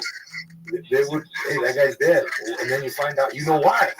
So you knew growing up, look, if I keep my nose clean, I know these guys are bad people, but all I have to do is not lie, and I'll survive. Right? Once in a while you had to fight, right? But if you kept your nose clean, for the most part, that was a sure way to stay alive. And that means you don't get into other people's business. You don't lie. And hey, I didn't see nothing. I don't know nothing. I don't give a fuck. Right? I don't know nothing. I don't know nothing. Yeah, I told me all the time. And then we don't know nothing. You confuse people. Yeah. I don't know. What do you mean? I don't know nothing. But then we're in this comedy world with these actors / comedians and everything. They're the biggest backstabbing, lying weasels in the world. And you're like, dude, in the real world, you get slapped in the mouth for that. And that's how stuff me and you. We couldn't tolerate it. We couldn't tolerate it, yeah. I mean, not that way. I'm not the last thing from a tough guy, man. I'm a big pussy. But, you know, pussy fucking smacks back, right? What were you saying, something? No, but I learned a hard lesson when I was younger. It's never really good to stand up for something. Like, and that's fucked up in a way to say. I don't really know how to say it, but for whatever reason, I was at camp. We were mad. My whole bunk was mad at the council for something. So we signed a petition on the wall, and I walked up to the thing and I said, "We want this guy fired or something." And they sat me down. They're like, "Yeah, like everyone riled me up, but like," and then the counselor. How old were you on the thing? 5th grade. So, okay. So you were 10 or 11, you had a little dignity to you. Yeah. You learned a lesson though. Yeah. You learned a lesson. It's really weird what really happened. No. You know, I was telling I know Willie and I respected Willie 15 years ago because I knew Willie was doing something. I knew Willie would see you and he'd see something in you and he would invite you to his room. And his room used to be packed. And there were Mexicans and everybody laughed. There was the two token white guys, the token black guy. There was always hot chicks. And I remember going to the one. Wednesday was El Coyote. Yeah. So Tuesday was the one by the car dealership. And you paid me $40 for coke in my hand. On the way out, you only walked through a tent. So the show was inside, but once you walked out that side door, there was a 20-foot tent where you could smoke and shit in there. So I put a coke rock in my hand. I'm come here. But you were helping a lot of comics. I remember you coming up to me a couple times and saying, "Say this, that joke's funny." And I knew where you were coming from. But I respect you. You were on the fucking Tonight Show. You're on the fucking Tonight Show, bro, okay? That's it. That the proof is in the pudding. You got the right to say something. It's that dude who don't get spots that comes up to you and goes, "Dog, you know what would be funny?" No, none of your fucking jokes. You don't even know what the fucking tag is. You're in the back watching me and shit. You're still signing up to fucking get spots and shit like this. Those are the guys that piss me off. When you come up to me in those days and go, "Put that there and put that there," I go right back to the store and do exactly what the fuck you told me. Because I saw those Tonight shows. And I go, "Really, a lot of things. But really to write a fucking joke from fucking scratch." And it wasn't until a couple of years ago because I hadn't seen it no more. I hadn't seen it. You were doing this, you were doing that. And one night I get home and I put some Showtime special on Willie Garcia. And I was floored. Like, I remember days later seeing a bunch of young comics and I go, the show that made me do comedy was when I saw Dice's special. That's what really pushed me. I liked Beyond the Sunset Strip. But there was, I saw Nick one night. On the Young Comedian special live from Tempe, Arizona. Nick's one of the good guys, by the way. Everybody bombed in that show. Ray Romano bombed, Rafael bombed, David Spade bombed, all this fucking monster. That's the new man up there that did, fuck. And he said, "Is this place hot? Is it me? Or is this place 200 yards from the fucking sun?" And the air conditioner moved, and Walt Disney woke up in my room. He was frozen. He just went, he destroyed the fucking room. I don't know where I'm going with the story. Oh, he was a good writer. Yeah. You could tell that he would spend time. You could tell. Even his jokes were raunchy or whatever, but you could tell they were well-written jokes. When I used to watch him and you, I used to go, these guys are doing something that none of anybody else is doing in that group of joke type people. Right. You know, which Seinfeld has a little bit of Maya! A little something to cheer up the room. Where's the Febreze? Where's the Febreze? Get Joey. But No, there was I like what though. I gotta tell you, Lee. So I get a call. I'm on the road, and I get a call from this like 3 years ago when the Showtime special came out. And my message from Joey is, "Hey, cocksucker, I just saw your Showtime special. It's fucking hilarious. I swear to God, if you were white, you'd be rich." You remember me telling you? It was just brilliant. It was just brilliant. It was just written well. You could tell he had the notes. He planned it out. You could tell he knew exactly where to look at the camera. He had all his work down. And I sat there and it was fucking professional. And it's really weird that when we started the podcast tonight, we categorized comedy as only 5 lines. And I got a problem. I love everybody. And when I see comedy doing this shit, I really like it. But every once in a while, you get a person dressed up as somebody. And in a way, this is acting. Before I got here, there was a guy that was running games and he was very successful. He was selling his soul, and the people around him were selling his soul. He claimed to be a Mexican guy, but there was no, he had 10% Mexican blood. The blood he had when he was a fucking pirate, you know? Yeah, he had the blood of the pirate, you know? So he got on my last night. Every move he made that irritated me. That was Jeff Love. Yeah, you know, and I remember going up there and I lost my cool. Like, That was that store, right? Is that what Maryland thing? Yeah. You know, I couldn't have him in the room. Yeah. Like, that's the type of person I am. Like, I knew when he put Maryland through, because Maryland used to call me crying and say, "Jeff, make me showcase again." He's all, you know, but then I know he gave me a show and all that stuff, and he was only paying the $50 an episode. I don't know what the fuck happened. Right. Me, in my mind, I didn't want him there. You lost it. I was there, bro. I felt bad for I go, man. Oh, I went on. First off, I hadn't done coke in 7 or 8 days. So right there, dog, I was dying inside. I was dying to bump into a guy like that.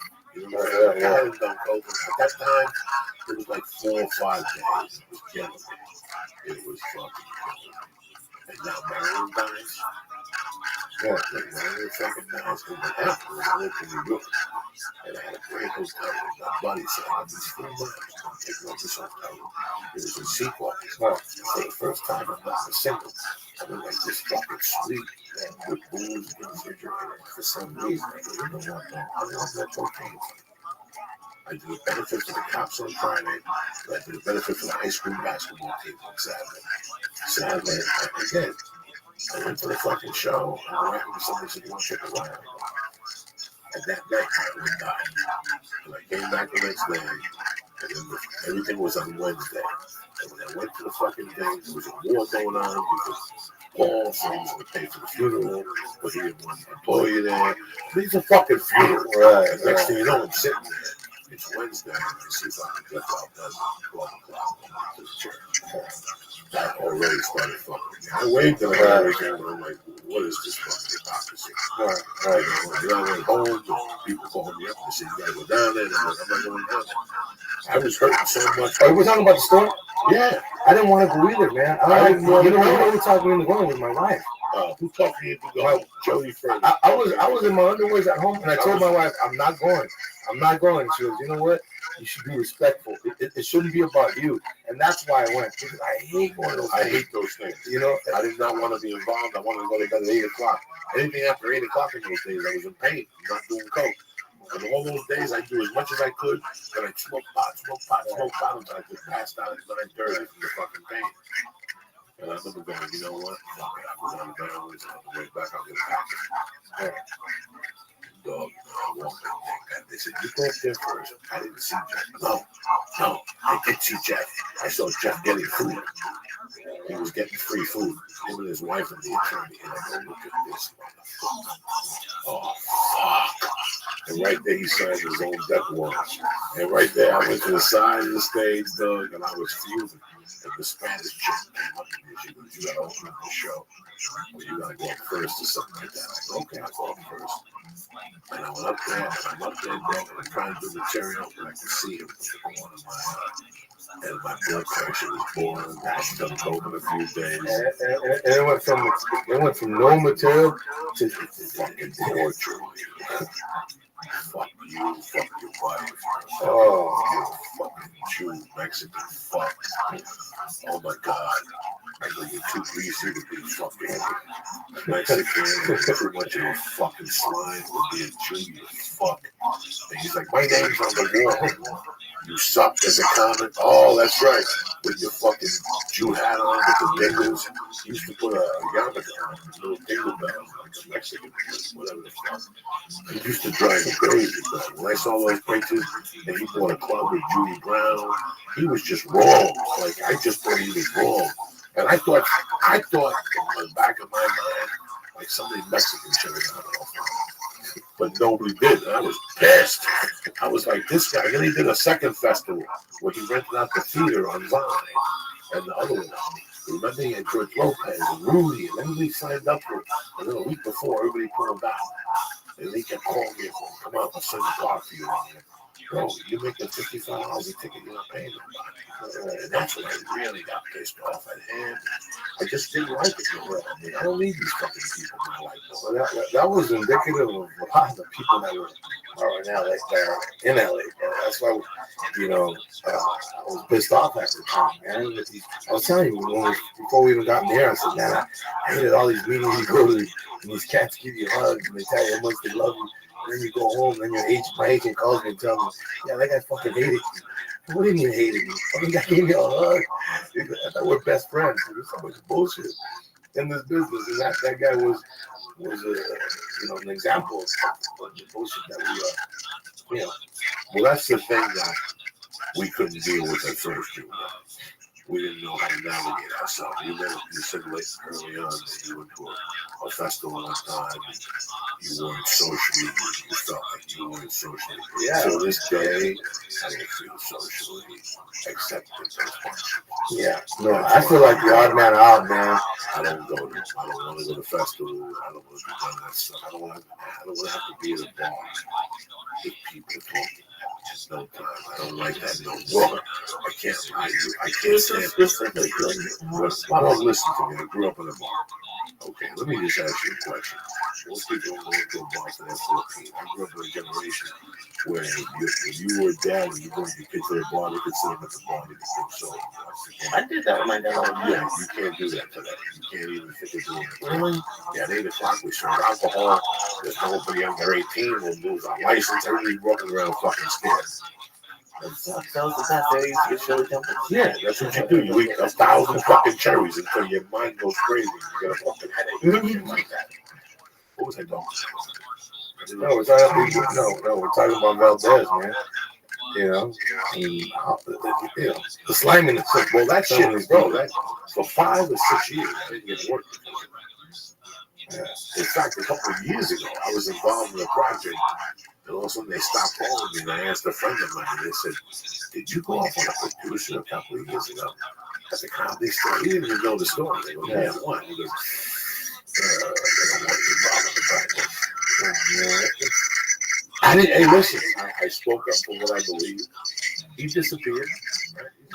I said, he's got a Facebook page. Yeah.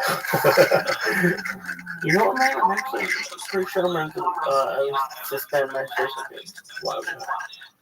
You said something to me last night. You said that, like, whatever you're looking at, I want to take away. And I think what it is, I think it's Facebook. I think it's too much. Because there's so much on this. Listen, man, we had this conversation last week. I was at a bar last night trying to do comedy. Okay. I got a cheese curd in front of me, and I got waffles. It's for everybody. Right. Rodrigo was there. Bert Kreischer was there. Joe Perez was there. Lee was there. People coming over and saying hello. Then there was a break in the bar, really. And there was 3 more. There was 2 Latin chicks, 2 chubby little Mexican girls, and a black dude, and a white dude. And then next to them, there was another guy, and then 2 more guys down the court. Out of all those people, there was 2 people who were looking at that fucking thing. And it was me and Joe Perez. And for the first time last night, George Perez? No, this kid named Joe Perez. He's a young kid, 20 years old. I'm sitting at this bar and I'm watching this baseball game. Yeah. And all of a sudden I look over and I see all these people. The guy next to me is texting, this fucking texting going on. This guy's texting. The three chicks are looking at one phone. Giggling, and they're playing like fucking Pokemon at the bar. You know, and I look at them and I go, when I was a kid, I'd be at a bar drinking. I'd be drinking. I'd be having a good time. In the moment. Engage in conversation. Yeah. There was 12 people at the bar, and 7 of them were on their phones. Like it was never wrong. It dawned on me. I said something to Lee and Kurt. Get off the fucking phone. You guys got to stop. You guys got to stop. It's got to end somewhere. I wish I could wake up one day and just delete everything. But it doesn't take that much of my time. I get up, I do it in the morning, and I move on with my day. Sometimes I want to smoke a joint on Periscope. That takes 3 fucking minutes. To be very honest, I get lost. It takes up almost 3 hours of my day. Yeah, I know you're home fucking thinking. Because here's what happens. They have these videos. So you scroll, let's play, that was a fun video, and then it just scrolls up. And there's like 8,000, and you have to keep doing this.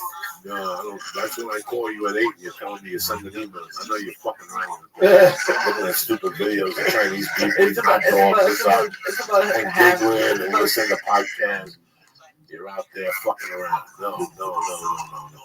So yeah, that's why I'm thinking about deleting it.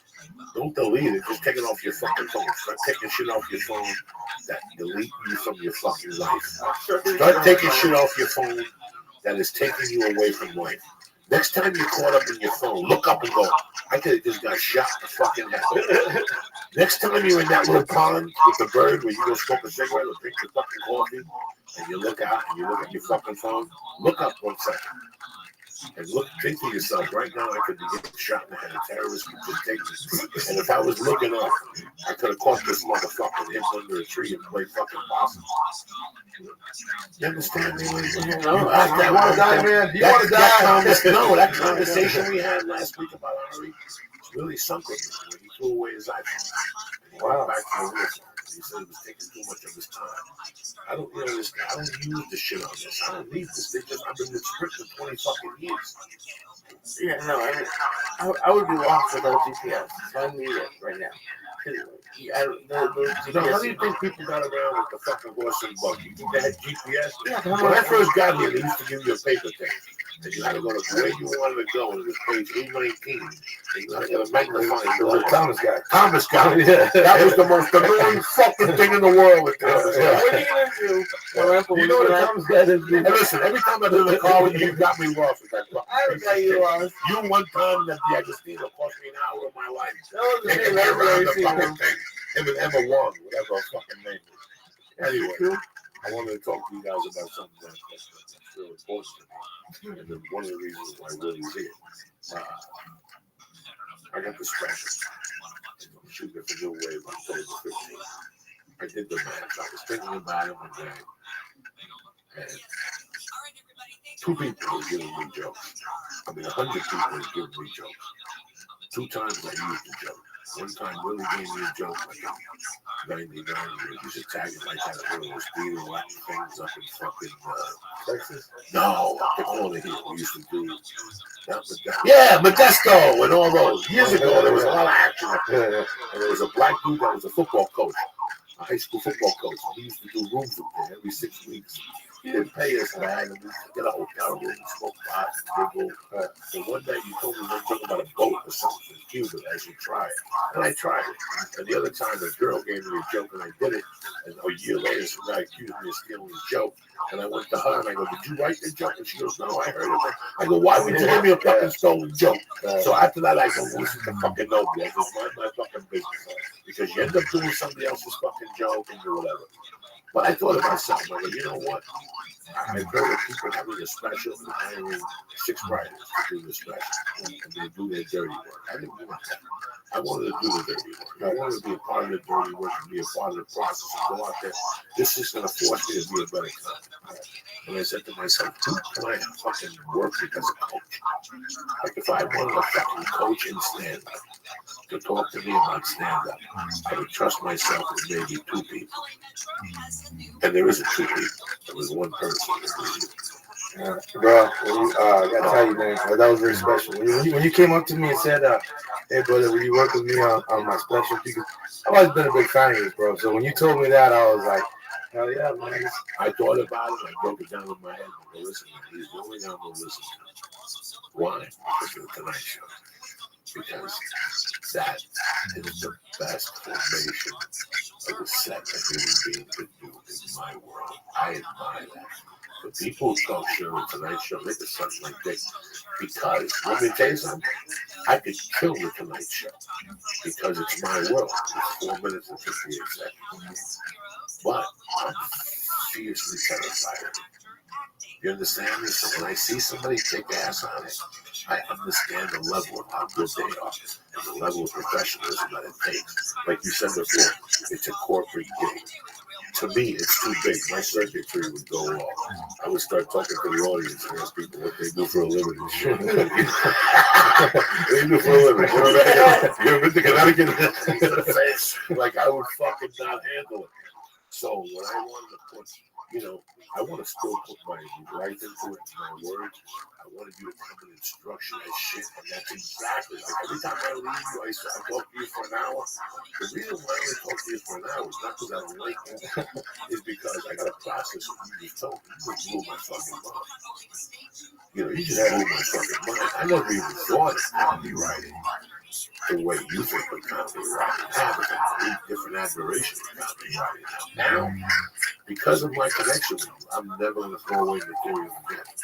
Once that special is shot, I take a week off, and we get back to the tape recorders. And we go to every dirty bar in fucking Messina, and we get an hour in 6 months. That's the way I'm going to do it. I mean, that's the way you do it. And then the next 6 months, you chop that motherfucker up, add the seasoning, chop that motherfucker up, and that's how you do it. That's how a fucking professional comedian does it. And I did not do it like that forever. So now I'm re-energized. Now I know how to do this. Now I know you taught me the steps, how to get in there, and we're gonna see every time I shoot a special, it's me and you to the wheel floor because I listened to it. I wouldn't listen to somebody else. I would have never listened to somebody else. Listen, bro, I'm gonna tell you. I gotta tell you.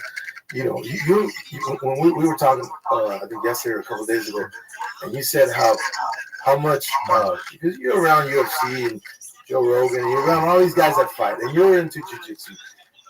And you said to me, man, Willie, I realize now how martial arts evolves, how guys go from learning something to evolving and getting even better. And you said you applied it to your life, right? To your stand-up. Okay. Now here's where I applied the same thing. You know Ruben Castillo. I don't know if you ever heard of the guy. He's a funny fucking guy, man. This guy had 3 losses, right? He lost to Salvador Sanchez, Alexis Arguello, and Julio Cesar Chavez. All right?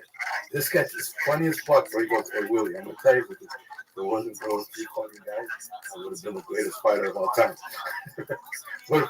but anyways, this Ruben Castillo, man, this guy used to do a boxing show here in LA years ago with Chick Hearns. They used to do a show on the local television. I really pick his brain when it comes to boxing and the circle of people he's around. Anyways, when I realized how they coach like really good boxers, is they don't change the style. What they'll say is, "Let me see you box," and you can box awkwardly, but they'll teach you to fight from that. They don't change you. They don't change. Okay, you're gonna be an awkward-looking fighter, but you're gonna be a good awkward-looking fighter, or you're gonna be a southpaw, but you're gonna be a good southpaw. You know what I mean? When I hear you on stage, first of all, I crack the fuck up all the time. To me, it's just it's easy. It's an easy gig, man, because all I see is just telling you, going, hey man, instead of doing a joke like 1, 2, 3. Why don't we start with 3 and then put 2 here and 1 here, and it has a smoother transition. That's all I do, man. That's all I do to your creativity. And the fact, honestly, brother, I'm gonna tell you, there's not a lot of comics I respect. I mean, you and I have been. You've seen me at comedy clubs where I walk in and I probably say hi to 2 people, There'll be 20 comedians in the room, and there's only one that I go up and shake hands with and say, "How are you? Good to see you. How's the family? Everything." I do my set, and I leave. I don't like a lot of people, Joe. You know that. And and listen, man. The fact that I'm trust me with this. Hey, bro, it's a privilege, man. It's a privilege. But hey, man, I'd like your fans to check out my my Netflix special, bro. Now, how long has it been on Netflix? 6 weeks. And what's the name of the special? It's called The Truth Hurts. Okay. You watch this fucking special, guys, and you send me a fucking tweet or you send Willie a tweet.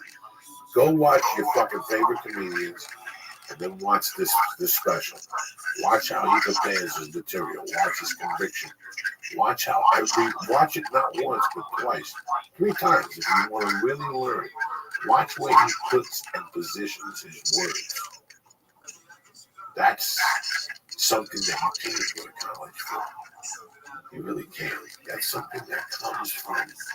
And I always watched you do it. When we sat together, you know, I think you should say that word. And I would go home and go, Jesus fucking Christ. And then I would go on stage, and it would fucking just work like a charm. And that's the first time I wouldn't take instruction from a lot of people. Hey, bro, what's up, bro? No, I've been seeing you a lot more recently. I haven't been going to your shows as much, but now I have. And you haven't been repeating it. So, what are you doing? Are you just trying new stuff every time here? So what I'm doing is, you tape it, Willie tapes it. If Willie tapes it, he takes it home and he gives me notes. If you send it to me, the next day I sit in a blank notebook. In a blank notebook, I put the date on top. And I listen to the whole recording with earphones on. And I really don't do much. I can't lie to you. Lately, I've been laughing. I cannot lie to you. Some of the shit you tell me the next day, I forget about it. Now I'm hearing it. Now I'm hearing it. I'm going, wow. So now I understand that Tuesday nights for me is 30 minutes of material. I'm going to get 8. But it's not really material. It's just a couple sentences, maybe a word, maybe hummus bit, maybe something we said. You know, you threw me an idea the other day and I wrote it down. And I'll wait till the improv to give you all that. So you can watch it. We'll do our thing next Friday night. On the Ice House. We're at the Ice House. Which is next Friday night. September 2nd. We're doing 2 shows. Yeah, we're doing 2 shows on Friday night. So I'll get to do whatever material you want. Whatever time you want me to do, I'll just take 2 sets that night and do the first show, half of it, and the other half, like that. And I don't care what the audience thinks, just so you can hear it and they'll give me a CD. And I'll work on it again during the week up there. And then Friday and Saturday, you and I together again at the Improv on Melrose on September 9th and 10th. So we'll tape it again there and we'll look at that. The following week I go to Austin. I come back with 5 more sets. Then I go to New York and I come back with 4 more sets. Then we got a week off. That week I see you like 2 or 3 times. I go to Columbus. I come back from Columbus and I have Tuesday night at the Comedy Store. We'll run it again. And then the week before, when I come back from Columbus, Tuesday night before Chicago, I run it again in the belly room. I go to Chicago, I tape the special. That's the process I'm using. Yeah, that's the training I'm using. This a man without a plan is not a man. Nietzsche. I'm not going to get another shot at this, okay? I barely got this one. I got 1 special in 25 fucking years. If you think, listen, you and I discussed something, and I discussed it the other day on the fucking show on Sunday, and I give props when props is good. You and I watched the fight. I've been telling you. The main thing I got about MMA was every time a fighter showed up and said he's got a strong punch, and after every fight, that's all he had to tell me. He didn't evolve. He didn't go to jiu-jitsu class. He didn't even try to wrestle. GSP used to go to gymnast. And he'd go to Mumbo class. Yeah. And then he'd go to Pilates with Broad. Then he'd go to swim. You know, that's why GSP became who GSP was. I could go, like, you know, I could smoke 15 joints, do a bit about sucking pussy, do 15 minutes about getting my dick sucked in the shower. I'll do a bit about something generic, and then I'll close with something disgusting. And you watch it, and you go, yeah, he was funny, but after 20 minutes he lost it because he was the same Joe Diaz. He didn't develop. I don't want that my special. I wanted people to see it and go, wow, Joey actually been working for Conor McGregor. He's disciplined. Yeah. He still said fuck 80 times. The last time I saw it, he said 198. He didn't say pussy. He didn't do, you know. Listen, when I'm on stage and people are laughing, I'm doing a sex joke. You think I feel good? Look at me. I'm not 20 no more. I'm a 53-year-old dude doing a joke about eating pussy. It's funny. We giggle. But it's not what it's not what I want the country to see, whether it goes on Netflix or fucking Showtime or wherever it goes. I'm gonna have one shot at this. So this is why I wanted to show up like fucking Conor McGregor. The most important is I'm prepared. That's it. I'm prepared. Your special comes true. You do your hour 15, your hour 10. They chop it to 55. They show a tape of you jerking off with a tuxedo on with your buddies in the beginning, and you got yourself a special. Let me give some shout out to get you out of here. Let me give a shout out to my man, Chess 7 Raj, Don Wrangler, Leo, Jake Music, Richie McGannis, I don't know what the fuck he is. I really do. I love him. Chad Reeser, Reagan Lynn up there in Seattle holding us down for Joey, and Matthew Oliveris. Don't forget, I'm at the Ice House Wednesday night in the back, so I'll do another hour back there and send that to you August 31st, and then I'll be back there. The Ice House has become fucking workout headquarters. All right? That's it, man. Really, I'm happy you came on. What's the name of your special again? No Expectations? No, it's called The Truth Hurts. What the fuck is it? It's called The Truth Hurts. It's right now hurts. The truth hurts. If you want to see how real comedian works, because see, here's what the problem is, and it really burns me up because now it broadens my horizon on a lot of things. It broadens my horizon on music. It broadens my horizon on. We were talking about the ABA, the NBA. Right. And we were talking about the differences of how the ABA was the players who went to college. They had to go to a community college. They fucking got 3 chicks pregnant in 8th grade. Their family was on welfare. He didn't take the SATs. He shot a teacher in high school. But they end up in the ABA. And they let you live in scoring. They're a tremendous basketball player. The NBA was more civilized. Right. The same thing happens in comedy, but you people don't see it. Okay, you have these great running comedians that are media-fueled comics. Okay, you have a great running, and some of them deserve the publicity. One of them can fucking make you laugh at that got a gun to their fucking head. But that's just the way life goes. The media stands behind them and fuels them.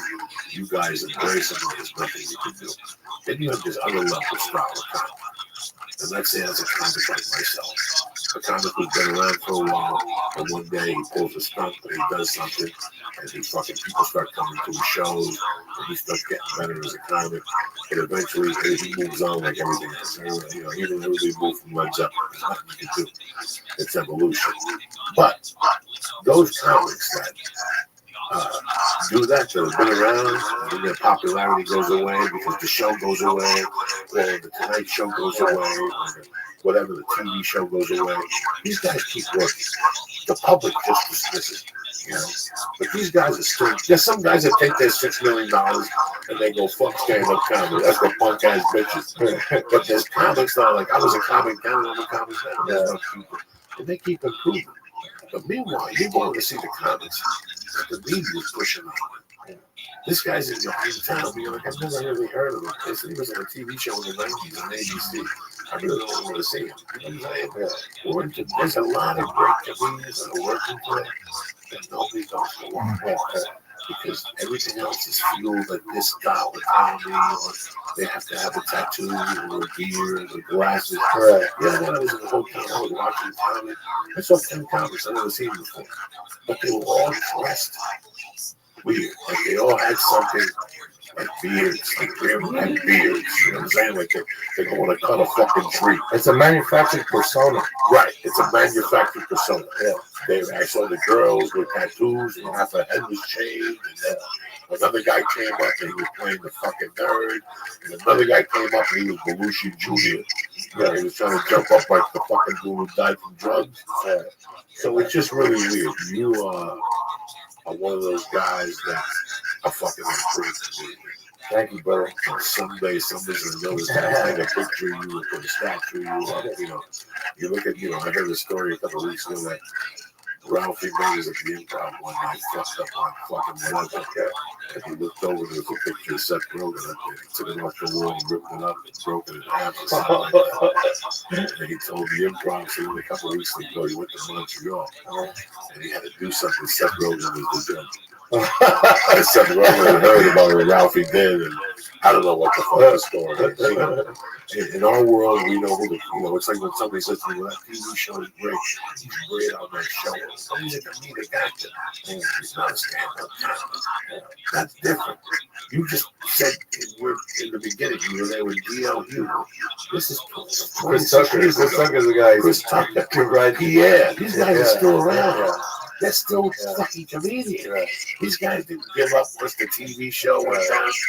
I wasn't back on the road. Chris Tucker got back. Yeah. He started traveling. Started gigging again. It's weird how awards are too. Because there's one of those guys who a comedian no one really has respect for, but has a show. And all I've heard is everyone hates it. And I was driving down the street today. There's a billboard, 4 Emmy nominations. I went, I haven't heard one good review of this show. How does it have 4 Emmy nominations? It's funny because Joe, you touched on something, man, that I've always talked about on stage with the little bit of audience. Like, when I get my audience that comes to you, I got a small audience. Those motherfuckers are loyal, bro. They're loyal. Those motherfuckers. Yeah, people that take a picture. Eastside Morales playing the drums. You got it going on. No, bro, but I always said like this, man. Like these, like you said, comics that for whatever. I don't know. Whatever happens, man. The industry kisses their ass, loves it. These guys know how to play the game. And to me, what they become is like I ask them, think of a hamburger right now. Right away, they say McDonald's. What's the worst burger you can have? There's a Big Mac. You know what I mean? It's just, but if you really think of a good burger, I know a place called Rick's Burgers, and it's on Fletcher and Riverside. It's just one place. Well, they might have two. I think there's one in Alhambra. They got save some money and buy another. But I'm like a Rick's Burger, bro. I just don't have that McDonald's money for fuck. My burger's delicious, brother. You know what I'm saying? But listen, I hope your people check out the special and hit me up. Let me know what you guys think. If you think it sucks big, tell me. Hey, you know what? Suck big. But if you liked it, hit me up. Listen, one thing about these people over I wouldn't have you in that chair if I didn't have the utmost respect for you. So they know. They're sick and tired of buying fucking bullshit and seeing bullshit. They want to watch good shit. If you want to watch a real comic, you watch this fucking special. Take notes. And you might whatever say, well, listen, watch what he's fucking doing. You can watch the work. You ever go to a fucking place and you look at a statue and it's a guy that just fucking put a mold on it. But then you go to another place and you see a statue and you go, wow, I can see the work and the detail that I put into that. The rest of the home come over you guys. You question the statue. Where did you get it from? Because I took the guy 16 fucking years. That's what it feels like when you see Willie Barcena perform. You're not going to see, you're going to see a well-structured fucking show. Sometimes it goes off the rails. You know what I'm saying? Sometimes there's a couple cocktails involved. This shit happens. Hey, it's for sure. That's right. But every fucking, ain't nothing wrong with that. Let me give a shout out to my main motherfucking Datsu Sara. Baddest motherfuckers out there. I really like, listen, I got about 30 more pounds like a fit for the fucking G they sent me. And I can't wait. I'm going to do flying sidekicks. The whole thing. I'm in love with their bags. I'm in love with the fanny pack. I don't travel without the fanny pack. The wallet, the fucking iPod, the fucking roller papers, the lighters. They got rash guards. They got fanny packs. They got big bags. They got little bags. Listen, everything about them, I'm impressed with. The durability of their fucking bag that they sent me. Like I said, I got 19 pockets. They sent me a fucking canteen. The same one Robert Duval gave the soldier in Apocalypse Now. He can drink out of any guy who's holding his guts can drink out of my shit. But no, all fucking around. Do me a favor. Go to dsgear.com. Take a look at the great selection of rash guards, D's. I think they only have 2 D's, but let me tell you something. They're hemp quality. They got belts. They got bags. I mean, if you want it, they got high quality stuff. And it's well priced. And I'll tell you what I'm going to do. All my listeners, go to dsgear something. Go to dsgear.com right now. If there's something you like, go to DSGear right now and press in. Joey, boom! And get 5 motherfucking% off your order, okay? Everything is hemp quality made. I mean, Chris is a great guy. I trust him. You'll get the shipping sent to your house. I mean, everything, it's tremendous. I'm in love with their stuff. Like I said, the fanny pack and the travel and the black jiu-jitsu bag, they're fucking phenomenal. I got my knee pads in there. I got a white belt in there. I got a blue belt in there. I got an extra knee pad in there. I put my wall in there. I got 2 towels in there. I got nose spray in there. I got a canteen in there. I got a rubber thing in there. And I got a pouch of fucking protein powder in there. I put my D in there. I put my belt in there. I put a fucking bag in there to put the dirty rash guard in, which is sent to me by Dr. Sarah. That's how fucking much they know about what you go through with jiu-jitsu. Not only that, they sponsor EBI. So they're right there in the fucking trenches. So if you're a jiu-jitsu person, go to dsgear.com right now and cut the motherfucking shit. Number 2, onit.com. Always on top of it. I got some mixed greens sent to me. The lemon lime. Fucking tremendous. You understand me? Let's say you don't want to eat your lettuce. You don't like your fucking broccoli. You don't like your fucking ugats. Neither do I. This is what you go to. Go to onit.com right now. Whether it's the Hemp Force protein, whether it's the fucking Alpha Brand, which is a money back 100% guarantee. They don't even want the product back. Whether it's the Shroom Tech Sport or the Shroom Tech Immune. Hey, I got 10% off on you. On the way out, go to the box and press in. Sure, boom. I'll give you 10% off that. If you like the kettlebells and the bats and all that stuff, I can't do nothing for you there. But as far as supplements are concerned, Uncle Joey's got your back. So on it, Dr. Sarah, I want to thank you both. Again, dsgear.com and press in. Joey, boom. And onit.com and press in. Sure. Boom. There you go. 10% off. 5% off, both of them delivered to your motherfucking door. And that's a wrap, bitches. I want to thank Willie Barcena one more time. Don't forget about The Truth Hurts on motherfucking Netflix. You think they put him on Netflix if he's some type of fucking half a month? Get your life together, bitch. Lisa, have a great weekend. I love you, Willie Barcena. Don't forget, Austin, Texas, September 15th. New York City, September 24th, Gotham Comedy Club. Cut the shit. Don't tell me later, Joey, I was going to get tickets. Can you put me on the list? There ain't no list. I grew up in fucking Jersey. I got 18 people calling me up, giving me dates and shit. Leave me the fuck alone. There's no list. Get the tickets today. Stay black. Have a great week, and we'll be back Monday morning for you motherfuckers. When you wake up Monday, you'll have a fucking brand new podcast. I love you guys. Stay black. Have a great weekend. You know we don't fuck around. Now, I've not been able to grab a copy of the actual documents, but she said enough that we have a good sense of what her point is. And her point is as to, I guess let's talk about Alito first. With Alito, she says 2 things. Number 1, he did not recuse himself from cases in which he had a personal bias or a prejudice. And he should have, and we know what that has to do with. That has to do with all this Trump-related litigation going on, and the stories about the upside-down American flag that was being flown at his home, which some people link to a Stop the Steal movement idea, which he said has nothing to do with that. It has to do, trying to be charitable here with his wife and another neighbor not being able to get along very well. And also that he failed to disclose income gifts and reimbursements, but property interest. There's a whole list of different ways to say money stuff that he didn't disclose. All right. Then Thomas only has to deal with all the financial stuff, the failing to disclose the gifts and the income and the reimbursement and all that stuff. And we know what that's about. That's about his relationship with Harlan Crow, the vacations that he took. And I think, everybody knows the history leading up to this. And there have been calls for impeachment going on for several weeks at least. And now, AOC is pulling some articles of impeachment. Now, there are two hills to climb here.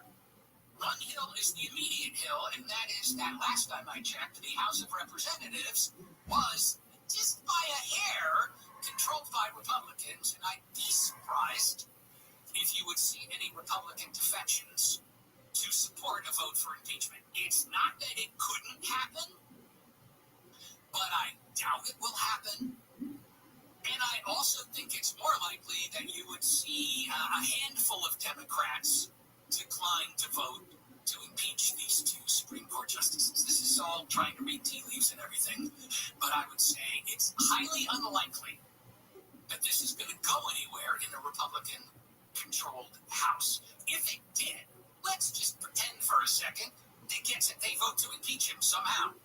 You go over to the Senate right now, they would probably vote to convict, although, you know what? They don't have that big of a lead, the Democrats in the Senate. You've got a handful of Democratic senators who are not on the same page as an AOC and probably would be loath to vote to impeach two Supreme Court justices. Then there's the historical hill. The historical hill is not something that happens very often. The last time that a federal judge of any level was impeached was in 2010, and it was this judge out of Louisiana, in the Eastern District of Louisiana there. He was caught accepting bribes and making false statements under penalty of perjury. And he was impeached, and he was convicted by the Senate, and he was removed from his office on December 8th, 2010. And the last time that a Supreme Court justice was impeached in this country is back in 1804, everybody, 1804, and the guy's name was Samuel Chase, and by all historical accounts, he was a jerk. He was an angry, rude, intemperate guy who, and back then, Supreme Court justices still had some involvement in running trials because the court system wasn't as big as it is today, and he apparently wouldn't follow any rules and wouldn't do anything right, and everybody hated him. Everybody hated this guy. He was impeached, but he wasn't convicted in the Senate. He was acquitted in the Senate. So, if you look at the history of this country, the chance of getting rid of any federal judge this way is very small. It has happened, but the higher you go up the chain, because federal courts are very class stratified. You've got magistrate judges who aren't even considered real judges by some people because they're not Article 3 judges. You have the district judge, Article 3 appointed, quote, for life. Circuit Court appeals judges, it would be even harder to get one of them. This show is brought to you by Dr. Sarah. Go to dsgear.com and check out their extremely high quality functional gear made with hemp textiles. They have bags, gis, rash guards, and much, much more, including the famous fanny pack. It's dsgear.com and use code word Joey to get 5% off. The show is also brought to you by Onnit.com. Go to Onnit.com and use the word church to save 10% on all the amazing optimization products like Alpha Brain, New Moon, Sync Immune, and Shorty Tech Sport. Give us some news, and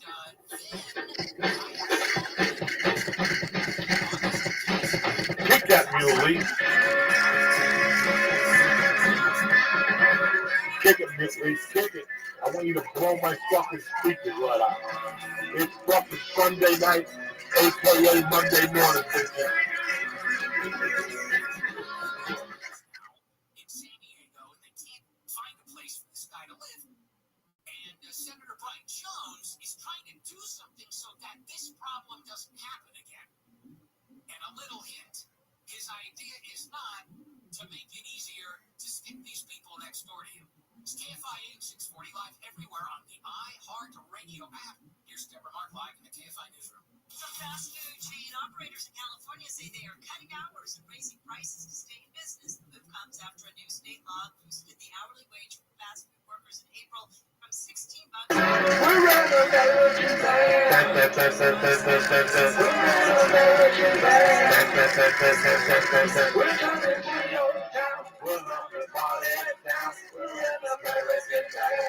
Let's put it on, Joey. Yeah.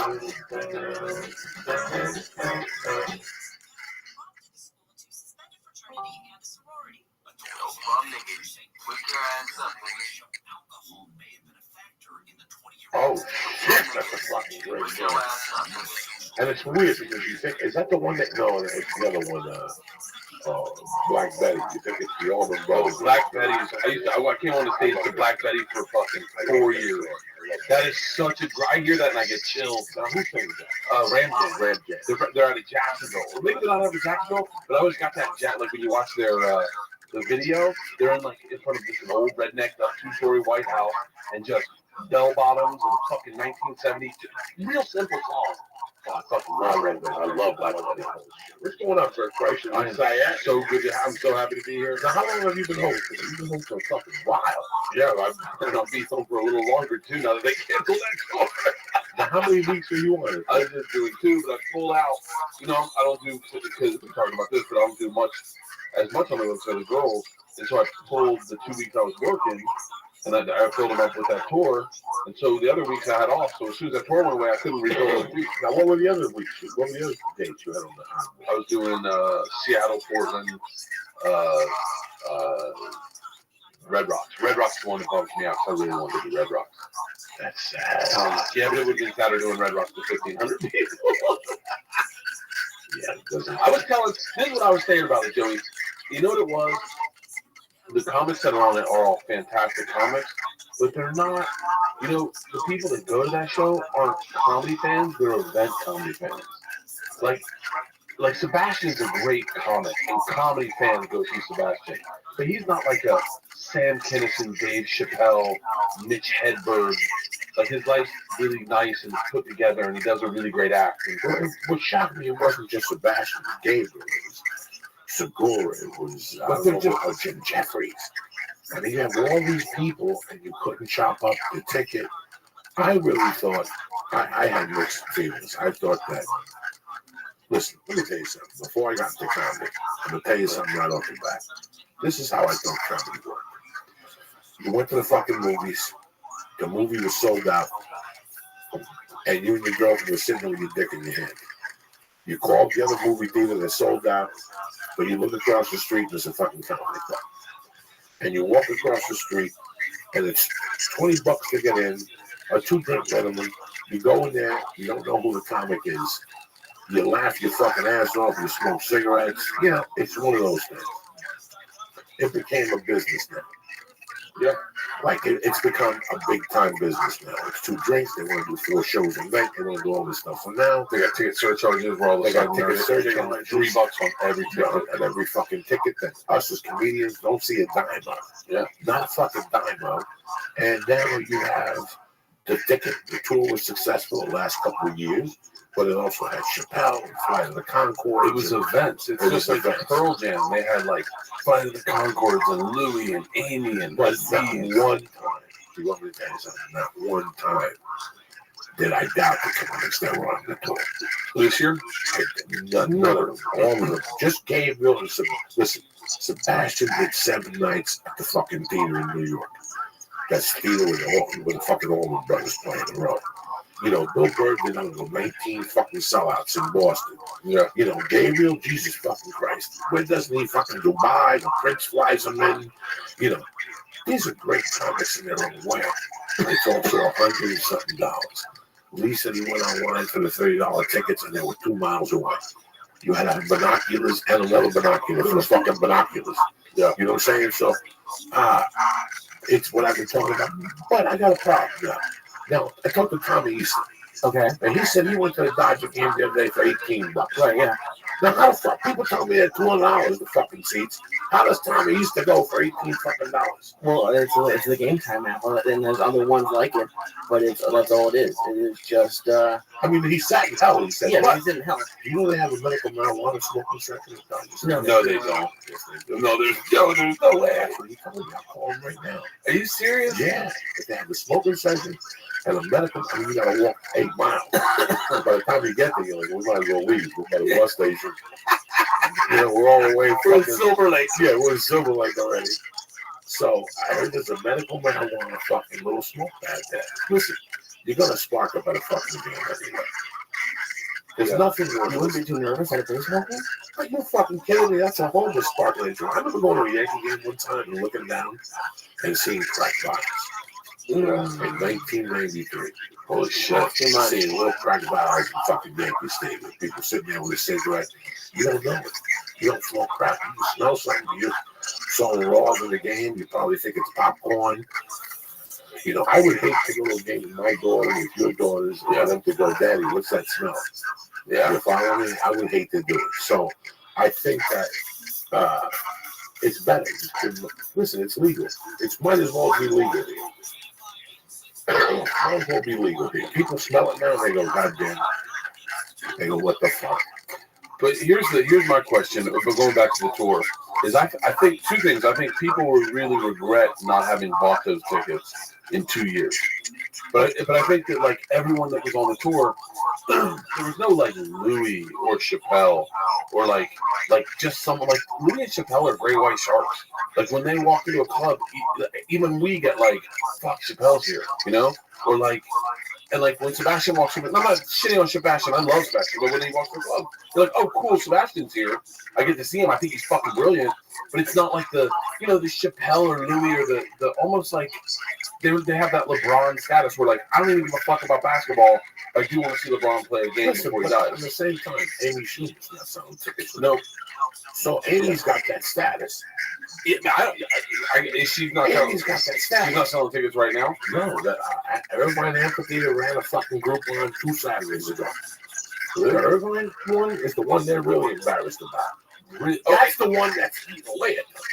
They're not even selling tickets to Irvine? Well, here's the thing. I went to Irvine a couple of years ago, and I don't know any of the comics personally, but it was one of those event shows, and you said it was the bigger names. Yeah, you were Chappelle. No, not even. It was the year after that. It was like it was Hardwick. It was no, I was on the tour with these, but it was I had a Gaffigan and Louis C.K. and all that stuff. And I think, Joey, what you're saying, I think you're absolutely right. I think if like the tour that was on this Oddball tour was at the Store one night or at the Irvine Improv, whatever, something like that, that would be, and you just went in there as a monster show. It would be the best show of your life. This was a better show, 100,000% than any show. I told you since day one of the drive to fucking Indianapolis. Listen, I knew Indianapolis wasn't going to sell. Yeah, I just knew it. As soon as I saw Sunday, I go, I'm going to take it. But this is the Bible Belt. Yeah, and it's probably Sunday. I don't think it's going to sell. That's the first one that went down. That one made me fucking ecstatic. Yeah, because now I got Thursday, Friday, Saturday. The long drive is Atlanta. Then they called me to say Atlanta was going down. And we're like, what the fuck?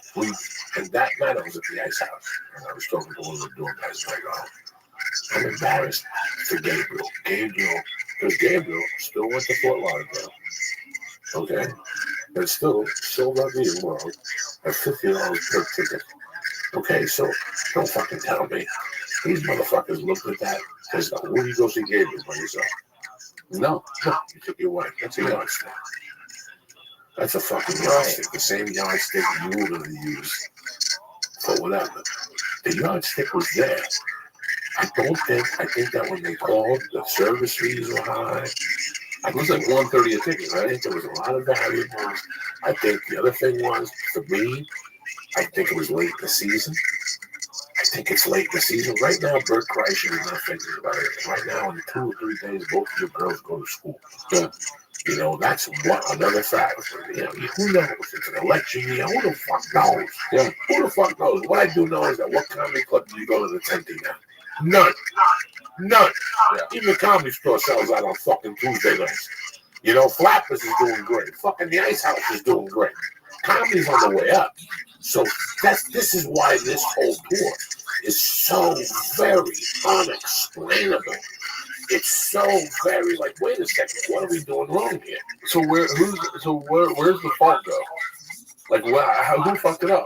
Nobody fucked it up. It's everybody's fault. It's not a comedian's fault. No, it's not the comedian's fault. Marketing's fault, maybe. It's there's a lot of things that's faulty. But you want me to say something? I think that people go to comedy shows again. People are going to comedy shows. Fuck them. And I talk to people all the time. They go see me, you. You know, they go see Segura. They go see Duncan. They go see Kate Quigley. And here's what I think it is. That's a lot of money. Let's just say you're going to get $100 ticket. I'm sure there's more, there's less expensive than that. But for $5, that means you could have gone and seen any of you guys 5 times and seen an hour. So do you think, oh, that's a good point, Lee. So theoretically, if I'm understanding what you're saying, when they first did this tour, the people were getting like, comedy was on the right upswing, and they're like, shut up, comedy's great again. Oh, fuck, I can see everyone I want to see in one night. As opposed to now, comedy's in the upswing, it's doing well, and now everyone's like, fuck that. I'm going to save all these dollars to see each of these guys do an hour. It's almost like a more comedy-savvy crowd. So, like, I'd rather go see Joey for 30, Bert for 30, Gabe for 50, you know what I mean? And see them do an hour, as opposed to see Joey do fucking 15 up front, Bert do 10, Tom Segura do 12, Eliza do 15, you know what I mean? Now, because of my logic that I explained to you that I always thought movies, I beg the agents to keep the ticket to $25. I'll keep mine at 20. Then one day I keep Dale on. You should be 27 on Thursday. 20. It's fucking date night. It's single night 20. Yeah. You know, the agent will push you to no end. You know, fucking end with numbers, guys. I just want you to know that at home, you know, when I go on stage, I gotta be honest with you. This is why I don't do anything on the road. Because I just want to worry about comedy. I don't want to worry about door deals, ticket prices, none of that shit. I don't want the people to get gouged. You know, Thursday night, $15 if you can, 22. But then I find out a week later that this is $8 service charge. Yeah, $2 if you will call the tickets.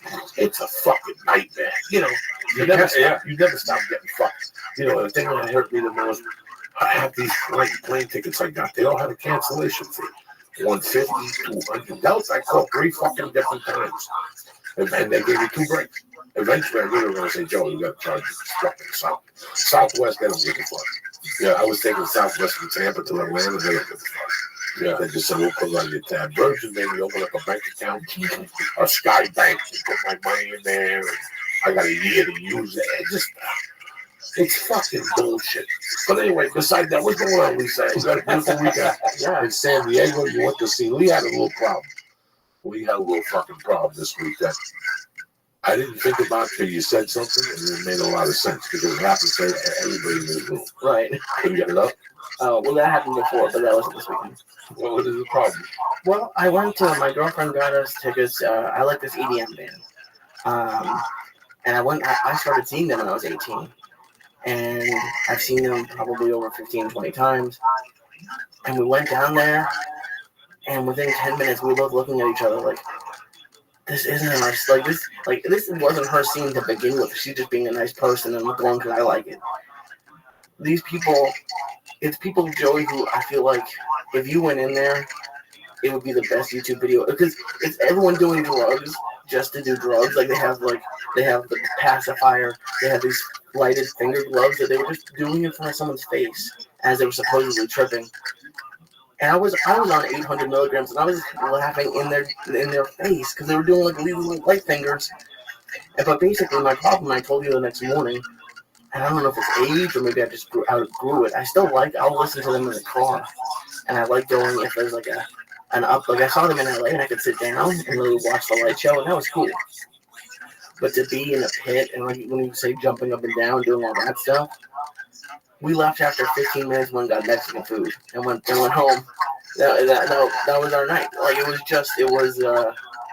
we went down there for that, and the highlight of the trip by far was the San Diego Zoo. Oh, San Diego Zoo pretty fucking badass. Oh yeah, it's great. And like pretty fucking badass. And we were like, there are kids there, and we were having a better time than the kids. We were taking pictures. There's pandas. We went and saw the monkeys. Now that would be a fun place to take these mushroom chocolates, I think, or something. The condor is pretty fucking badass at the San Diego Zoo. I didn't see the condor. Condor is fucking insane. You're like, that looks like it's not even a real animal. Just like I want to say it's like a 12-foot wingspan, just like a fucking parrot. It's insane. Goes down with the LA Zoo. What a dump. What a fucking dump that is. What a dump. It looks like those animals got hit by a car. They look like rescue animals. Oh my god, the fucking apes. Are they really that terrible? The fucking alligator had a fungi toenail like I do. It was fucking green and purple. I mean, the snakes are nice. The kid has a great time. It's a great little exercise for an hour and a half. Yeah. It's all uphill, but it's not one of my favorite fucking. I'll tell you what's fun. We spent the night at the San Diego Zoo. I saw that you could do that. Oh, it's fucking Isla for her birthday found out that you could do that. She's like, that's what I want to do. Joey, you hear the lion roaring at night.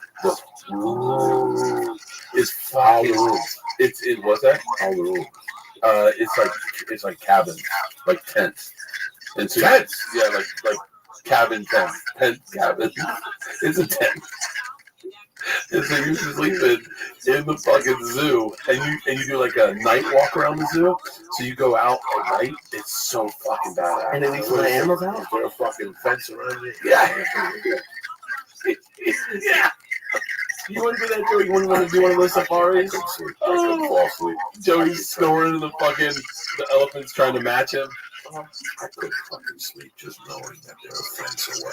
Oh, it's so crazy. It's the same now. I mean, it's the same. I mean, what do we have between the street and you? Dude, I spent the night in right on the in Tanzania. We were in Tanzania going into the refuge to do safari, and we spent the night right on the lip of it, and it was so cool. And you could hear lions at night, and it was and you knew they could walk up and just walk into your front door, like they could be there. You could open the door and a lion could be there, and you just heard them fucking roaring in the middle of the night. The hyenas going fucking nuts. That shit, that's insane to me. Like the fact that like you could walk outside and a lion could just grab you. Fuck that. Nope.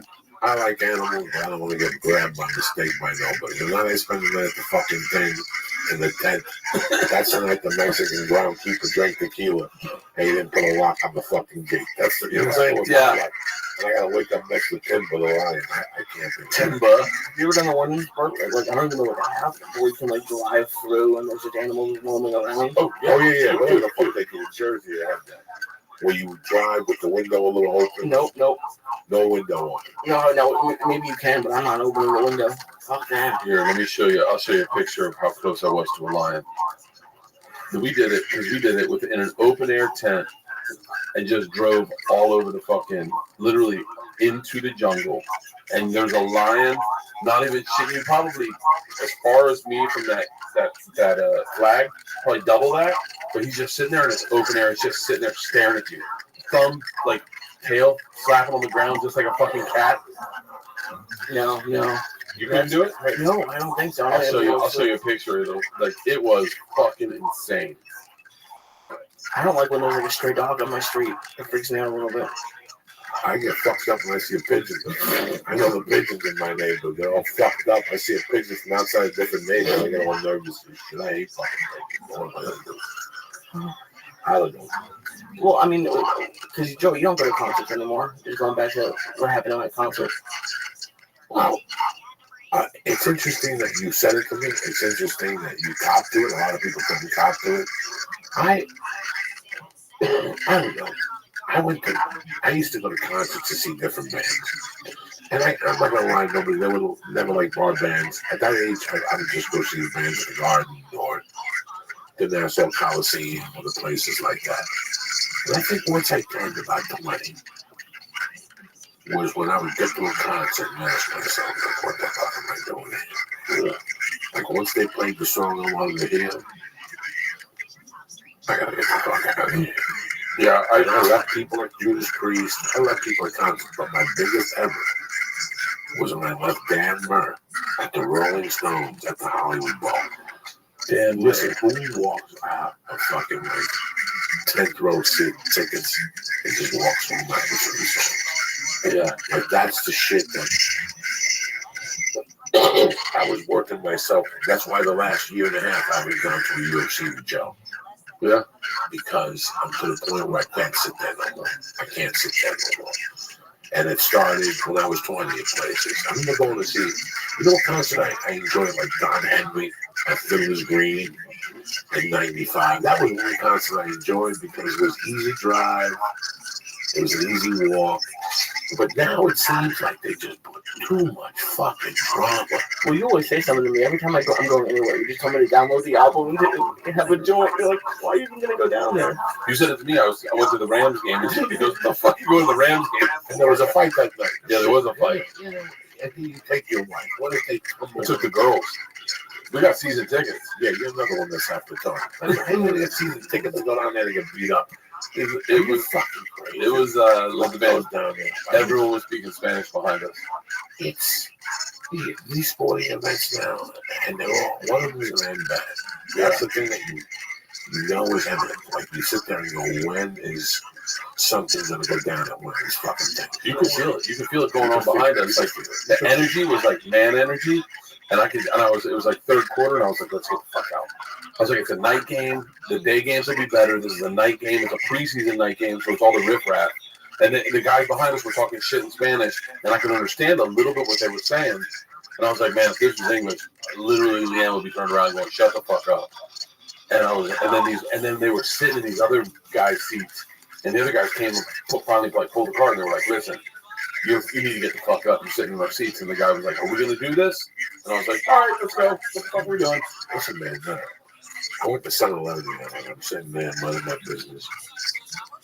And there's this guy who gets whatever, cigarettes, Newports. He's Mexican. He's got a Raider tattoo on his arm. And then a Raider tattoo on his side. Like he's got the helmets on his head. But here's what gets even weirder. On his head, it says Raiders. And I'm looking at this guy and I'm like, that's who Bert Sackler at that fucking game. I mean, and I'm not judging nobody, but, you know, I can't. And after one point, you're like, Joe, you're very negative because you look at the outcome. And you think about the moves. Okay, I'm going to go down. And first off, it's fucking 45 fucking minutes. And these jamokes aren't used to going into a stadium and coming out of the stadium. Yeah. So that's an extra fucking 42 minutes to go in. And I'm going to walk up there. I'm going to sit next to fucking, God knows who. Because these people have been waiting for the fucking Rams. I would have gave up after 2 years. I'm done. I'll go fucking watch ping pong on direct TV or something. Yeah. And then, we were talking about today how they're gentrifying that area. They closed the Hollywood Bowl because it was so fucking bad. Not the Hollywood Bowl, the Hollywood track. What was the name? Yeah. That's where they're putting the fucking stadium. They're going from one bad area, to the other in Inglewood. Yeah. This does not. I used to love going to that track on Friday night. Oh, the dollar beer, dollar ticket, hot dog. Who you kidding? Until you gotta walk to your car. Because you win $20. That's the longest walk ever. You do not celebrate your win. Those are some angry black people when I walk outside. They just stare at you, leave you and die. I went to the casino once. And how bad was it? They have a weird thing in California where you can bet if the dealer's gonna bust, and people will come in and place a bet on that if they don't have enough money to place a bet on a hand. So this dude came by. I'm used to playing in Vegas where that bet doesn't exist. And this black dude just comes in, places the bet down. He's like, that's my bet. I'm like, okay. And then I was playing two hands because I'm crazy. One hand lost and one hand won or something. And he switched. He tried to switch it. And he tried to get mad at me and take the money. I was like, okay, this is my clue to leave. Like I parked when I got there. There's like a valet parking and there's like a free parking. I parked myself in the valet spot because I just knew. Like I was already. That's where Paula is from. That's the girl I'm dating. She lived behind it.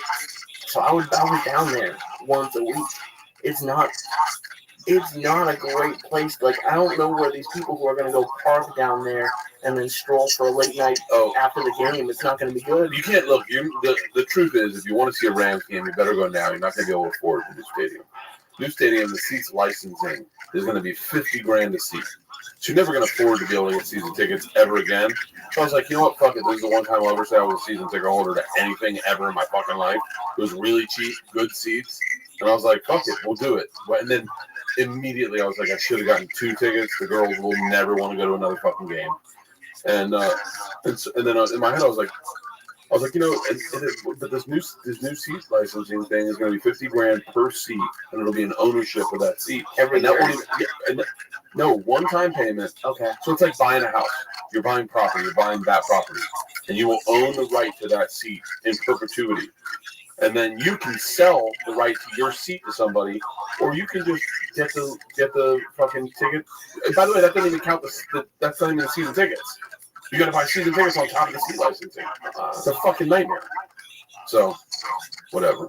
It's like an investment of sorts. It's an investment, but you got to be rich as fuck to do. I mean, like, you know, I'll tell you. It's a stock market. It's the seats. What you do is you buy the rights to the fucking seats. Then you buy season tickets. And you can sell them at 8 times the fucking face value. They don't give a fuck because you paid them $50. Well, that's the thing. Is like, you look at like Denver when they did it. It seemed ridiculous, and then now my buddy Paul was like, man, I really, really wish I had just gotten a loan and done it because they'd be invaluable.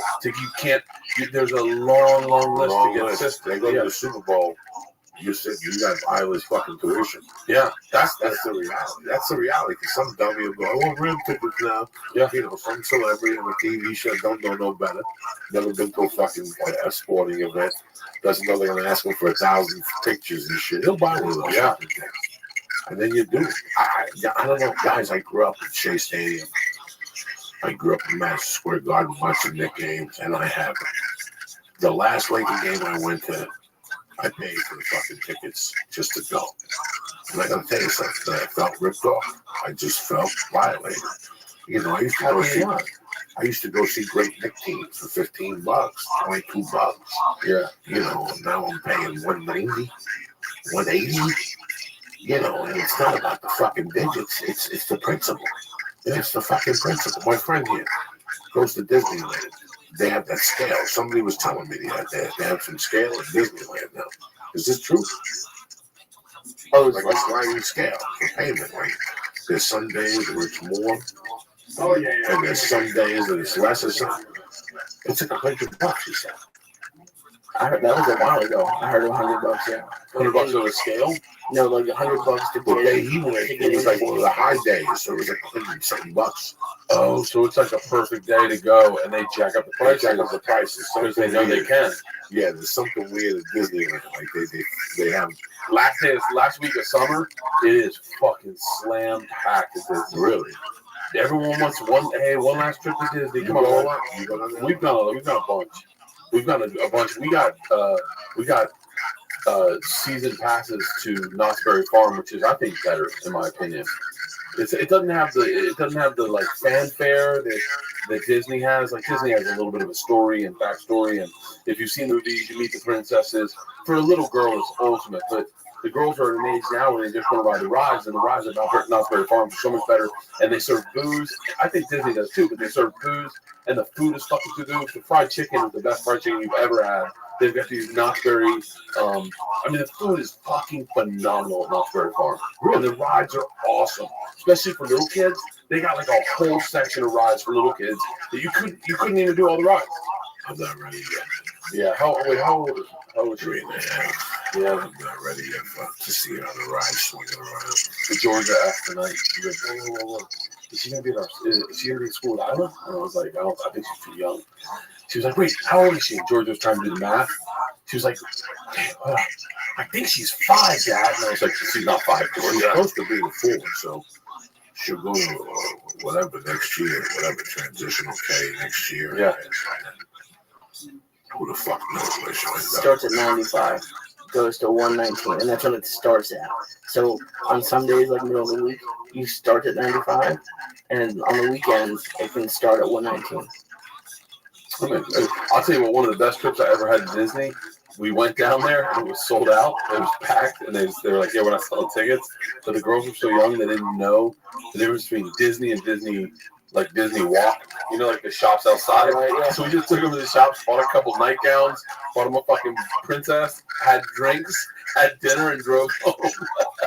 We just did. They were like, that's Disney? We're like, yeah, girls, enjoy it. That's it. It's amazing to juggle this dad shit with comedy shit.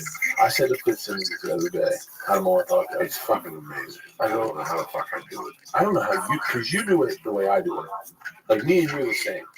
Fitzsimmons, he was like, I go, how do you go do sets and then wake up with the kids? And he was like, I don't. He's like, I sleep till 10. No one bothers me. I'm a dad, and that's my job is to work, and that's my job is to do sets, and that's it. I'm sure he said it differently than that. That was what I got out of it. But me and you are still juggling like the go do sets, come home, get up at 6 in the morning, be awake, get everyone going, and go back. Maybe I take a nap for me at like noon. We'll go work. I go work out. I fucking take meetings, do a podcast. Like it's hard as fuck, man. It really is. It's like people go look at Louis' trajectory of success. I got to be honest with you, and I think Louis would say the same thing. He didn't start really getting successful until he got out of his marriage.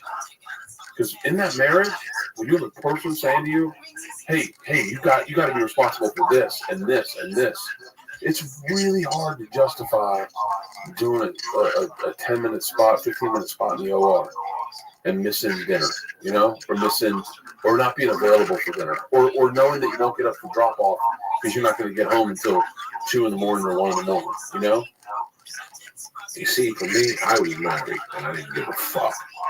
I had no idea what marriage was. I had no idea what nothing was. I thought you went home, woke your wife up, stabbed her, and then got up the next morning. Whatever. I didn't know what it was. I don't think Terry would never say anything to me about my schedule. Yeah. I just decided the things I wanted to do as a human being. Like I just decided, I'm going to do this, but this is also what I have to do.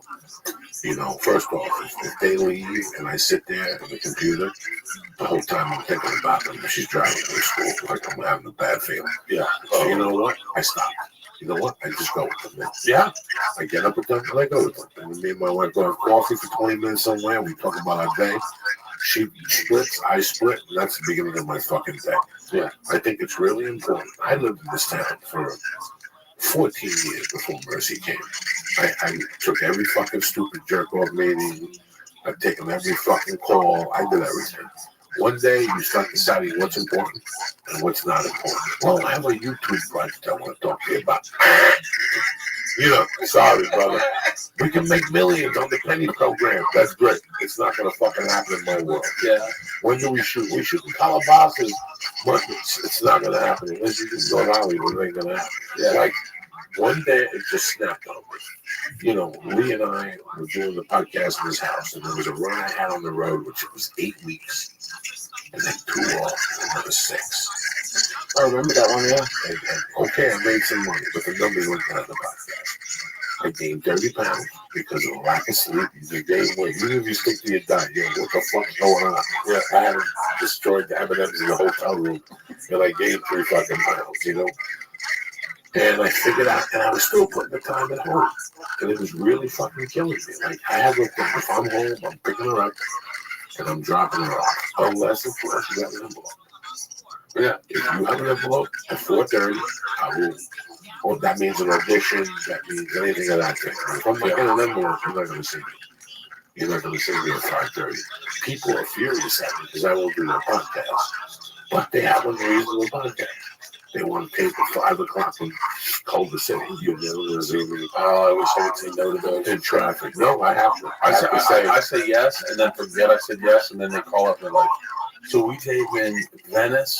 Yes, 7. And I'm like, no, that's no. I got to leave at 5. No, I got the girls. I got dinner. Dinner with my family is more important than any fucking podcast. Yeah. That's how I have to look at it. That's how I have to approach this shit. If not, I'm going to go on the road and make a little money, but I'm going to lose that. And what's the sense of fucking doing anything if I don't have that? So no. So now I'm trying to go 2 on and 2 off.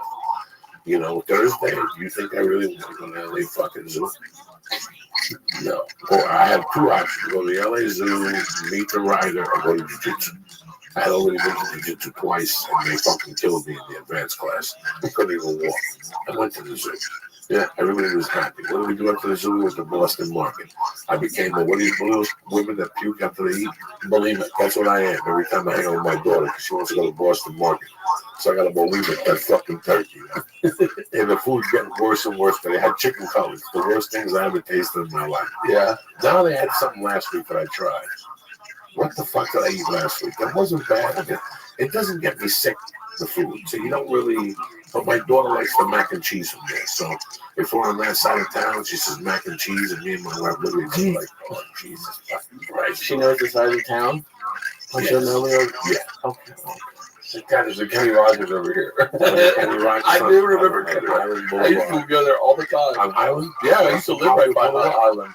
That was the filthiest fucking place. Kenny Rogers. Ever. And every time you went to like Kenny Rogers, you felt worse and worse about your life. It was down the block from, what's the diner? Right there on Highland. I don't know the diner. What Kenny Rogers are you talking about? No, oh, I know the diner you're talking about. The one that there's like that old schooly one. On Highland. On Highland and Sunset. No, Highland is on Hollywood. Right by the Wax Museum. Yes. What the fuck? Dude, I've been to that. Is it Nell's? I've been to that diner. We've had lunch there before. I've had lunch there one time, but I think it's in Mel's, isn't it? It's Mel's. But in the middle of that block to me was the Kenny Rogers Roasters. And I'm going to go in there for lunch one day. Yeah. And the people who were in there, the people who were working, like it's one of those things I put the order in and run around, look behind the kitchen. I'm like, I wonder if I can get my money back. It was too late. This thing was fucking disgusting. It was just disgusting. I put in an order, and I guess the guy had a scab on his face. Oh, no. And he was itching his face. And all of a sudden, I put my order in, and he was bleeding. And I just was like, hey, man, you're bleeding. And he was like, huh? Like, you can't, because you can't see that you're bleeding on your face. And you're like, I go, you're bleeding. Can you go clean yourself up? Yeah. Kenny Rogers is a fucking piece. Oh, my God. That was disgusting. Yeah, it's tough to, being a dad and doing all this, but right now, Mercy's at the age where you can, if you dip out for 2 weeks, she notices, but it doesn't affect her. George is at the age right now where it affects her, where she's like, wow, why you have to, like, she's really excited that Tor got cancer. Believe it or not, it affects them because they act different. Yeah. They told my wife at school, she goes, there's certain days she comes in and she's not the same. Yeah. You know, and Terry goes, that's because he was out of town. He didn't walk or he didn't talk to whatever the fuck it is. So, like I said, I had a child when I was 30 and I wasn't this enthused. Like, it seemed more of a chore to me then. And because of that, it meant that I was doing the wrong thing. I was doing all the wrong moves back then. So now it's not a chore to me. I know what I have to do. This last week we had her off. Me and my wife held it together. I would watch her from 9 to 10:30, and then she would come back from yoga. I go to jiu-jitsu, and we come back and we eat something. Then I do my fucking thing. Yeah.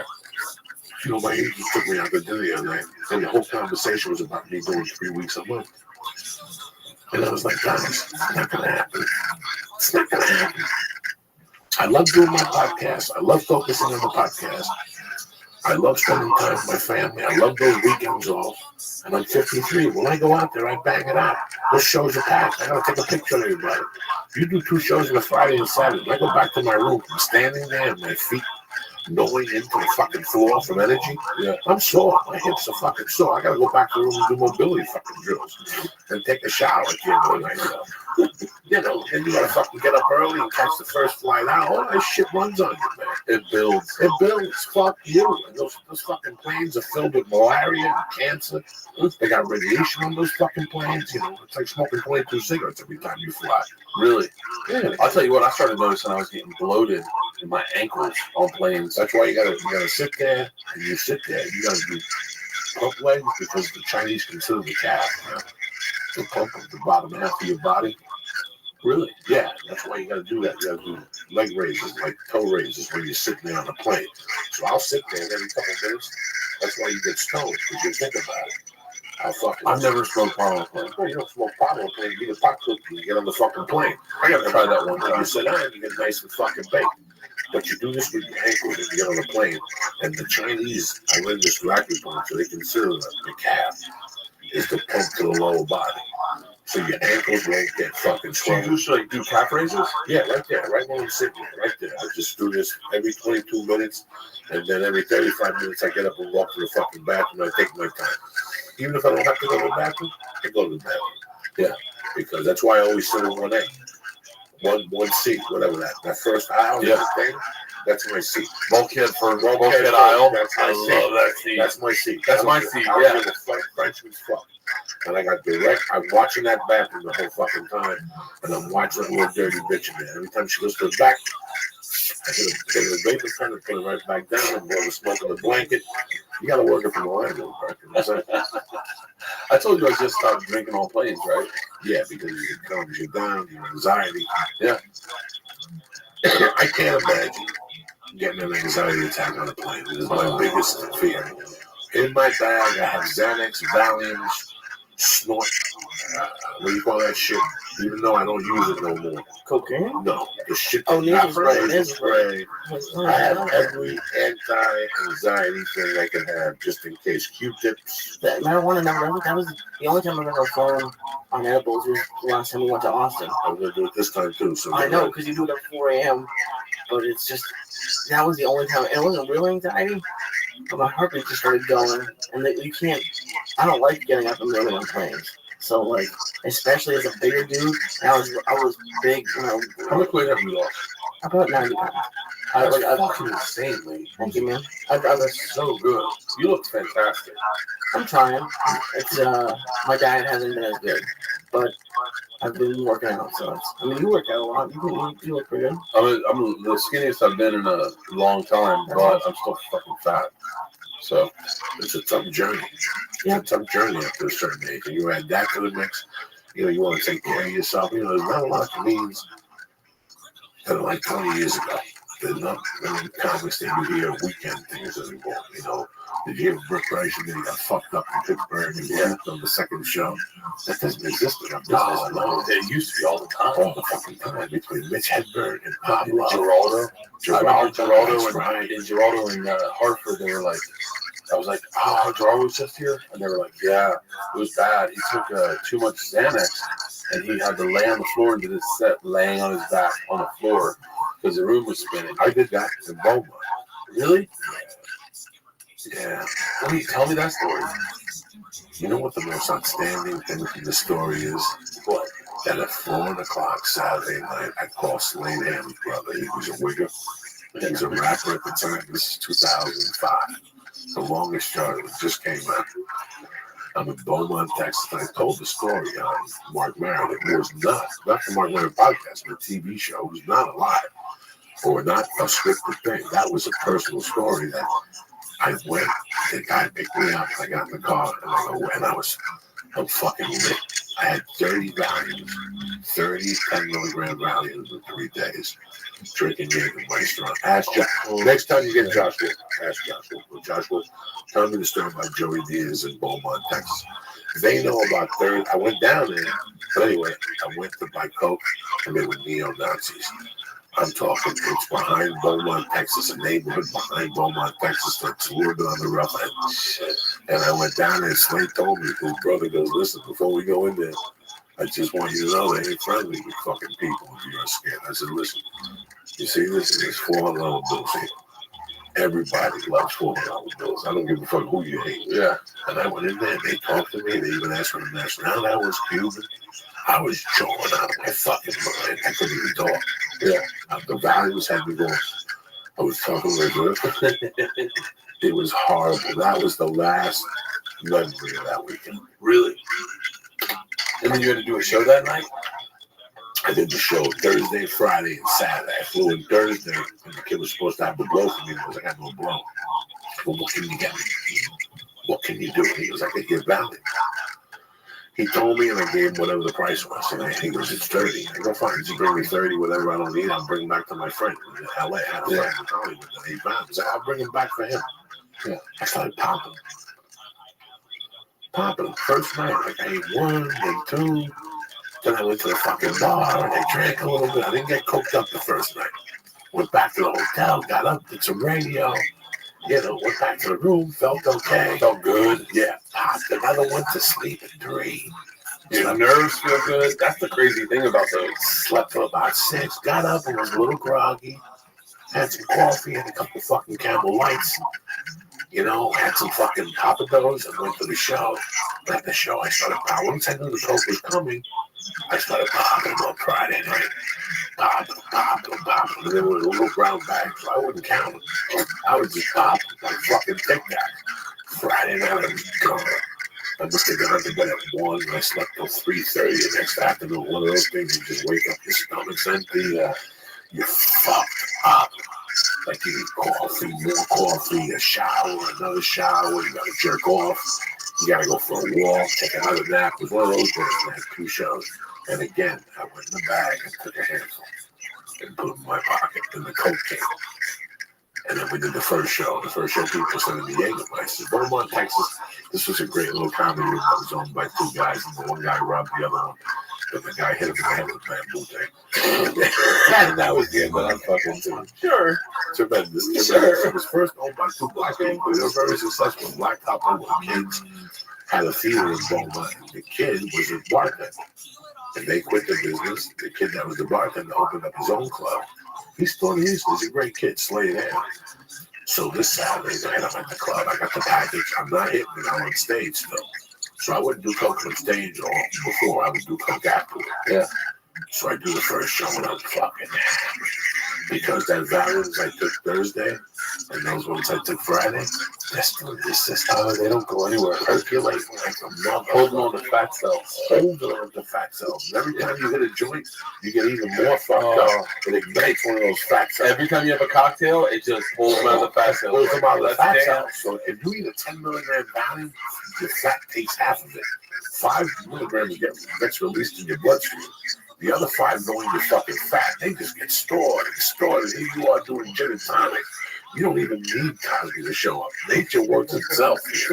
After 3 nights of eating sandwich, chicks will tell you they black out. I know tons of chicks who eat those Adderall and all that shit. They black out when they fucking drink. Yeah, that shit adds to it. So don't think that. So here I am, 400 pounds, sweating profusely on stage. I'm so hammered. The first show I gotta lay down. They're sending shots. I'm drinking 16 shots on stage. I'm 400 fucking pounds. I already got the 8 ball. It's fucking beige. It's beige. It's beige. This coke was right from the cartel. Right from the cartel. Right there. Beige. Oh my God. It's beige. And it smelled through the paper. And it smelled the fucking ether right through the paper. I was like, oh, this is going to be a good night. I'm going to go back to the hotel room. I'm going to take the fucking... And I had a plane from Houston at like 7:30 in the morning. I'm like, I'm going to fucking snort this fucking 8 ball. I'm going to drink. And all of a sudden, I go to the fucking bathroom. I come out of the bathroom and there's a Broadway. And she's like, okay, come on, I want to go. I have to go to my pocket. But she's got it. And she's like, what do you want to do? Get in the car? And she goes, well, my husband's here. Let's do it in the woman's bathroom. So we go to the woman's bathroom, do a few bumps in the woman's bathroom. She leaves. And next thing you know, I fucking pass out. I get up, the coke is still there, my money's still there, the phone's ringing, I can't fucking even, I can't move. It was horrible. I definitely OD'd. If it wasn't for my blood type and my experience, I would have been dead. Because I remember getting up and I was like, you got to check out and give me $48. And I was getting like a 50. I go, I couldn't even go. I went back to bed, got up at 8, puked, went back to bed. I finally got up Monday and called my wife. Like I finally called Terry like Monday. I'm like, Terry, you're not going to believe this. I'm fucked up. Yeah. And I stayed in that hotel until Tuesday and I had my friend come and get me and take me to this fucking thing. So what happened with the flight? Who knows? I didn't come to till Thursday. I didn't really start talking. Like one minute it was Saturday and the next minute it was fucking Thursday. Good God. Like that's how fucking deep I was into drugs then. But I was fucking sick till Thursday. You know what? It took me years Teams never sleep until after that. It was those bars. Those Zan bars? Those Zan bars, those are fucking dead. Oh, dude. I had a friend addicted to those, and they wouldn't even take him in rehab. Why? Because I guess you gotta, like, benzos are the hardest to detox off of. They're real dangerous. I used to take a ton of benzos. What a benzo? That's the classification for Xanax and Valium. There's a benzodiazepine or whatever. And so, but they're really dangerous to come off of because you can, I guess you have a stroke, if you're overdosing, your body's dependent on them. It's really hard. But I had a buddy, they wouldn't even take him into rehab. They denied him rehab. They're like, tell me to get off benzos first. Yeah, that was a rough. What is that you're burning? I'm trying to burn the soil so you stick it into the pipe. It doesn't stick and attract all the other shit. I see it goes nice and easy, like a knife with butter. Yeah. You want your bong? Hey, you want a bong or you want to sit there like Johnny the Bull? Do a fucking bong. This is the pure push from Buds and Roses. That place over on the door. Wait, you're not going to the other spot anymore? I go to Perennia, but I gotta mix it up. I've been going to Perennia for the last year, and it's all the same grows. So you get used to that whole mix after a while, you know? So I said, let me try something out. Josh Wolf goes to Bud and Roses. Let me go up there and see what it's about. Very nice people, very nice people.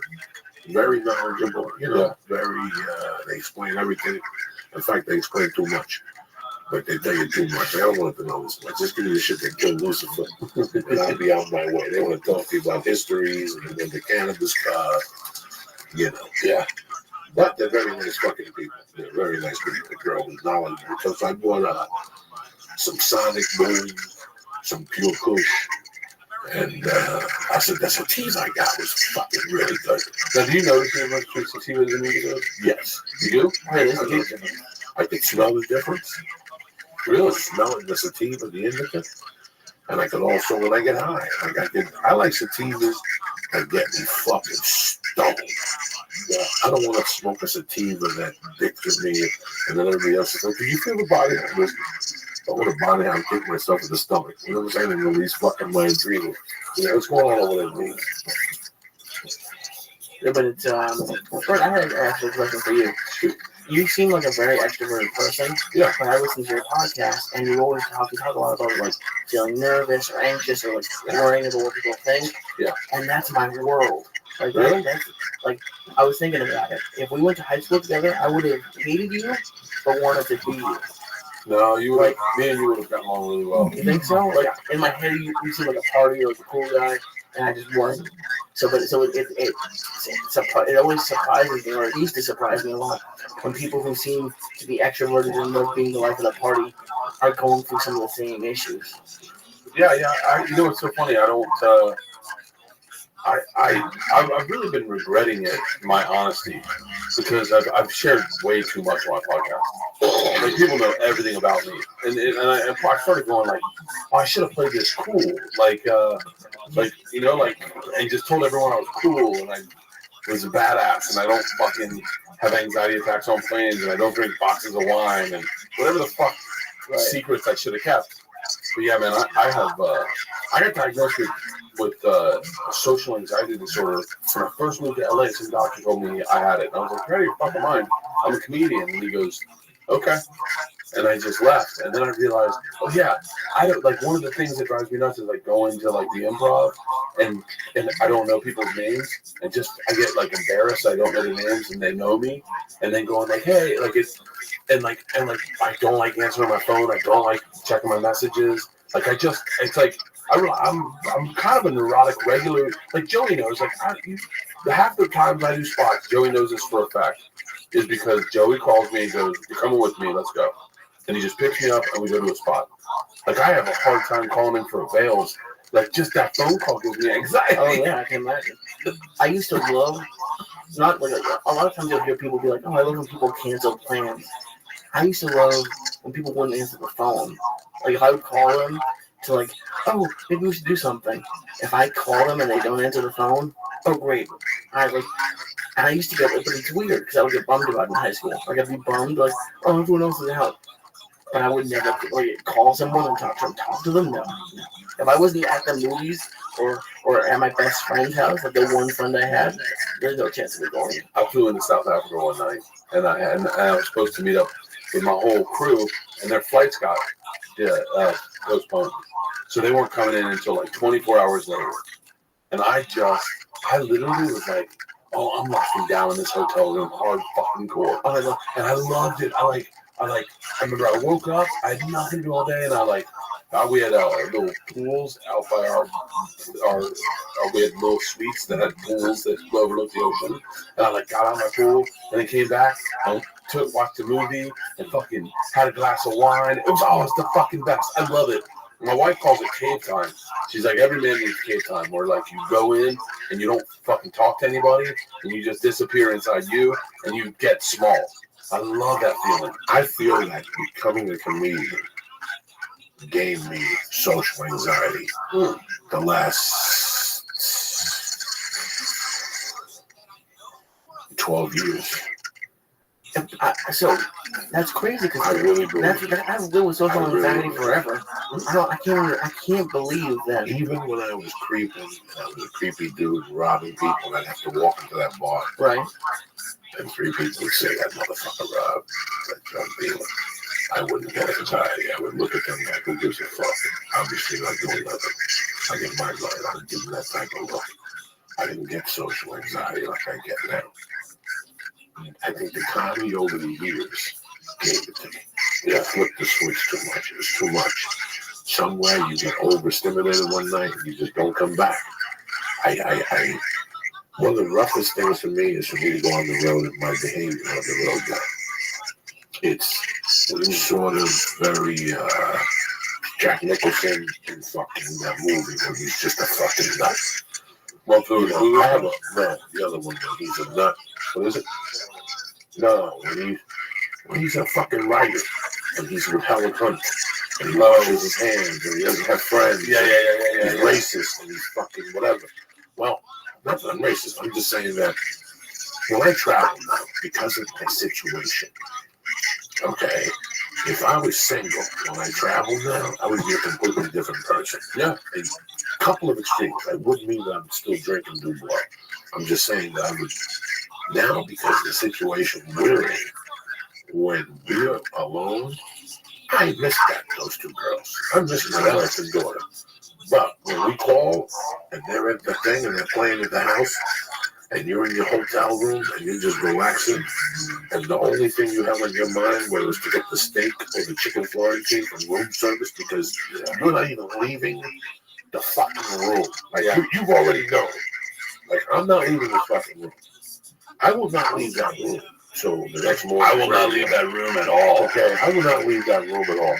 And people really don't understand that since we have so much activity, when we go on the road now, it's my peace.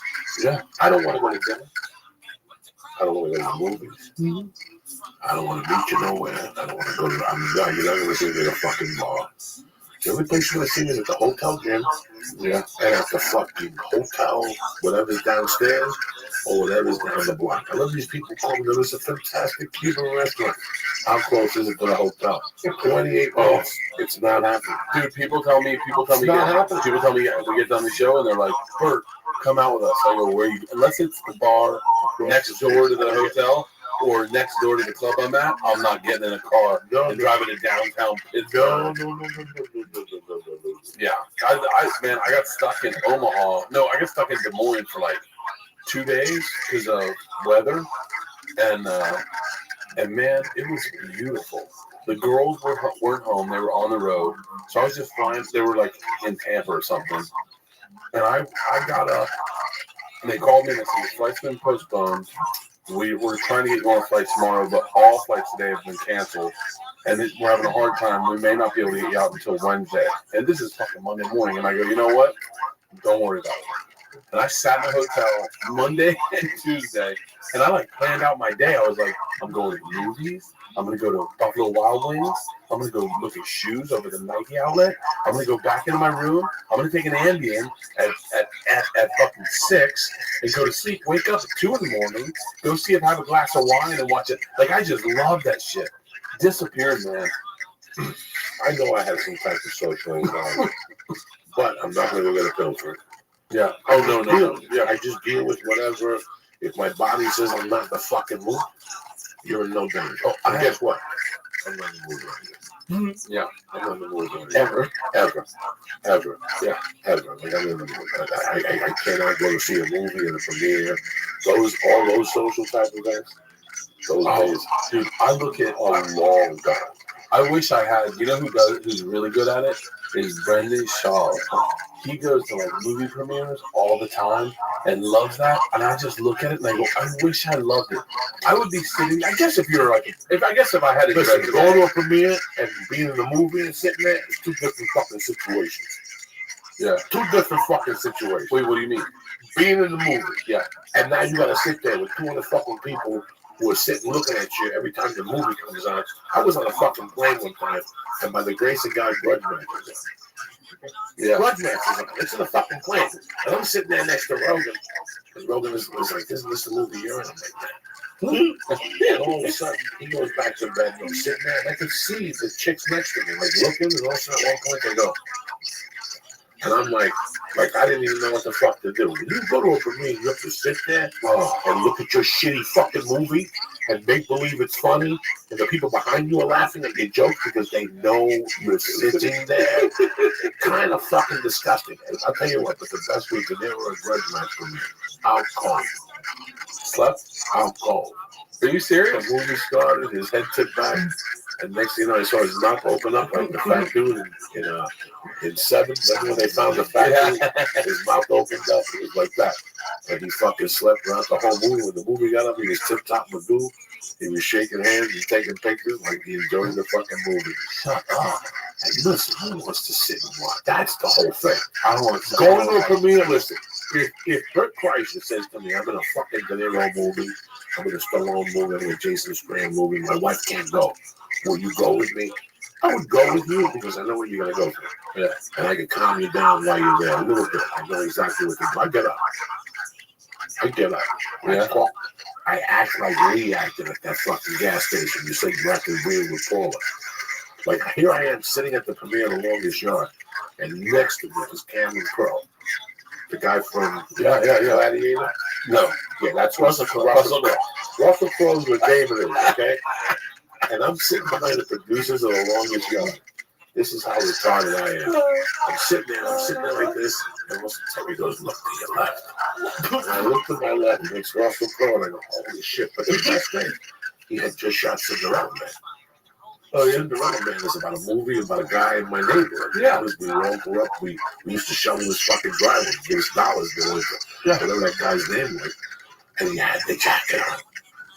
That said Cinderella Man, North Bergen, New Jersey, and something else.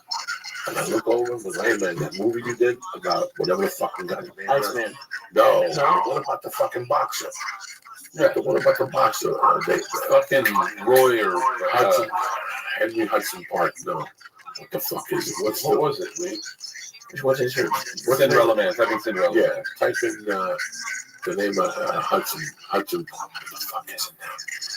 Jesus Christ, I'm getting old. Not Cinderella. Yeah, Cinderella Man. What's the name of the fucking star? What's the problem? James Braddock. James Braddock. Braddock Park is a park in my hometown in North Bergen because he lived by it. Yeah. So when I saw the jacket, I go, hey man, that fucking movie you did, that's going to be a movie of the year. And the producers of my movie were sitting in front of me. And they all turned around like, what the fuck did you just say? Yeah. I was like, nah, dog, it's about a guy from where I grew up. I grew up on grandkids. I'm not kidding you. Yeah, with the cops. They all lived there. Who gives a fuck? That's the difference between you. I don't know if you have social anxiety as much as you don't fuck around with idiots. Well, no, that's how you're real. That's how I take care of my anxiety. Yeah, by acting completely out of that box. Everybody knows I would never say 2 words to that fucking Russell Crowe or anybody else for that stature. Yeah, I would sit there and watch the movie. If he said something to me, then I'd say something to him. Yeah, I would never tap him on the shoulder and go, I love Gladiator. Can I take a picture? I wouldn't do that to a poor guy. The guy's trying to sit there and enjoy a fucking movie. Yeah. But that's what I said to him. And I remember I did that so I wouldn't get that anxiety. But the thing that broke me out of that was one night I just happened to turn Letterman on. And Fucko was on there. The guy who thinks he's 20, but he's really 90. Doug Stanhope hangs out with. Johnny Depp is on there. He's talking about that. Letterman's like, so this movie you just did, how does it look? Yeah, another bracelets and eye makeup. You're fucking 55, though. Leave it alone. You're not kidding nobody. Fucko, and we try to guess it. Yeah, he shows up in Fucko's on there. He shows up in balance bands with bracelets on and t-shirts. But you know what, bro? He's not a bad guitarist. I'm gonna give you that much. Johnny Depp is across the board a fucking great actor. Oh no, he's tremendous. Yeah, he's an amazing actor. But I fucking say he was a bad actor. No. Fucko. You started calling him Fucko. Fucko. Well, I don't know the guy, but he's a nice guy. You know, Fucko. He understand. It's a game Joey has, just figuring out what. That should be a game show. Joey describes celebrities, and you go, Fucko. He thinks he's 20, but he's really 50. So what we talking about?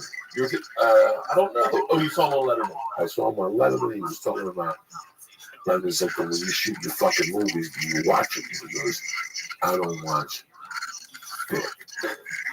And Letterman goes, what are you talking about? You don't watch dailies? He goes, listen, I don't watch dick. And Letterman goes, but you're, what's his name? Johnny Depp. And he goes, listen, I don't want to see this. And I don't want to hear my fucking voice. He didn't say fucking, but he meant to like. And right there, I gained confidence because that's what I had. Yeah. As soon as I hear my voice, I gotta go. I'll do a minute and a half. Not even. 1 minute was all I need to do is hear your voice, especially when somebody else is in the room. That's even more embarrassing when somebody else is in the fucking room. Wow. So he said, he goes, I don't watch nothing because it tears me apart. He goes, I shoot it and I go home. Yeah, so I knew there wasn't something wrong with me. I knew that somebody else suffered from this shit. I just don't like it. I went to premieres and they were fun, but they were for shit I shot. Which really puts a little fucking pressure on it. You know what I'm saying? And then, like for Spider-Man 2, they were asking me to do other like things. And I said, no, I couldn't handle it. I had one fucking scene in the movie. What did I go? They believe like I'm the star of the fucking movie for. Yeah. So I went to the casting crew. And then I went to the regular premiere. But they were like, do you want to go to the video premiere or whatever? Because Oprah liked that scene. Yeah. And I was like, no, fuck no. I'm too embarrassed to fucking do that shit. So I didn't go to that one. I went to Grudge Match because it was De Niro. I had to go out of respect for him. Yeah. Fuck Stallone. Fuck everybody else. I had to go for him. And I went to the longest shot. And that was just embarrassing. Why? Because I was 400 pounds. I couldn't fit in the tuxedo, so I had to wear a warm-up suit, given to me by Big Daddy. You know, the whole night I was there, I wanted to snort. But I couldn't, and everything was there. Like, everything was there. You got free booze, champagne, pills, narcotics, steroids. I could have done whatever I wanted tonight. So why didn't you? Because I didn't want to show out. He put me in this fucking movie, you know. I didn't want him to even see a dab of me under the fucking influence. And there'd be other people there, and they would wait for me to do that. You know what I'm saying? Yeah. They knew they were suspects I was a junkie, but they had never seen it with their own eyes. This is what they're expecting. This was your channel. I wouldn't be going anywhere. I wouldn't know what the fuck is he going to be doing blow tonight. So I can't do blow. I would always keep him trained. And then somebody would say, so he's a junkie. Well, he was a different man. He wasn't even drinking.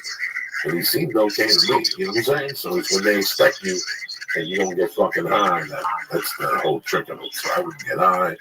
You don't want them to have the ammunition to say, maybe I should have seen him. On the biggest night of his life, he was fucking hammered. But just not hammered. You jog along from side to side. You're 400 pounds. You're sweating profusely. People know. People fucking do know. I mean, yeah. If you would have told me this 10 years ago, I would have said, nobody fucking knows. I get away with it. No. Everybody knows. Everybody knows. Your skin color changes. I see people now and I know who's doing blow. Really? Oh, yeah. I chose now. Now I see them and I know they're doing blow by two ways. Their actions and the color of their skin. Because I recognize it from the color of my fucking skin. Where's Tony Bennett on second?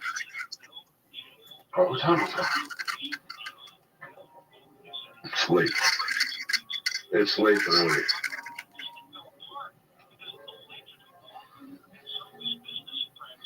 You put this in the.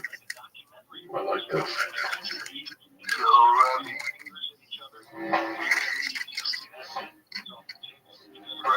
It's clogged up. I gotta fucking take it home and boil it. Fucking cat's blood or some shit.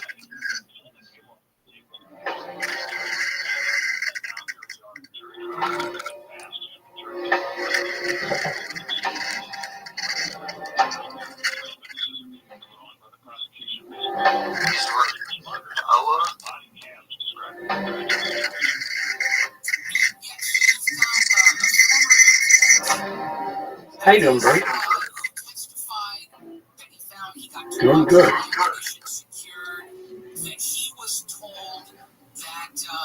How you feeling? I'm pretty good. It's not.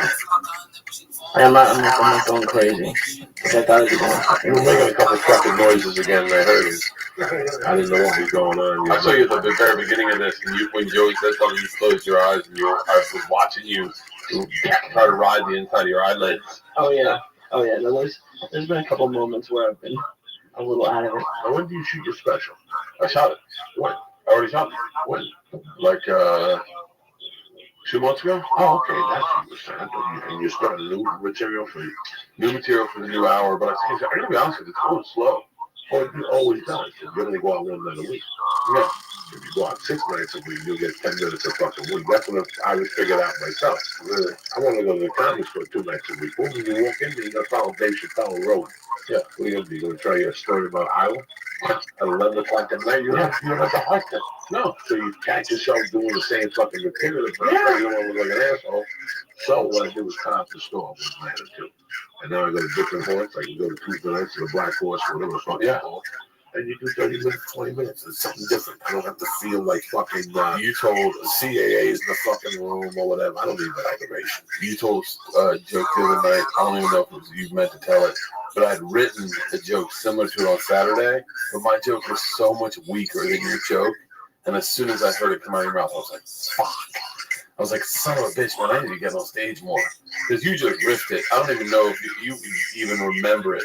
But as soon as I heard it, I went, motherfucker, I gotta fucking hustle. I want to start doing the ha-ha more again, too. Because I tell you something. Yeah? The ha-ha, I got the best. Yeah? You tell how you want to close the show. Yeah? Tell how I'll close both fucking shows. Basically, but more importantly, I'll close the late show. Let me do 2 spots somewhere. I like the ha-ha energy. Yeah, if you go, and I like the ha-ha on Wednesday nights. It's a great place. It's a great place. That's Jack Jr.'s night. That's Jack Jr. Right now, I'm to the point in my life that I can't do something for 6 weeks. Like right now, if somebody came to me and said, Joey, we have a sitcom.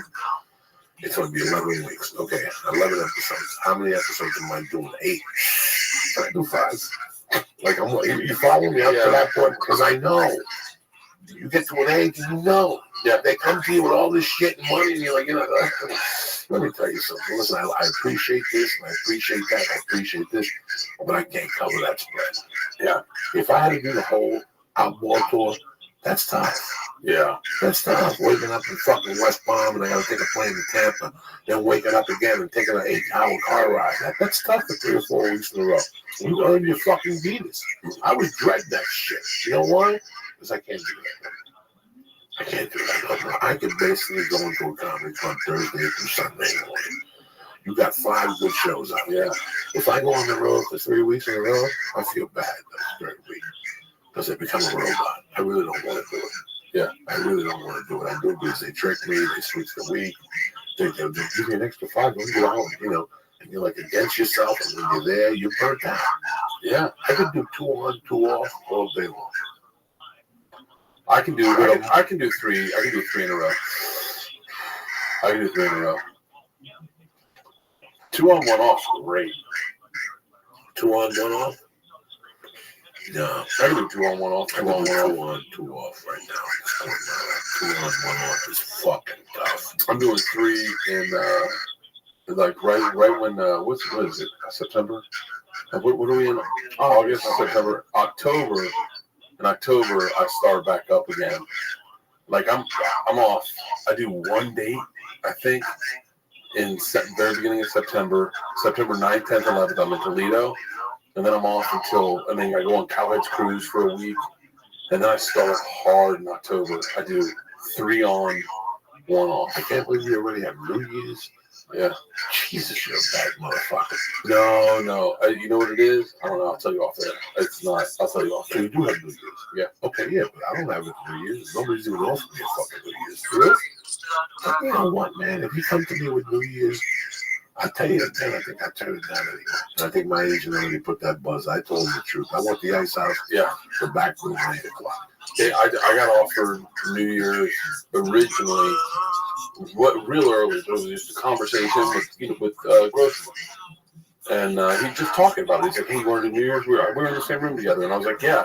And the only reason it took off is that he offered me, I thought, pretty solid money, but someone said they could get me more money, and they were like, "Let's see if we can get you more money." I told Grossman, I said, "I'm going to see if I can get more money," and he was like, "That's fine." And I got more money, but it was a lot. I mean, it was like, I don't want to say it was like 2 months ago that I got New Year's. It was all based on Mark Grossman just saying, "Hey, do you want to do New Year's?" In I think it's in Philly.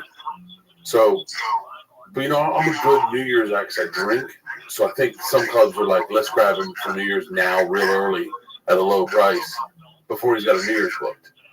So it's really crazy how when you drink on stage, or beer sales or alcohol sales like 50% more through the fucking and it kills me that I'll do a shot or two from time to time, but I can't put them down like you know more. Oh, I put them down. You go to Texas and you start toasting them, they'll do 1 for 1. I'm doing, dude. I just started working in Texas again. I'll do it next year. San Antonio. I've never done it before. You ever done San Antonio? 17 years ago. LOL.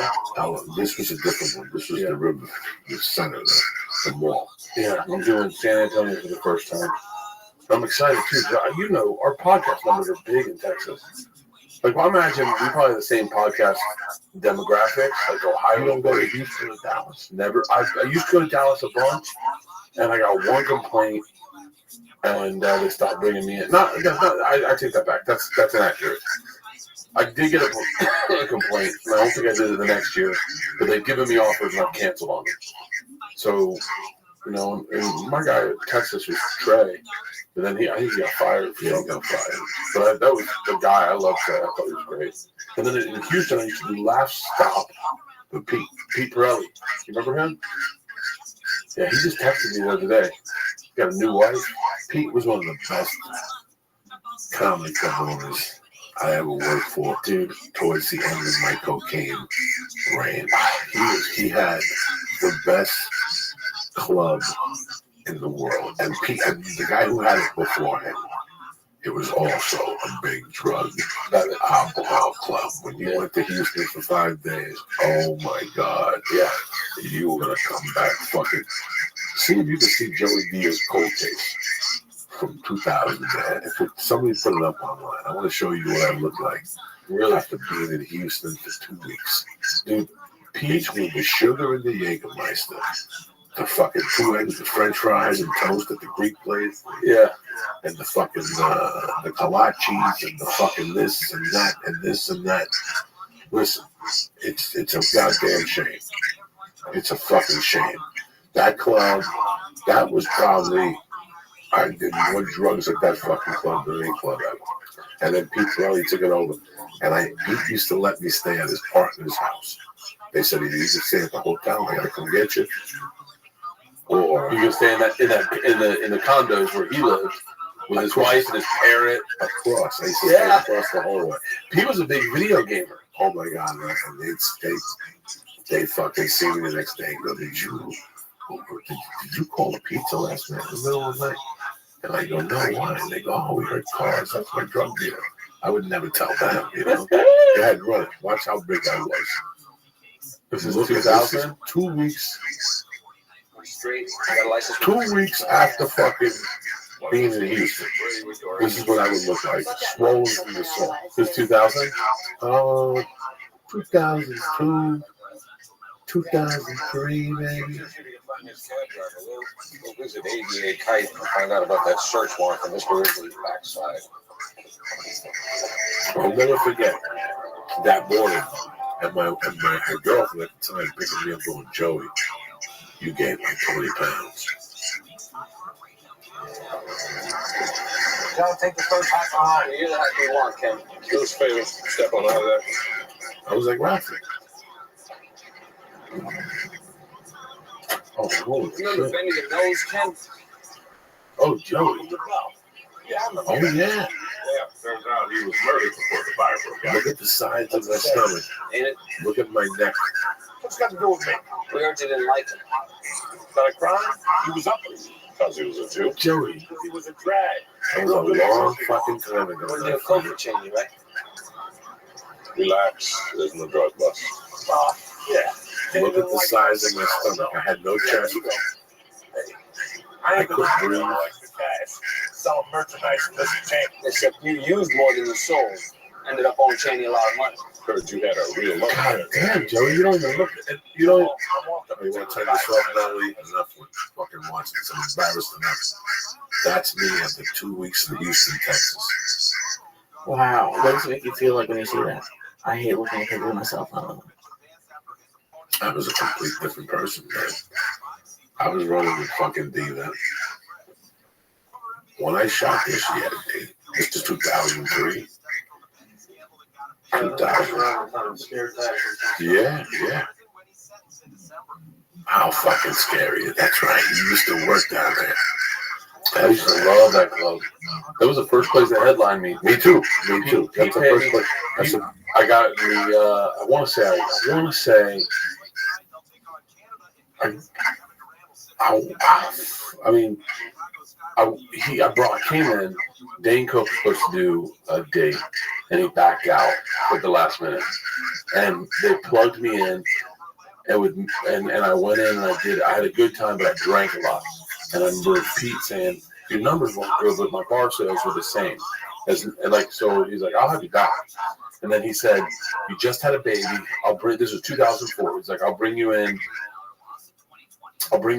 for Thanksgiving. I'll pay you $3,000. Which, by the way, for people not knowing anything about comedy, if you for your second time headlining, you gotta make $3,000 is ridiculous. And he said, I'll put you up. You can bring the baby down. It was Thanksgiving, George's first Thanksgiving. We stayed in a hotel room, and we got Thanksgiving delivered to our room for free. It was part of the package. And dude, we ate 3 Thanksgiving meals that day. It was one of my favorite weekends on the road ever. I walked away with $3,000, and I was like, we're fucking rich. But yeah, Pete was good to me. He was really good to me. Really good. And we drank hard. I still talk to Pete. I texted him. I talk to Pete once a month out of respect. Pete and your wife used to work for Pepsi. So they got divorced. They got divorced. This is how close I was with Pete and his ex-wife.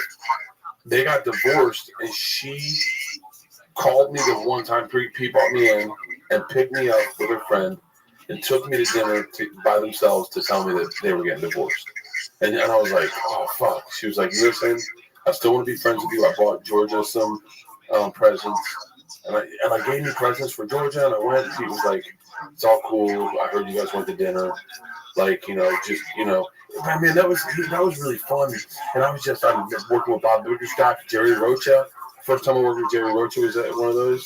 I talked to his wife the first time we were taking a picture of her ass with a phone at the Houston livestock. I told back to Pete's wife so much. I kept saying, listen, I got to take a picture of your ass. And finally she turned around and started taking them off. My face got pale because now Pete would know. Yeah. And Pete knew. He didn't say nothing. He just giggled about it. But she got a great ass. I remember I worked with Kathy Griffin one time there. And so, I was headlining. She must have come in on a Wednesday. And Pete's like, come in Wednesday, feature with Kathy, and then you do Thursday, Friday, Saturday, Sunday. I was like, okay. So I come with Kathy. It's sold out. And it's all gay dudes. It's not a woman in the room. It's all gay dudes. And I was very young in comedy. And I don't know, you get you're like, I'll go up, I'll do a gay joke, or I'll break the ice. I just walked up on stage and I was like, what's up, faggots?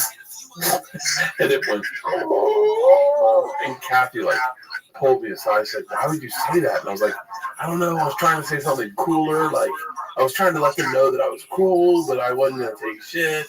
And she was like, listen, next show, we had 2 shows on Wednesday. She was like, next show, just come up and be nice to them. I worked with Kevin Sesha, was her feature act. And I went up and I was like, well, hey, first off, the gay people from that neighborhood from Montrose. Yeah. And they were very, I used to go to all the restaurants in Montrose. Best food in fucking, they have a restaurant called Maxwell's, something like that. They had the best fucking meatloaf. And while I was eating, I'm like, these gay guys are coming in the meatloaf. But I don't give a fuck. It's that good. This HIV meatloaf is banging. But I don't give a fuck, Jack. So I would do well in front of the Montrose crowd. In front of the gay audience, and I would just go dirty and fucking be crazy and talk about coke and ecstasy, and they took the ride. But that neighborhood there is a strong gay neighborhood. Really strong, yeah. Really fucking strong. They come out, they smoke dope, and they fucking do everything. So, yeah. And you know what? I remember one time, I didn't get into somebody, like when you get an heckle, I heckled him back. I said, what did you drive here in? He goes, Volkswagen. You were for the fags, and Volkswagen together, somebody sucked somebody's dick. And I had them and I ran with it, but they're already... Yeah, like me, you know what I'm saying? I used to make, man, I did my first album, which is horrible. When you listen to it, it's called Burt. Get down on it is horrible. But it's not bad. You can hear how young I am. In Houston. Yeah, that was the home for CDs. They'd record all your shows, and it was really good recordings. I think Babbitt had suck it up, set it up for Hedberg. And so all Hedberg's albums were recorded there. And so I did my album out of there. I edited it myself. I had a guy master it for me. But yeah, that fucking, it's crazy. It's crazy to think where, like, that was back when, like, someone was like, you could have a CD, and you would go, like, how could I have a CD? Like, well, I don't have no one signed me to a deal to have a CD. Now you look at it like, I'll just record my shows and release it as a CD. Like, now it's so simple. Like, we did that, I mean, not to get too metaphysical, but like this whole thing you're talking about, like Johnny Depp not watching him. I shot something the other night, just a fucking gag. I thought it would be funny. I posted it, and it got like fucking 600,000 downloads on Facebook, and then fucking 600 retweets or 400 retweets or 600 retweets on Twitter.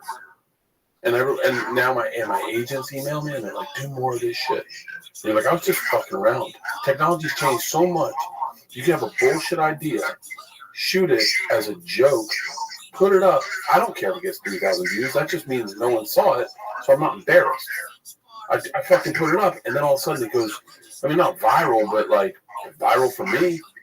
And then all of a sudden it's all over the map, and then your agents are like, do more of it, do more of that shit. I just think this business has changed so fucking much.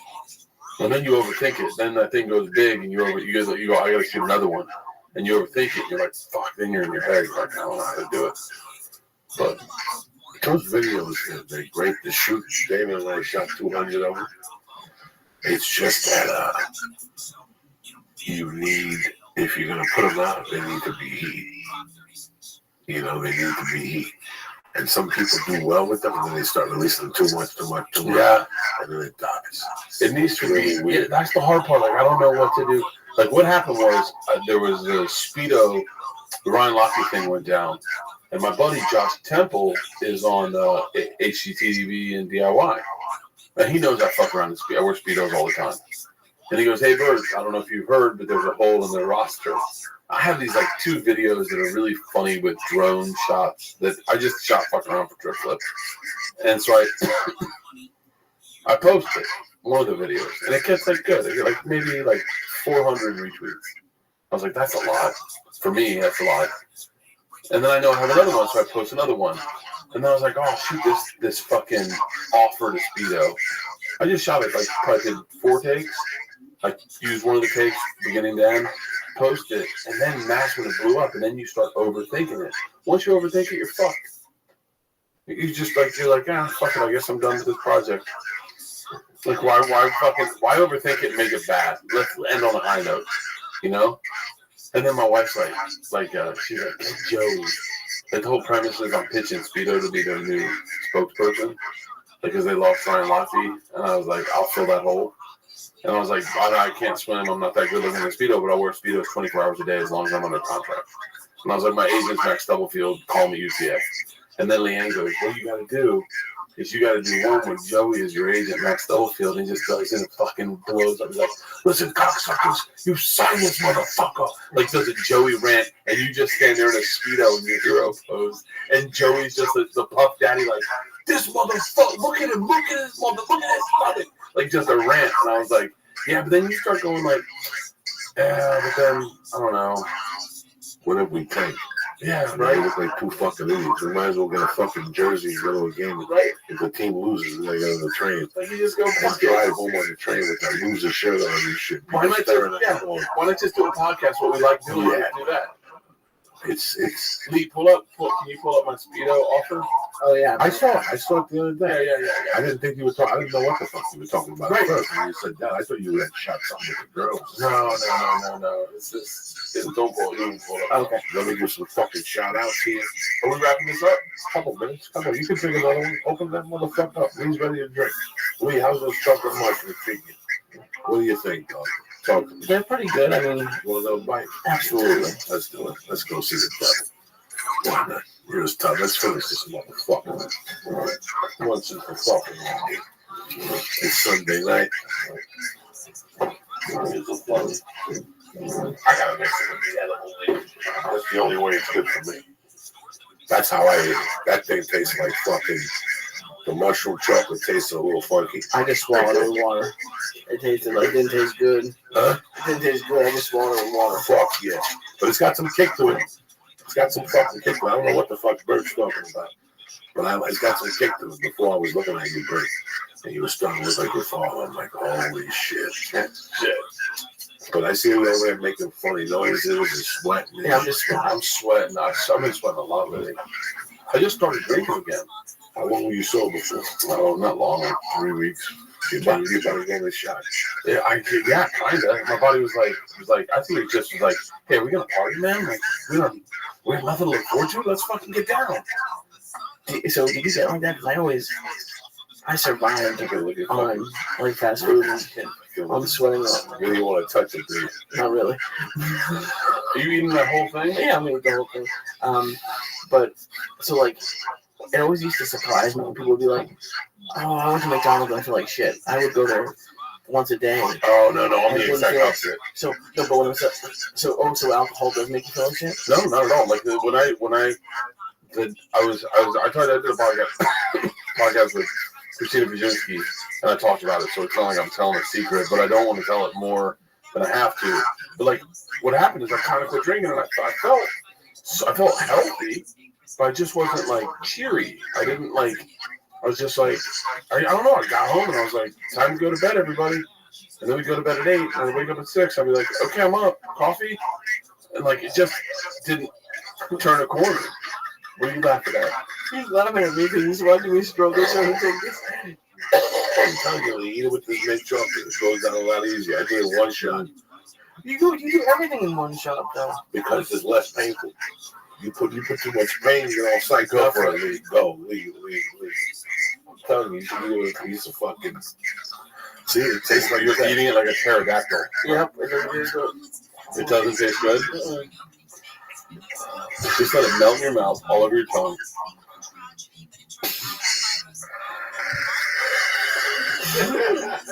I have some of that chocolate with it. I'm telling you, Lee, this is the way to do it.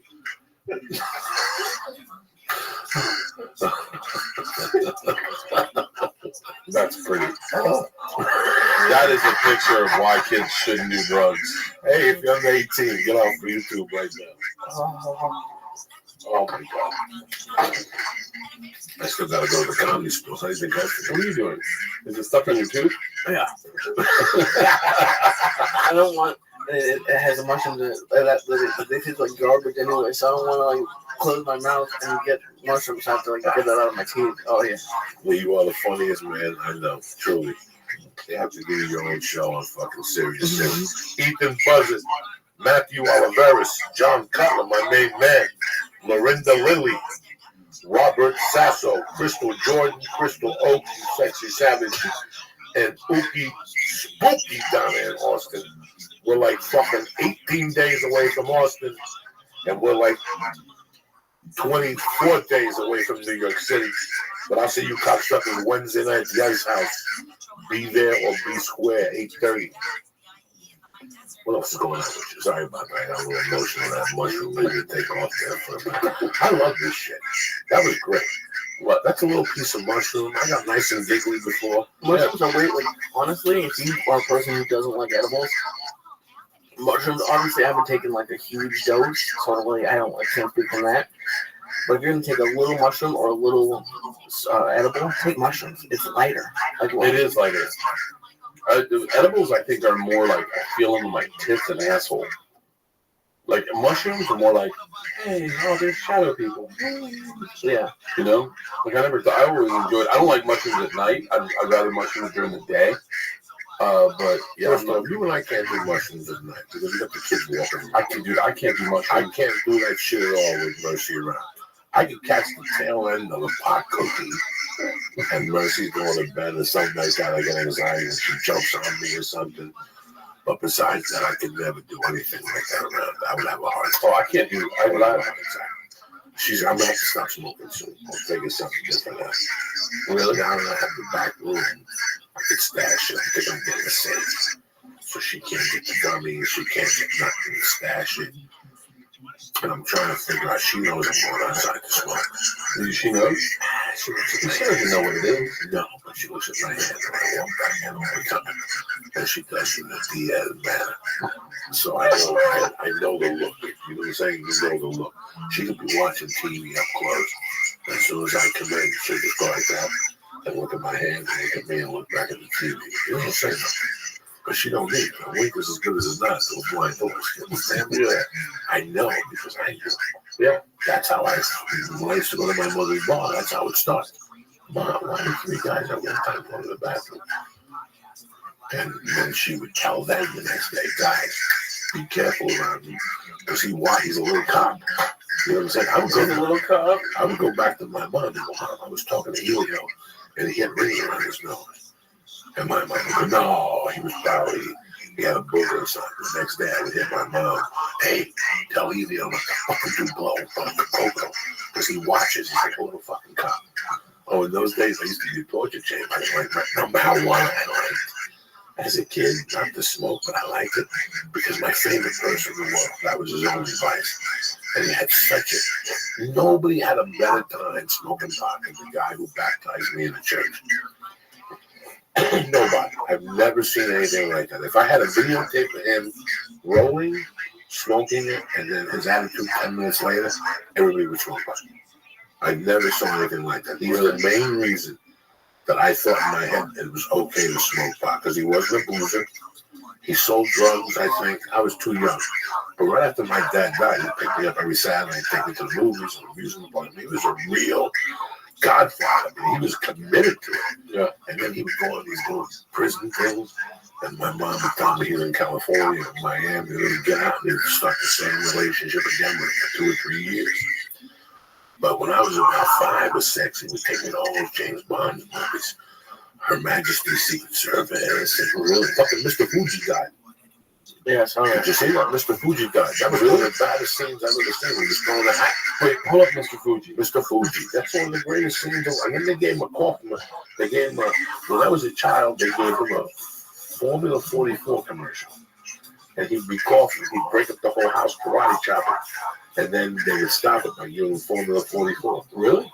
Yeah, well, Formula 44, I remember that. Come on now. Who the fuck you can put in Mr. Fuji Formula 44? I'm coming at you motherfuckers heavy duty. If you don't know what Formula 44 is, oh, I thought you were talking about James Bond, Mr. Fuji. Yeah, same Mr. fucking Fuji. No. Yes. There's a different Mr. Fuji. No, there was a Fuji that was a wrestler. Then there was the Japanese Fuji that threw the fucking hat around. That's what I'm talking about. Same dude. This guy got a commercial years later. He got so much notoriety from. Go to Mr. Fuji. What are you doing? Oh, yeah, it's Mr. Fuji. Yeah. I don't think they have the You commercial. fucked up, or you have a hyphen in there. You have like a tilde. No, it's a comma. There you go. Put a hyphen in now. Mr. Foy? Mr. Fuji. I don't think they have a commercial. No. Yeah, there's a scene. Show me that. Show me something of Mr. Fuji. Mr. Fuji, James Bond, Goldfinger. Yeah, that's it. Goldfinger. Why are you putting a comma in there? Because that's how you do it. No, you don't. Okay. And start from scratch. Give everything a capital. You see that, mister? Give that a capital over there. You go to college for 4 fucking years. Come on, horrible. All right, mister. Fuji gets a capital. I have 2. Fuji gets a capital. His whole family went to Nagasaki, and you don't want to give them the respect he fucking deserves. Okay? Now erase James Bond, all right? Just put Mr. Fuji, Goldfinger. Try that. Can we fucking do that? No. Give me a space. Mr. Fuji, Goldfinger with a fucking capital G, cocksucker. It's a movie. It requests respect. I'm telling you, it's 2 different Mr. Fujis. I'm telling you, this has to be the fucking one. Lee, how long did we click this? I did. It's done. It's not the same person. Go to all. All right, you motherfuckers. I get all fucked up. Professor. This is your thing, yo. Odd job. Look at this shit. Oh, yeah, you're right. It's not Mr. Fuji. It's Odd Job. Oh, that's fucking. What do I care about this fucking guy? Yeah, that is 2 different Asian guys. Yeah, no, I don't know about this fucking guy. I'm talking about the Japanese guy. Wait, click Odd Job fight, though. I'm kind of getting interested. Did you stop? I don't want to see Odd Job fight. I don't want to see him do nothing. Look at this shit. He throws his hat. Yeah, he's a little chubby Asian dude. He was the best in 007. You know what we gotta do, Bert Creation? What's that? We gotta open up a business. I got an idea for you. Let's do it. You know what it is? What? Bartending school. Bartending school. How many fucking people went to bartending? I did. Yeah. 50%. Really? I didn't go because it was my dream. I got a job, and they said, "Do you know how to bartend?" And I said, "Yeah." And they go, "Well, do you know how to make a fucking martini dry?" And I go, "Not really." And they go, "All right, listen, we're gonna pay. Go there for 2 weeks from 6 to 9. Once they certify you, you can put you in bankruptcy. You can make $18 an hour. It's 1984. $18 an hour plus a fucking banquet tip for 4 hours wasn't bad. So they paid the fucking 2 bills. So I went to bartending school. And that's so funny. Every time I go to that 7-Eleven, there's a bartender school right next to it. Really? Yeah, right there. Not the ice on Burbank. On Burbank Boulevard. You say Burbank? Burbank and what's it? Colfax? No, but this is how much of a nerd I was. Me and my best friend from high school went as like the freshman year in like a summer of college when most kids are going on like spring break. We went to bartending school. Just none of you went to the cocktail bar. Did you want to meet girls? No. I thought we were like I was already a server, so I thought I was going to become a bartender. But then they don't hire bartenders just straight out. You need to like work your way up. So it was worthless going to the school. So yeah, and they didn't even have the alcohol. They had like colored water. It was terrible. Like that's what I did for a week or 2 weeks. I did it for 2 weeks, and it was pretty legit. They had booze there, and 3 nights of the week people came in there for cheap drinks. That's when you know you're an alky. Yeah, when you go to bartending school, you get $1. Yes, this was. You can go get drunk at bartending school and drink the mistakes and shit. Fucking hilarious! And I'll never forget. After 3 nights, you're like, this is pretty much a joke. Like, they start from scratch. This is how you wash a glass. This is how you put ice cubes in the glass, the temperature on the water.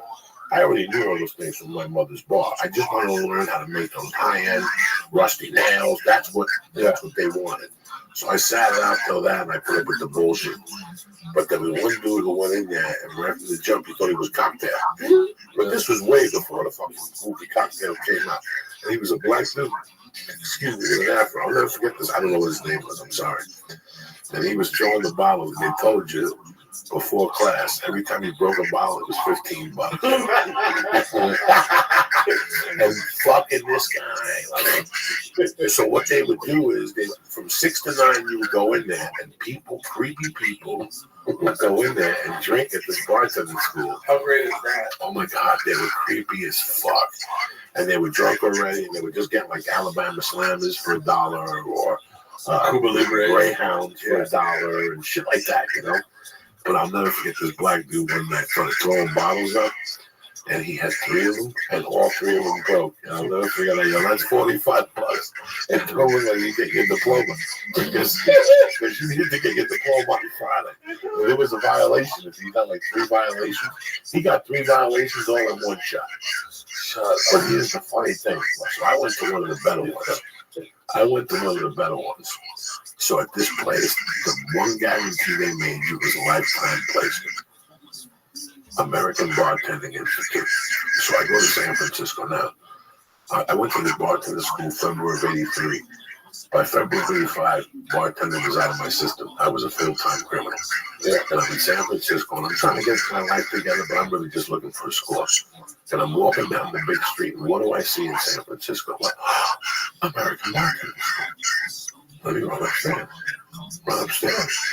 There's 2 fucking dudes that look like drug dealers, they're scammers. I'm like, how you doing, man? This is Joey Diaz. I went to American Bartending School in New York City. They said I had a lifetime placement. I guess you're absolutely. You're right. Yeah. Let me call over there. When did you graduate? I go, February of '83. Got picked up the phone. Give me a minute. There was no computers in those guys. I got a guy. Yeah. You had a call, and then you had to check the file, you know? Yeah. And the chick got back on the phone. Yeah, he graduated. Did great. You know, no complaints. He was placed right away. Never a complaint. Okay, we'll get you a job. But they sent me to this Mexican place. It was weird. First, they sent me to an Italian place. And they wanted me to be there at 9:30, but you know me, dog. I gotta go at 8:40. Yeah. And I walked in there at 8:40, and they went somewhere and left the safe open in the back. And I'm walking through going, hello, like Johnny Angel. And on your first day in this open safe? On your first day. I opened the door, and the fucking 2 things on the trays, and there's the bags, deposit bags. And I just started putting bags, and with the change, I put so much change on this that the jacket I had a suit jacket, was hanging off me like a scarecrow. I get out of there, I get on the bus with my girlfriend at the time. You don't even go back to like the job? No. There's no reason to fill an application. It's like I told Kate Quigley. Once somebody fucks you in the ass, there's no more dinners. You know what I'm saying? Once somebody taps that muffler, they ain't taking you out for dinner no more. It's over. From now on, you get Subway sandwich. I have. So I got this fucking job. I didn't get the job. I didn't even leave an application. Like 2 days later, they called the hotel. At the time, I was staying at the Virginia Hotel. They called the hotel and they asked me, Joey, did you ever go for an interview? And I go, no, I fell asleep. I'm sorry, guys. And they go, well, somebody showed up and robbed the place. Are you sure it wasn't you? And I go, no, it wasn't me. And they go, yeah, nobody seen the guy. He was like a fucking ghost. So I'm just double checking. You know, I was fucking ready. Yeah, like you're going to go, yeah, that was me. Oh, it was hysterical. Yeah. And then they sent me for another job at a Mexican place. And 2 guys had interviewed me. When the second guy came over, he goes, is that really your name, Jose Diaz? You really confused me? Yeah, I'm aware. He asked me 10 questions. He goes, my name is Jose Diaz. I'm aware Cuba. So we sat there for 2 hours. He bought me lunch. Really? We were related in some sort of crazy fucking way. Shut up. Like second cousins, he called Cuba on the spot. Like he was like, we'll get to the bottom of this right now. We looked the same. Like we were cousins or something like that. We were in the same fucking town. So he got me a job at a place called Rocket Robbins on Haight-Ashbury. He goes, I can't hire you. If you want to wait a month, I'll give you a full-time job. Yeah. I'll give you a bar back job. I got a fucking bar back. So he got me a job at Rocket Robbins on Haight-Ashbury. That's been closed. You don't even know it. It was a great little bar over there. Wow. I thought you were Red Robins at first. Fuck no. This place had all Cadillac on the wall. The front ends of Cadillacs. Yeah. And when the DJ would put certain music on, the Cadillac lights would go on, and fucking tourists would go crazy.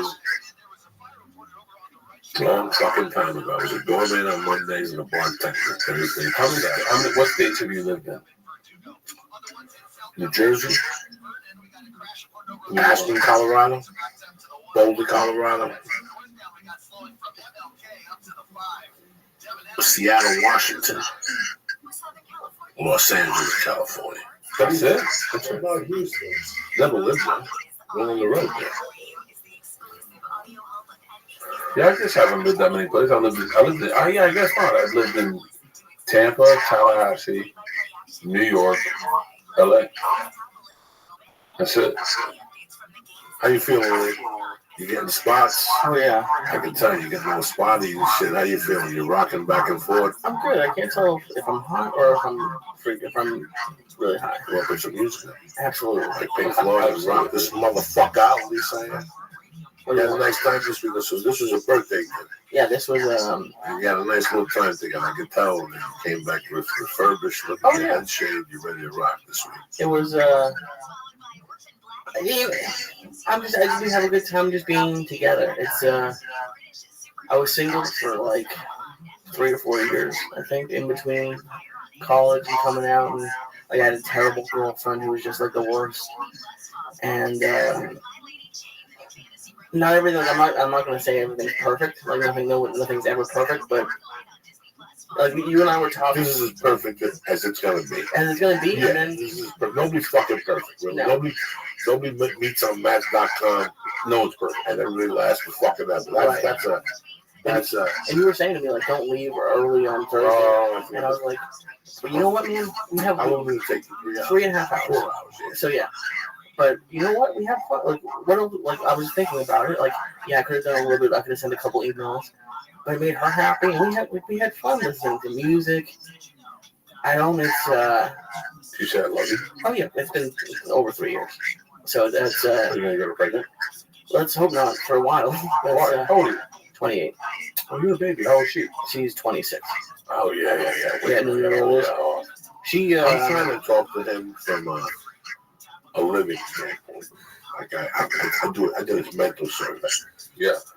You know, we as men, you talk to other guys, you talk not to me, but you talk to the guys you went to high school with, when you want to marry the cheerleader. You know how it is. You take a mental fucking survey. And I look at my life. One of the best things I did at 25 was meet the girl that I had Jackie. But at the same time, it was one of the worst things. Because looking back, I wasn't ready for a relationship at 25 minutes. You know, with you? Oh, no. David, I mean, looking back, 25, and I know you had girlfriends. I'm not saying that at 25, every guy in this room had a girlfriend. But think of how it ended, think of how it went, think of how they pushed your buttons. You didn't end up with them because nobody in this room got married at 26 or 27. We all I made a mistake and even shacked up with one for years. I want to live like Charles Bronson. I never thought I would have lived with a fucking woman, ever. Like when I was 21, if you would ask me would I live with a woman, I'd look at you and go, not in a million fucking years. You know what's crazy though is that now you can see how those women live their lives. You can see them online, and like one of the girls is taking planes down to Guatemala to help orphans for her church. She's very, very Christian. I'm like, oh, thank God I didn't end up with that. And then another one is posting like inspirational but weird conservative inspirational female statements, and you're just like I'm like, fuck, that was the one. Like, and then I look at Leanne and I go, oh, I'm so glad. Yeah, I ended up with that fucking chick. Oh, I'm so fucking glad. A great listener from the church. I said something on a Periscope, and he said some stuff to me, and it was an old girlfriend of mine, and I had just said the name, and it's my ex-wife, yeah. And I clicked on the Facebook page, and it was horrific. Well, I mean, she hasn't changed. I mean, she didn't get it down. She's still a pretty good-looking girl. Yeah. It just fucking hit me like a ton of bricks. I was already married to her when I saw her. It reminded me how much I didn't want to be with her when we got separated. It was just the only reason why I continued talking to her was because of the fucking child. You know what I'm saying? Yeah. So it was just kind of weird. So I know how that hits you. I was with a chick for 5 years in college. And I thought I was going to marry her. Totally thought I was going to marry her. She ended up fucking my best friend and giving me the clap. And I was fucking heartbroken.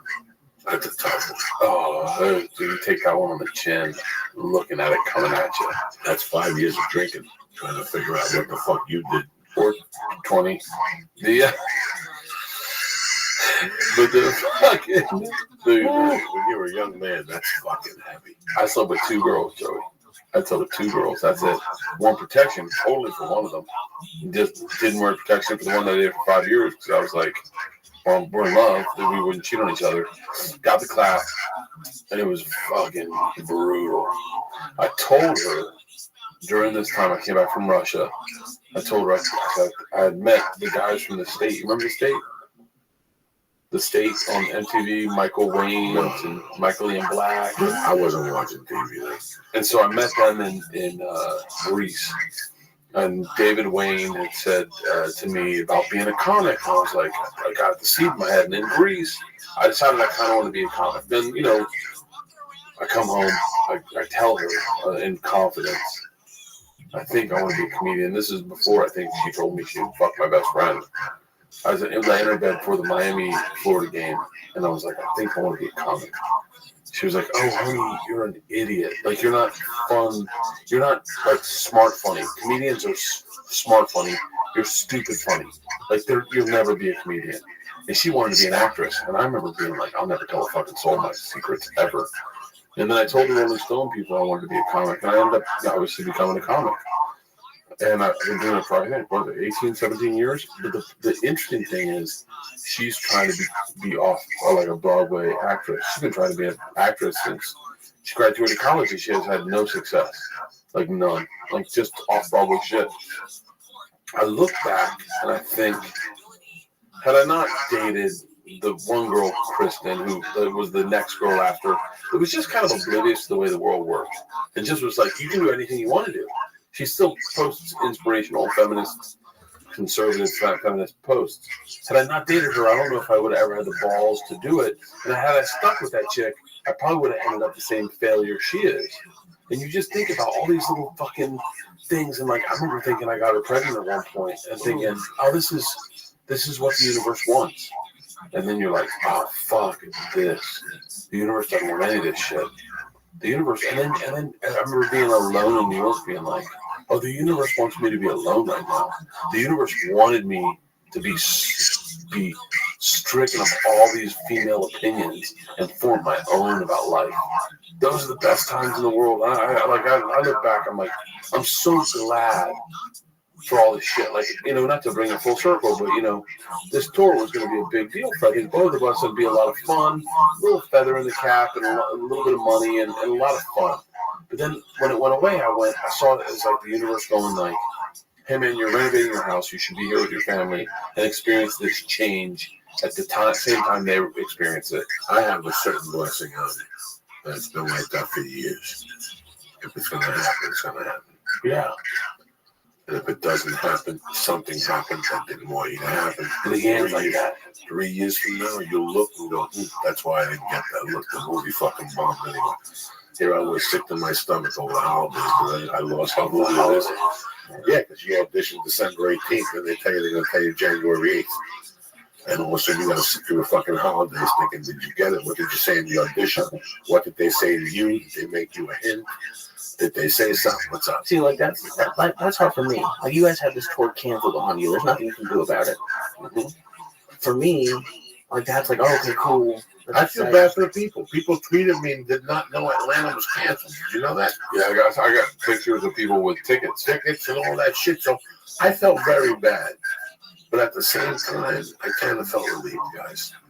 I kind of felt relieved. I'm not going to lie to you. If it's meant to be, it's meant to fucking be. Let me tell you something. Let me tell you something. I'm going to your city. I get on the 405. And the tanker train tips off and I missed the 7:30 flight. I cancel that weekend. Yeah. That's a sign telling me, you know what? It's blocked. They're going to open it in 4 hours. You can go around and reschedule your flight, whatever. But this was something telling you, you don't need to go. You turn around. I do that with when you get to an airport. They're like, if you rush, you can get it. And I go, no. What if I don't? Yeah, life knows how to throw you different fucking curveballs, and they give you little messages throughout it. Don't give you. Life gave Lee a fucking message Saturday night, Friday night. He went down there to jump up and down. He jumped up and down 3 times, and he said, "Am I fucking retarded?" Yeah. Look at these fucking people. Gloves on. And this is not. I still listen. I love Black Sabbath. I listen to something from Black Sabbath every day. They're gonna be here a month from tonight, tomorrow night. Really? Yeah, they're gonna be at the Hollywood Bowl. You and I both know on paper. It's a great fucking show. We can do some chocolate mushrooms and smoke some dope and really get a good show. Guys, if you want, I can lie to you and tell you I'll meet you at the Hollywood Bowl. If you want, I can lie to you and tell you I'll meet you at the Hollywood Bowl. Don't count it. I love Black Sabbath. Whatever, the final tour, I know they're never going to perform again. Neither was fucking the Monkees. And they always find a way. You know what I'm saying? Everyone's always going to quit. Then they don't quit. Who feels like an asshole? You, because you went to the last fucking tour. Yeah. And then you go to the last tour. Then the last tour. And it's just, so I want to go. I mean, this is it. Yeah. But I can't imagine myself there for 2 hours jumping up and down and then driving out the Hollywood Bowl parking lot down on fucking Highland and fucking Franklin and trying to get out of Cahuenga before the rest of the fucking mooks, because I wait for that encore and I start walking up fucking hill. No, what if an agent calls you and was like, Joe, here's the deal. You got your backstage passes. It's all your run. Do whatever you want back there. We got you a box seat up front. You go in.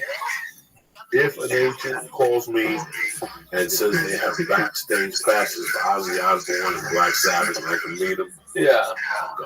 But I only hang out till 15 minutes. You never want to watch a whole show? It would destroy my insides, I think. Really? I don't know. Why do you put me through these fucking Jeopardy questions? What if they said, wouldn't it be nice if they're like a little nice after party, good food, backstage, hang out with the band? If somebody who was my friend, like Lee or you or Damon were there, I'd feel more comfortable. I wouldn't feel like an asshole. Like that completely. Let's 20 years ago, 30 years ago, I wanted to kill myself in a Black Sabbath concert. Like I was gonna shoot myself in the head of an Ozzy Osbourne concert. A bunch of us were like, listen, let's just take those fucking aspirin. Remember when people poison people with aspirin? Oh, I love yeah. I love Ozzy Osbourne. I like everything Black Sabbath stood for. I was there since Sabotage. The first time I saw that album cover, I was like, wait a second, what the fuck is that? And I remember bringing it home and putting it on and going, oh my God, I have to smoke pot to understand this. Yeah. Like, I have to get high to figure out what the fuck they're saying. And that's what made me get high. That is my downfall for getting high, cutting up the weed. And he would smoke it and he would giggle for hours. Oh, that's the best. Old school. Old, and then he'd throw away the half a joint, and that's it. He would drive me back to my mother's, and he would tell me, don't tell your mother about me smoking pot. I don't want to know. What's the best part of smoking pot? And I wouldn't tell my mother. And when my mother smoked pot in front of me, I wouldn't tell him. So I was living like a double fucking agent. Let me give a shout out to the sponsors. Get the fuck out of here. I gotta get through here. Almost, always, my favorite, Chris over at Dr. Sarah. The ultimate natural fucking fiber hemp. That's what these motherfuckers do. Whether it's the hemp towels, the real dope pants, they got a rewards program, they got beautiful rash guards. I mean, listen, their bag is one of the best bags I've ever had all together, period. I had that Nike bag 3 months. It started breaking fucking apart. That little rubber Chinese bag they charge you $30 for. This fucking bag is so durable. Listen, I already told you how many things I have in the pockets. I even found more fucking pockets down below the other day for like mouthpieces and wallets. This Datsu Sour bag, the heavy duty, the hemp bag, check it out online. Go to dsgear.com right now and look at the great selection. The gear, the geese are badass geese. The fucking real dope gear pants are tremendous. Look at the fanny pack, which is tremendous. I mean, listen, I will guarantee every product there. As far as my deal with you, I'll tell you what I'll do. Go to dsgear.com right now. Look at the great selection of hemp products they have. You see something you like, go to the box and press in Joey. Bam! Joey, and get 5% off your order. I love Dr. Sarah, all right? So do me a favor. Go to dsgear.com and take a look at that great selection of hemp products. You see something you like, again, what do they Presley? Joey. Boom! Number 2, Honest.com. Baddest motherfuckers ever. You want to do something healthy for yourself? Get a jar of the motherfucking mixed greens. The first 2 dumps you take, you see your soul. You understand me? That's how healthy fucking out it is. You got the Alpha Brain. You got the Shroom Tank. You got the Hemp Force Protein Shake. I mean, listen, it never fucking ends. Do me a favor. I can't do any deals for you on the kettlebells, the bars. But as far as supplements, I got you, bitches. Go to the box and press in. Church. Boom. CHURCH. And get 10% off your order delivered straight to your motherfucking door. Rick Kreischer, what are your dates?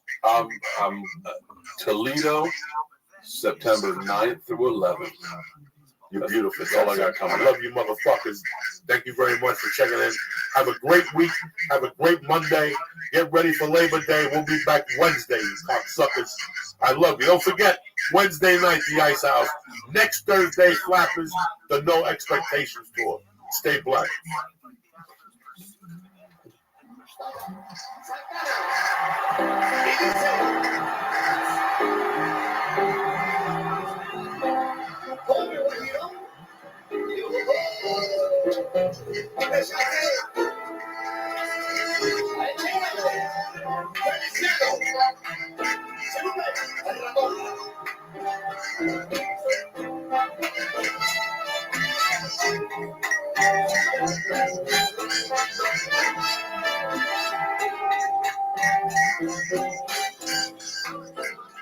El gato se está quejando que no puede vacilar. Si donde quiera que se mete, oye, su gata lo va a buscar. De noche brinca la venta, oye, que camina delicado.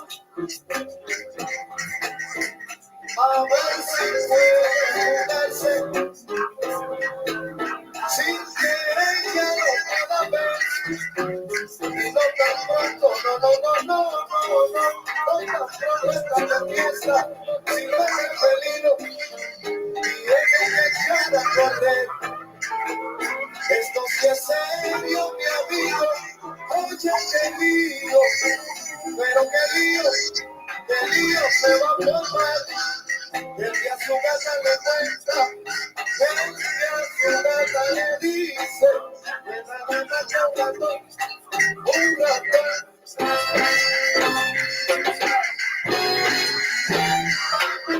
De cualquier manera,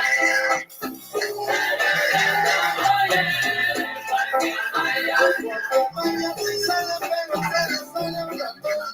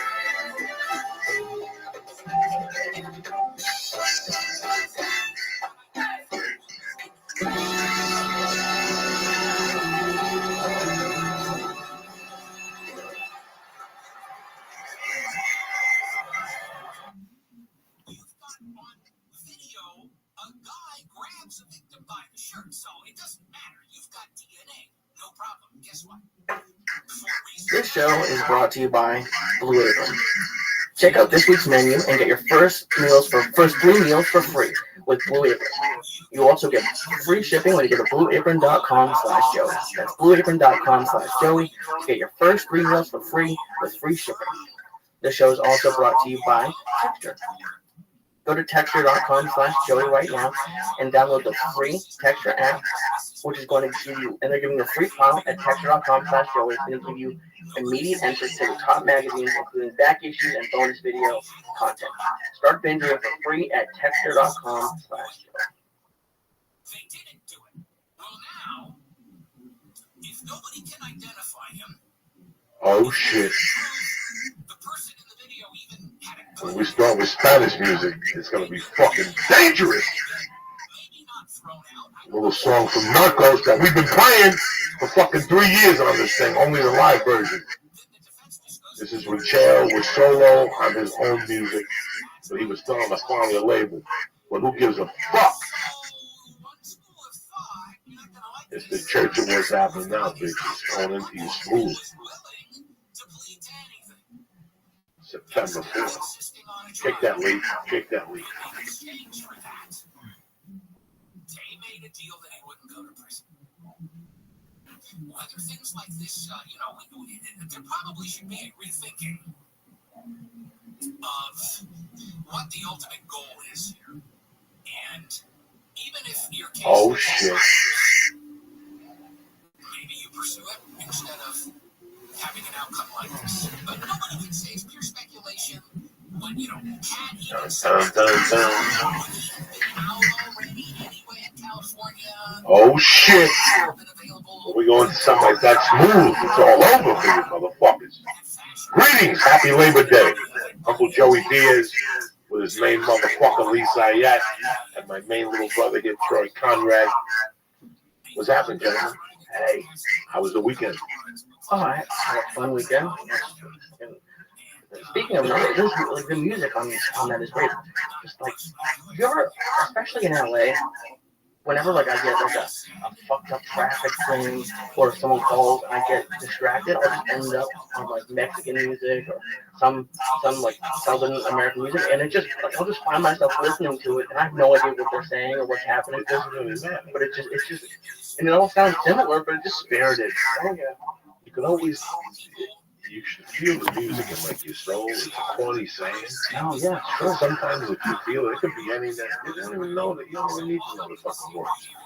You don't even need to know the words. You know what the fuck he's saying to his music. If you really put that song on over and over and over, then you figure out one word and maybe two and shut it fucking down. Now you're singing the song in a different language. Because of you. You get arrested in fucking Albania, you know the song that I want to sing. I'm not gonna fucking arrest you. You know what I'm saying? No, you're fucking American. You're Albanian music. You ever see Splash with John King, one of the greatest movies of all time? How he gets the chick out of the tub is he brings his drugs, but they're sweet. And also the guy starts coming from the Swedish, and John Cannon just tells him the Swede line. And they walk in, Tom Hanks asks him what to say to him. And he was like, any fine connoisseur knows that all the best porn is made in Sweden. And I'm fucking dying, right? And he goes, I said to him, hey, Bobby, whatever the fuck. Who's fucking the I don't know exactly the line. I know people are going to get pissed at me. He's like, who's the fuck out or whatever. Yeah. And the guy laughs. The Swedish guy laughs. You never know what you learn from what you listen to. It could be anything. If you know something about the culture, it's the great connector. It's really weird if you're a fan of the Beatles. You know what their music changed for an album. I went to India and there's someone that playing fucking harps. There's one album, I don't know, Revolution, maybe don't quote me again, that they went over and took that music and applied it to some of their songs and it worked out perfectly because if the music's good, it'll all make sense. It'll all make sense. Like rap and fucking Aerosmith that time. I wasn't a big fan of that, but it did do something. It did do something and let you know what you could do. And it turned, look at what happened 10 years later, 15, 20 years later.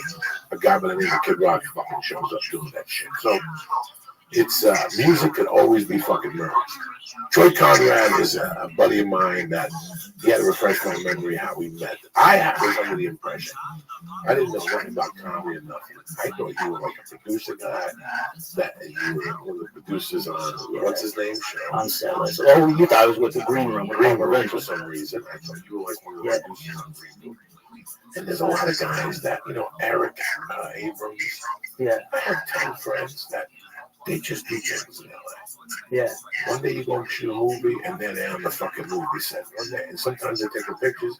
Sometimes it really doesn't matter. And I kind of appreciate that sometimes. I kind of like that when people do that because what you're telling me is that you're making a living, bitch. Yeah. You're making a living, bitch. You put it together one way or another. What's the kid from the store? He's like dog shit. Jeremiah Watkins. He's unbelievable. He's like dog shit. He's everywhere. He's on this show, that show. Why? Because he's a good hustler. Yeah. You can't get mad at Jeremiah Watkins at all because those are the kids that don't always work in this town. He's got the hustle. Yeah. But so do you. Yeah, well, look, I like doing. I'm always involved in all kinds of different stuff, right? But I'm just in that weird creative world. But I just like what's important to me is doing stuff that matters instead of making a living at doing something that I hate.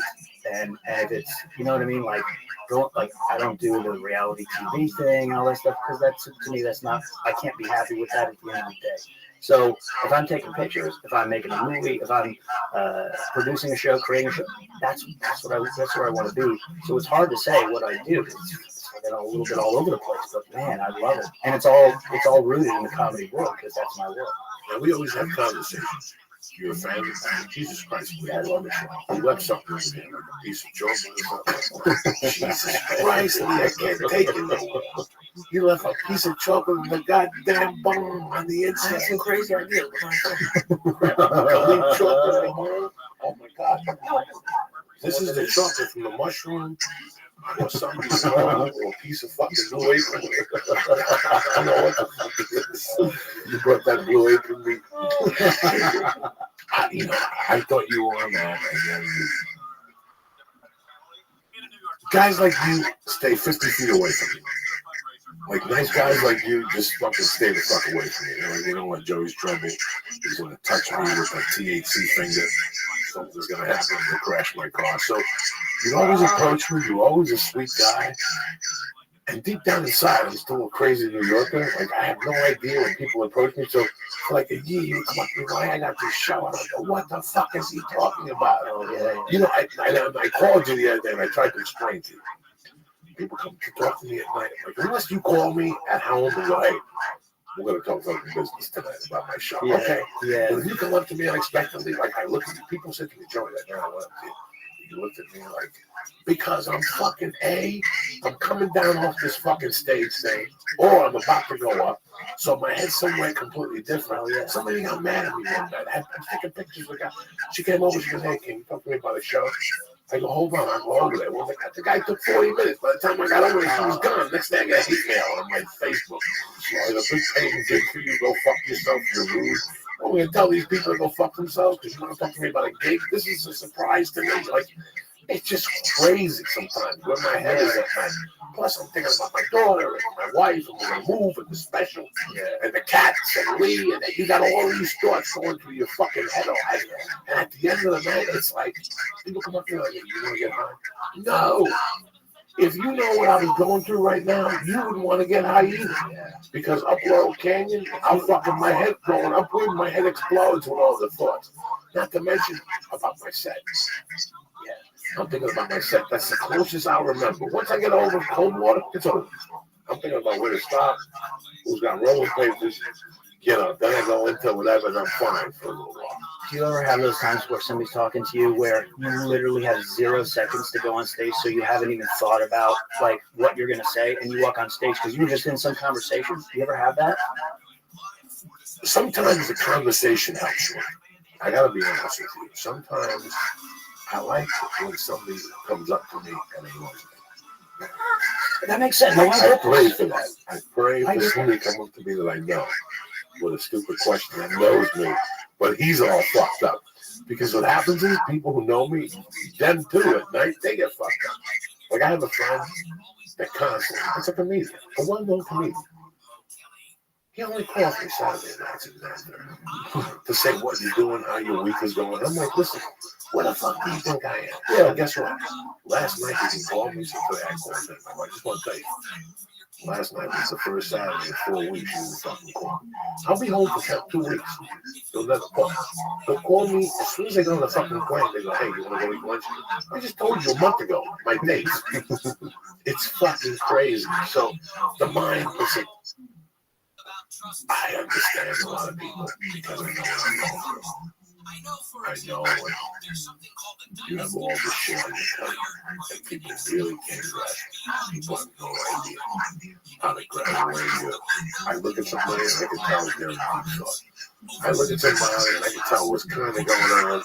If it's a good time to talk to them, especially if I'm selling, you know, there's always fucking something. That's why when Lee comes to me and goes, hey, these people contact us. I go, whoa, let's take a step back, take a breath, and go in there with a clear mind.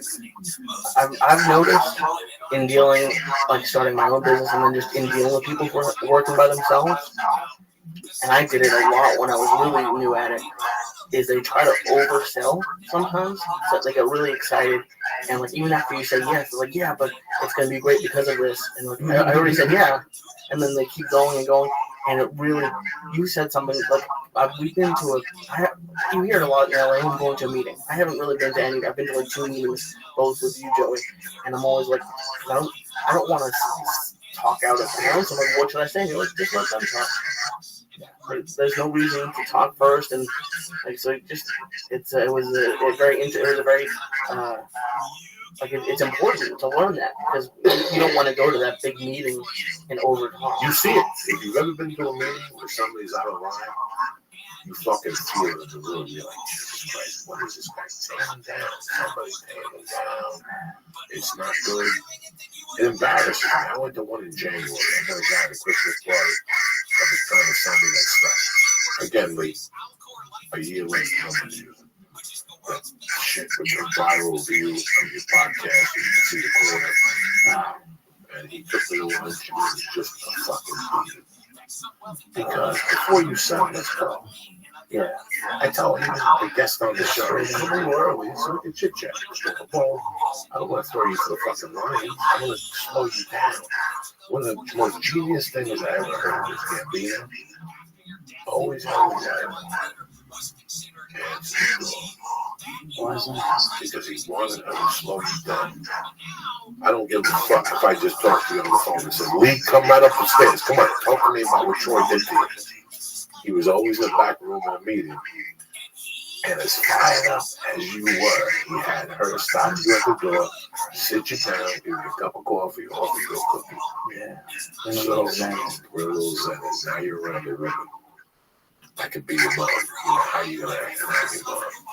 It was a genius move. And that, I didn't think it was a genius. I'm not a gangster, but I thought about it from the other way, how you have to slow your horses down a lot. In life, when you first come here, you can see the guys that their nose is wide open. Not that they're doing drugs, but they want to be a part of everything. You know, they want to be part. I want to be on that show. 3 Arts is going to be there. I got to be there. I got to show 3 Arts how funny I am. And it's kind of, I got to be honest with you, I was part of that. You know, I was a young son. I was a young, I've always been a dinosaur. But I know what it's like to be in this town and be overly aggressive. You know, I know those roles I got. I got them on my own because I was sending my own paperwork, call the casting office. That's unheard of. That's unheard of. I didn't give a fuck. I'm trying to sell a job. I'm trying to pay the bills. Troy, you said something very interesting when you first started. You said you didn't want to do reality TV. And I know there's a lot of people in LA listening, and even New York. Like when I first came out here, I was very lucky and very happy to have had a job. But my job was in reality. And it's just so easy to get because that's all the big part of it. All they have out here. And like I've never once worked on like a scripted show or anything like that. And now it's a movie, and that's just so hard to get. That you get in this little rhythm of reality shows, and then 20 years later you've edited 20 years, but it's all reality shows. So it's sort of like a nose wide open. And you should come here and maybe not take the first job. Well, no, you get a good start that way, you know? I mean, they're all stepping stones. Yeah. Those jobs are all stepping stones to film and television. You know, somewhere along the line, some guy's going to come to you. I just got to show the Is it reality? No, it's fucking CBS. It's a show with Kevin James and Marlon O'Hara and whatever the fuck. And you're going to be my producer assistant. Now you do that for 2 years, the guy quits, he starts golf, fucks the receptionist, cheats on his wife, he quits, and guess who gets the job? You do. Now you're a fucking producer on the show for 3 years. Maybe it stays on for 3 years, 7 seasons. You're a producer for 4 years, you're making pretty good fucking money, you're doing 2 seasons a year, and now people calling you going, you want to produce my fucking show on NBC? Bam! You went from reality to fucking producer. Oh, it's crazy. Like, that's how fucking crazy this world is. Right? As soon as like I finished, like I was about to make the move to just doing this full time, I went to the meeting at the editor's meeting because I had amassed enough hours. And for my position, which wasn't great as an assistant editor, I was going to make $2,000 a week. on a union TV show. Because of the union, I would have gotten like health benefits, and yeah, like maybe I wouldn't be that thrilled with working in reality. But 2008, are you serious? I was like 3 years out of college. I was like, shit. Why didn't you pursue it? You didn't want to go forward? That was right when I decided to do this full time. It was just, I didn't. You were just talking about levels. It's stepping stones. It's kind of hard to get a union a gig because they're so well paying. But I didn't want to, like, I had to spend, we talked a lot about how I was so fucking tired. I was working 10 to 12 hour days editing and then coming here. So, and it wasn't, my issue was never really my, like, morality or, like, my artistic sense, because, like, I wasn't really into, like, art. I was just doing it. But I just myself wasn't happy. Yeah. So I guess like two sides of the same coin. But right. But within that world, like let's say you're editing in reality television, within that world, you can still do something that matters. You can still do something that's a little bit outside the ordinary and make yourself like doing something great for you. That's what it's about.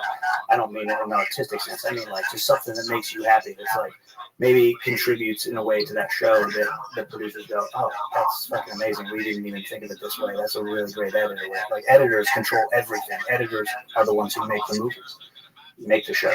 Oh yeah, and then I'm not trying to bash on people in that industry. That's some of the smartest people. Like my first boss ever, Tim DeBoni, essentially created YouTube. He created America's Funniest Home Videos in 1988.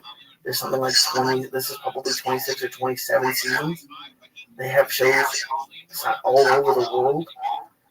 He's a genius. I'm just saying, for me, I wasn't happy working in reality. And this has been, I mean, what's better than doing this? Oh my God. Yes, what this show does for people, it's amazing how much it affects people. And you just look at the comments that people make and the way it changes. How many emails you guys get that tell people, this is fucking incredible, it changed my life.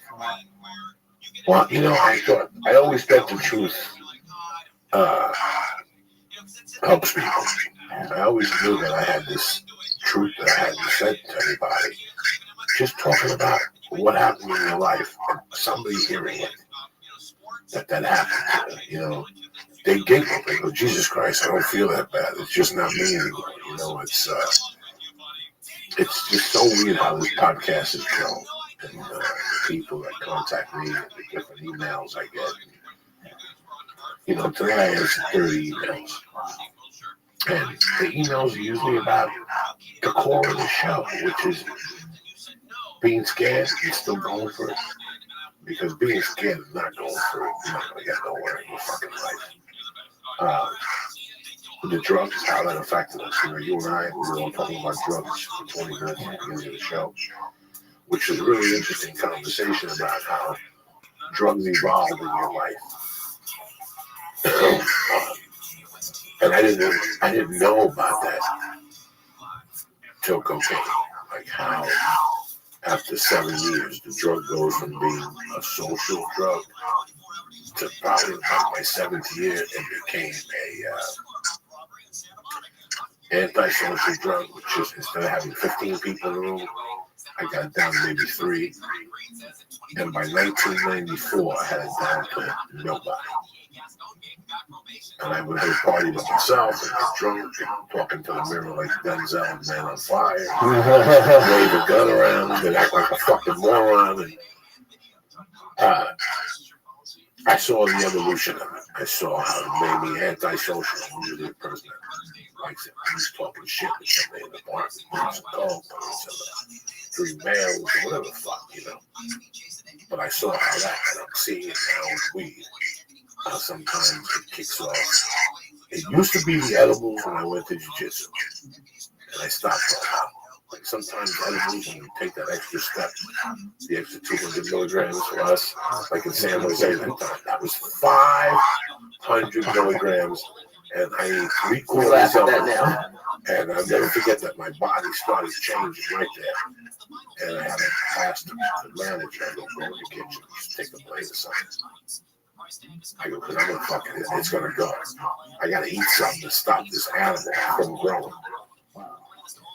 But now I'm starting to get anxiety. I was telling you that last Saturday I had anxiety. I had a follow. No, just one of the regular guys at the store. Wasn't a guy to follow fucking Eddie Murphy or Richard Pryor. And I got this dose of anxiety. I had fun. The worst was Megan Mooney that night. That was the fucking worst. Morgan Murphy. That was the worst. Where I was sitting in Mitzi's chair, fucking dying, It was just terrible.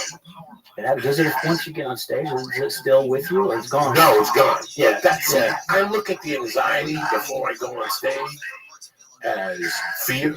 Yeah. And fear is healthy.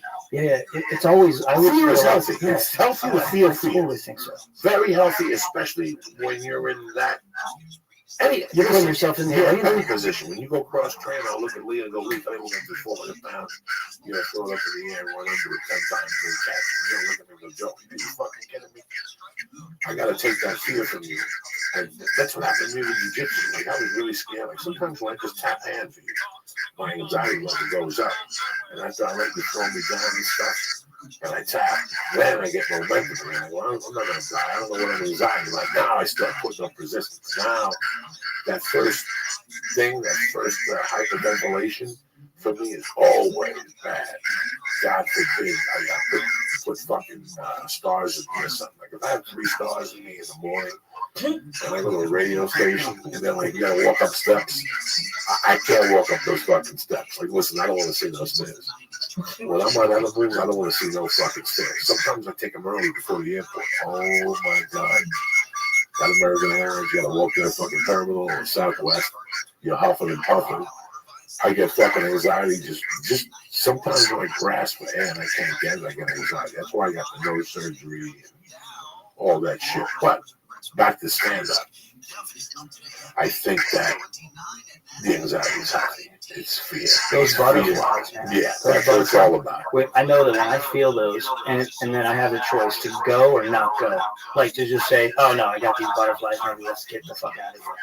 When I go through with it, it's always amazing because it's like I've maybe overcome some hurdle. Like that fear, looking it in the face and just diving the fuck in the pool. It's like that did something for me. Just out of love, When I'm not nervous, okay, whatever, But that anxiety, like butterflies, just go. Don't do this. Go. That's when the good shit happens. Because like you just put yourself in that arena. There's arrows coming at you, and you're swatting them off like David, whatever the guy in Kung Fu. Now what is David Carradine? Now what is the definition of fear? Like the fear before I go on stage, resistance, the fear of. Okay, something came to my mind. One time I was trying to break into this bookie's house, and he had a fucking dog. All week I fed the fucking dog. I didn't think he was going to turn on me. The night of the robbery, he turned on me, the dog, and he chased me. And not only did the dog chase me, cops with flashlights were chasing me. It was a dark hallway behind an A&P in West New York, New Jersey. I'm 57 and 58. That fear, I think of that fear I had that day. I don't know what I was more scared of. The bookie catching me, the cops catching me, and the dog catching me. But I remember when I fucking ran, after I ran like half a mile, that fear just disappeared. I remember laughing my fucking ass off running. Running and looking for cop cars, and I couldn't stop fucking laughing. I love breaking into apartments. For the thrill of it? Not like if somebody said Lee has coke in that office, and so they wait to talk and stuff. They have a safe. You know how many fucking safes I just picked up and walked out with? Are you fucking kidding me? You know how many fucking safes in my day I just picked up? Wait, people don't nail down safes? No, here's the thing. I never knew about this shit, okay? I never knew nothing about safes. I was never a safe cracker. If I walked in your house and there was a safe, I felt like shooting myself because I knew nothing about safe. And then when I was about 20, before I went to Colorado, at my friend's house, there was this dude that was like a Rusty, one of the Irish mob guys. And I used to always talk to him. He had brothers, he had daughters and kids, and I talked to him. And one day he was talking to me about fucking getting a job at this place for him as a case. Because, a case of joints. I said, "Well, I was a burglar. You know, I was a thief." And he goes, "You know how to case a joint for me, because you want to case them for me." He goes, "You're not going to get in trouble. You get your job in there. You go and work there for 3 weeks, write everything down. And then we go in there, and I remember telling him there's a safe. It was perfect. Look to see if it's bolted down. And I said to him, "So let me ask you something. If there's a safe, you guys take it." He goes, "I could get anything open, just not there. We don't have the time to do it there." Because I got a friend that has a body shop, and they get it open over there. They'll fucking burn that fucking door down. So I learned from him that he would take safes. Then in '83, I burglarized on Christmas Eve. I burglarized the family mall at the Snowmass Village fucking resort hotel. Christmas Eve, Christmas Day, if you woke up and asked me and said, "Snowmass Village Mall burglarized Christmas Eve," it was me on a drunk rage. In those days, I used to drink Southern Comfort. No, I was done with Southern Comfort. There was something else creepy I was drinking. I was drinking like like something like that with orange juice. And I would get 3 of them in me, and I'd go back to thieving. I felt like thieving. I would get drunk to become a thief. And I remember one night, I was like, "Fuck this shit." And I first went and broke into this one place and took like 800 out of there.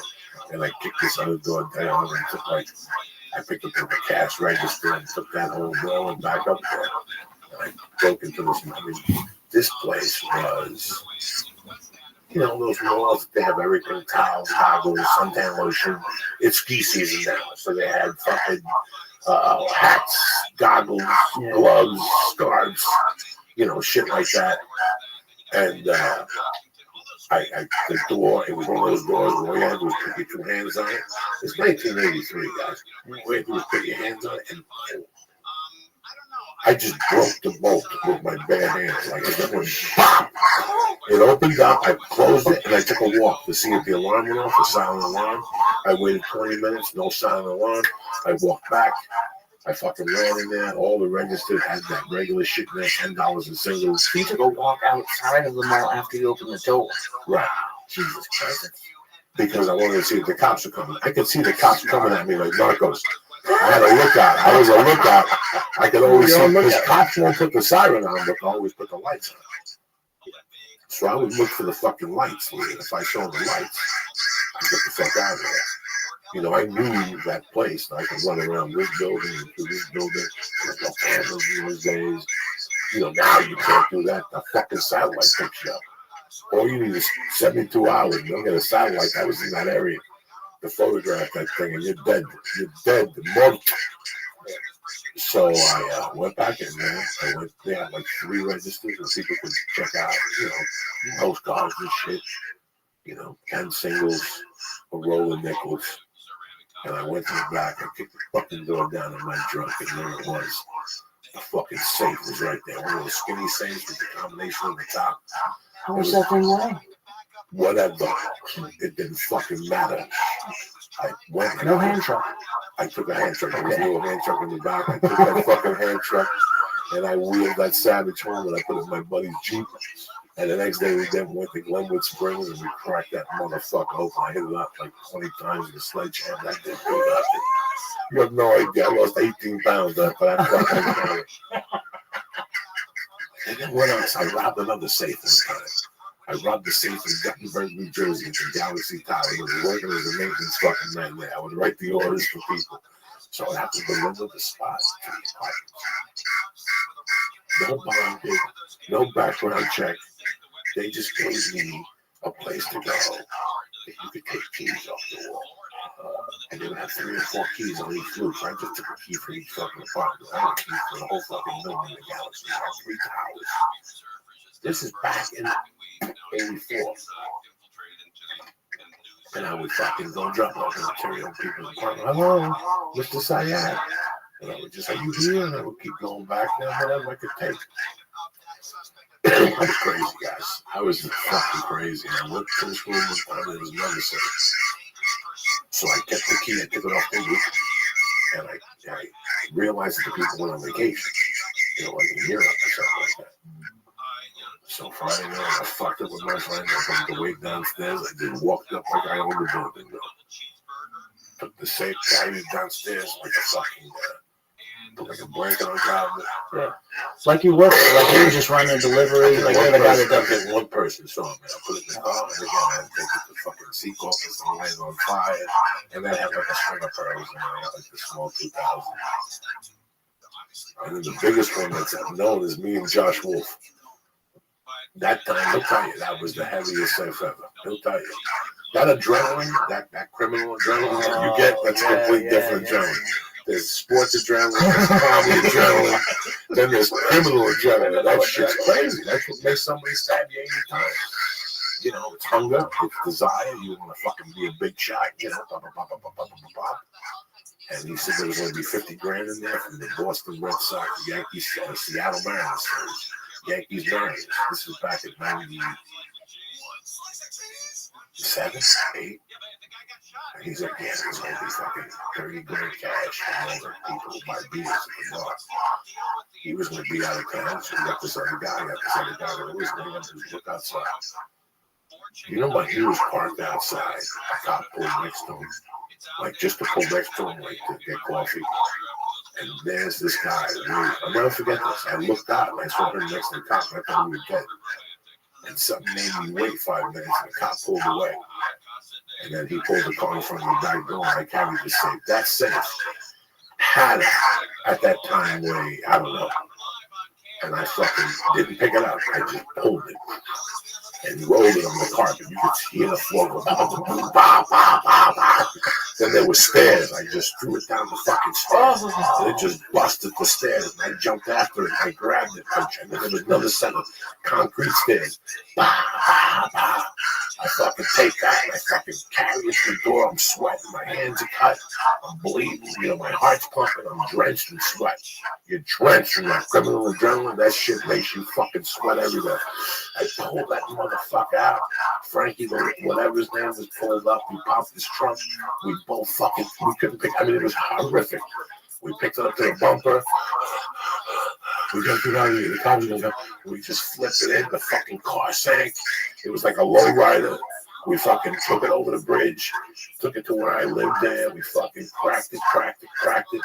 I go to open the fucking thing, and there's a bag filled with change. $600. Now we gotta take the fucking safe and dump it. Wipe the fingerprints, chlorine in the river. Something dumped in the fucking river. Done. You just threw it down, like no one came out and was like, hey, everything okay? It's Sunday night. 1 in the morning. It still sounds like a bomb. It was a business building. You have no fucking idea. Doesn't that level of adrenaline make you feel alive, though? I was addicted to it. Yeah. I was addicted to it. Yeah. I was a professional piece of shit. I was addicted to it. I could put a suit on and go into a building and chase a fucking building. I just opened this door. Louis. No, there's no Louis in here. I knew there was no Louis in here. I just came in to see who was in here and what was in here. And what were you guys doing in there? That's why you always close your door, because this guy's like, no, just not. Going like this and go, look, I got the, oh shit, I got the wrong office. And you're like, thanks for going, sorry about that. That guy's casing your world. But you have to assume he's casing your world. Because that's how I case your office. Just a regular fat fuck with a suit on. And you're happy. What a nice guy. Oh my God, he's a gentleman. We love his New Jersey accent. He's coming back in an hour. He's sitting at the end of the hall waiting for you to go get hot dogs and for you to go pee. And he's going to come again because he's seen that walk and leave your car keys you put up there. That's how fast I can work. It was fucking lightning. It's crazy, but I was addicted to that shit. I got addicted to that. I got addicted to it once a week. You know, because I was doing at least one drug burglary a week. Because you rob somebody, you do the drugs, you hide for a day, you spend the money, and now you need another fucking hookup. Don't you think this is exactly like Donald Cerrone? He's the way he trained. He's out there. He's doing bungee jumping, skydiving, doing shit. He's doing the same exact thing that you're talking about. Like that's his. No, it is. It's the exact same thing. You're chasing adrenaline. It's just different fucking forms. Different forms of doing it. But it's still the same exact thing, and that's what keeps him alive. That's what makes him passionate about what he does. it's still, he's got that adrenaline, and he'll be the first to say, like, that's my addiction. Like, I'm never giving that up. And it's very clear. No one's gonna, like, Dana White comes and says, hey, we need you to tone that down. No, I won't do it. That's what I live for. Like, that's what I like things that are real. Yes. I'll tell you what brought me back to life: jiu-jitsu. I was telling somebody today that it was because I seen all the weaknesses, not only in my jiu-jitsu, I saw all the weaknesses in my athletic abilities. I saw the weaknesses in my personal life. How it affected I saw the weaknesses. I couldn't breathe. I was getting anxiety over a guy on top of me. What happens if two guys come out of the car and get on top of me and break my goat? I can't have that position. I can never be in that situation. So I said, you prepare your mind. God knows it's never going to happen. But you got to assume it is in today's fucking big bad world. You don't know what the fuck's going to happen. So when I saw all those holes in my personal game, I go, I'm going to stick this out. But what I'm addicted to the most is the in the moment. And I love my heartbeat. I love one of my favorite scenes in any movie because the director or whoever thought about it was so brilliant. Was Godfather before Michael shoots the two guys in the restaurant. The train is stopping. You hear trains he ain't stopping to pick people up. If you've ever done anything bad in your life, there's a point in the adrenaline that your ears start ringing. You have no fucking idea when your ears start ringing. When you're doing something and you're deaf from the adrenaline, that's a complete different world. When I robbed that jewelry store with Marble Head that time, when I was running up the corner, I was looking at grand larceny. You know, I'm looking at theft. I'm looking at 1,000 things. I'm looking basically at 12 and a half fucking years. Or maybe 8 years of good behavior. But I'm looking at time. My ears are ringing. Once I got around that corner and those chains were all over the floor and stuff, and I was picking them up, I was the king of the world. That adrenaline fear should have made me get in that car and drive away. But I was till today, when I asked that fucking moron where the jewelry because it fell. And I go, you fucking kidding me? And you just walked up here with this, and I went and picked up those chains. By this point, everybody was out on the street going, hey, stop those kids. Listen, a bullet wasn't going to stop me right there. Nothing was going to. I picked up those little chains, threw in the back of the car, got that back seat, and we took the fuck off. We hit a right, we hit 68th Street, whatever the fuck it was. And all of a sudden, I light the trunk because we were going to put the jewelry in the trunk. But the trunk didn't open. The trunk was jammed, so we had to put it in the back seat. The beauty of it is at the first light, we stopped, there's a cop. And the trunk opens up, and the cop is passing by. The cop never noticed it, and we fucking got the jewelry off. But that fear I had running around that fucking wall. When I got in trouble in Boulder, I kidnapped Bella. While Bella was in the apartment, and him and the biker were there, that Tidwell moron were arguing, and I left him there, and I walked into the house. That was the best adrenaline I ever had in my life. Because there was a guy that opened the door for you, a door guy dressed in an outfit on the door. And I had just been there an hour before to pick the victim up and to take him to a location. When my friend went over, he stopped him over, and they buzzed him up. I don't know how he got up, but when I went back, from the way I slammed that door, when he saw, I'll never forget the look on his face. My body language, the adrenaline was coming out of my fucking ears. Because he didn't say good afternoon. He ended up the door. I just walked in that fucking building. I got in the elevator and I went upstairs and I basically walked through the door and kicked it in. My ears were on fire. I mean, my body was just hot. That's a fucking great feeling when you're on fucking fire. I kicked the door in and they had like a ceiling. I just jumped up and pulled it down. I pulled the whole fucking, you know those drop tile ceilings. Yeah. Like if the coke was on one of those tiles. I knew the tile. Guess what? I didn't have time. I just jumped up like a gorilla that I am and pulled it down. The thing just came. It was like 9/11. You ever see those things hanging? That's how the roof looked. like the basement of Tower 4, whatever the fuck it was. There was beams hanging, dust everywhere. When I walked out, I had dust all over my face, my shirt. I had ripped that fucking ceiling down. I fucking picked up that coke and I went in the car and you have no idea how I felt. By the time I got out, I was already that clear because it's so funny. Really, how you feeling, though? I'm feeling You ready for fine. another star? Sure, but I'm just like, how do you want to call once? You're That's so tearing crazy. down buildings, you're kicking down doors. You're doing 9/11s. Your adrenaline. Yeah. Will take you to can't places think. you can't think. You can't think logically. But here's the beauty of it that I've always thought about. Okay, so I parked the car facing whatever the fuck, this direction.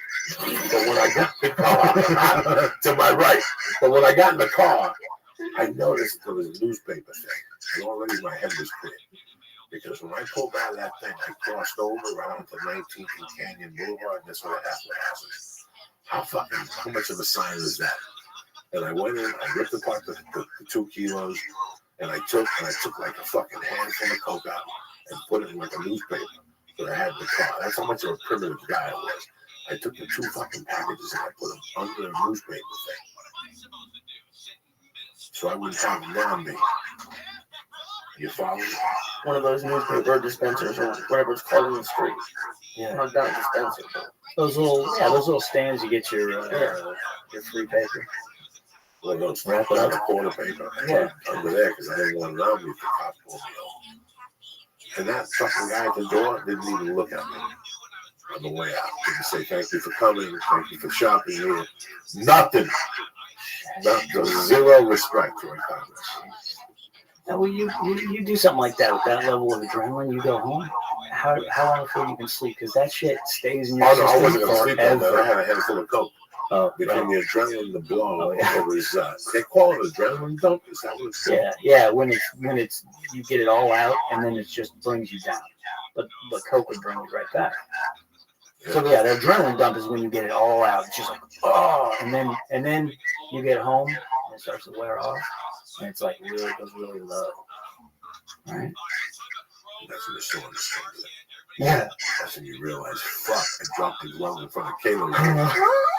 Because you Damn! don't notice the glove when there's adrenaline. That's why that happened. Yeah. That's why the knife slips. Yeah. Cut your fingers. Yeah. You know, when I was running from the cops in that dog, I ripped my hand back. I got caught on the barbed wire. I had to untake the glove from my skin. No, that thing guy. You have no idea. In today's modern world, I would have passed out. But the adrenaline kept me going. I didn't even think of my hand bleed. No fainting. In fact, I went home and left the glove on. I said, "Wife's up with. Let me go to the bar with the glove on."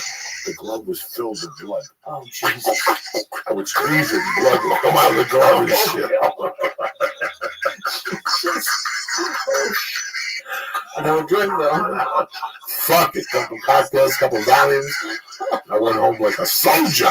The next day I went to the hospital because I knew they couldn't stitch me up. Because after 12 hours they can't stitch you up, so they could just. So I went 12 hours later and cleaned it out with the fucking good stuff. It's an open wound. It was just an open fucking wound. Oh my god. Just thinking about this shit, that state of mind I was in. Just picture that glove like you're squeezing it, just squirting blood out. Oh my god, I had a tooth. I never went to the dentist. I had a tooth that had an abscess. I had a little ball on the side. And I would go to the comedy store, I'd be talking to somebody, and they'd be staring. If I didn't like it, I could squeeze it, and the fucking juice would come out of the hole. That's some Christine Pazinski type shit right there, Jack. Look who she is. She was at the store last night. She looked beautiful. Yeah, she was great. She looked fucking beautiful. Her and Tom are doing great. They got the baby. The baby's a fucking gorilla. They don't know what to do with him.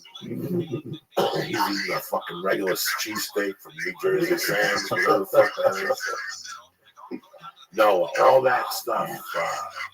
Now, when you blacked out, when you said you can't think, were you blacking out or were you conscious of what you were doing? Or would you just come to in the car like, oh shit? 50-50, then I would laugh my ass off like I'm about to do right now.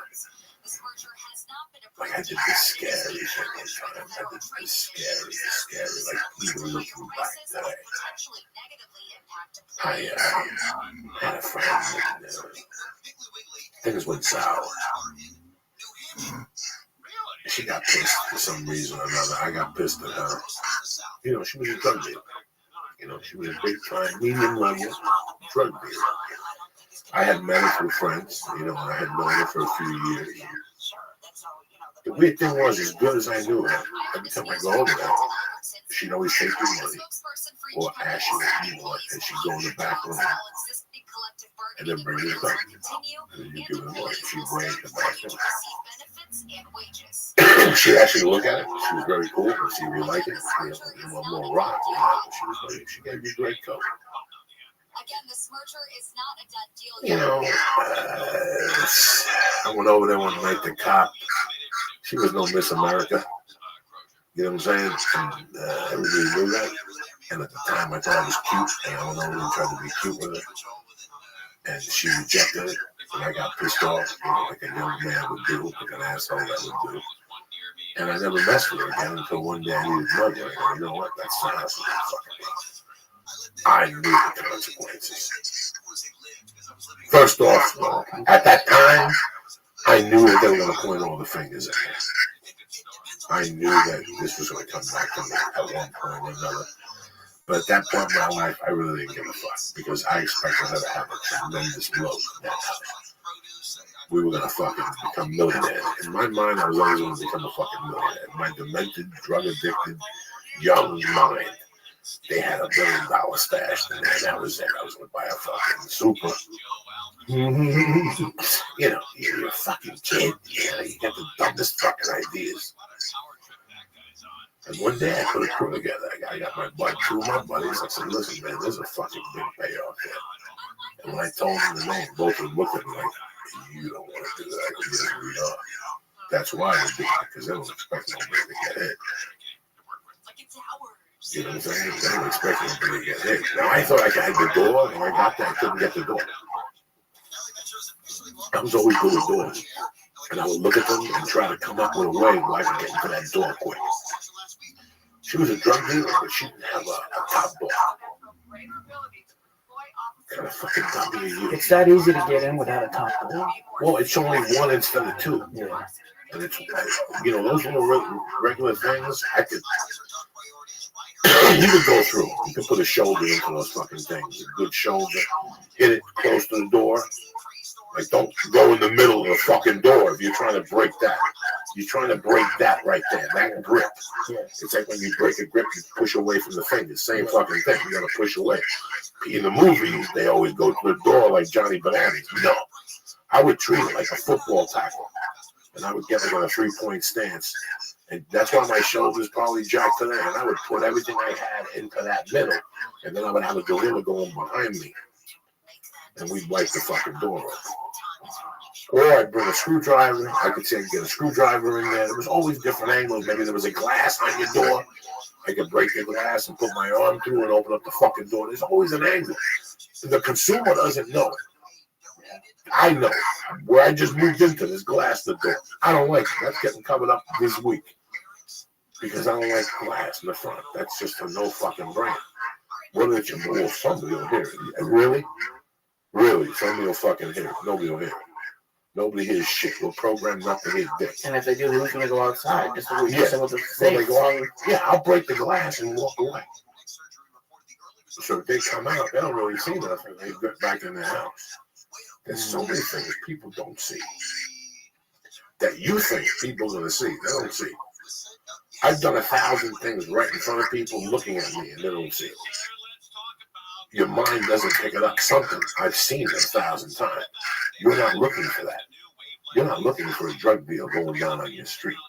So you're sitting there in front of your drink with your husband drinking coffee. And I come up with like a fucking construction bag or a gym bag. But I'm dressed like a gym bag.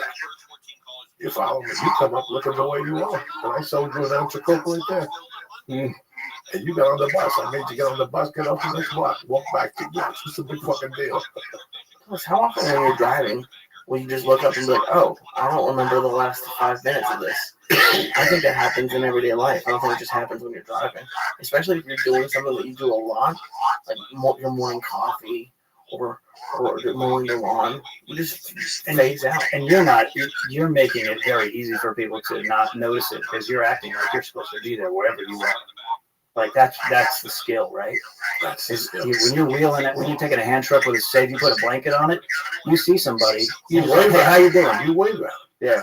We You do this every want to day. get the this thing's really heavy. You want to help me put this in Oh the my trunk? God, Like, absolutely. absolutely. Last night, Pablo Escobar, he goes into the store and the cop drops a quarter. He gives the quarter to the fucking cop. The most wanted fucking man. That happens every fucking day. I used to do this. I'd sneak into concerts, but my thing was I would walk right in the front door, and then one of the times there was like 3 bouncers, and I just walk in and I go, "Hey guys, we're getting pizzas. What do you want?" And they go, "Oh, we can go pepperoni. What do you want?" All right, guys. All right. And I just walk in, but like I act like I'm supposed to. Like, why would anyone walk in getting pizzas for the bouncers?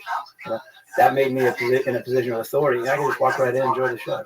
It's amazing what you can do with body language. Oh yeah. If you act like you are supposed to be there, nobody really questions that. It's amazing. Yeah. How much body language contributes to so much. When you watch those shows in Discovery, like I don't watch a lot of shows in Discovery, but this time I'm in the hotel room. I just did 2 fucking shows, 250 people in the show. I talked to 200 people. I go back to my hotel room. You're tired, but you're so tired, your body's glowing. So what do you put on that? That show you like, the prison show or my 600-pound life. That's a shit you watch at late at night because it don't need a lot of attention to watch. And it calms you down, that stupid shit. You're not going to get into 7 at 2 in the morning because that'll take you till 6. You follow me? 7 movies like that.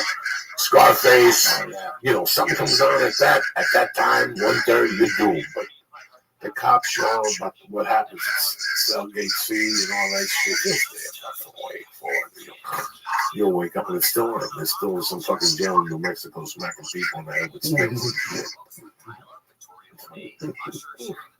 It's weird. Actually, we talked last week how I was going to get rid of the Facebook app. I did that. I got rid of cable. And it's weird how all these, like those kind of shows can take over your life. I had one of my first big screen TVs. I had burned into the ESPN side thing that on SportsCenter where it tells you what the topics are going to be. Because I would just leave it on all night. And like when you take that stuff away that you get addicted to, it's amazing how much more time there is. Like, it's weird. I'll change it. I took the Facebook app off my phone like 4 or 5 years ago, and it's amazing how nice it is to not have alerts all the time over things that are not important for your life. It actually lets you live. You know? I moved this weekend. There was times that I would put, hot mail on. I was like we were talking, you get stoned. And you open up all 5 links and you open up Wikipedia, you research it, you're sending an email, and you're waiting for somebody to send you an address on Twitter. So you go back and forth to Twitter. And there are days where I don't write on Twitter on the weekends. I make myself a personal thing. Sunday at 5, I'm allowed to fuck around on Twitter. Before that, I've been allowed to fuck around on Twitter. You gotta give yourself a day and a half, 2 days. Friday, people are traveling. We said we had to say Monday, Tuesday, Wednesday, Thursday. People can all comprehend. We'll get on Twitter, go, where you been, blah, blah, blah, blah, blah. You have to give this thing a fucking breather. People always come to Joey, you have so many fucking stories because I didn't have a fucking infinite. Yeah. You're reading about these stupid fucking stories because you're sitting there reading. It's 2 in the fucking afternoon. Why are you in the goddamn house? Why the fuck are you in the goddamn house? I could see your Hurricane Camilo, whatever the fuck his name is, that's in New Jersey now. It's fucking raining. But I never understood that part of it. You have to cut the shit that takes time away from you. The worst thing is getting yourself in a position where you're just staying at home and doing stuff from home because that just can lead. You're not accountable to anybody, and if you can do whatever the fuck you want, and you don't do the important stuff, you end up doing the bullshit stuff. when I first moved to Los Angeles, I rented a room from a writer, and the deal was said you only get to sleep here. So this room is yours from 10 o'clock at night until 9 in the morning. You got to be gone at 9, but you can live here. So this guy, because he was a writer, he used the place during the day, and he had meetings there. So I had to be out, and I just ended up finding great. I got so much stuff done. I met so many people. I was out there in the world. I was out there in Hollywood. The town knew to me. That was the best thing I ever did. If I was at home just on the internet, I would have been living this virtual